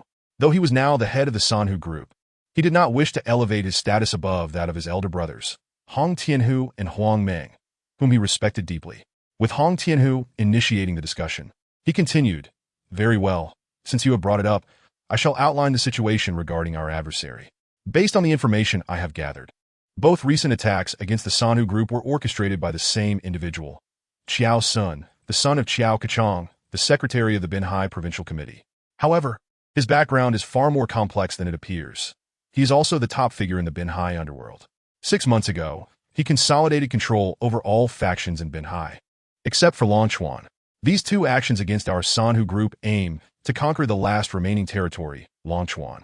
Due to his unique status, he enjoys protection from relevant authorities in Binhai, which emboldens him in his endeavors. Moreover, Qiao Sun is highly cunning and adept at manipulation, making him a formidable opponent. Who cares whose son he is? Let us just send a few capable brothers to take him out," Jin Sansheng exclaimed, as he had always been a proponent of direct confrontation. Regardless of the situation, his first instinct was to resolve matters through force. However, Qiao Sun himself was no slouch. He had trained in Muay Thai during his youth, making it difficult for a dozen burly men to approach him. "Old Jin, you only think of killing. Do you believe it to be that simple? If we were to truly eliminate him, wouldn't that old bastard Qiao Kachong unleash the full might of the Binhai police against us? What future would the Sanhu group have then?" Bao Kuang from the Central District, known for his blend of bravery and wisdom, addressed the concern succinctly, pinpointing the crux of the issue with just a few words. "So, what do you propose? Should we allow him to seize Longchuan? Our brothers would starve to death," Jin Sansheng retorted. "We are in the midst of a discussion. Why the rush? Let us hear the boss's opinion." Bao Kuang turned his gaze towards Xine. In truth, Xine's standing within the Sanhu group had far surpassed that of Hong Tianhu. Yet before speaking, he glanced at Hong Tianhu, who nodded in approval. Only then did Xine respond, "I have also considered the method proposed by old Jin. However, as Bao Lao pointed out, should we proceed in that manner, it is inevitable that Xiao Kachong would be infuriated. If he truly sets his sights on the Sanhu group, we would find ourselves in dire straits." Thus, Xine outlined his plan to the assembly. His strategy involved organizing forces to systematically dismantle the Binhai underworld, after which the Sanhu group would take control of the territories. Consequently, Qiao Sen's influence would wane, ultimately rendering him incapable of causing further turmoil. However, the Sanhu group would solely oversee the management of other regions' underworld operations, with internal brothers refraining from involvement in any violent confrontations. Those tasks would be delegated to others. The first target to be dismantled would be S City, currently weakened after the arrest of its underworld leader, Abao, a perfect opportunity for a decisive strike. Next, Zhong Kai provided a brief introduction to the situation of the underworld in various regions of Binhai. The purpose of this introduction was to clarify the arrangement of personnel during the takeover. All this intelligence had been gathered by the Benhu Lian, which had established an intelligence team led by Deputy Commander Zhong Kai, dedicated to collecting various information. It appears that Zhong Kai is quite adept in the realm of intelligence work. Ultimately, Xine assigned several regions of Binhai to 5 regional leaders, ensuring that each would take responsibility for their respective territories, with each person dispatching representatives to oversee the corresponding areas. Xine also emphasized a principle. Once the territories were taken over, all efforts must focus on developing legitimate businesses and must not rely on collecting protection fees, drug trafficking, or coercing women into prostitution as a means of income. Any violations would be met with severe punishment. This point had already been unanimously agreed upon when Xine first took charge of the Sanhu Tang. And the reiteration of this principle indicates XN's genuine desire to guide the Sanhu group onto a proper path, a sentiment that was unanimously supported. After a satisfying meal, many of the brothers outside had already departed. After finally having a moment to relax, they each sought their own amusements. The senior members of the Sanhu group in the private room had also reached a consensus, and thus everyone dispersed to return home. When Xine emerged, he found Xu Rui and Wang Fong waiting in the lobby. Upon seeing him, Xu Rui approached, playfully chiding, "Why did it take you so long? Did you drink too much?" "No, we were discussing matters. By the way, how long have you been waiting? Why didn't you come find me? I have no interest in the affairs of men. However, have you forgotten that there is still something you need to attend to?" Xu Rui tilted her face up to look at Xine, her cheeks flushed, possibly from having had a bit to drink, which made her appear particularly charming. "What is it?" King Yi muted, somehow puzzled. "I told you that you had forgotten. Wang Fong asked me to call her over. Do you remember what it was for?" "All right, where is De Li?" Xine glanced around the lobby and spotted Qin De Li speaking with Xiao Siyu, Wang Hao, and Li Fei. Xiao Siyu clung to Qin De Li's neck like a koala, attentively listening to the trio's conversation. "De Li." Xine, he called out to Qin De Li. Qin De Li turned to look and quickly approached, still holding Xiao Siyu, with Wang Hao and Li Fei following closely behind. "What is up, Xine go?" Qin De Li asked, glancing at Wang Fong, who stood nearby. "Well, it's quite late now. Could you drive Assistant Wang home? I still have matters to discuss with Xu Zong," Xine replied, casting a discreet glance at Xu Rui. Xu Rui understood Xine's intention and said to Wang Fong, Fong, Xine and I have some matters to discuss. Let De Li drive my car to take you home. Once we finish, Xine will give me a ride back." She then retrieved her car keys from her bag and handed them to Qin De Li. "All right, fine," Qin De Li said, leaning down to whisper in Xiao Siyu's ear, "You be good and listen to Uncle Wang and Annie Fei. Daddy is leaving." After saying this, he planted a kiss on Xiao Siyu's cheek. Li Fei then took Xiao Siyu in her arms, and Qin De Li added, "Thank you for your trouble." "I appreciate it." Xiao Siyu was remarkably well-behaved. Upon seeing her father leave, she didn't cry, but looked a bit reluctant, waving her small hand and saying in her sweet voice, "Goodbye, Daddy." Upon hearing this, Xu Rui was taken aback, her expression questioning as she looked at Xi, who in turn glanced at Wang Fong, who also wore a puzzled face. They exchanged glances with Qin De Li, then looked at Xiao Siyu and Li Fei. However, she remained silent. Qin De Li had already moved to Wang Fong's side, muttering, "Wang, Assistant Wang, shall we go?" Wang Fong said nothing, glancing at Xu Rui before turning to leave with Qin De Li. Once Wang Fong was gone, Xu Rui shot a fierce look at Xi, demanding, "What just happened?" "King Yishuruk helplessly." "Oh, how could I forget? Qin De Li has a daughter, which implies he must have a wife. How could I overlook such a detail? A serious misunderstanding indeed. It seems my first attempt at playing matchmaker has resulted in a significant blunder, and I can only shake my head apologetically at Xu Rui." "Uncle," Xiao Siyu called out sweetly to Xine. "Haha, Xiao Yu, how lovely," Eki said, gently stroking her little face. "Where is your mother?" However, Xiao Siyu looked at Xine with a puzzled expression, innocently asking, "Mother? Uncle, what is a mother?" This time, it was Xine and Xu Rui who were left bewildered, exchanging curious glances. At that moment, Li Fei interjected, "Mr. Xine, I have asked you the same question, but she has no idea what a mother is. She is still young. Perhaps there are some things she has yet to learn. You should ask Qin De Li about it." "Indeed, this is something I should inquire about with Qin De Li." Xine chuckled and turned to Wang Hao. "Wang Hao, how has your capital operation been of late?" "Rest assured, everything is proceeding smoothly. However, as per your advice, I haven't been too aggressive. So the appreciation isn't substantial. I really must hurry back. My time is money," Wang Hao exclaimed, not bothering to bid farewell as he pulled Li Fei out the door. "Who is this person?" Xu Rui inquired, watching Wang Hao's hurried departure. "This individual is a genius," Xine replied with a smile. "Well, it seems most have left. Let us return as well." Chapter 44. The Giant. As Xine drove, he engaged in conversation with Xu Rui, the car moving leisurely along the road. The ambience was warm and natural. The night had deepened, and few vehicles traversed the highway. The nightlife in Longchuan was not particularly vibrant, and this stretch of road, being close to the suburban train station, felt even quieter. With no cars on the road, the headlights illuminated the path ahead, and suddenly, Xine spotted a group of people ahead. More accurately, a group of armed individuals encircling a single person. As they drew closer, Xian, he could clearly see that they were surrounding an exceptionally tall and robust man. Why describe him as exceptionally tall and robust? Just by sight, Xian, he could ascertain that this man stood at least 2 meters tall. Though clothed, the bulging muscles beneath his attire were palpable, and he stood there like a wall. One could even liken him to an iron tower. Xian, he had encountered many tall African men, but compared to this giant, those previous encounters seemed rather petite. Shu Rue gasped in surprise, covering her mouth. Wow, there's actually someone so large in the world? Note her choice of words. She described him as large, not just tall or strong. This man truly epitomized the term large, with a head the size of a small hot pot and fists larger than a soup bowl. For a slender girl, one of his hands could likely encircle her waist with ease. This assertion is not without basis. The giant was currently holding another man, who, while also larger than average, paled in comparison to the giant. If the former was considered a big man, the latter truly deserved the title of giant. The giant was clutching the smaller man by his leg, effortlessly lifting him as if he weighed nothing. With one arm extended straight, he raised the other hand high, bellowing, "You all, step back, step back." His voice boomed like thunder in the air. "Let our boss down quickly. Let him go, and we'll let you leave." The surrounding individuals shouted, brandishing steel pipes, machetes, and axes, yet they did not dare approach, merely forming a circle around the giant, utterly helpless. "You all, step back, step back."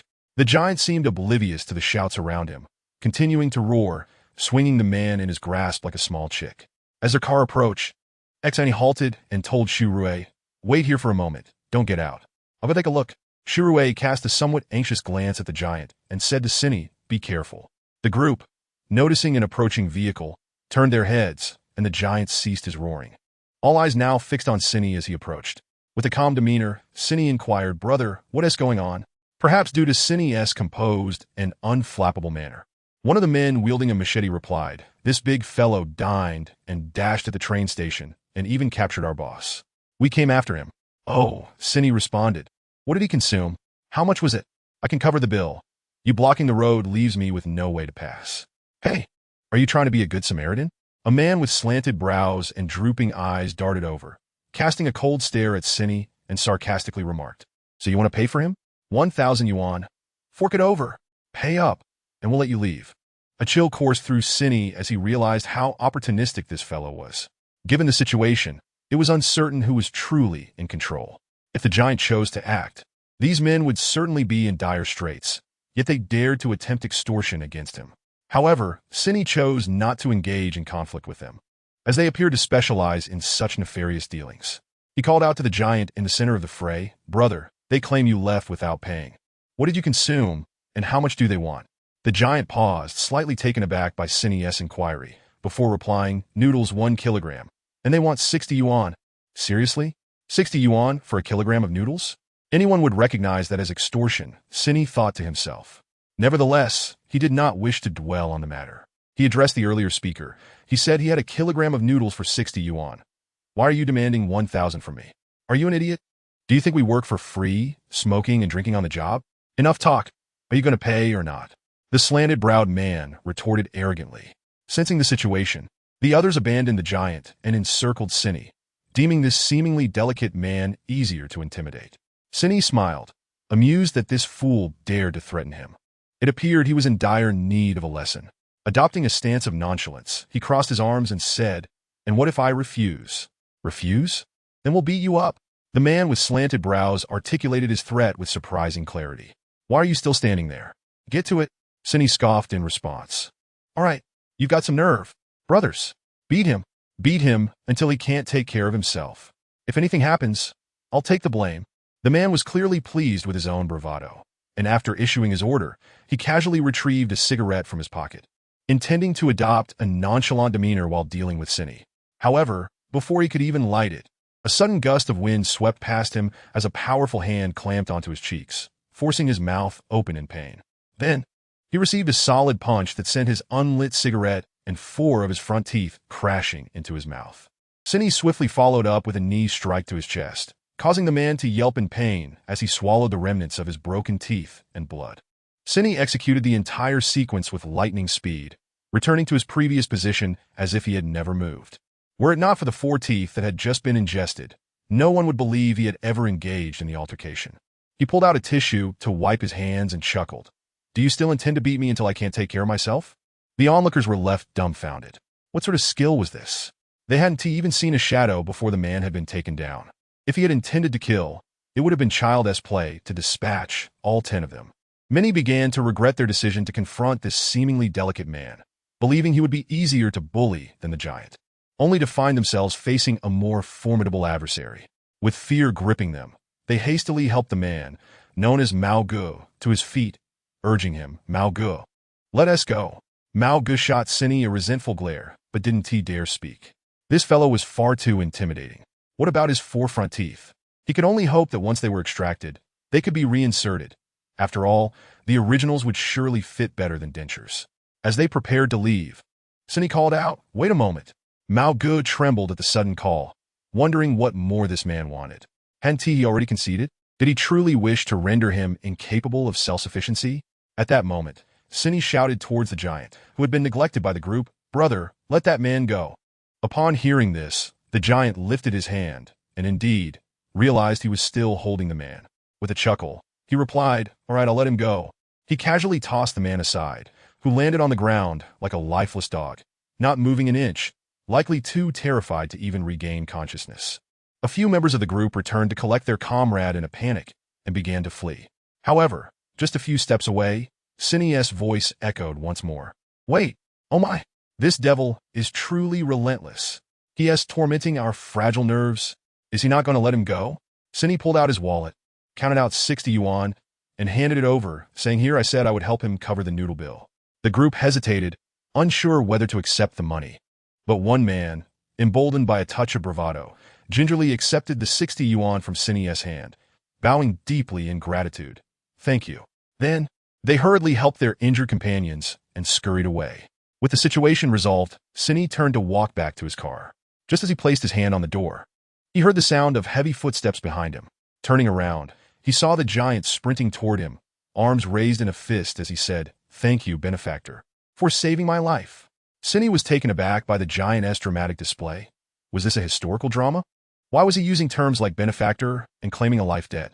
Was this giant from another era? Cine mimicked the gesture, returning the salute. It was merely a trifling matter, not worth mentioning. A hero's path shall cross again. As Cine prepared to enter his vehicle, the giant, in a fit of urgency, called out, "Benefactor, please wait. What further instructions do you have, hero? I can never repay this life debt. I shall follow you wherever you go, ever at your service." Please, there is no need for such formality. I merely covered 60 yuan for your noodles. It's no great deed. You should go about your business now. I must be on my way. Farewell." Cine had not anticipated encountering someone so reminiscent of ancient times. After uttering those words, he opened the car door and climbed in, starting the engine and driving away. Seeing Cine's vehicle pull away, the giant hesitated for a moment before sprinting after him. Despite his colossal size, his speed was astonishing. With strides resembling a small boat, he chased after Cine, his long legs covering several meters with each bound, keeping pace with the vehicle remarkably well. Shrey, glancing in the rearview mirror at the giant in pursuit, tightly grasped Cine's arm and said, He is catching up. What should we do?" He had been keeping an eye on the rearview mirror as well, and he was astonished by the giant's astonishing speed. It was utterly unfathomable. If he were to participate in an Olympic event, it would be nearly impossible not to secure a gold medal. Moreover, contemplating the notion that if this giant truly wished to accompany him, it could indeed be a fortuitous circumstance, as he would undoubtedly excel in many aspects compared to an ordinary person. With this thought in mind, he abruptly slammed on the brakes, bringing the vehicle to a halt at the roadside.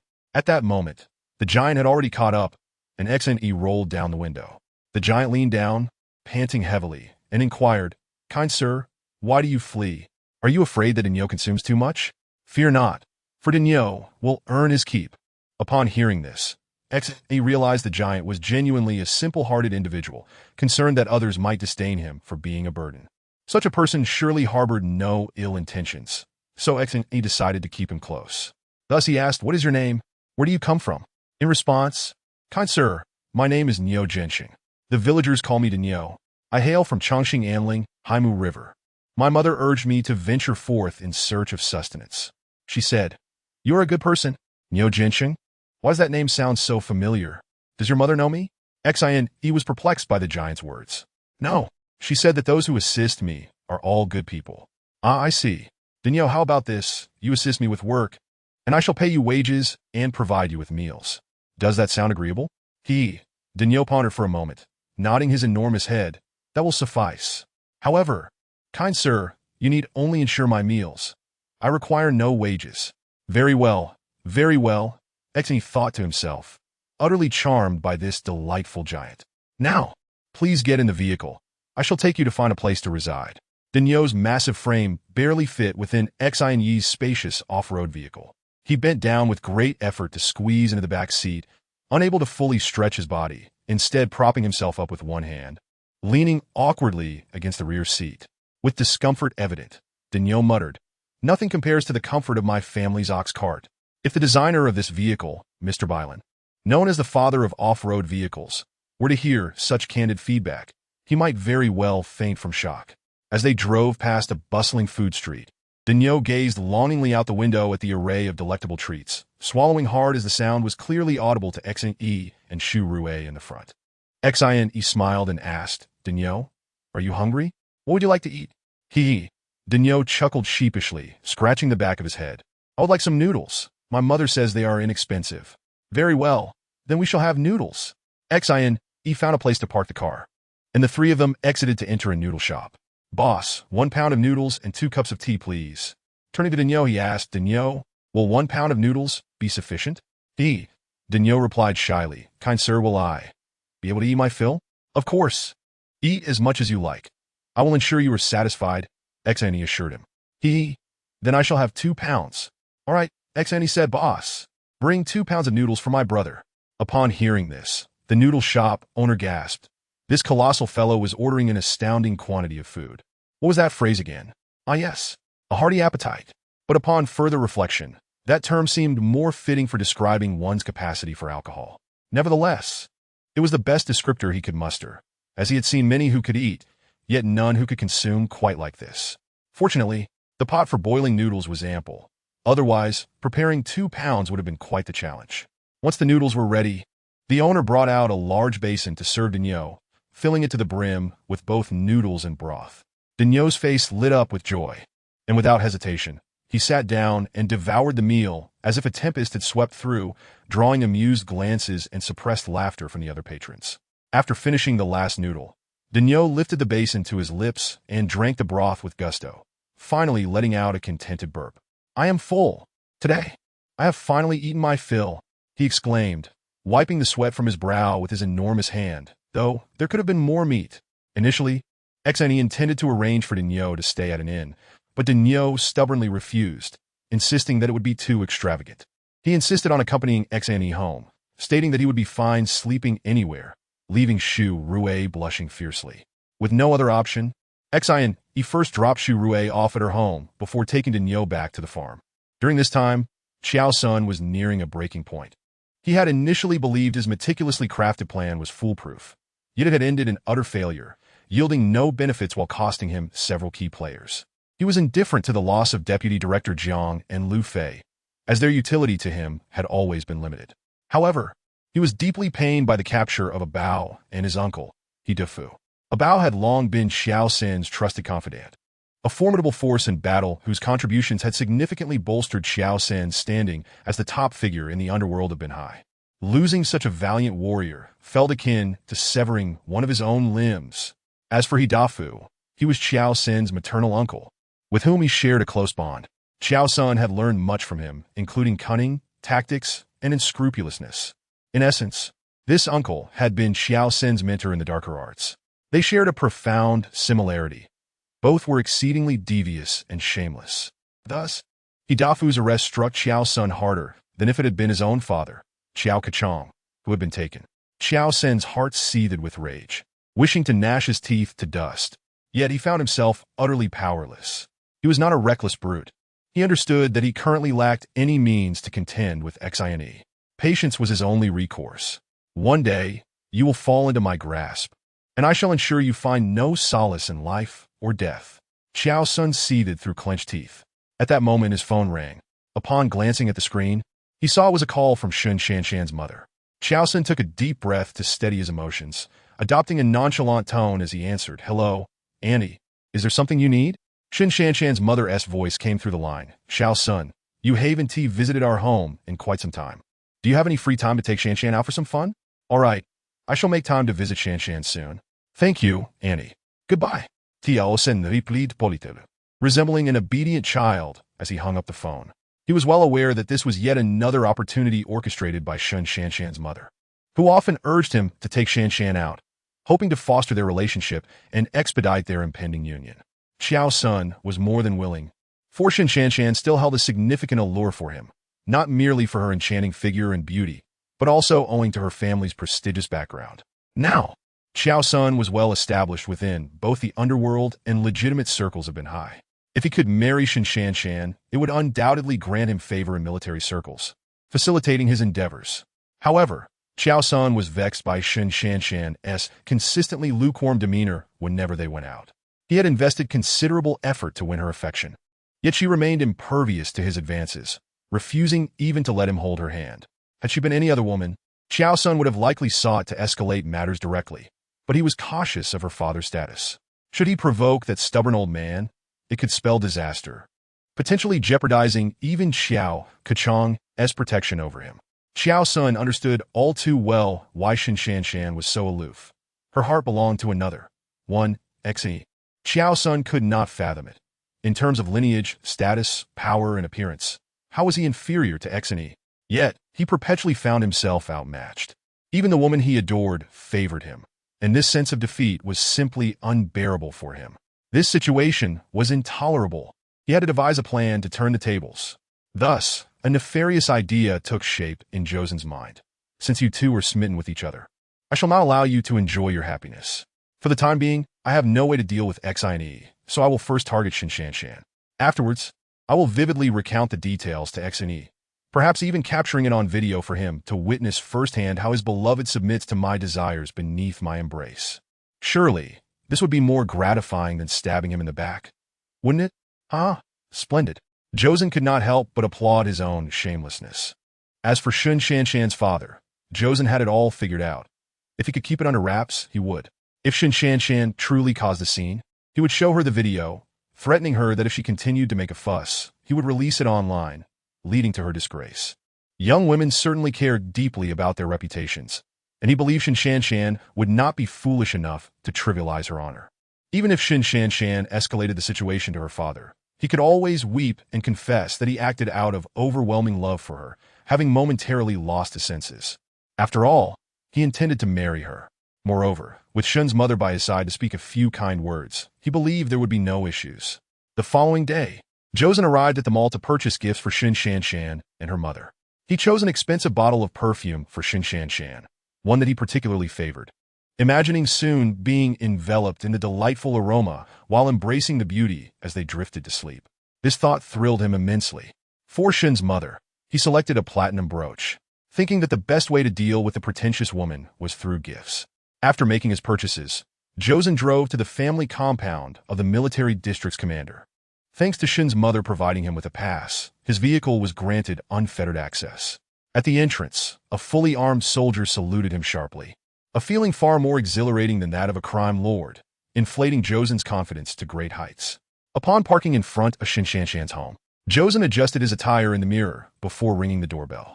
Shortly after, a middle-aged woman resembling a maid opened the door and, upon recognizing him, exclaimed, "Ah, it's young Master Josen. Please come in." Josen acknowledged her with a casual before stepping directly into the courtyard. This was the largest courtyard within the military district's family compound, not only spacious but also beautifully landscaped, complete with lush lawns, trees, and even a small bridge over a flowing stream, creating a picturesque garden. Such a residence was unique, given the distinguished identity of its owner, Shun Wanhai, the commander of the Liaodong military district and a major general on the cusp of promotion to lieutenant general. At just under 50, his prospects were exceptionally bright, with predictions suggesting that he would soon ascend to the rank of general and become a strong candidate for vice chair of the National Military Committee. This was precisely why Josen was determined to find a way to marry Shin Shanshan. As Josen entered, he found Shin Shanshan seated on the sofa, engaged in conversation with her mother. He cheerfully called out, "Annie Shanshan, you're both here. Our little son has come. Come sit with us. We were just talking about you." Shin's mother warmly invited him. Shin Shanshan remained seated, and as her mother ushered Josen to sit down, she stood up and said, "You two carry on. I'll head to my room." After turning to ascend the stairs, Josen hurriedly added, "Shanshan, I brought you a bottle of perfume from my recent business trip. I hope you like the scent." "Oh, thank you. Just leave it on the table," Shin Shanshan replied, showing no intention of turning back. She took a few steps up the staircase and then looked back, saying, "By the way, Brother Josen, please don't trouble yourself with buying things for me in the future. I have everything I need."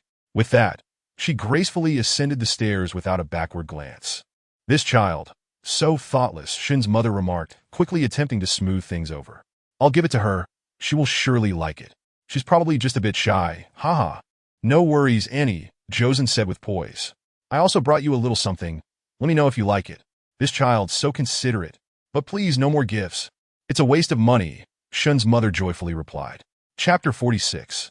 Enchantment. When a person descends to a certain level of shamelessness, they cease to feel any shame for their actions. As the classic adage goes, "For words for you, proud of my shame." Clearly, Josen had reached, and perhaps even surpassed, this threshold. After enduring various hardships and the cold indifference of others, he finally, with the robust assistance of Shin's mother, coaxed Shin Shanshan into his vehicle, claiming he wished to take her to savor a fine French meal. However, Shin Shanshan had little interest in such cuisine. The offerings of the Russians did not suit her palate, greasy, heavy, and overly seasoned, far inferior to even fast food.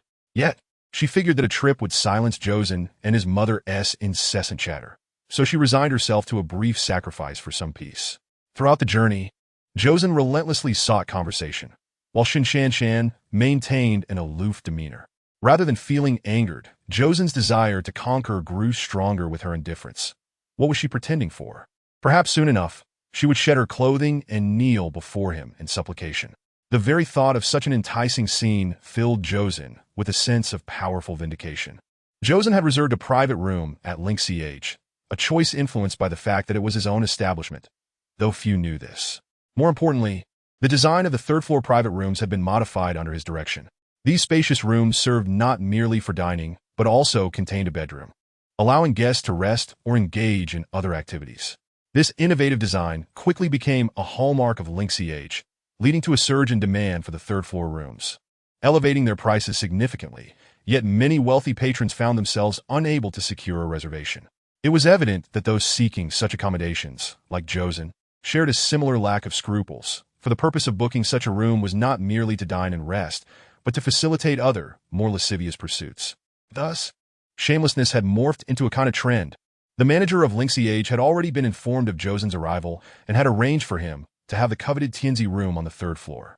Originally booked by a director from some bureau, the manager had to negotiate extensively to appease that official, ultimately agreeing to organize a special event for him, alongside offering a so-called original service girl, who, after the event, would undoubtedly embark upon a new chapter of her life, officially joining the ranks of women in the industry.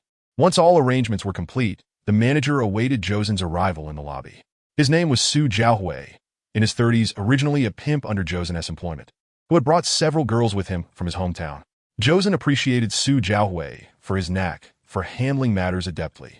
When Josen once needed to please a high-ranking official with peculiar tastes, who preferred married women over virgins or professional prostitutes, Josen found himself in quite a predicament. For such a preference was indeed rather sordid. As Xiaosun found himself in a moment of despair, Su Chaohui arrived, and his suggestion left Xiaosun in awe. Su Chaohui decided to offer up his own wife, and indeed, the high-ranking official was quite pleased, showering Xiaosun with praise for his adept handling of affairs. Consequently, Su Chaohui began to gain Xiaosun's favor. The rationale behind Xiaosun's preference for Su Chaohui was simple. Anyone capable of sacrificing their own spouse must possess a certain audacity. Xiaosun's sentiment was clear. This man is shameless enough for my liking. Upon seeing Xiaosun's vehicle come to a halt in the parking lot, Su Chaohui sprinted over with astonishing speed, leaving even the security guard at the entrance slack-jawed. What a talent! It would truly be a grave loss to the world of pickpockets if this fellow didn't pursue a life of crime. Su Chaohui eagerly opened the car door for Xiaosun and signaled that everything was in order. Xiaosun responded with a reserved smile and a pat on Su Chaohui's shoulder, expressing his appreciation for the effort. On the opposite road, an unremarkable vehicle was parked by the roadside, from which two individuals emerged, glancing towards the Lingxiao Pavilion before entering a nearby CAF. Su Chaohui personally guided Xiaosun and Xin Shanshan to a luxurious private room on the third floor. Upon entering, one was immediately enveloped by an oddly enchanting aroma that ignited a sense of excitement. The room was adorned in soft shades of pink, with walls, curtains, and carpets radiating warm hues, while thick drapes obscured the natural light, casting a soft glow over the rounded furniture. The overall ambience exuded a sense of ambiguity. It felt as though one ought to engage in some flirtatious endeavor, lest they be rendered shamefully idle in such a setting. Xin Shanshan surveyed the room with trepidation, suddenly reluctant to step inside. The space felt like a ferocious beast cloaked in tender allure, or perhaps a pink trap, eagerly awaiting her submission. "Please come in, my princess." Xiaosun gestured with a nauseatingly elegant pose. I need to use the restroom," Xin Shanshan stammered, an inexplicable sense of panic rising within her. She merely sought an opportunity to escape, even if only temporarily. There's a restroom inside. Do come in," Xiaosun repeated his self-assured, gentlemanly demeanor. Xin Shanshan steeled herself and stepped into the room thick with suggestive and decadent air. When she emerged from the restroom, the table was set with an array of dishes, and 2 glasses were filled with red wine. Xiaosun graciously pulled out a chair for Xin Shanshan, inviting her to take a seat before returning to his own, raising his glass in a toast. "To sharing lunch with you, Shanshan, it's an honor. Let's have a toast." Xin Shanshan gazed at the red wine before her. Though she typically enjoyed a drink, today she felt an aversion to it, or rather dread. The atmosphere was suffocating, and she was reluctant to touch anything containing alcohol. "I don't wish to drink. Let's have something non-alcoholic instead," she said, frowning. "Of course, as you wish. We'll switch to a beverage." Xiaosun's eyes sparkled with a barely perceptible smile as he casually opened a can of soda for her, silently congratulating himself for anticipating her refusal of alcohol. "Is this acceptable now? To our lunch together, Shanshan. Let's toast." Xiaosun raised his glass once more. "Very well. Thank you for your hospitality," Xin Shanshan replied, clinking her drink against Xiaosun's before taking a small sip through the straw. Xiaosun's peripheral vision remained fixed on her, and once he saw her drink, he smiled and set down his glass, picking up his chopsticks to serve her a piece of greasy beef slathered in butter. Xin Shanshan, upon seeing the oily dish, lost her appetite. Why was it necessary to coat beef in butter? Such peculiar culinary choices, she mused. No wonder they all sported round, protruding bellies. With a furrowed brow, she muttered her thanks, but instead reached for the plate of mimosa salad, deeming it the only edible option on the table. Xiaosun's amusement deepened at her choice, for he had anticipated her preference for the salad. Since Xin Shanshan was disinclined towards the other dishes, it seemed she'd settle for a drink and salad. Xiaosun paid her little mind, for his objective had been achieved. Either of those items consumed would soon transform the demure lady into something far less pristine. He indulged himself in food and drink, wishing to amass energy for the indulgences he so favored. Gradually, Xin Shanshan felt a warmth spreading through her body, an unfamiliar sensation taking root. Thirsty, she gulped her drink, yet it seemed to exacerbate her thirst rather than quench it. Flames danced in her chest, igniting a feverish heat that coursed through her entire being. As Xiaosun feasted, he discreetly observed Xin Shanshan's reactions until he noted her restlessness and flushed cheeks. He feigned concern, asking, "What troubles you, Shanshan? You appear unwell. Your face is quite red." Xin Shanshan was startled by her own voice, which dripped with a suggestive lilt. "Are you all right?" Xiaosun stood, moving behind her and placing his hands on her delicate shoulders, gently kneading them. Leaning closer, he whispered in her ear, "If you're unwell, I can help with a massage." Xin Shanshan's response was laden with an intensity that could be wrung out, her breath quickening, lips parched as her pink tongue flicked out to moisten them. Her once clear eyes now glistened with a misty veil of unspoken desire. As Xiaosun's hands continued their ministrations, Xin Shanshan's body began to writhe, her legs rubbing together, awakening a dormant devil within her. His hands moved languorously upwards along her alabaster neck, caressing her earlobes, cheeks, chin, and lips, sending shivers coursing through her. In a moment of weakness, she grasped Xiaoxin's hand. Pulling it to at that moment, Xiaoxin bent down and lifted Xin Shanshan from the chair with ease, kicking open the bedroom door and striding inside. Chapter 47. Foiled Plans. A window on the third floor of Lingxi Age was pushed open by a disheveled young woman. After struggling to climb through, she tumbled headfirst out of the window, first landing on the awning of the first floor, then rolling several times before crashing onto the concrete ground at the entrance of Lingxi Age. After tossing Xin Shanshan onto the bed, Xiaoxin turned to close the door, then approached a cabinet, pulling open a drawer to retrieve a DV camera and a tripod. Once the tripod was set up on the floor and the DV was secured, he switched it on and adjusted the angle, only to suddenly sense something amiss.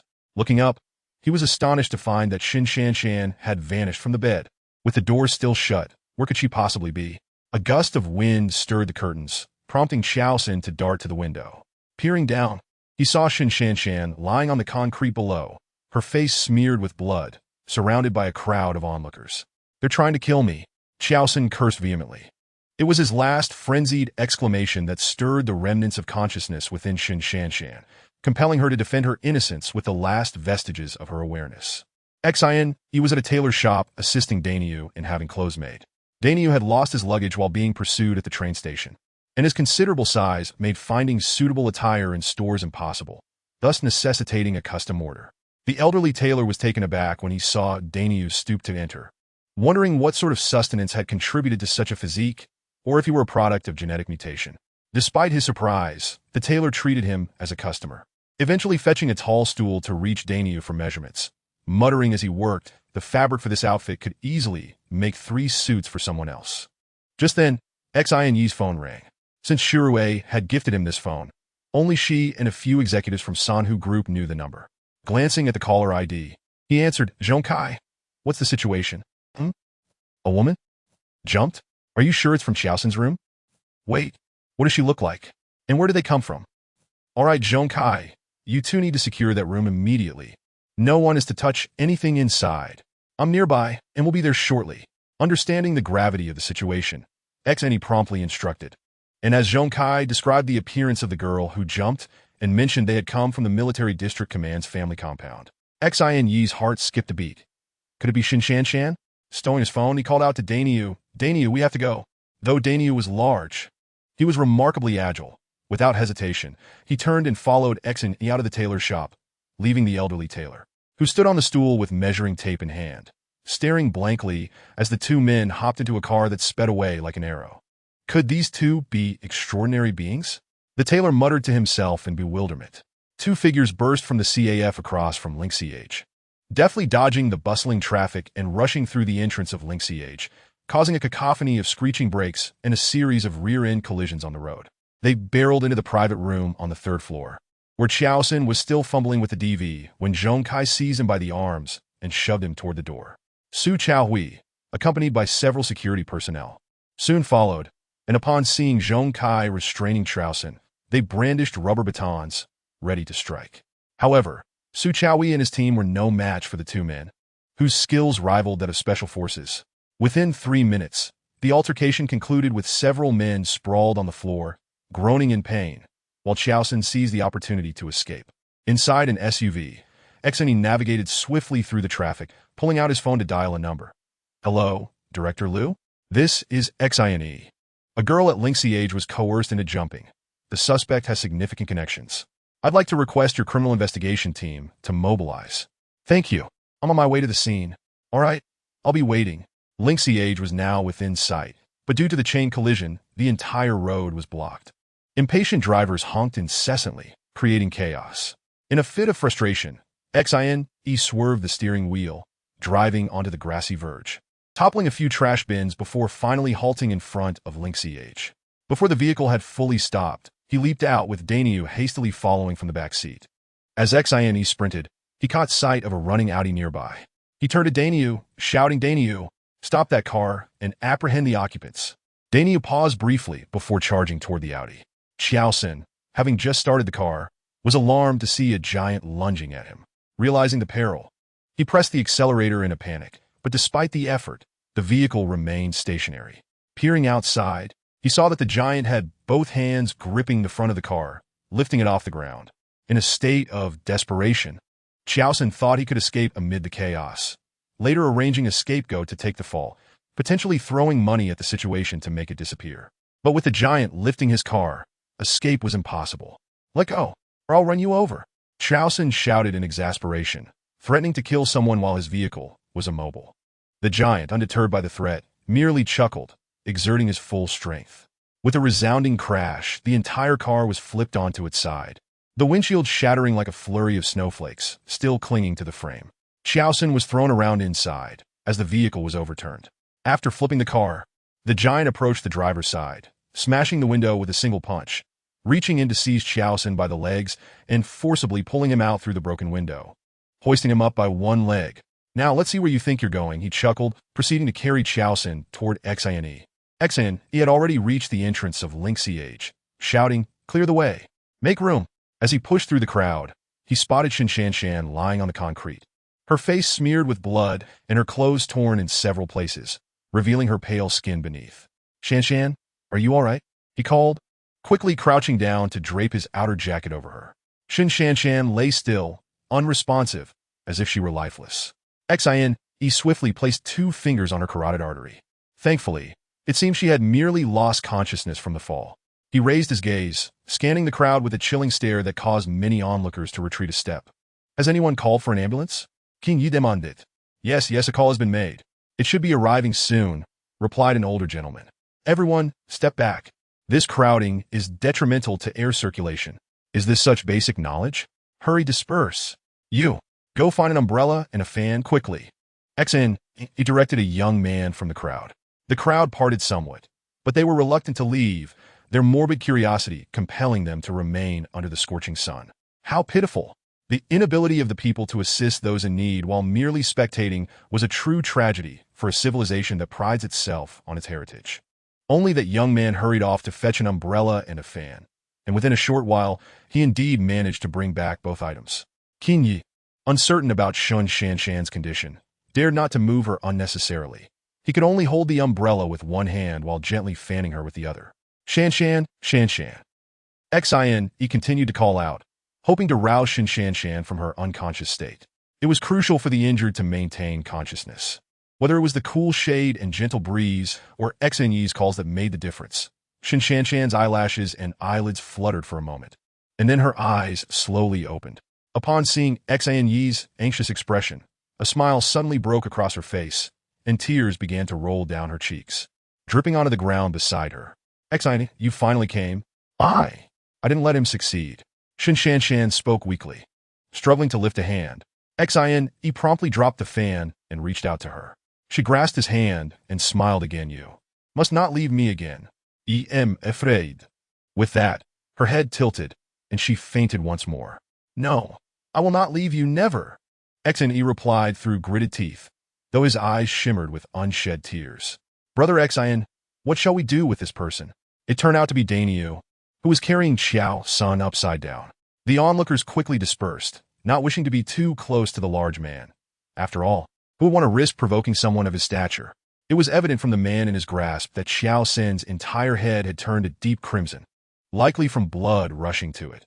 Yet he continued to struggle, flailing his arms and one ungrasped leg in a futile attempt to attack Daniel. However, it was utterly pointless. Daniel's long arms held him straight up, rendering him no threat whatsoever, while his flailing only made him resemble a clown performing in a circus. "Just keep holding him like that. Wait for the police to arrive and hand him over," Xian, he said coldly, casting a murderous glance at Xiaosun suspended in midair. Due to a traffic jam, the ambulance couldn't arrive, but a few paramedics rushed over with a stretcher. After a swift examination of Shan, they worked together to lift her onto the stretcher and began to carry her out. Yet, even in her unconscious state, Shan clung tightly to Xian Yi's hand, refusing to let go. Xian Yi had no choice but to accompany the stretcher, retrieving his car keys and tossing them to Daniel, instructing, "Take this person up to the 3rd floor and find someone named Zhong Kai. Follow his instructions, and when Zhong Kai returns, have him drive my car back. I'm going to the hospital." The paramedics assumed Xian Yi was either the victim's spouse or a close relative, allowing him to accompany them in the ambulance. The sirens blared as they sped towards the hospital, where medical personnel began their routine emergency care for Shan. After several minutes, the ambulance arrived at Longchuan City First People's Hospital. Outside the operating room, Xine pried Shan's fingers from his hand, which he had been gripping so tightly that they had turned white from lack of circulation. How could such a delicate woman possess such strength in a moment of desperation? Unless, of course, she truly did not wish to let him leave her. Chapter 48. The Martial Arts Contest for Marriage. Shan sustained multiple head injuries and 2 broken ribs. Fortunately, her head injuries were merely abrasions, sparing her vital organs from harm, an unexpected stroke of luck amidst misfortune. After the surgery, the lead doctor summoned Xine to the office and asked gravely, "What exactly happened?" "We found aphrodisiac substances in her system. If we hadn't discovered the relevant drugs mixed in the liquid, it could have been disastrous. That beast dared to use such methods on Shan. It seems it is time for him to face his reckoning." Xine thought darkly, yet he replied to the doctor, "Thank you, doctor.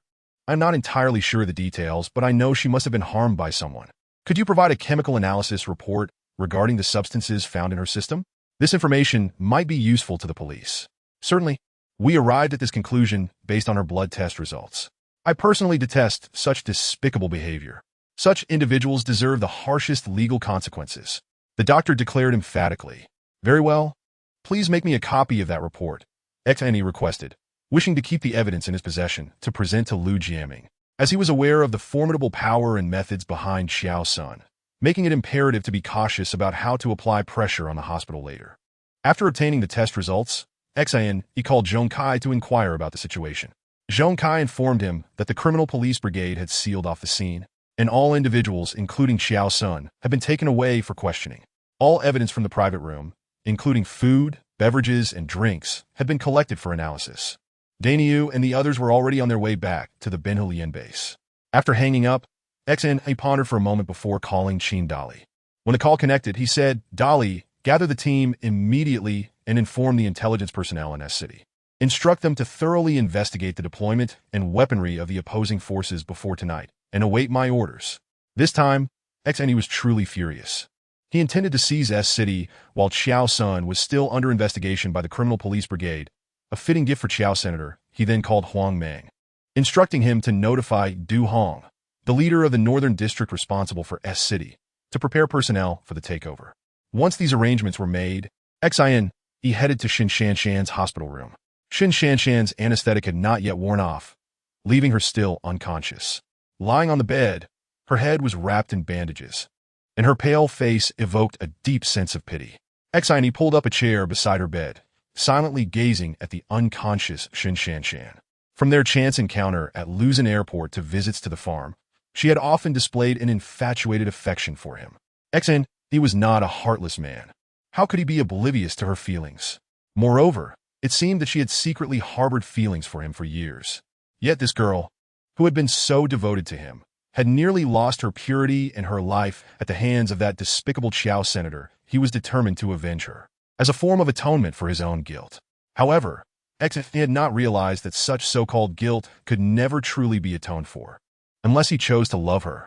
Time passed without his notice until Shan let out a sharp cry, awakening from the pain coursing through her body. Xine quickly stood and leaned closer, softly asking, Shan, are you awake? Does it hurt?" Hearing his voice, Shan struggled to open her eyes, smiling up at him as she defiantly replied, "No, it doesn't hurt. With you by my side, I'm not afraid of pain." A sharp intake of breath followed, likely as she inadvertently moved a wounded area. "All right, don't speak. Just rest for now," Xine urged. Shan nodded, closing her eyes, only to suddenly open them again, saying, "You mustn't go. Stay with me." "Yes, I won't leave. By the way, Shan, should we notify your family? They would surely be worried." "Okay, I'll give you a phone number. It's my home. Please help me make the call." Xine dialed the number she provided. The call was answered by a servant, who informed him that Madam had gone out to play cards, but could be reached. Xine briefly explained the situation at the hospital before hanging up. Before long, Shan's mother arrived in a hurry, accompanied by a tall officer who appeared to be around Xine's age. Noticing the insignia on his uniform, Xine saw he held the rank of major. As soon as Shun's mother entered, she spotted Xeni seated beside Shin Shanshan's hospital bed. Without hesitation, she seized Xeni by the collar and shouted, "Is it you? Is it you who has brought my daughter to this state? I shall kill you." Xeni paid her no heed, merely responding coldly, "Let go." At that moment, Shin Shanshan was awakened by the commotion and, seeing her mother grappling with Xeni, called out, "Mom, what are you doing? Let him go. Shanshan, this man has harmed you so. I want him dead." Shin's mother cried out in hysteria. "Mom, it's not him. C'est me." Shin Shanshan exclaimed, wincing in pain as her words agitated her wound. Shin's mother, now filled with doubt, released Xeni and turned to her daughter, exclaiming, "Shanshan, my dear daughter, who is responsible for doing this to you? Does it hurt?" Ah. Meanwhile, the officer who had accompanied Shin's mother assessed Xeni and extended his hand, introducing himself. "Hello, I am Shun Liwei, Shanshan's brother. Thank you for saving my sister. Greetings." Xine, a university alumnus of Shanshan. Xine responded, shaking his hand firmly. Their hands clasped tightly for a moment before parting, with Shin Liwei laughing heartily. "Your grip is impressive, young brother. Have you trained?" In truth, Xine had not exerted his full strength. He had merely matched Shun Liwei's grip. Noticing Shun Liwei's inquiry, he chuckled lightly. "I practiced some self-defense techniques with my elders when I was young, nothing of great significance." Observing his mother and sister engaged in quiet conversation, Shin Liwei turned to Xine and said, "Come, brother Xine, let us step outside to converse." At this moment, Xine was relieved to avoid Shun's mother's cold glare, nodding in agreement as he walked alongside Shin Liwei out of the ward and down the hospital building until they arrived at a secluded patch of grass. Throughout the walk, Shin Liwei remained silent, his expression stern, occasionally furrowing his brows as if deep in thought. Xeni was unsure of his thoughts, but sensing his unwelcoming demeanor, he grew wary. Could he genuinely believe that Xine was responsible for Shun Shanshan's condition? If he truly thought so, why had he been so cordial just moments before in the ward? Upon reaching the grassy area, Shin Liwei pointed to a nearby bench and suggested, "Brother Xine, let us sit here, please." He gestured for Xine to take a seat first. Xine, not one to be polite, stepped forward and approached the bench. Just as he took his third step, he felt a sudden gust of wind from behind. Shin Liwei had launched a surprise kick aimed at the back of Xine's head. Anticipating the attack, Xine did not flinch. As Shin Liwei's leg approached, he swiftly raised his right arm to meet it. By common sense, one would expect the arm to sustain injury in such a collision, especially given the force behind Shin Liwei's kick. However, Shin Liwei was taken aback by Xine's audacity. Was this fellow truly just an amateur in martial arts? This approach seemed an obvious disadvantage. Yet perhaps he was a concealed expert, unfazed by the risk. All these thoughts raced through Shin Liwei's mind in an instant as his leg collided with Xine's arm. In that brief moment, he realized that Xine belonged to the latter category. It felt as though he had kicked a solid iron rod, sending a jolt of pain through his leg. He knew the area must surely bear a bruise. Fortunately, having trained in leg techniques from a young age, he had endured similar strikes before, though he had never dared to exert such force as he had just done. After weathering Shun Liwei's kick, Xine inwardly acknowledged the skill behind it. If an ordinary person had delivered such force, the likely outcome would have been a fractured shin, perhaps even a compound fracture. Xine had intentionally adopted a hard-hitting approach. He was uncertain of Shun Liwei's intentions. If he sought to harm him, this served as a warning to recognize Xine's strength and back off. Regardless, he wished to avoid conflict with Shun Shanshan's brother. Conversely, if Shin Liwei merely wished to test his abilities, this was an opportune method for him to gauge his own capabilities without further entanglement, as escalating the situation would be detrimental to their relationship. However, Xine miscalculated. After being blocked by Xine's arm, Shin Liwei was taken aback, but did not hesitate to continue his assault, launching a series of rapid kicks. It must be noted that Shun Liwei's leg technique was remarkable. The flurry of kicks formed a veritable storm of attacks, targeting Xine from all angles. Xine smirked slightly, finding the situation intriguing. He had not anticipated Shun Liwei's prowess to surpass that of Qin Dali, who excelled in fist techniques but lacked in leg techniques. Encountering such a capable opponent sparked Xine's desire to engage further. Surrounded by Shun Liwei's relentless barrage, Xine surprisingly closed his eyes, not out of arrogance, but because, at such speeds, one could not rely on sight alone. The human eye is inherently incapable of processing rapid motion effectively, leading to numerous illusions. Thus, it was wiser to trust one's bodily instincts. If one were to observe XNE under a high-powered microscope at that moment, they would see every hair on his body standing at attention, akin to the sensory antennae of certain lower animals, attuned to external threats. His entire being remained steadfast amidst the cascading shadows of movement. Suddenly, XINE reached out with his right hand, grasping at his throat, and in that instant, his eyes flew open. He had firmly seized Shen Liwei's right ankle. With a powerful upward motion, XINE lifted Shen Liwei's leg, releasing it as Shen Liwei executed a backflip in the air, landing deftly. He burst into laughter, exclaiming, "Haha, I did not expect your self-defense techniques to be so formidable, Brother XINE. My apologies. What do you mean by that, Brother Shin?" King Yi responded, a hint of anger in his voice. To attack without warning. Had I not learned a few self-defense techniques, might I not have been left searching for my teeth today? Ha! Do not take offense, Brother XINE. I acted out of concern for my sister. I would not want her to end up with someone incapable of protecting her. I apologize for my earlier rudeness. Shen Liwei laughed heartily. Is it not rather absurd to equate a skirmish with selecting a potential brother-in-law?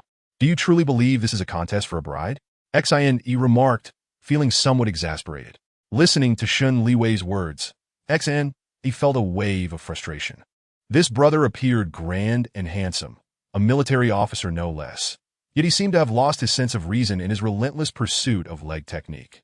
Even if XINE had developed genuine feelings for Shun Shanshan, and she reciprocated, neither had formally expressed their intentions. Why then was Shen Liwei so eager to lay his cards on the table? He was, at best, merely an overzealous brother-in-law, and it seemed there was little sense in his haste.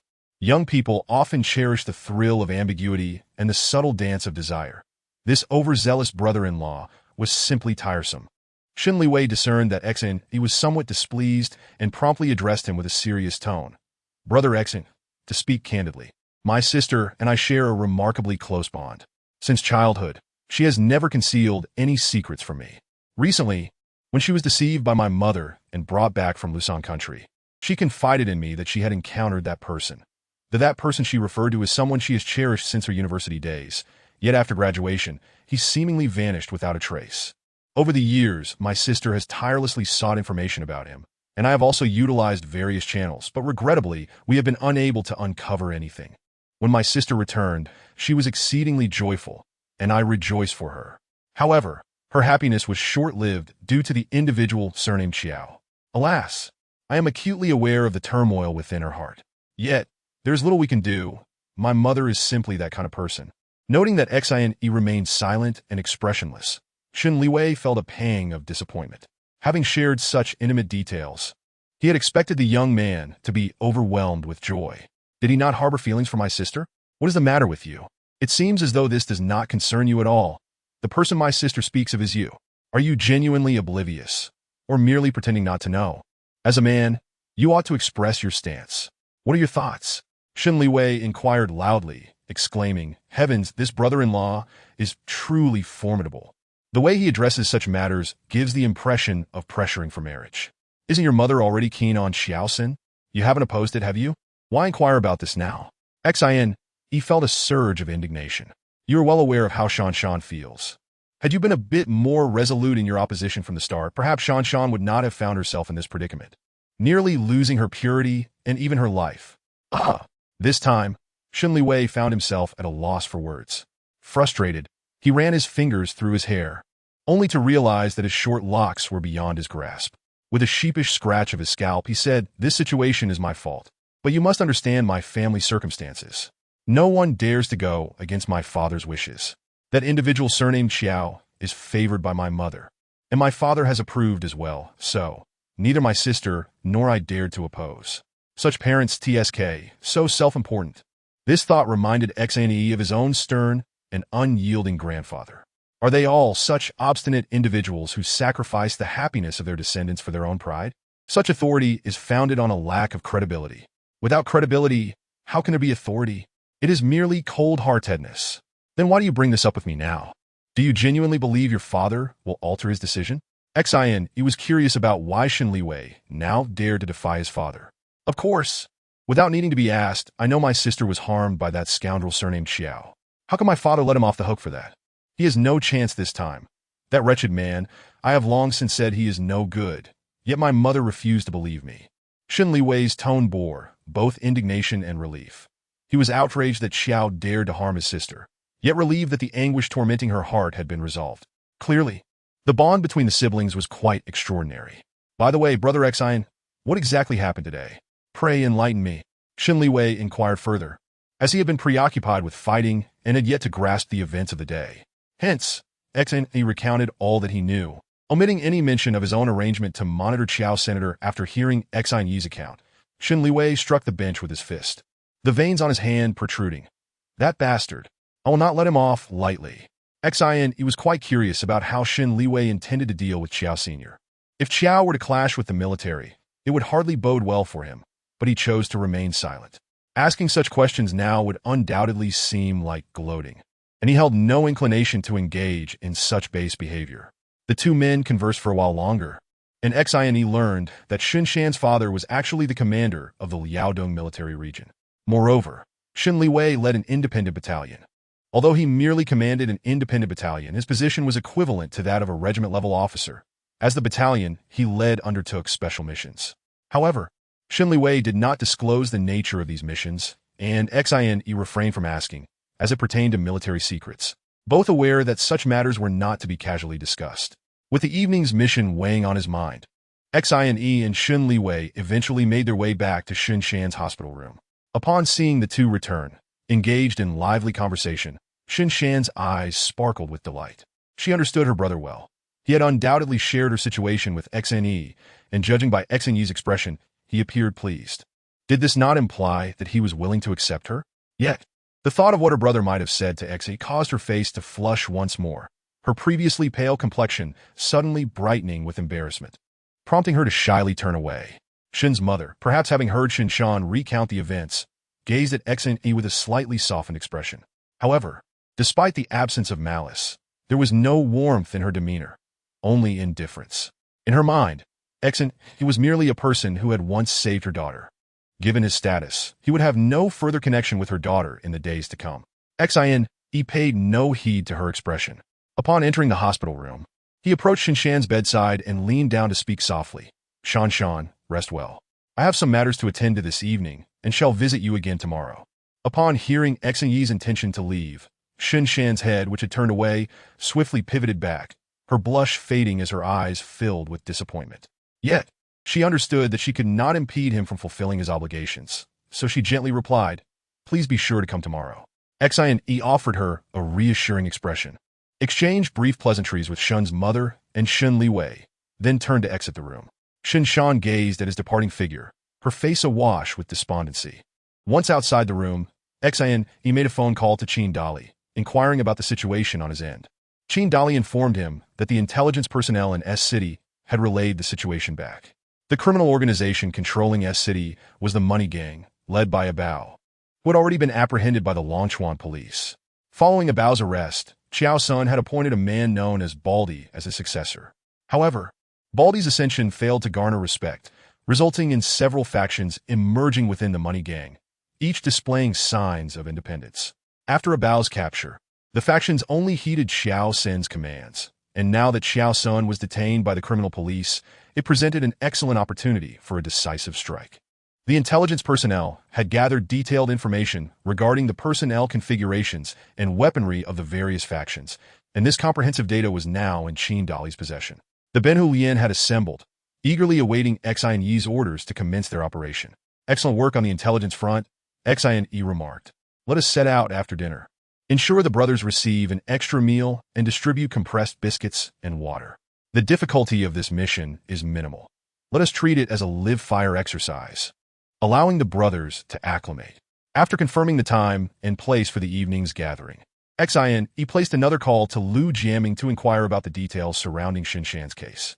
Lu Jiaming revealed that it might be challenging to secure a conviction against Xiao Sr. Although the police had detected aphrodisiac substances in the mimosa pudica salad and drinks at the crime scene, and had discovered unburnt aphrodisiac incense, Qiao Sin adamantly claimed ignorance, asserting that he was also a victim, ensnared in a plot against him. The restaurant manager corroborated his story, stating that an unknown individual had offered him a substantial sum to execute such actions.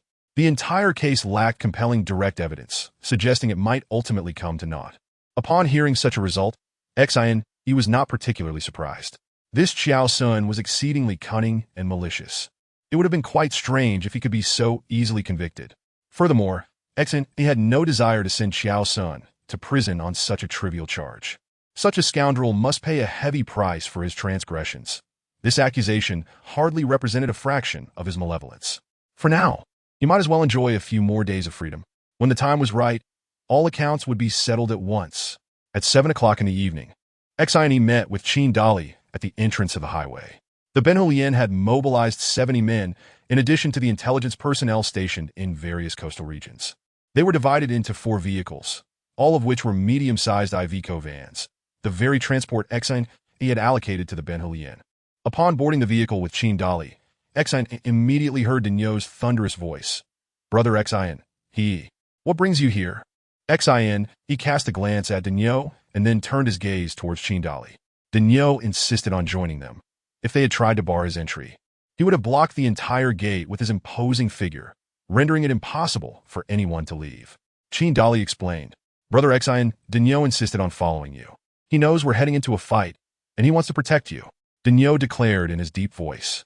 Laughter erupted among the brothers in the vehicle, thinking to themselves, "Does our big boss truly need your protection?" Dinyo, oblivious to the laughter, joined in with his own silly chuckles. The brothers were dressed uniformly in black t-shirts, black trousers, and black high-top shoes. Each carried a military backpack, presumably filled with rations and water. The excitement on their faces was palpable, clearly anticipating the mission ahead. To an unsuspecting observer, this scene would resemble that of a special operations unit preparing for a task. King Yino dit insatisfaction. With the intelligence reports in hand, Xian and Qin Dali began to deliberate on the specifics of their operation. According to the intelligence, the Jinqian gang in S City had splintered into 4 factions, one led by the bald-headed man in the Central District, another led by Qiangzi in the Eastern District, yet another by Bao Yahuang in the Western District, and the final faction led by Changma Kong in the Northern District. The movements of these leaders were already under the surveillance of their intelligence personnel. Thus, Xian and Qin Dali divided the 70 brothers into 4 groups. Xian, along with Dinyo, would lead the first group of 15 to handle the bald-headed leader in the Central District. Qin Dali would command 20 men to confront Bao Yahuang in the Western District. Zhong Kai would lead 15 to tackle Qiangzi in the Eastern District, while a squad led by a sergeant named Yi Zhongtian would oversee 20 men in the Northern District. The journey from Longchuan to S City would take merely an hour. After exiting the highway, they convened at a designated spot with the awaiting intelligence personnel. Following the planned discussions held in the vehicle, Qin Dali rearranged the personnel lists for each group, and the group leaders led their respective members back onto the vehicles. Under the guidance of the intelligence personnel, they dispersed towards their respective targets. Chapter 50. The battle at the bathhouse. The stronghold of the bald-headed man was located at the Fuli Hua Leisure Bathhouse. Initially, the bald-headed man had merely been a subordinate of a Bao, primarily managing the bathhouse's operations. Due to Qiao Sen's frequent visits to the establishment, and the bald-headed man's knack for ingratiating himself, he became familiar with Qiao Sun over time. Consequently, once a Bao was taken down, Qiao Sun appointed the bald-headed man as the leader of S City's gang. However, the bald-headed man had not achieved much, aside from his lowly demeanor. He lacked any real capability. The leaders of the various districts did not respect him. After assuming his position, he summoned the leaders for meetings, yet no one paid him any heed, leaving him frustrated and unable to assert his authority. With no other recourse, he resorted to flaunting his power within his limited domain. As the saying goes, a new official takes office with 3 fires. The bald-headed man thought to himself that he ought to make some noise to assert his presence. Thus, he embarked on a series of sweeping reforms at the Fuli Hua Leisure Bathhouse, including redecorating a Bao's former office to suit his tastes and designating a large private room for his personal use. He also hired several imposing bodyguards. After these reforms, the bald-headed man realized that being a leader was indeed exhausting. However, the most taxing responsibility he took on was the training and guidance of the bathhouse's hostesses. Each hostess was required to undergo his hands-on training, and despite being in his prime, he found himself overwhelmed by the sheer number of nearly 200 women. He had barely made progress with the training when he became utterly fatigued, even the most potent of stimulants failing to revive him. In a fit of frustration, he took to hiding in his private room, hoping to find solace in adult films, wishing to rejuvenate his spirit. At 9 o'clock in the evening, the bathhouse was bustling with patrons. 2 rows of tall, voluptuous hostesses stood at the entrance, beaming smiles as they welcomed guests. At that moment, an Iveco medium-sized van pulled up, halting abruptly at the entrance, seemingly with no intention of leaving. The nearby security guards were displeased. How could this vehicle be so inconsiderate as to obstruct their business? Though clad in security uniforms, these guards were, in fact, members of the Jinxian gang, accustomed to being domineering. Seeing the situation, their spirits lifted. Finally, a chance for a fight. It was not that these guards relished conflict for the sake of it. They were discerning in their choice of battles. If they had the numbers, they would fight fiercely, like valiant heroes, but if the odds were against them, they would flee as swiftly as possible, ensuring even a stray dog would struggle to catch up. Nevertheless, today they were eager for a brawl, as this was their territory. Although there were few people at the entrance, a scuffle would surely attract reinforcements from the upper floors. Moreover, the presence of beautiful women at the entrance added to their motivation. Who wouldn't want to show off in front of such captivating company? Exchanging knowing glances, the guard shared a restrained smile and moved closer. One burly man stepped forward, shouting, "What's going on? Move the vehicle immediately. If you don't, we'll help you move it ourselves." Despite his demands, the vehicle remained motionless. The tinted windows obscured the view inside, and the impatient man, growing frustrated, pulled out a rubber baton and struck the door. "Are you deaf? Move it now." Inside the vehicle, the occupants were too preoccupied preparing their weapons and donning masks to pay any mind to the shouting guards. Armed with custom-made brick knives and wearing woolen hats reminiscent of special forces, they completed their preparations. Then, as XNE stood by the door, he signaled to the driver, and the door swung open suddenly. The burly man, ready to unleash another tirade, was met with a swift kick from within the vehicle, sending him tumbling as if he were a football kicked through the air. He rolled into the bathhouse, crashing against a pillar in the center of the lobby before collapsing to the floor, utterly incapacitated. XNE disembarked from the vehicle, casting a glance at the bewildered security guard and the flustered receptionists, who were now scurrying about in fright. He made a forward gesture and stepped first into the hall, followed closely by a dozen others who disregarded the individuals at the entrance, trailing behind XNE into the lobby. Among them, a notably towering giant exited the vehicle, tugging at his knitted cap as if its snug fit was causing him discomfort, grumbling something inaudible. Ultimately, only 2 individuals remained to guard the entrance of the bathhouse, while the others circumvented to the rear. Several security guards, already terrified, had vanished from sight, likely notifying their colleagues above, whereas the receptionists found themselves trapped in the lobby, witnessing the imposing group of masked figures storming upstairs, with 2 guards at the entrance leaving no escape route. The response from the bathhouse's management was swift. Just as XNE's group ascended a few steps, a cacophony of footsteps echoed from the staircase above. XNE looked up and, with a decisive gesture, motioned for his group to retreat back to the lobby, awaiting the descending individuals. Presumably, the security guards outside had already alerted those upstairs, and now over 30 armed individuals charged down, wielding various weapons. One burly man, his chest adorned with a tattoo of a descending tiger, glanced at the black-clad figures in the lobby, a flicker of surprise in his eyes, and inquired about their affiliation, asserting that this territory belonged to the Money Gang. Before he could finish, one of the masked individuals signaled, and the entire group lunged forward like ferocious tigers, brandishing their weapons without hesitation. The street thugs, unprepared for such an onslaught, fell swiftly, some collapsing before they could even raise their arms in defense, their cries echoing through the hall. However, a few among them proved formidable, including the tattooed giant, who skillfully wielded his cleaver in a fierce exchange with one of the brothers from the Ben, Hulian, suggesting he still had some fight left in him.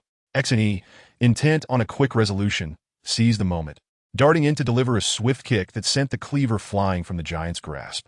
The sudden loss of balance left him vulnerable, allowing the brother from Ben, Hulian, to strike him on the shoulder with a brick knife, eliciting a pained scream that was abruptly cut short by a punch to the jaw, resulting in a spray of blood and teeth.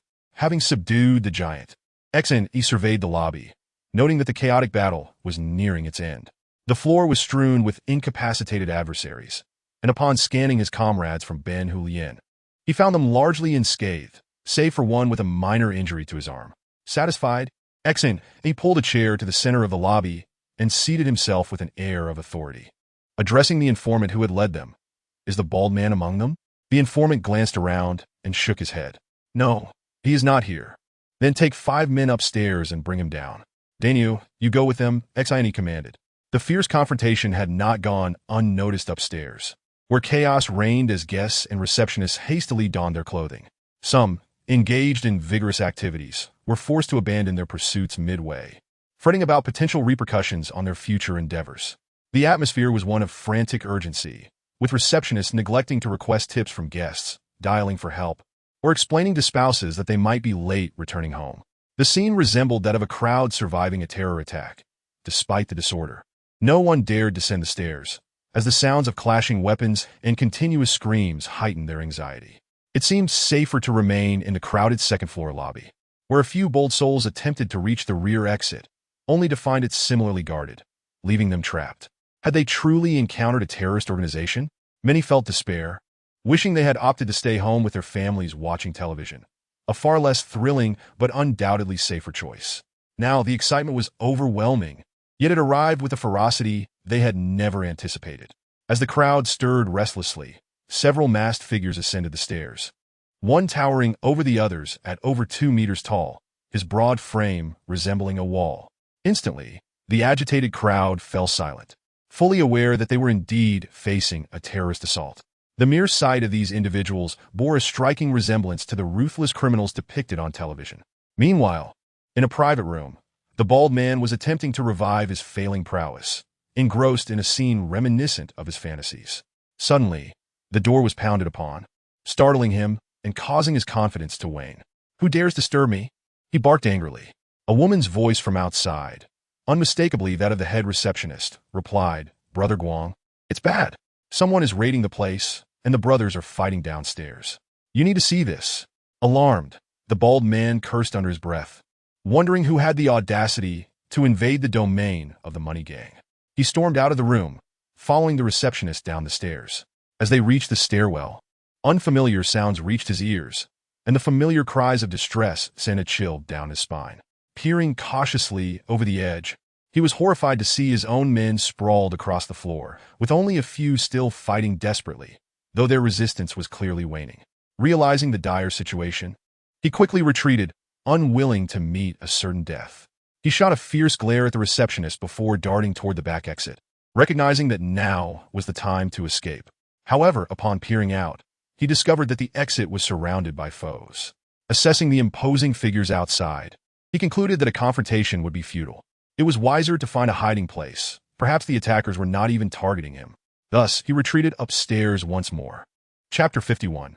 Experiencing military life after fleeing upstairs, the bald man concealed himself in a private room, making several desperate calls for help. Unfortunately, he found that he could not reach Xiao Sun, while other leaders in different districts were also under siege, leaving no one available to answer him. Finally, only the raspy voice of Ba Yahuang broke through amidst the chaos, his curses echoing in the phone. "Bald man, you dare betray me." Stunned, the bald man's hand trembled as he gripped the phone. As several masked figures ascended, they headed straight for the bald man's office, kicking the door open only to find it empty. They then proceeded to his private room, where the screen displayed a ceaseless loop of mechanical movements, yet still no sign of the bald man. Growing anxious, the informant directed the others to systematically search every private room for him. With nearly every occupant emerging from their rooms, the search proved efficient, and soon they had scoured the upper and lower floors without finding the bald man's whereabouts. Could he have escaped? Just as they were preparing to head downstairs, Daniel suddenly expressed a need to use the restroom. Indeed, they had yet to check the communal bathrooms, so they divided into 2 groups and returned to search for them. Indeed, a bald man was discovered trembling in a stall of the women's restroom on the 3rd floor.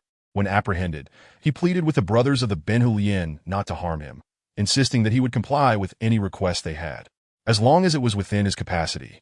As a group descended the staircase, the brothers of Ben Hulien erupted in laughter upon witnessing Daniel carrying the bald man's leg, dragging him downwards in a rather undignified manner. Dainyu approached Xe and unceremoniously tossed the bald man onto the floor, exclaiming indignantly, "Brother X, this bald man is no good. He was hiding in the women's restroom." The bald man rolled on the floor before scrambling to his knees in front of Xe. Trembling as he pleaded, "Brother, I beg you, spare me. I will do whatever you ask of me. I shall follow you from now on." He then bowed 3 times in quick succession. The entire hall, including the injured sprawled on the floor and the dazed receptionist nearby, regarded him with contempt. Such a spineless creature was truly the epitome of disgrace, the very quintessence of a traitor. Xe, contemplatively eyeing the bald man, coldly remarked, "A person like you is a disgrace to have by my side. You are less worthy than these brothers lying here. At least they fought valiantly. Dainyu, take this coward outside and tear him apart." "Yes, Brother Xe." Dainyu grinned menacingly as he advanced towards the bald man, who, in sheer terror, desperately crawled backwards. However, he barely made it a few paces before Dainyu seized his leg and hoisted him up. The bald man struggled futilely in midair against Dainyu's grip. His efforts were utterly in vain. After a prolonged struggle yielding no results, the bald man suddenly burst into tears, his sobs flowing down his forehead and dripping from his bald head onto the floor. Such a coward had somehow found his place in the underworld and even held a position of power in the S-City gang. Those present could only lament the dire need for capable individuals in the underworld. Observing Dainyu carrying the weeping bald man towards the exit, Xe gestured for a retreat, standing up first as the group orderly exited the hall, leaving behind a scene of injured men and dazed receptionists. Yet, a collective sigh of relief was palpable. The gang of masked men had been exceptionally fierce, easily taking on 3 opponents at once, as if it were mere play. This stark contrast was undeniable. The underworld was indeed a realm for the strong. And it seemed this time the bald man would not only escape with his life, but would also vanish from the S-City underworld altogether.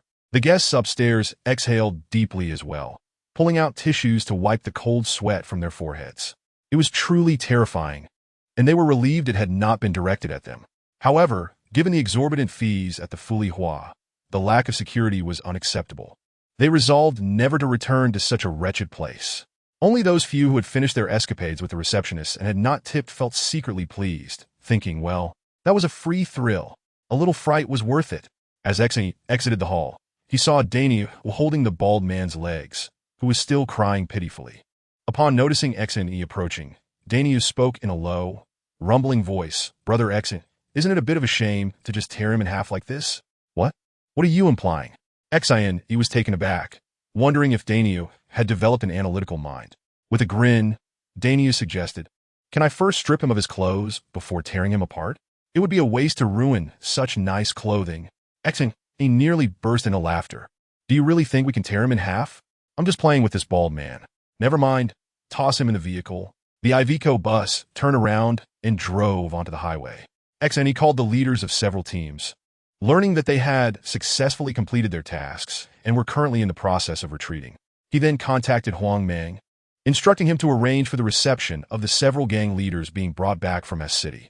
Naturally, the subsequent matters would be handled by Huang Meng and Du Hong, both seasoned figures in the underworld.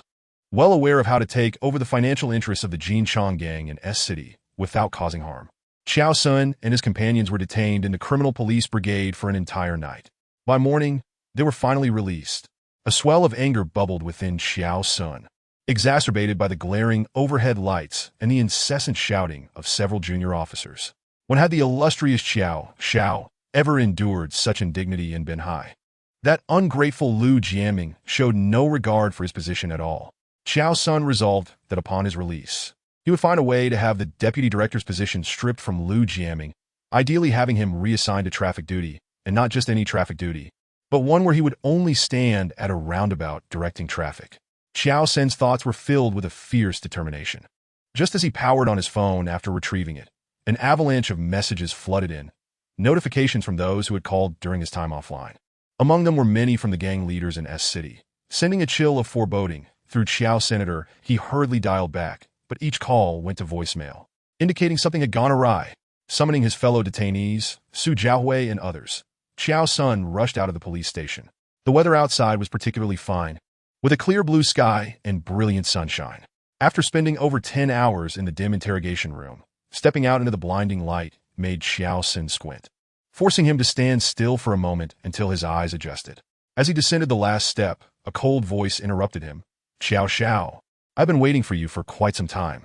Startled by the voice, Xiao Sun looked up to find Shun Lihui, Shun Shanshan's brother, standing before him. His eyes ablaze with fury, as if he could incinerate Xiao Sun on the spot. Xiao Sun involuntarily trembled.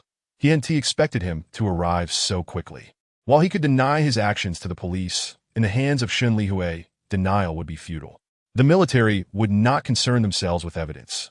If they took a disliking to you, they would make your life a living hell. Furthermore, they operated outside the jurisdiction of local government. Even if he tried to intervene, he might not be able to extricate himself. What to do now? Xiao Sun regretted his actions against Shun Shanshan, knowing well her strong bond with her brother. He had used such underhanded tactics against her, and now her brother would undoubtedly retaliate tenfold. If he fell into Shun Lihui's grasp, he would be in for a world of trouble. Thus, Xiao Sun's first instinct was to flee, run as fast and as far as possible. How pitiful it was for the son of the Binhai provincial secretary, the shadowy leader of the Binhai underworld, to contemplate escape. However, this was not the most tragic aspect. The most tragic part was that even if he wished to run, he had no opportunity to do so. Outside the police station stood dozens of fully armed soldiers. Xiao Sun believed that even if an angel lent him a pair of wings, escape would be impossible. Faced with no option to flee, he resolved to take things one step at a time. Xiao Sun forced a smile, approaching with a facade of camaraderie. "Li Hui, are you on official duty?" "Official duty? I am here specifically to escort you." "Xiao Xiao." Shun Lihui replied with a smile, yet his words felt like a bucket of ice water dousing Xiao Sun's heart. "That won't be necessary. I can return on my own. You're so busy. I wouldn't dare trouble you." Xiao Sun chuckled, clinging to a sliver of hope. "Not a bother at all. Aren't we brothers? Did you not mention last time that you wished to experience military life at my camp? You see, I've been exceedingly busy lately and couldn't attend to it, but now that I have a moment of respite, I am here to pick you up right away." Shun Lihui remarked with a smile that did not quite reach his eyes. "By all means, young Master Xiao." Xiao Sun glanced at the fully armed soldiers in the courtyard, licked his parched lips, and mustered a forced smile as he replied, "Very well, thank you, Lihui. I genuinely wish to experience the essence of military life. Allow me to make a quick call to inform my family, lest they worry."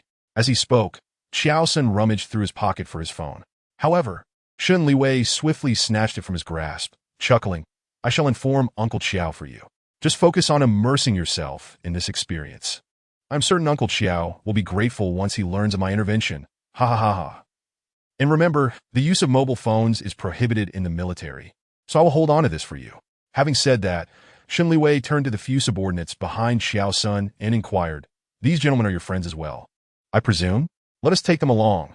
It would be wise for you to have a few companions in the camp." Xiao Sun felt on the brink of collapse. Shun Lihui was not even allowing him to send a message. Without informing anyone of his whereabouts, he would be at Shun Lihui's mercy. This Shun Lihui was truly ruthless, clearly intent on making his life difficult. At that moment, Shun Lihui waved his hand and called out, "Bring them here." Immediately, a group of soldiers jogged over. Shun Lihui pointed at Xiao Sun's companions and commanded, "Assist these gentlemen into the vehicle." The soldiers, fully aware of the camp commander's intentions, interpreted the word assist rather liberally, roughly hoisting the men and tossing them into one of the military green transport vehicles. The subordinates, having never encountered such a spectacle, were so frightened they could hardly stand, resigning themselves to crouch obediently in the back of the truck.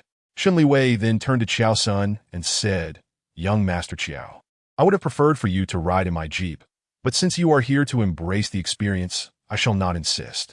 You can squeeze in with them." Just as Shun Lihui was about to summon someone, Xiao Sun hurriedly interjected, "No need. I can climb it myself." He then walked over and clambered up into the transport vehicle. Meanwhile, in the military jeep, Shun Lihui was on the phone, concluding with, "Wei Gu, thank you. Without your assistance, I wouldn't have arrived so promptly. Let us share a drink when we have the time." "Commander, what should we do with these lads once we return?"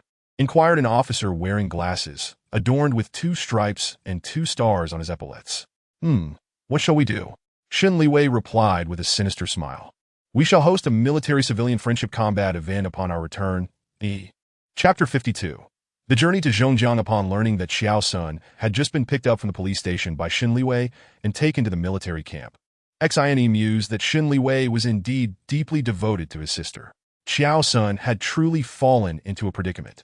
Those soldiers in the camp were like wolves and tigers, ready to serve him fiercely. However, it was somewhat gratifying to see such a person endure some hardship. Surely, the heavens would not conjure up any unforeseen calamities over such trivial matters. Yesterday, he had promised Shin Shanshan that he would visit her in the hospital today. Xine drove with Dinyo to the hospital, where Dinyo had taken on the role of Xine's bodyguard, trailing him wherever he went, exhibiting a demeanor of unwavering loyalty. In truth, Dinyo harbored a personal agenda, being with Xine meant ample food and hearty meals. Recently, Dinyo seemed to have undergone a second growth spurt, feeling invigorated and powerful. He believed he could even take down a raging bull with a single punch. After parking, he first stopped by a nearby flower shop to purchase a bouquet, followed by a fruit basket, before heading upstairs to the inpatient department. In Shin Shanshan's hospital room, besides Shun's mother, there was also a middle-aged woman resembling a maid. Upon seeing Xine enter, Shin Shanshan's eyes lit up and she waved, exclaiming, "Xine, you're here. Feeling better today?" Xine approached the bedside and inquired. "Much better. Thank you for the flowers," Shin Shanshan replied with a radiant smile, then turned to the maid-like woman, saying, "Aunt Wu, could you please arrange these flowers?" Aunt Wu took the bouquet from Xine, glanced around and said, "Oh dear miss, we have no vases left. They are all filled. Just discard the flowers in one of the vases." Then Shin Shanshan remarked nonchalantly, before noticing the fruit basket on the cabinet, and exclaimed, "How did you know that longan is my favorite?" I just picked randomly," Xine replied. "I don't believe you. Generally, longan isn't included in fruit baskets. Regardless, hurry and peel one for me." Shin Shanshan seemed genuinely eager for longan, her impatience evident. To be fair, Xine had indeed bought the fruits at random, yet somehow managed to select her favorite. What a curious twist of fate. Yet, he chose not to elaborate. After all, it was just fruit. Let them think what they would. While Xine was lost in thought, Shin's mother finally spoke up. "Shanshan, how can you be so impolite? Our guest is here, and you expect him to peel fruit for you? Allow me to do it." With that, she approached, prompting Xine to step aside discreetly. Shin's mother peeled a longan and fed it to Shin Shanshan, then abruptly turned to Xine saying, "Mr. Xine must be quite busy. Thank you for visiting Shanshan and for the fruits and flowers." The implication was clear. It was time for him to leave. King Yusimilet, about to respond, but Shin Shanshan interjected, "Mom, how can you treat him like this? Xine, he came to see me, and you act like this? What attitude do you speak of? Mr. Xine is indeed very busy, with so many crops to attend to. Besides, you need to rest well. How can you recuperate with such an unruly crowd lingering about?" Shin's mother retorted sharply, showing little concern for Xine's feelings. This is too much." Tears streamed down Shin Shanshan's face as she turned away. "Xine, this lady is terrible. She has made my sister cry." Dinyo grumbled in a low voice. "Who might you be? Leave." Shin's mother barked at Dinyo, who was still wearing the rough clothing he had brought from his hometown, clearly identifying him as a rural peasant, which understandably incensed Shin's mother. "The esteemed wife of the commander of the Liaodong military district. You are the one who is terrible," Dinyo retorted, raising his chin defiantly. "Isn't that right, Xine?" He then turned to the tearful Shin Shanshan, comforting her, "Sister, don't cry. This lady is unkind, but Xine treats you well." He shot a menacing glare at Shin's mother. You all." Shin's mother was left speechless with anger, as Xine contemplated how to ease the tension. After all, she was Shin Shanshan's mother, and it wouldn't do to embarrass her too much. His phone suddenly rang. He pulled it out to see that it was Shu Rui calling, and he quickly stepped out of the room to answer. "Xine, where are you right now?" Shu Rui asked anxiously on the other end. "Oh, I'm at the Longchuan City People's Hospital." "What? Are you ill? What's wrong? Is it serious? Have you seen a doctor? What did the doctor say? Have you taken any medication? Which ward are you in? I'm coming right over." Shu Rui fired off a barrage of questions. "No, Shu Zong, let me explain. It's not me who is sick. It's a friend of mine who got injured, and I came to check on her." Shu Rui exhaled in relief. "You scared me. Why don't you speak clearly?" Before Xine could respond, he was already caught in the whirlwind of the moment. "Is it not always you who is incessantly speaking?" Xine pondered silently, yet this sentiment remained unspoken. Thus, Xine inquired, "What brings you to me?" It is this. Juanxing Group intends to bid for a parcel of land in Zhongjiang City. Preliminary preparations are nearly complete, and we shall be going to the bidding tomorrow. I would like you, as a representative of Sanhu Group, to accompany me. Sanhu Group is also a shareholder, and there are matters I can discuss with you. What do you think? Oh, I see. Very well, I shall accompany you. What time do we depart tomorrow? Please come to the company now. We shall convene a meeting shortly to discuss some specific details. All right, I will come right away. I will await your arrival. As Xeni returned to the hospital room, he beheld Shinmu seated angrily on a chair while Shinshanshan lay on the bed, tears streaming down her face. Aunt Wu stood cautiously to one side, and only Dinyo stood resolutely in the center of the room, resembling a mighty deity, evidently having gained the upper hand in a verbal spar with Shinmu. Xeni shook his head with a wry smile and approached the bed, gently addressing Shinshanshan. Shanshan, please rest well. I must go to Zhongjiang for a few days, but I will return to see you. Upon hearing Xinyi's words, Shinshanshan turned her tear-stained face towards him and asked, "What is the purpose of your trip to Zhongjiang? How long will you be away?" "It is for company matters. We are preparing to invest in a parcel of land there, and will be participating in the bidding. If all goes smoothly, I should return in 2 to 3 days, and I'll come to see you then." Then you should go. Take care, Shinshanshan gently advised. Xeni nodded in acknowledgement, then turned to Shinmu, saying, "Annie, regardless of your opinions about me, please keep in mind that they do not concern Shanshan. She is a patient now, and I kindly ask you to refrain from causing her distress, as it may impede her recovery. I trust you can understand this. Dinyo, let us depart," Xine stated, and after his declaration, he and Dinyo left. Before departing, Dinyo let out a snort, conveying a sense of defiance. "How infuriating! Who do you think you are?" Shinmu muttered resentfully, watching Xine and his companions' retreating figures. "By the way, Shanshan, my dear daughter, do not cry. What was that young man saying about investing in land?" Shinmu moved her chair closer to the bed, her face lighting up with a smile as she questioned Shinshanshan. "The parcel of land intended for investment in Zhongjiang City is situated in a prime area, right in the heart of the urban district. Originally a village within the city, it lies at the center of the old town. Due to ongoing disputes regarding demolition compensation, this area has become a blight on the city, attracting migrant workers and criminals alike. The Zhongjiang government is resolute in its determination to transform this situation, aiming to develop Zhongjiang into a vibrant modern metropolis. Thus, the old district must be demolished and replaced with high-rise buildings, contributing to the urban development of Zhongjiang and enhancing the political achievements of the Zhongjiang Municipal Committee. In addition to Juanxing Group, there are approximately 7 or 8 other real estate companies participating in this bidding, but only the local Jinhua Group and the Zhongxing Group from City J possess the strength to rival Juanxing Group. Xu Rui is taking this very seriously.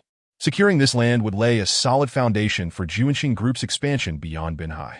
Xine glanced at the personnel list for the trip to Zhongjiang, noting that out of 8 individuals, only 2 department managers were male, while the rest were female staff. He asked Xu Rui, should we consider safety measures, such as bringing along 2 security guards? Xu Rui smiled charmingly and replied, "Isn't that why I have you? With you by my side, what do I have to worry about? Wang Fong is going as well. Should I invite Dali too?" Qin Yi inwarded, recalling that he had yet to discuss his wife's matters with Dali. He resolved to seize the opportunity during this trip. Xu Rui cast him a knowing glance and said, "You truly are relentless. Very well, you may arrange it. Also, Dinyo now follows me wherever I go. Should we consider bringing him along?" Xeni remarked, glancing at Dinyo, who was vigorously munching on an apple. "Ha! You are quite audacious. Do you mean to say that the people of Sanhu Group wish to dine with us?" Xu Rui quipped, rolling her eyes at Xine with a smile. "Indeed. Who could resist the allure of your prosperous Juanxing Group?" he retorted playfully. "Enough banter. Time is of the essence. Let us proceed to the meeting," Xu Rui declared, rising from her seat with the documents in hand. Xine gave Dinyo a few instructions about not wandering off, and then accompanied Xu Rui to the conference room. The meeting primarily involved discussing the finer details of the upcoming bidding event. Xine could not help but admire Xu Rui's meticulous approach and dedication to her work. She seemed to find imperfections in every detail, insisting on thorough deliberation before finalizing anything. Once all specifics were established, Xu Rui exhaled deeply and announced the conclusion of the meeting. On the following day, a group of 11 individuals embarked on 4 vehicles towards Zhongjiang. In truth, the bid documents had already been prepared in Longchuan, meticulously considering the market value developmental potential, and relevant local government policies of the parcel. Additionally, a thorough investigation and forecast of the competing bidders had been conducted. In large-scale bidding projects like this, the intelligence warfare among companies had long been underway, a well-known secret. The presence of so many participants was merely a precaution against unforeseen circumstances during the bidding process, allowing for timely strategic adjustments should any unexpected events arise. The journey from Longchuan to Zhongjiang typically takes 3 hours. The group set out in the morning and arrived by noon, checking into the prearranged hotel before enjoying a working lunch. Alcohol was omitted from the meal, as although they would not be attending the bidding in the afternoon, it was vital for everyone to remain alert until the bidding concluded. After lunch, Xu Rui organized a brief meeting, as the afternoon was relatively free of obligations. She instructed everyone to ensure that the bid documents and materials were completely secure before they could engage in leisure activities. Ultimately, Wang Fong volunteered to remain at the hotel, while Qin De Li and Danyou were assigned to keep her company. In the current climate, where corporate espionage was rampant, and given Xu Rui's heightened emphasis on this crucial bidding, it was prudent to exercise caution.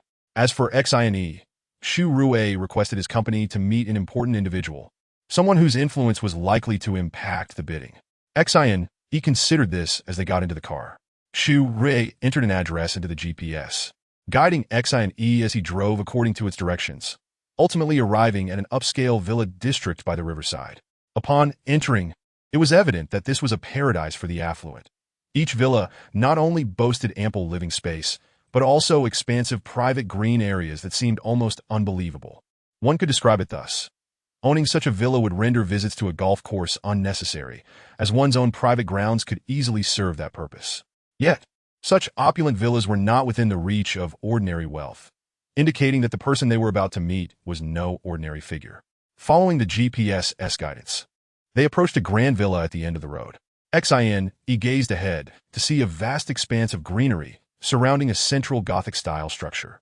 From this alone, it was clear that this villa stood apart, exuding an aura of dominance over the entire area, marking it as the sovereign of this luxurious enclave.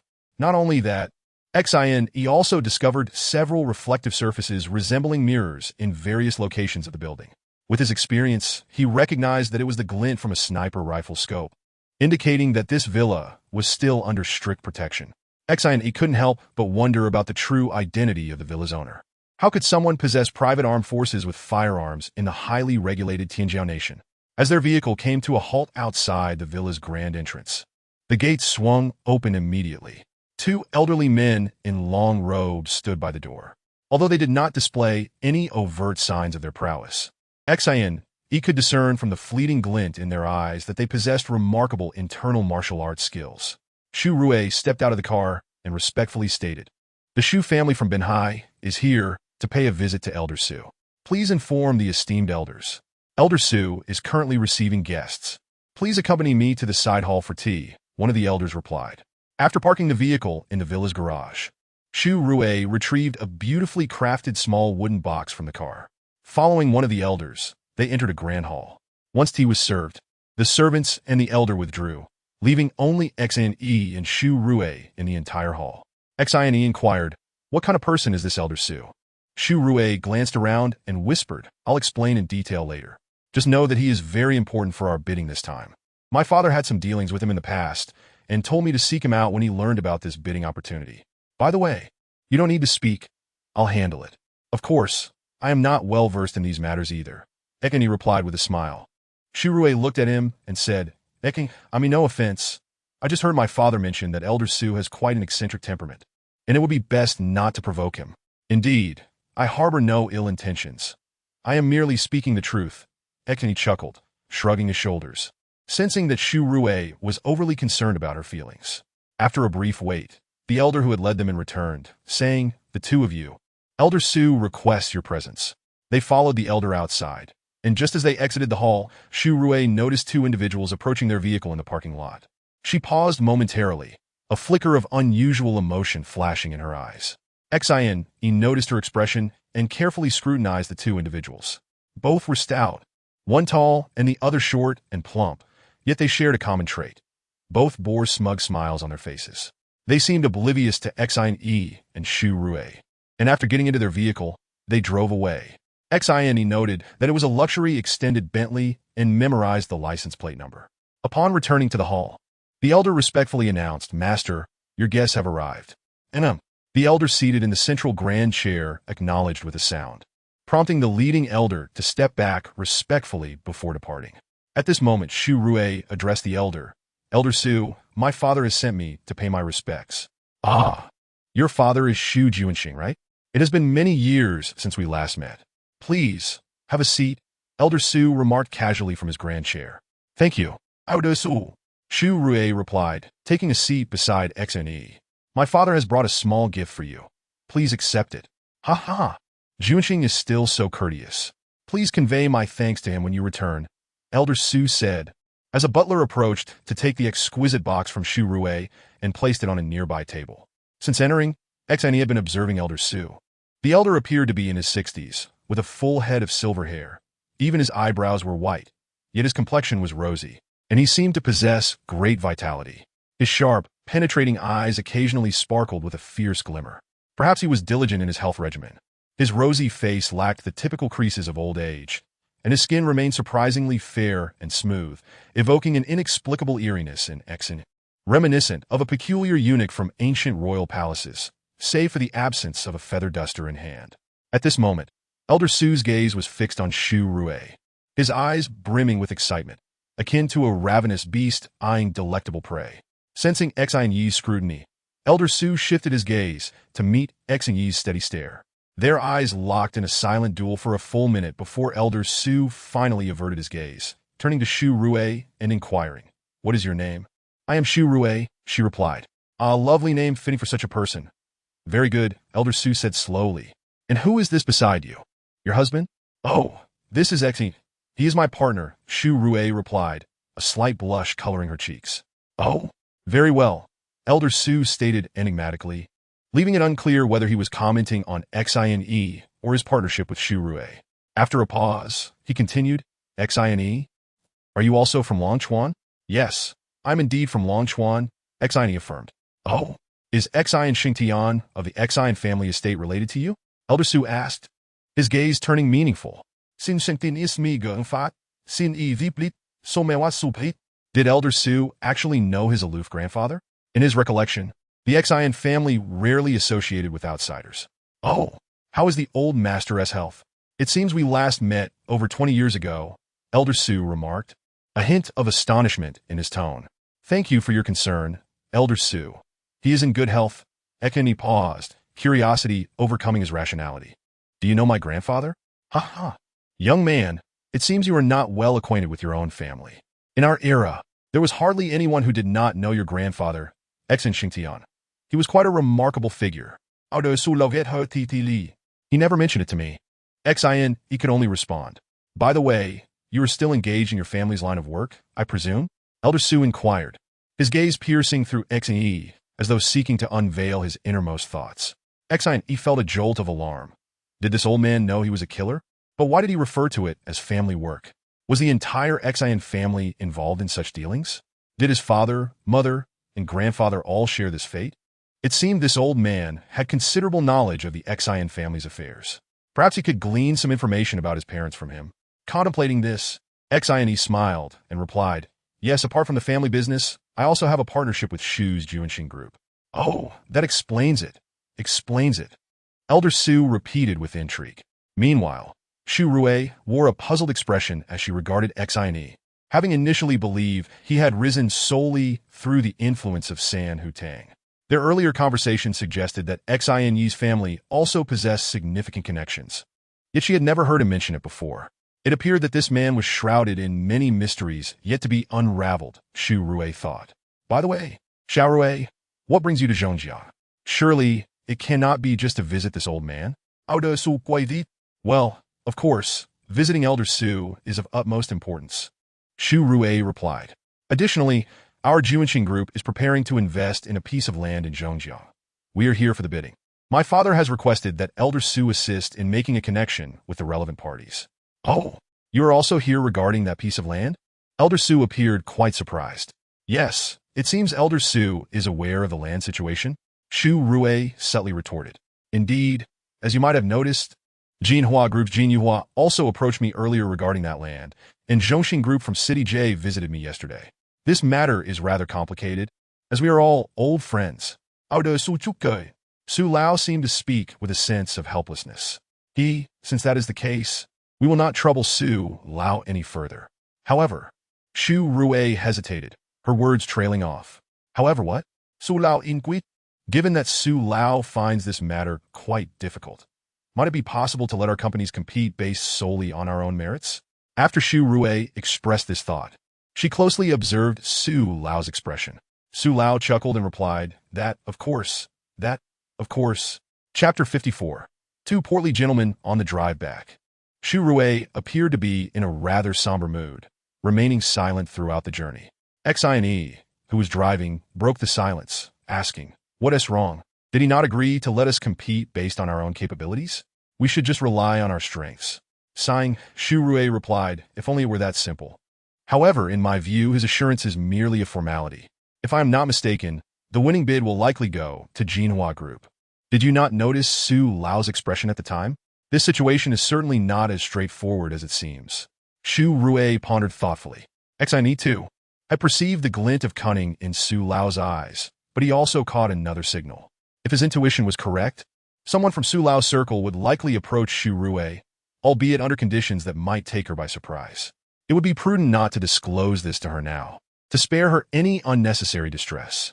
Thus, Xine shifted the topic, asking, what kind of person is Su Lao really? How can he wield such influence over government tenders? Well, what can I say? I heard from my father that Su Lao is akin to a local emperor in the Zhongjiang region. Before liberation, his father was a warlord in this area. During the Liberation War, the government forces, in a bid to gain his military support against the Mingwu Party, promised him that Zhongjiang would be governed autonomously by the Su family. Although the government did not fully honor this promise post-liberation, they did grant the Su family the power to recommend officials for the Zhongjiang government. Consequently, the first leadership team of the Zhongjiang government was predominantly comprised of Su family loyalists or confidants. After Su Lao's warlord father passed away, Su Lao became even more astute. While he maintained a low profile and disbanded the Su family's private army, he retained the elite core of his forces, deploying some into business, others into politics, and keeping a portion close by as bodyguards and servants. This is why the Tianjiao government believes him to pose no threat and has allowed him to persist all this while. However, those elite forces have secretly infiltrated various sectors. And now, most of the influential figures in the Zhongjiang leadership are his people. He has also made significant strides in the business arena, though I am not privy to the specifics of which enterprises belong to him. Shu Rue recounted all the information she had gleaned from Shu Juanxing to Xine. Oh, no wonder he wields such power. It all makes sense now. Clearly, Su Lao is no ordinary individual, Xine remarked sincerely. To have woven such an extensive network of interests over the years speaks volumes of his exceptional nature. By the way, don't you have anything to say to me? Shu Rue suddenly asked. Me? What should I say? Xine was perplexed by her inquiry. I seem to recall hearing that certain individuals come from rather prominent backgrounds. Why have you never mentioned yours to me? Shu Rue's expression turned frosty. Ah, you mean me? Well, the Xine family from Longchuan may have once been illustrious, but I truly do not know the current state of affairs. They may have fallen into decline over the years. In any case, I did not intend to keep this from you. I simply felt there was no pressing need to disclose it. Besides, I left the Xine family a decade ago. Xine explained to Shu Rue. Left? Why would you leave your family? Didn't your relatives ever come looking for you? Shu Rue clearly struggled to comprehend Xine's words. Let us just say that I will explain everything to you when the time is right, Xine replied. So, what are your plans regarding this tender? What do you intend to do? Sighing deeply, Shu Rue lamented. What else can we do? We can only take it one step at a time. I just hope Su Lao truly refrains from intervening in this matter. Then we might still have a glimmer of hope. If he decides to assist others, we will have nothing but a wasted trip. It's best that we do our utmost and not dwell too much on the outcome. The tendering conference was scheduled over 2 days. The first day dedicated to the dissemination of relevant policies, regulations, and bidding rules, as well as the submission of bids by various units. The second day would see the official opening of the bids. If conducted properly, the first day's proceedings would be of great significance, as they pertain directly to the various criteria for the tender. However, most tenders are now manipulated behind the scenes, rendering the first day's events largely procedural. Accompanying Shu Rue and her team into the venue, Xin found their designated seats. Due to his conspicuous physique, Daniel could not be left alone, so Xin asked Qin Dali to keep him company outside the conference hall. Upon entering, Xin spotted the two portly gentlemen he had seen at Su Lao's villa the previous day, now seated at Jinhua Group's table. At that moment, the two were leering at a group of beautiful women entering the hall. Shu Rue, undoubtedly captivating, was a beauty of exceptional caliber, while the other female colleagues, though not quite matching her allure, were still striking in their own right, drawing the attention of the two men, who appeared to be salivating. However, Xin noted that as the shorter of the two men's gaze shifted to Wang Fong, his previously lustful expression morphed into one of sheer terror. His mouth agape, as if an egg could fit inside, and his corpulent body trembled slightly. After a moment of panic, he quickly averted his gaze and did not look in their direction for quite some time. There was something amiss with the shorter man, Xin surmised, and thus he kept a watchful eye on him throughout the conference. Initially, the man indeed avoided looking their way, but as time passed, he could not help but glance at the poised Wang Fong. It was evident that he feared being noticed by her. Once he realized that Wang Fong paid him no mind, he grew bolder in his scrutiny. Gradually, relief washed over his face, and soon after, his gaze returned to its previous lecherous state. After approximately 2 hours, the time came for the bidding units to submit their proposals. Upon completion, they would return the next day for the bid opening and announcement of results. As they filed out after submitting their bids, the shorter man hurriedly approached Wang Fong, shamelessly stating, "Beautiful lady, might I have the honor of inviting you to lunch?" "Ah, I am Huang Dafa, the vice chairman of Jinhua Group." "I'm sorry, sir, but we have other matters to attend to," Wang Fong replied coolly, casting a disdainful glance at the short, raccoon-like man before her. "Come now. Sharing a meal won't take much time, will it? Even if there are pressing matters, one must eat, right? It would be a tremendous loss if such a lovely lady were to go hungry. Ha ha ha." The short man chuckled, believing himself to be quite amusing. "Really, I must insist, sir. Please, do as you wish." Wang Fong's face hardened, clearly issuing an unmistakable dismissal. As the short man persisted in his unwelcome advances, Xin noticed Qin Dali beside him trembling with rage, his fists clenched tightly and cracking with tension, veins bulging on his forehead, his eyes ablaze with fervent hatred. "Would you mind leaving your phone number? Once you find some leisure time, let us reconnect." "Ah!" Before the short and stout man could finish his words, an excruciating pain surged through his quivering face, and his abdomen felt as if it had been struck by a mighty blow, nearly displacing his internal organs. His corpulent body soared into the air like a piece of pallid, decaying flesh, colliding with several individuals behind him before crashing to the ground with a thud.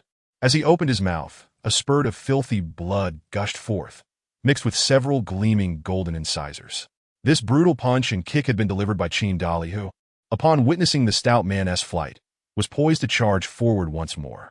However, Xin promptly positioned himself in front of Qin Dali, exclaiming, "Dali, remain calm." At that moment, Qin Dali's eyes were bloodshot, a fierce aura of murderous intent radiating from his visage as he hoarsely bellowed, "Xin, let me kill him. I must slay that beast." While shouting, he reached out, attempting to push Xin aside. It was evident to Xin that Qin Dali's current state was intricately linked to the short and stout man named Huang Dafa, and not merely due to Wang Fong. It was highly likely they harbored a long-standing enmity.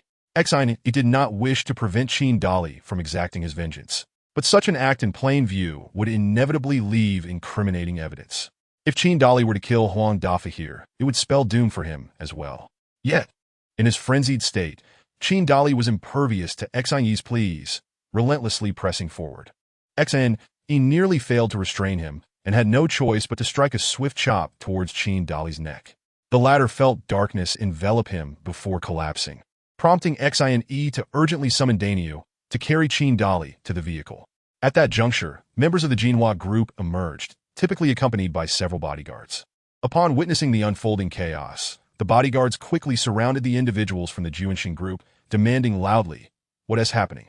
Why are you assaulting someone?" Daniel had already hoisted Qin Dali into the car, leaving only Xin and two bespectacled department managers amidst a sea of women. Consequently, the Jinhua group's entourage acted with audacity, encircling X and E and his group, while a few lecherous men scanned the women with predatory gazes, their eyes gleaming with desire. The stout man harassed my friend's girlfriend, and my friend merely taught him a lesson. I wonder if you were satisfied with my explanation? At that moment, a towering figure approached, eyeing the encircled Shu Rue with a lewd grin, stating, if I am not mistaken, this should be General Shu from the Long Chuan Juanxing group, right? TSK, TSK, TSK. I never imagined General Shu to be so young and beautiful. Such a stunning beauty should remain at home, devoting herself to her family and enjoying a life of comfort, rather than exposing herself to the world.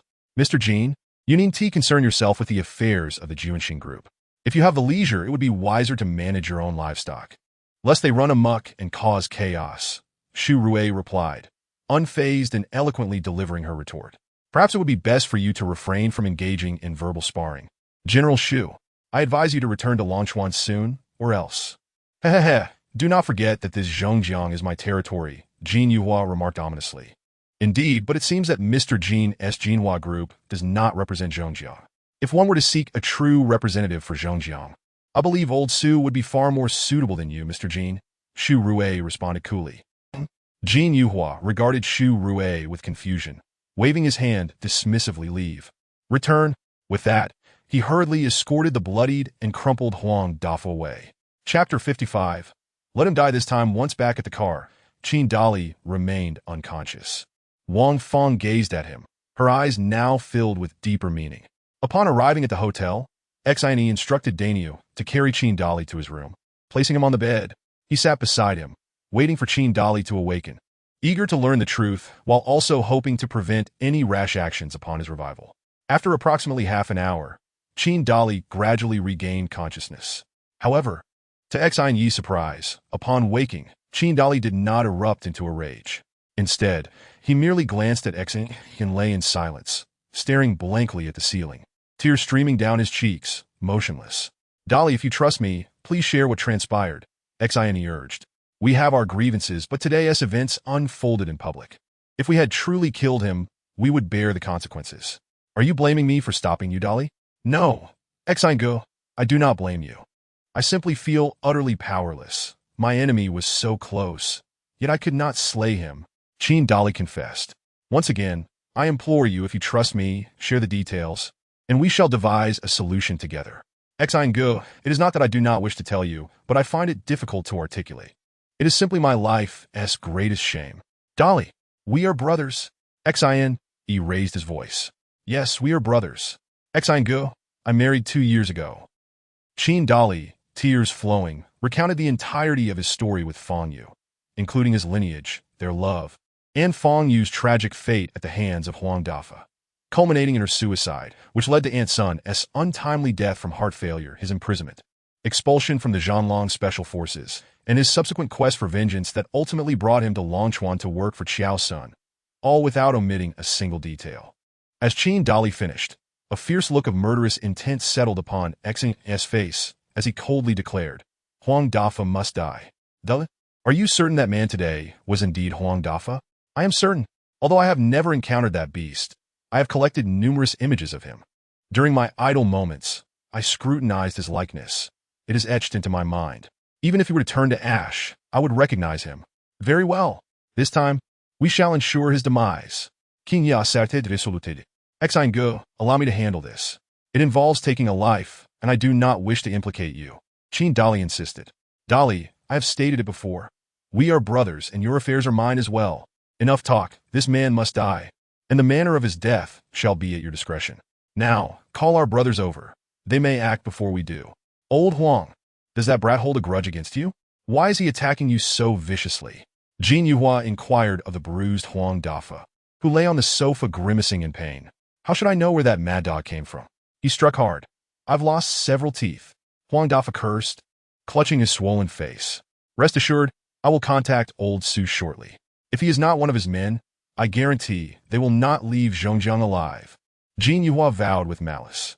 Old Jin, those men can be disposed of, but the women should be spared, especially the one I spoke to today. She resembles an old flame of mine.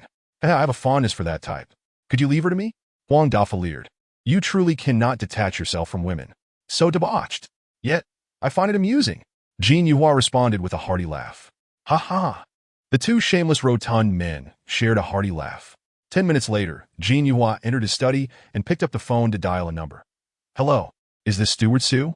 I'm Jean Yuhua from the Jinhua Group. I would like to speak with Old Su. Yes. I have a matter of great importance to discuss with him. Old Su, good day. I am Yuhua. Today, at the bidding conference, individuals from Longchuan Jiuanxing Group assaulted my associate. Indeed, however, Xu Laogui's daughter mentioned that they are under the command of Su Laonian, which compelled me to endure the insult. Certainly, if they are indeed Su Laonian's people, I would not dare to act recklessly. Is that so? Oh, then I shall not be courteous. To dare strike someone from Jinhua Group on the territory of Zhongjiang is a blatant disregard for Su Laonian. Would it not? As the saying goes, one must consider the master when striking a dog. Xu Laogui's daughter? Very well. I assure you I will attend to Su Lao's directives. Fine. Su Lao. Would be. How is it? Upon seeing Jean Yuhua enter with a beaming smile, Huang Dafa hurriedly inquired. It turns out they are not Su Lao's people. Brother, tonight I shall avenge you. Rest assured that this group shall return with no survivors. Jean Yuhua declared with audacity. That night, at the Sheridan Hotel, Xu Rui and her companions were partaking in a buffet dinner, abstaining from alcohol, as per the orders of Exi, who anticipated a fierce battle ahead. If confrontation were to arise, it would likely occur that very evening, as it was the last night for Jinhua Group in Zhongjiang. Xi, Xu Rui, Qin Dali, Wang Fong, and Daniel were seated together. Following the day's events, Wang Fong had completely abandoned her aversion to Qin Dali. Indeed, being cherished by someone is a profound source of happiness. Wang Fong felt Qin Dali's concern for her, particularly in light of today's incident. Had he not held her in such high regard, he would not have acted so fervently. Of course, Wang Fong believed that Qin Dali's fury stemmed from her being slighted by others. In truth, she harbored feelings for Qin Dali as well. During the incident with Gao Jinlong, when Qin Dali appeared at a critical moment, shielding her with his own body from the threat of a gun, what woman would not fall for a hero? In that instant, Wang Fong resolved that Qin Dali was her protector for life. However, during a gathering with the Sanhu group, she was disheartened to learn that Qin Dali had a daughter. The realization that she had fallen for a man already bound by marital ties was a heavy burden on her heart. It was not merely her emotions that she wished to suppress, but her pride and traditional values that shackled her, preventing her from daring to hope for the feelings she secretly cherished. Yet, just outside the bidding venue today, Qin Dali's actions once again left a profound impact on her heart. With someone who genuinely cared and protected her, what more could she possibly desire? Xian occupied a seat by the window, observing the situation at the hotel entrance below. As anticipated before 8 o'clock, 6 vans suddenly turned onto the road outside the hotel, from which approximately 30 men clad in sports attire emerged, striding menacingly toward the hotel. Xian exchanged glances with Qin Dali, who nodded in acknowledgement. Soon, the group arrived at the private dining room, where Xian and his companions were seated. As it was a reserved room, no other patrons were present. Upon entering, a burly man scanned the frightened occupants and approached Xian Yi's table, exuding an air of intimidation.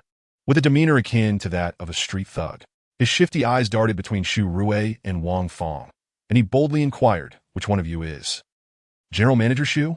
"I am Xu Rui of Jiuanxing Group," she replied coolly, casting him a sidelong glance. "And who might you be? What is your purpose here?" I'm with the underworld. My boss would like to invite you to come with us." "What do you say, Xu General Manager?" "Let us go." The man's leg quivered with a swaggering bravado. "Who is your boss? On what grounds should we accompany you?" Xu Rui's tone turned frosty as she demanded. "My boss is Jinhua." "Huh? Why should I tell you?" Mr. Jean said not to speak recklessly. "You think I'm going to fall for your tricks? Let me tell you, I'm not that naive. Enough chatter, come with me. You're quite amusing." Xian and Qin Dali chuckled. This fellow is truly wasting his talents as a thug. He should consider a career in comedy, perhaps surpassing that popular comedian named Gua something or other. Truly, it echoes the old adage. Men fear choosing the wrong profession. Women fear marrying the wrong man. "What are you laughing at? Aren't you afraid of us?" the thug exclaimed, bewildered, as according to his extensive experience, the expected reaction would be fear and pleas for mercy. Why were these two still laughing? Did they lose their minds? "May I ask why we should follow you?" Xian finally inquired after sufficient laughter. Well, the thug hesitated, as that line was not part of his script. After a moment, he replied, because our boss told me to bring you back. And why must we obey your boss? Shu Rue interjected with a smile, mimicking Xin Yi's tone. Old 5. The thug called to a sleazy man behind him. You explain it to them. I'm at a loss for words. This time, aside from the thug's companions who stifled their laughter, everyone else erupted in mirth. This rogue was simply too amusing. If the underworld had a competition for the ultimate rogue, this man would undoubtedly win the title. Laugh? What is so funny? The man called Old 5 snapped. Brothers, show your weapons. Form a line and follow us. As he spoke, the sleazy man drew a handgun from his waistband, while several others did the same, aiming their weapons at the group. Upon witnessing this, Shu Rue froze momentarily, then glanced at Xin, who assured her with a reassuring look. He then declared loudly, since they've drawn their guns, we might as well go along with them.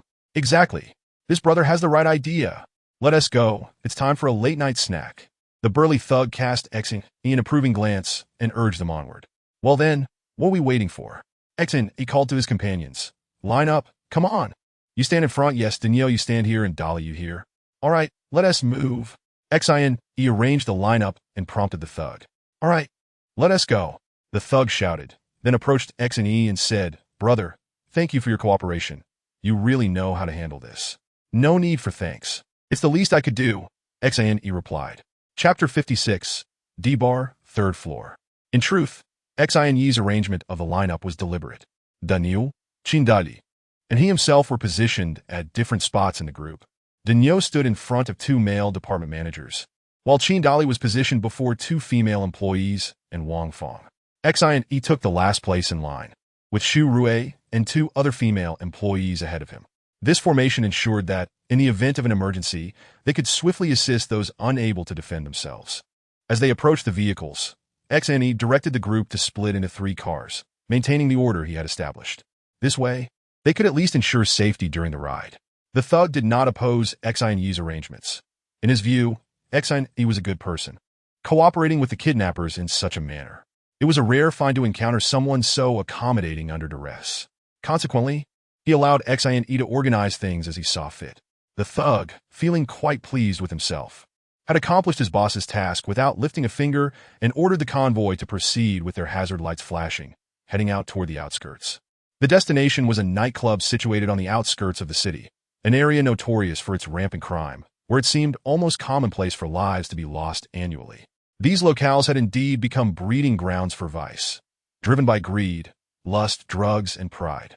It was as if the very essence of these establishments was to stage violent spectacles nightly, for a significant number of patrons were drawn there with the explicit intent of witnessing brawls.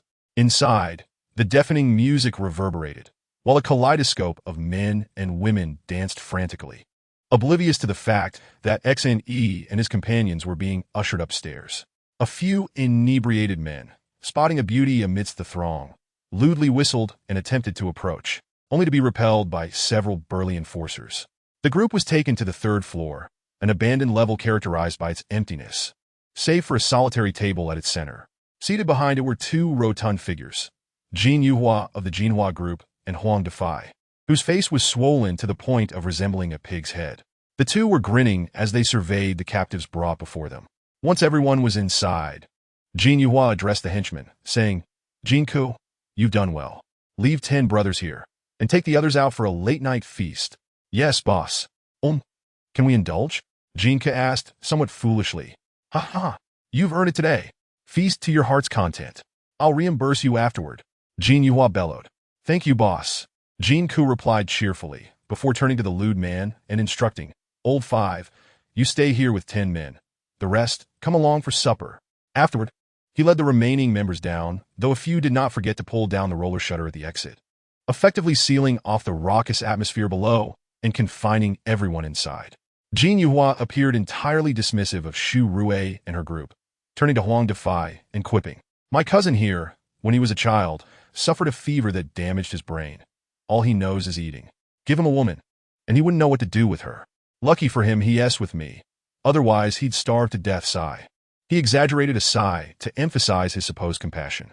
Truly, President Jin possesses a benevolent heart. I am in awe, Huang Defai remarked, raising his thumb in admiration, filled with sentiment. Their banter created a semblance of atmosphere, lacking only a touch of melancholic music to transform them into contemporary philanthropists. As they evaded the subject at hand, Shu Rue maintained her silence, observing their performance with a cold gaze.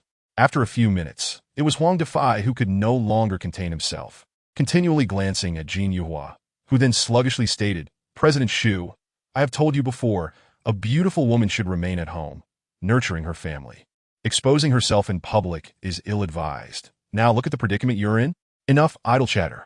What do you want?" Shu Rue replied frostily. "Ah, President Shu, you are indeed forthright. A refreshing approach. Let me be direct. Today your people injured my brother. What do you propose we do about this?" "Indeed. That brute struck so hard he knocked out several of my teeth." Huang Defai chimed in, pointing at Qin Dali and commanding, "Bring him here. We'll deal with him accordingly." The two hulking men obeyed, dragging Qin Dali from the crowd and presenting him before the table. Huang Defai squinted at Qin Dali, a sinister smile creeping across his face. "Feeling bold? Are we? Show me your bravado. If I don't end you today, I want to be called Huang Defai." As he stood up to confront Qin Dali, Huang Defai noticed the latter standing resolutely, a fierce glint in his eyes. A tremor of fear coursed through Huang Defai, preventing him from advancing, prompting him to instruct the two men beside Qin Dali, "Hold his arms. I'm not afraid he'll send me flying with a single punch." While all attention was fixated on Huang Defai and Qin Dali, it discreetly assessed the situation. Only 10 of the opposing men remained, but it appeared that 6 of them were armed, with 2 guns aimed directly at their group. The remaining 4 had yet to draw their weapons, but it was evident they would not hesitate to fire if any movement occurred. He subtly repositioned himself to stand in an optimal spot to counter the armed assailants. As the 2 men restrained Qin Dali, Huang Defai waved his arm.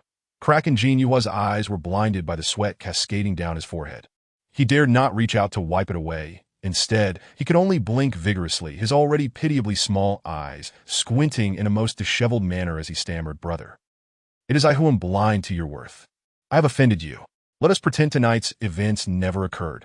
I will arrange for a vehicle to take you all home." General Jean, is indeed magnanimous. After such a significant incident, you would have me act as if it never transpired. However, I cannot claim such generosity as you, General Jean. I believe it would be prudent for you to express some sincerity.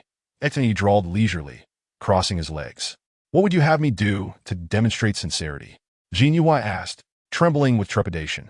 "Well, I have heard that your Jinhua group stands a considerable chance in this bidding. Might I request General Jean to lend us a hand? Perhaps you could simply forfeit this round of bidding altogether. Would that be agreeable?" Jin Yuhua hesitated before responding. "It is not that I am unwilling to withdraw. This matter is being handled by Old Su.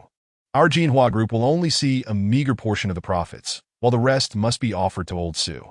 I truly cannot make such a decision unilaterally, for Old Su would certainly take my life for it." "You speak nonsense," Shu Rue interjected, her voice sharp. "We met with Old Su yesterday, and he assured me he would not interfere with this matter. I assure you, I am not deceiving you. I saw Old Su yesterday as well, and we finalized the terms of our collaboration. Furthermore, I called him today, inquiring if you were associated with him. Old Su told me not to worry about him, to proceed freely against you all, and what else?" Shu Rue demanded, her tone fierce. "He also instructed me, once I have you under control, to deliver you, General Shu, to him. He mentioned he has quite an interest in you." As Jin Yuhua spoke, his voice dwindled, perhaps fearing that Shu Rue, upon hearing this, might react violently. Indeed, upon hearing Jin Yuhua's words, Shu Rue's face flushed crimson with fury, and she gritted her teeth, cursing, "Old scoundrel." Chapter 57. Return to the villa at that moment. The rolling shutter door on the 3rd floor clattered open, and Jin Yuhua's face brightened with hope. It seemed his saviors had arrived. Although he currently had a gun pointed at his chin, if his people could rush in and subdue Shu Rue and her companions, he would gain some bargaining power, far better than being at the mercy of others. However, as Jin Yuhua assessed the situation, his last shred of hope was mercilessly extinguished. As the shutter door opened, a group of men clad in black stormed in. While Jin Yuhua's cousin, Jin Ku, was the first to enter, he was not leading the charge. Rather, he was being escorted in with his arms forcibly restrained. The black-clad individuals surveyed the scene, and one of them approached Xine and Qin Dali. Upon reaching them, he stood at attention, chest out, and saluted crisply, "Brother Exine, squad leader. The Bennu squad has completed its mission. Reporting for duty." Jin Yuhua was left dumbfounded at this display. How had he managed to provoke the military? He had never heard of Juanxing Group having military connections. Realizing that this man was not reporting to Xu Rui, but to these two young men, he pondered if they truly belonged to the military. Upon closer inspection, they did exude a certain military demeanor. It appeared that he had indeed stumbled upon a formidable adversary. His crew, merely a collection of untrained individuals masquerading as a gang, would stand no chance against an actual military force, which could easily produce crates of AK-47s and grenades. Engaging them would be tantamount to committing suicide. Resigned, Jin Yuhua plastered a bright, sunny smile on his face and ingratiatingly said, "Big brother." "Oh no. Commander, I have decided that our Jin Hua group shall withdraw from this bidding." "Oh?" Xine glanced at Jin Yuhua, speaking in a nonchalant tone. "Are you not afraid that old Su will take your life for this decision?" "Of course I am afraid. Thus, I implore you, big brother. Commander, to kindly speak a good word on my behalf. Surely, with your intervention, old Su would not make things difficult for me, would he? Very well. I shall certainly speak favorably of you, stating that it was I who pressured you." Eke mused. "Now, let us proceed to old Su's place. I would appreciate it if General Jean could facilitate an introduction." "Absolutely, let us go at once," Jin Yuhua hastily replied. "Not so fast. Do you not need to call ahead to notify old Su of our visit? Would it not be rather abrupt to appear unannounced?" King Yu checked it. Right. I will make a call to inform old Su that two commanders wish to pay him a visit," Jin Yuhua said, retrieving his phone from his pocket. "I suggest General Jean refrain from mentioning our arrival. Simply state that you have subdued all personnel from Juanxing Group. Did not old Su instruct you to bring General Xu to him? You can present it as merely delivering her," Xine advised. Wouldn't that be deceiving old Su?" Jin Yuhua hesitated. "How could that be considered deceit? General Xu will certainly accompany you," Xine asserted, directing his gaze towards Xu Rui, who was glaring at him with fiery eyes. Xine flashed her a reassuring smile, attempting to convey calmness. Xu Rui understood that Xine would not actually deliver her into danger. Yet even so, she found it unacceptable. She could not tolerate sharing the stage with that half-creature, half-demon old man. It was only because she had previously regarded him as an elder that she felt no revulsion. Who would have imagined that the old scoundrel harbored inappropriate thoughts towards her? The mere thought sent chills down her spine. Seeing the expression on Xu Rui's face, King Yu understood her sentiments. He stepped closer and whispered gently in her ear, "That old cad's villa is protected by snipers. Without this approach, entry would be exceedingly difficult. Do not worry, I will accompany you. If he fails to give the proper signals, our bidding will have no chance of success." Xu Rui shot Xine a resentful glare, contemplating before responding, "Fine, I shall follow your lead this time. However, that old man is utterly detestable. You must teach him a severe lesson. Rest assured, this is precisely about avenging you. I will hand him over to you, and you may deal with him however you wish. All right?" Xine replied with a grin. "I would prefer not to. I fear it would sully my hands. You should handle it." "You hit harder than I do," Xu Rui retorted ominously. "Who says that gentle and demure women cannot be fierce?" At this moment, Xu Rui's expression could easily put many men to shame. Thus, it is wise to never provoke a woman. Half an hour later, several cars pulled up to old Su's heavily guarded villa. Thanks to prior arrangements, the two elderly gatekeepers merely glanced at them before granting entry. As they parked, Jin Yuhua led the way, flanked by several black-clad men who escorted Xu Rui and the others into the grand hall. Among the captives was the battered and unrecognizable Huang Dafa, who could no longer walk unaided, being dragged in by two black-clad men. Had one not known it was Huang Dafa, even his mother would struggle to recognize him now. This gruesome sight only heightened the authenticity of their predicament, prompting even the guards to look on in disbelief at Jin Yuhua's ruthlessness. Old Su was not present in the hall, and Steward Su beckoned everyone to wait, explaining that the master was occupied upstairs and would descend once he was finished. Approximately 20 minutes had passed when the sound of hurried footsteps echoed from the stairwell. Two disheveled young women, their faces flushed, rushed down the stairs. Upon seeing the crowd in the hall, they were overtaken by panic and quickly fled through a side door. Witnessing this, Xu Rui muttered a curse under her breath. Old beast. A few moments later, the rosy-cheeked elder Su descended the stairs at a leisurely pace. a satisfied smile gracing his face as he took a seat in the central grand chair. He cast a glance at the group being restrained, and when his eyes fell upon Xne, his gaze faltered for a brief moment. Could it be that Xan Sheng Tian's third generation had yet to enter the fray? That seemed improbable, as yesterday his demeanor suggested he had experienced quite a bit. Had he misjudged the situation? However, now that Xine was among the captured, and with several armed guards present in the hall, it was unlikely that any significant upheaval would occur. Elder Su couldn't help but feel exasperated with Jin Yuhua. Hadn't he instructed him to bring only the young girl? Why on earth had he brought everyone? It was utterly inept. He would have to deal with this mess in his own space. Although eliminating a few individuals in Zhongjiang was as trivial as squashing a few caterpillars, it still carried an air of bad luck, didn't it? Irritated, Elder Su turned to Jin Yuhua and inquired, "What is the meaning of this? Did I not instruct you to bring only that girl?" "Well, Elder Su, actually," Jin Yuhua began, but before he could finish, Xne's hand glinted with a flash of white light. Instantly, several armed guards nearby cried out in pain, clutching their wrists as their firearms clattered to the floor. Simultaneously, the burly men in black who were escorting the group surged in several directions, overpowering the guards and pinning them to the ground. Big Nyo, still responsible for collecting the weapons, chuckled foolishly as he picked up the fallen guns and said, "We've got a few more now, it's getting crowded, XN, what should we do?" Yet, XIN, he did not respond. After launching his flying dagger, he did not pause for a second, gliding towards Elder Su seated in his grand chair. The age-old adage, to capture the bandit, one must first seize the leader, echoed in his mind, and he knew he had to subdue the elder first. Just as he was merely 3 steps away from Elder Su, a shadow lunged at him from the side. It was Steward Su making his move. This Steward Su was indeed a hidden master. As he approached, he struck at XNE with a powerful palm, aimed directly at his chest. He felt a sudden gust of wind whip up before him, making it difficult to breathe. He recognized the formidable Qiang palm and realized the steward had evidently reached an advanced level of mastery. Even a slab of thick bluestone would likely shatter under such force. Not daring to meet the blow head-on, XNE swiftly evaded just as the palm nearly struck his chest, thinking to himself how perilously he had underestimated his opponent's strength. He anticipated such a formidable adversary lurking here, making victory today seem a daunting task. As he barely slipped past Steward Su's attack and regained his footing, the steward adeptly pivoted and launched another palm strike. The two were instantly embroiled in combat. The steward's strikes were fierce and unyielding, and he found himself unable to retaliate, relying instead on his agility and speed to evade the blows.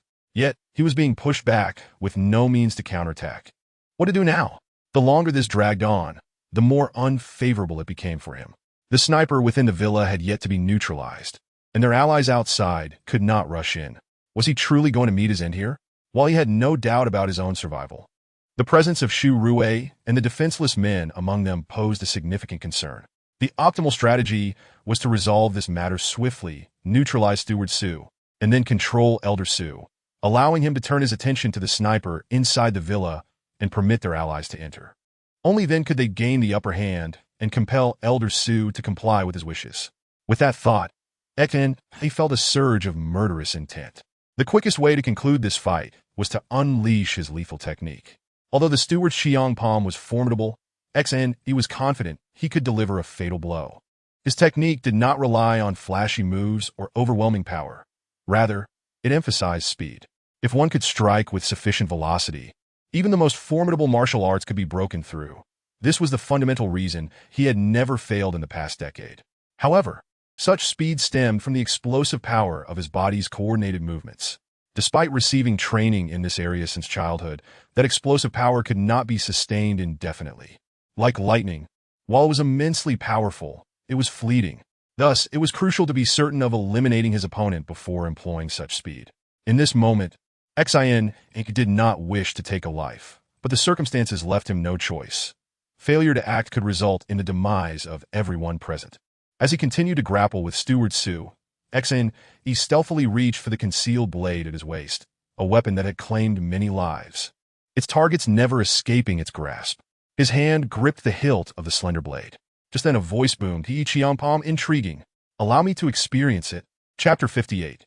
Qiang palm meteor fist as Xingyi's hand touched the hilt of the blade that had taken countless lives. A deep, resonant voice echoed. He, Chiangpom, intriguing. Allow me to experience it. It was none other than Big Nyo. The foolishly jovial Big Nyo recognized the Chiangpom and was eager to challenge it.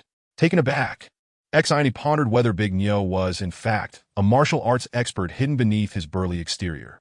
Until now, he had assumed Big Nyo was merely a large man with immense strength, but perhaps he had misjudged. Big Nyo began emptying an array of firearms from his numerous pockets onto the floor with a thud, creating a chaotic scene. These weapons were rare commodities, yet he tossed them about as if they were mere trash. Should a child come across one, it could spell disaster. Dali quickly urged a brother to gather them up. After discarding the weapons, Big Nyo unbuttoned his shirt, removing it to reveal a torso brimming with muscular definition.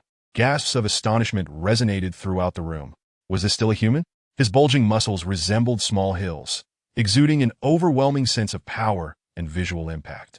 Had Big Nyo been born a few decades earlier, the so-called invincible strongman from E country would have stood no chance against him in Tianjiao country. With a hearty laugh, Big Nyo strode forward, saying, "I can go.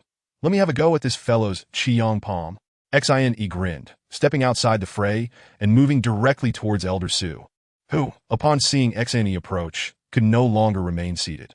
With a slight smile, he rose and assumed a Tai Chi stance. Standing 5 steps away, Xine scrutinized Elder Su's posture for several seconds. Feeling uneasy under Xine's intense gaze, Elder Su circled in his Tai Chi stance, adopting a posture of readiness to repel any attack.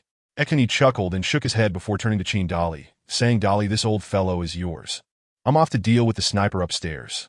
With that, he leapt up the stairs. Dali responded affirmatively, stepping towards Old Su. Instantly, Old Su shifted his stance, mirroring Dali's movements with a Tai Chi posture, his gaze inscrutable. Dali, wary, circled around Old Su, who adeptly adjusted his stance in response, leaving Dali with no openings.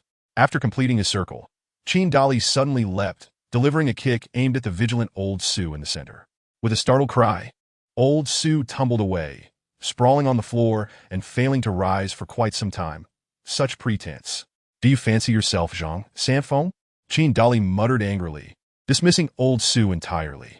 Poor Old Su, who usually practiced Tai Chi for health in his old age, was adept at posturing but utterly unprepared for a real fight. Furthermore, since retiring from his military career, our revered Old Su had not engaged in any brawls for decades.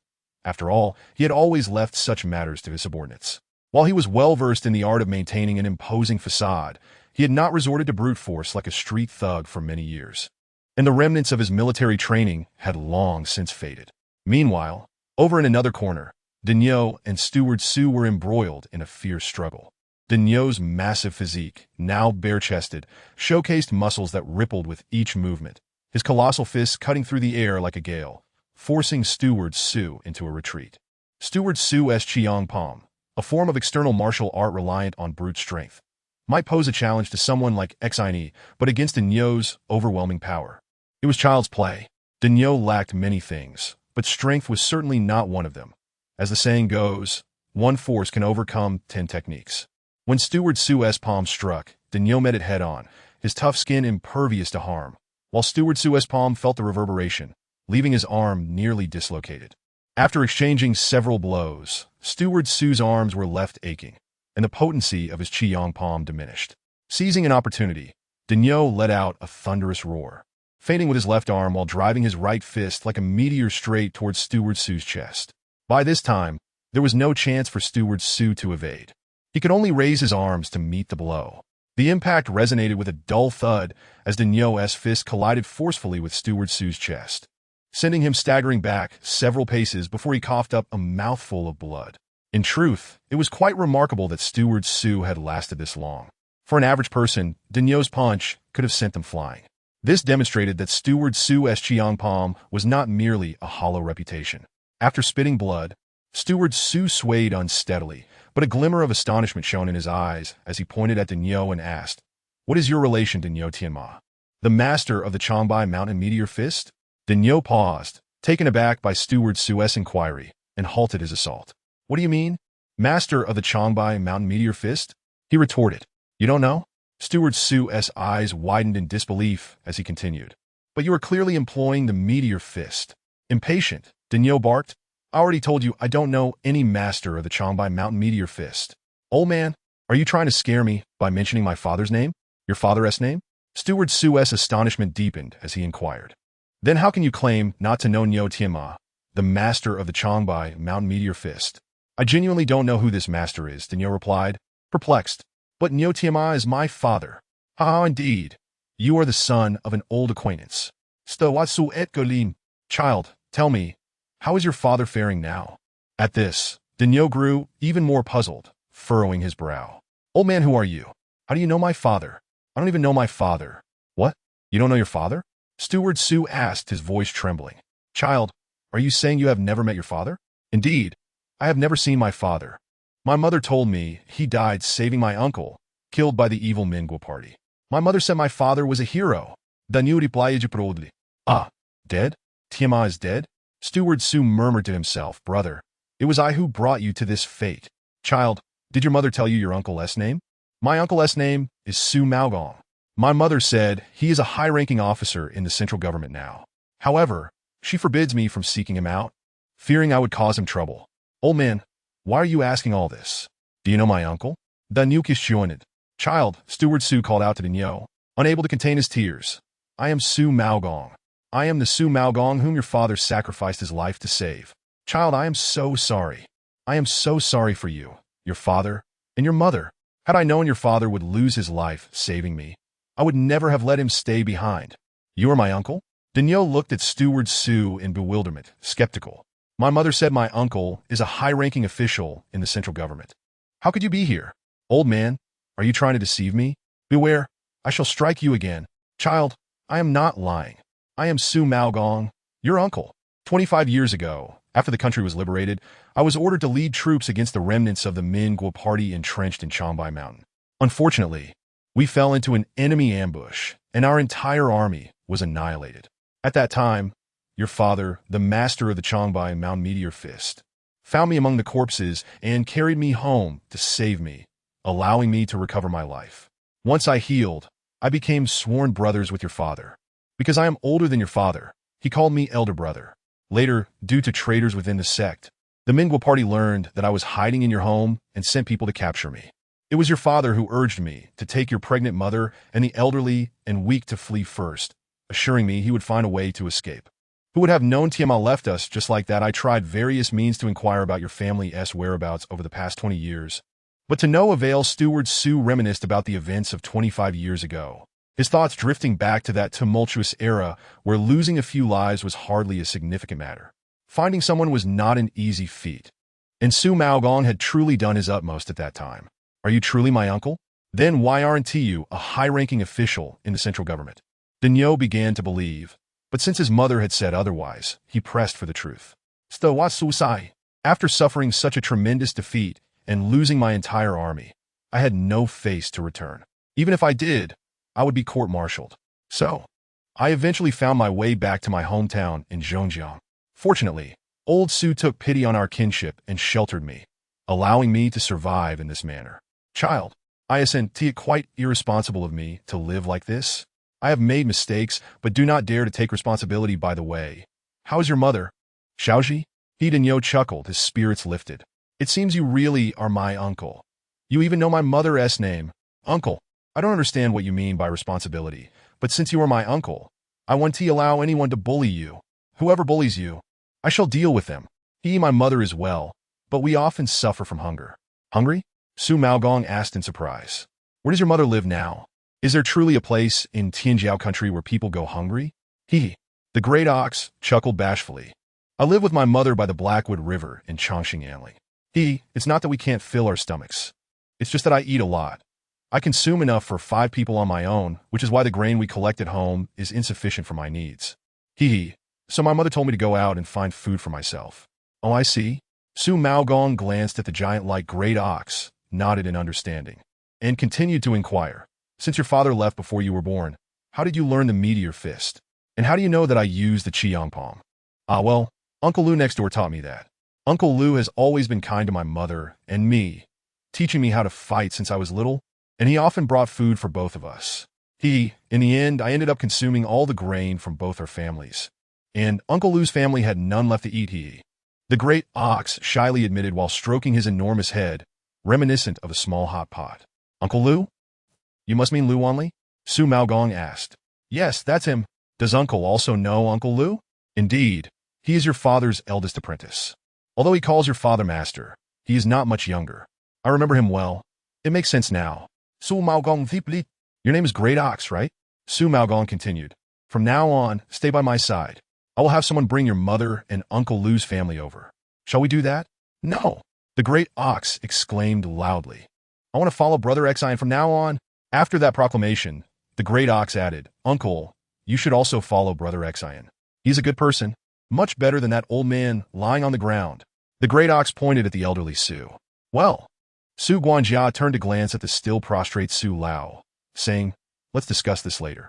As the two uncles and nephews conversed, they heard Xian Yi's voice calling from upstairs. Great ox, Dali, get the two brothers up here to help. Upon hearing Xian Yi's call, the great ox dashed upstairs without hesitation, his large feet thundering against the stairs. Qin Dali, startled by Xian Yi's summons, wondered if there were formidable individuals upstairs. If even Xian Yi needed assistance, their adversary's strength must be quite alarming. He waved over two brothers and swiftly ascended the stairs like the wind. At that moment, Shirue and her companions in the hall displayed anxious expressions, intently watching the staircase leading upstairs. The brothers remaining below appeared eager to leap into action, clearly concerned about the situation above. Su Maogong observed the leaping figures and the expressions of those in the hall, nodding thoughtfully. He then turned and assisted the immobile Su Lao, who lay on the floor, into the central grand chair.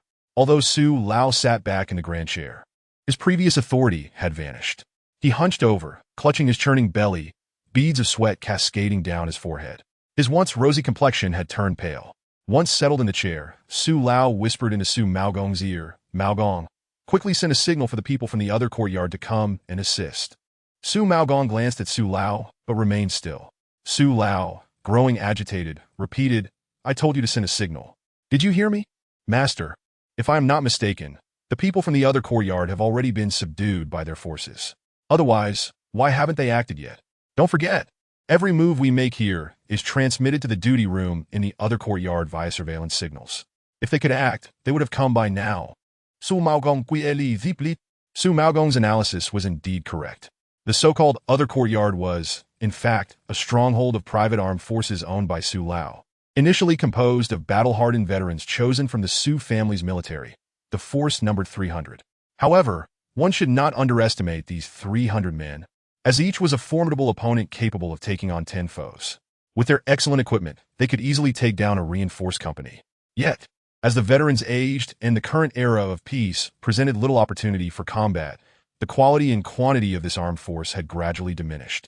In the beginning, they could still recruit retired soldiers from the military, but later, any strong and capable individuals would suffice, resulting in a reduction from 300 to just over 100.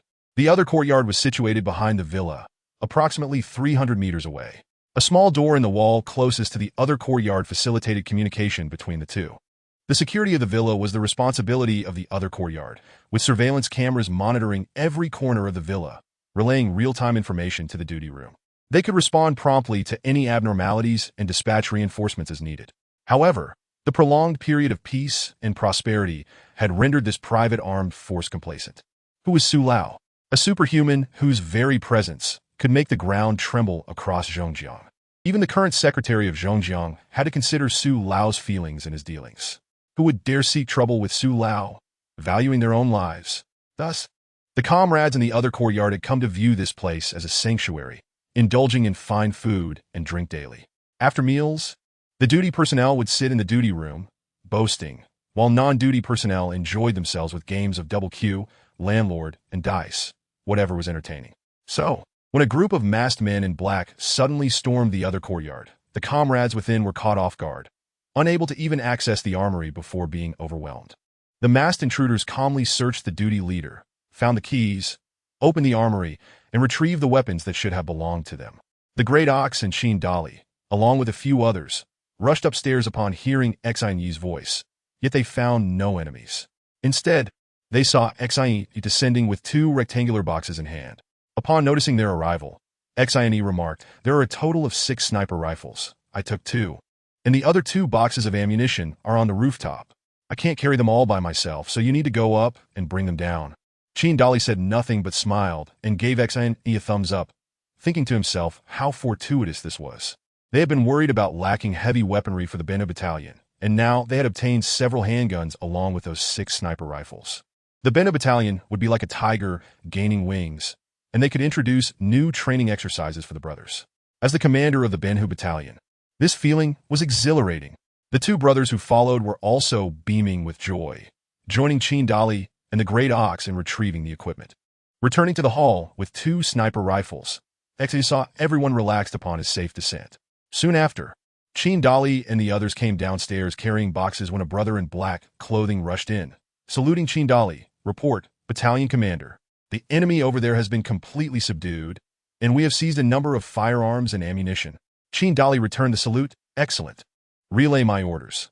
Instruct Deputy Battalion Commander Zhong to load the seized spoils onto the vehicle and have the troops assemble and stand by at the villa entrance. Yes. The messenger saluted and swiftly exited the hall.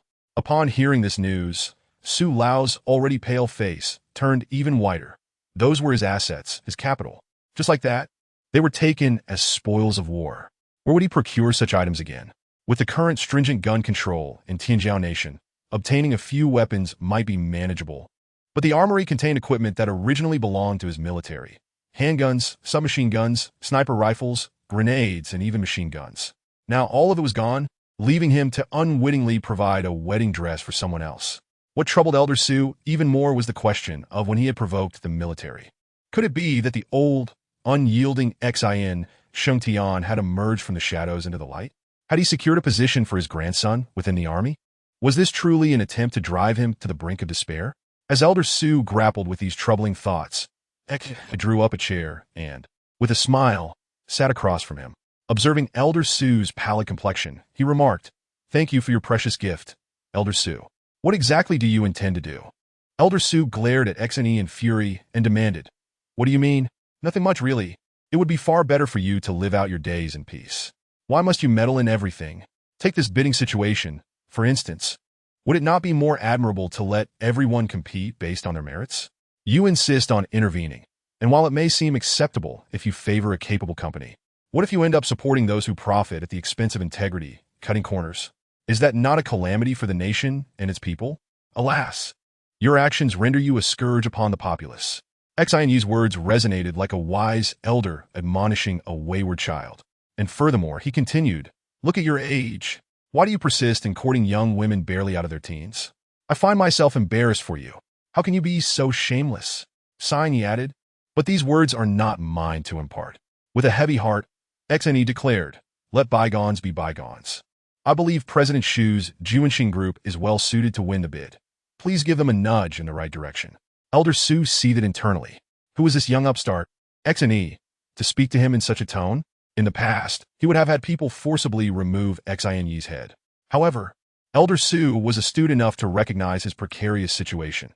His life was now in the hands of this young man, who could indeed have him dispatched without a second thought. Thus, compliance became his only avenue for survival.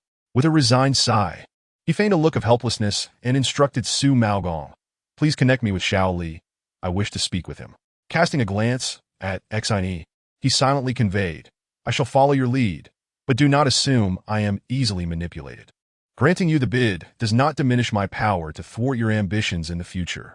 Xine was well aware of Elder Su's inner scheming, yet he had his own contingencies in place, ensuring that this elder would not only comply, but also utilize his connections and influence to safeguard the Juanxing Group's investments in Zhongjiang. As the call connected, Su Maogong exchanged a few words before handing the phone to Elder Su, who wasted no time in stating, "Xiao Li, I believe the Juanxing Group from Longchuan is quite promising. I suggest we award them the bid for the Old City renovation project." While Elder Su was on the phone, Xine approached Dali, and the two engaged in a hushed conversation, occasionally glancing towards Huang Defai, who resembled a pig in the crowd. Eventually, Dali nodded and summoned another associate, whispering a few words. The associate then turned and exited the hall. Once Elder Su finished his call, he turned to Xine, asking, "Are you satisfied now?" "Indeed satisfied. Elder Su, you are truly a man of action. Your decisiveness is commendable, and I am in your debt for this matter. Xine replied before turning to Shu Rui, saying, President Shu, please take everyone to the car and wait. I have a few more words to discuss with Elder Su. Shu Rui glanced at Xine, nodded, and led the group outside, while Qin Dali instructed the remaining associates. You all should escort these individuals outside as well, leaving Huang Defai behind. Once everyone had departed, only Xine, Qin Dali, Dainiu, Su Maogong, Elder Su, and the pig-headed Huang Defai remained in the hall. It was then that Xine addressed Elder Su. Elder Su, how much do you truly know about our Xine family? Elder Su looked up, puzzled, and after a moment, asked, What do you wish to know? What do you already know? King Yikon did it. I only know. Elder Su paused, glancing around at the remaining individuals, implying whether he should speak openly in their presence. Understanding the sensitive nature of the subject, Xine turned to Qin Dali, saying, Dali, please escort Huang Defai outside. I will call for you when it is time for you to re-enter. Elder Su then instructed Su Maogong, Maogong, you should step outside for a moment as well. Once the others had exited, Elder Su continued, Your family has been undertaking secret missions for the Tianjiao nation since your grandfather, Xian Xingtian. Surely, you were aware of this? Xen, he did not appear surprised. Although he had long suspected this, he had never been certain. Over the past decade, the targets of their missions had invariably tied back to the domestic or international politics of Tianjiao in some capacity. Initially, he had overlooked these connections, but as his missions increased, the subtle shifts in the political landscape had sown seeds of doubt. He had never broached the topic with his third brother, knowing that any inquiry would lead to silence unless sanctioned by Xian Xingtian himself. Chapter 60. The execution of Huang Defai, whether I know or not, is irrelevant. What else do you know? For instance, about my parents? Xian pressed, suppressing his excitement. Your parents? All I know is that they held the same status as your grandfather and tragically perished together over 20 years ago during a mission. The last time I saw your grandfather was shortly after your parents' demise. Do you know what mission they were on, where they were, and who was responsible for their deaths? Xian Yi's heart raced. If he could extract the answers from Elder Su, it would resolve a mystery that had haunted him for over 2 decades. However, Elder Su's response brought disappointment. Do you think it is so simple to uncover such truths? My knowledge of these matters is already at its limit. They are classified national secrets. Oh, if they are classified secrets, how do you come by this information? King Yi invited. To be frank, when my father's army was absorbed into the Tianjiao military, I was a brigade commander within that army. Thus I too became part of the Tianjiao forces, serving alongside your grandfather, who was also a brigade commander at the time. Later, the military hierarchy sought to establish an organization for executing secret missions, and both your grandfather and I were considered for leadership roles. Ultimately, your grandfather prevailed. My father leveraged his connections to bring me back to his side, but I remained vigilant regarding your grandfather's activities. After he returned to Longchuan, I sought him out. Despite his vehement denials, I knew he was still directing that secret organization. Not long after your parents' incident, I visited him again and became even more convinced, as he dared not publicize the deaths of his own son and daughter-in-law. What else could it be but guilt? Ha ha! What did it matter that he triumphed back then? He merely ended up as a white-haired man sending a black-haired man to his grave. Elder Su's fervor grew as he spoke, clearly relishing the fierce competition he had endured against Xian Xingtian and the tragic fate that befell his family. In that moment, he forgot that he was now at the mercy of Xian Yi. Xian Yi's eerie laughter cut through the air. Do you believe you have cause for celebration? Let me tell you, you will forever remain a defeated foe to our Xian family. Decades ago, you fell to my grandfather, and today, you find yourself once again ensnared in failure, this time by my hand. You are a man perpetually beneath our feet. Do you think you have the right to revel in your misfortune? You. Elder Su found himself rendered speechless by Xian Yi's words. I must inform you that the members of the Xian family, even in death, sacrifice themselves for their country. Their demise renders them heroes. Do you truly believe that you, a societal parasite, can be compared to them? Your passing would merely rid society of a blight, eliciting widespread relief. Do you think your existence holds any significance? To put it bluntly, you are nothing more than a festering sore. Ha ha ha. Esteemed Elder Su, are you satisfied with my appraisal of you? Xian Yi said this with a sharpness, suddenly grasping a fragment of understanding about his grandfather, Xian Xingtian. For the first time in his life, as a member of the Xian family, he felt an exhilarating sense of release. Enough with the pessimism. Xine remarked, casting a glance at the speechless Elder Su, who was rolling his eyes. He continued, saying, in fact, you are not entirely useless. You could still be of assistance to me. What do you require? Elder Su inquired, his apprehension resurfacing. Oh, it's merely a trivial matter, nothing of consequence for you. Xine replied with a smile, then called out loudly to Qin Dali outside the hall. Dali, come in? No sooner had he spoken than Qin Dali and Dinyo entered the hall. Dinyo carried a pig's head like Huang Defai, and upon approaching, he tossed Huang Defai onto the floor, where he lay motionless like a dead pig. Qin Dali then approached and kicked him hard in his flabby flesh, prompting Huang Defai to let out a scream akin to that of a slaughtered pig. Qin Dali barked, Huang Defai, stop pretending to be dead. Get up, otherwise I'll blow your head off right now. At this, Huang Defai trembled and promptly stood up, only to collapse again, kneeling before Qin Dali. Brother, please spare me. I shall never dare again. I beg you. Qin Dali's eyes burned with the fire of vengeance as he coldly stated, Huang Defai, today you will surely die, but I will ensure you understand the reason. You wretched creature, do you know who I am? Upon hearing Qin Dali's declaration, Huang Defai's corpulent body quaked even more violently as he repeatedly bowed before Qin Dali, his forehead striking the floor with a resounding thud. Brother, no, my lord, I do not know how I have offended you, but I beg for your mercy. Spare this dog's life. I can offer you money, plenty of it. With money, you can do anything, indulge in any beautiful woman you desire. Shut your filthy mouth. Before Huang Defai could finish, Qin Dali shouted, swinging his iron fist and knocking him down once more, blood erupting from his already discolored face. Qin Dali drew a handgun from his waist, chambered a round with a click, and aimed at Huang Defai's head, commanding, stop feigning death.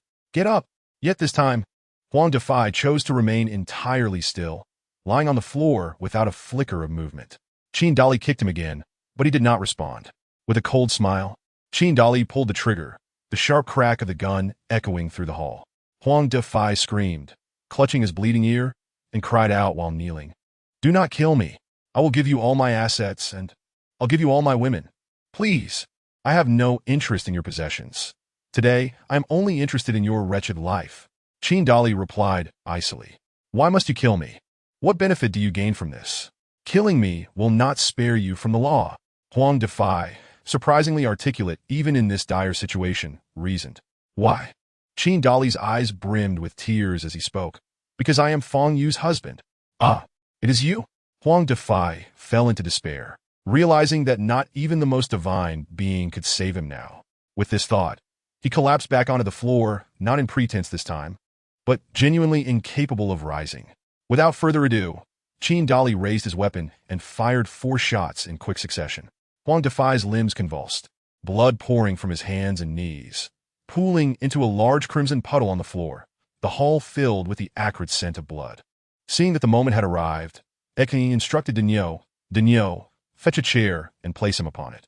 Dinyo retrieved a chair and hoisted the bloodied Huang Defai onto it, who was now teetering on the brink of unconsciousness, his awareness fading. Just as Dinyo settled Huang Defai, Qin Dali fired another shot, this one aimed at Huang Defai's groin. The shot elicited another agonizing scream from the semi-conscious man, who finally succumbed into complete unconsciousness, for this shot had rendered him utterly incapable of fathering offspring. Such a fate is indeed a rarity. After this final shot, Qin Dali collapsed to his knees, tears streaming down as he faced the north, murmuring, Xiao Yu. Mother, Dali has finally avenged you. Rest in peace. Xine approached, taking the gun from Qin Dali's trembling hands and placing it into the lifeless grip of Elder Su. He patted the elder's shoulder, stating, This is the small favor I require of you. Pull the trigger and end the life of the man in the chair, unless you wish to meet a similar fate. Elder Su licked his dry lips, glanced back at the indifferent Xine, and trembled as he asked, If I kill him, will I be spared? Yes, if you eliminate him. I shall not take your life, Xine assured him. With shaking hands, Elder Su raised the gun, aiming at Huang Defai. Bang! Bang! Bang! Due to his tremors, the bullet strayed from their target, but he continued until the entire magazine was emptied into Huang Defai's body, who had already slumped to the side, lifeless. Excellent. I did not expect Elder Su to be so fervent in his actions. Surely over a dozen bullets have been lodged within him. Such a waste, Xine remarked as he reclaimed the gun from Elder Su. Turning to Dinyo, he commanded, Daniel, support Dolly. We must leave. Chin Dolly's body appeared utterly drained, allowing Daniel to assist him outside.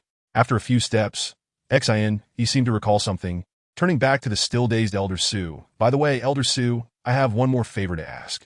The future investments of Juanxing Group in Zhongjiang will rely heavily on your support.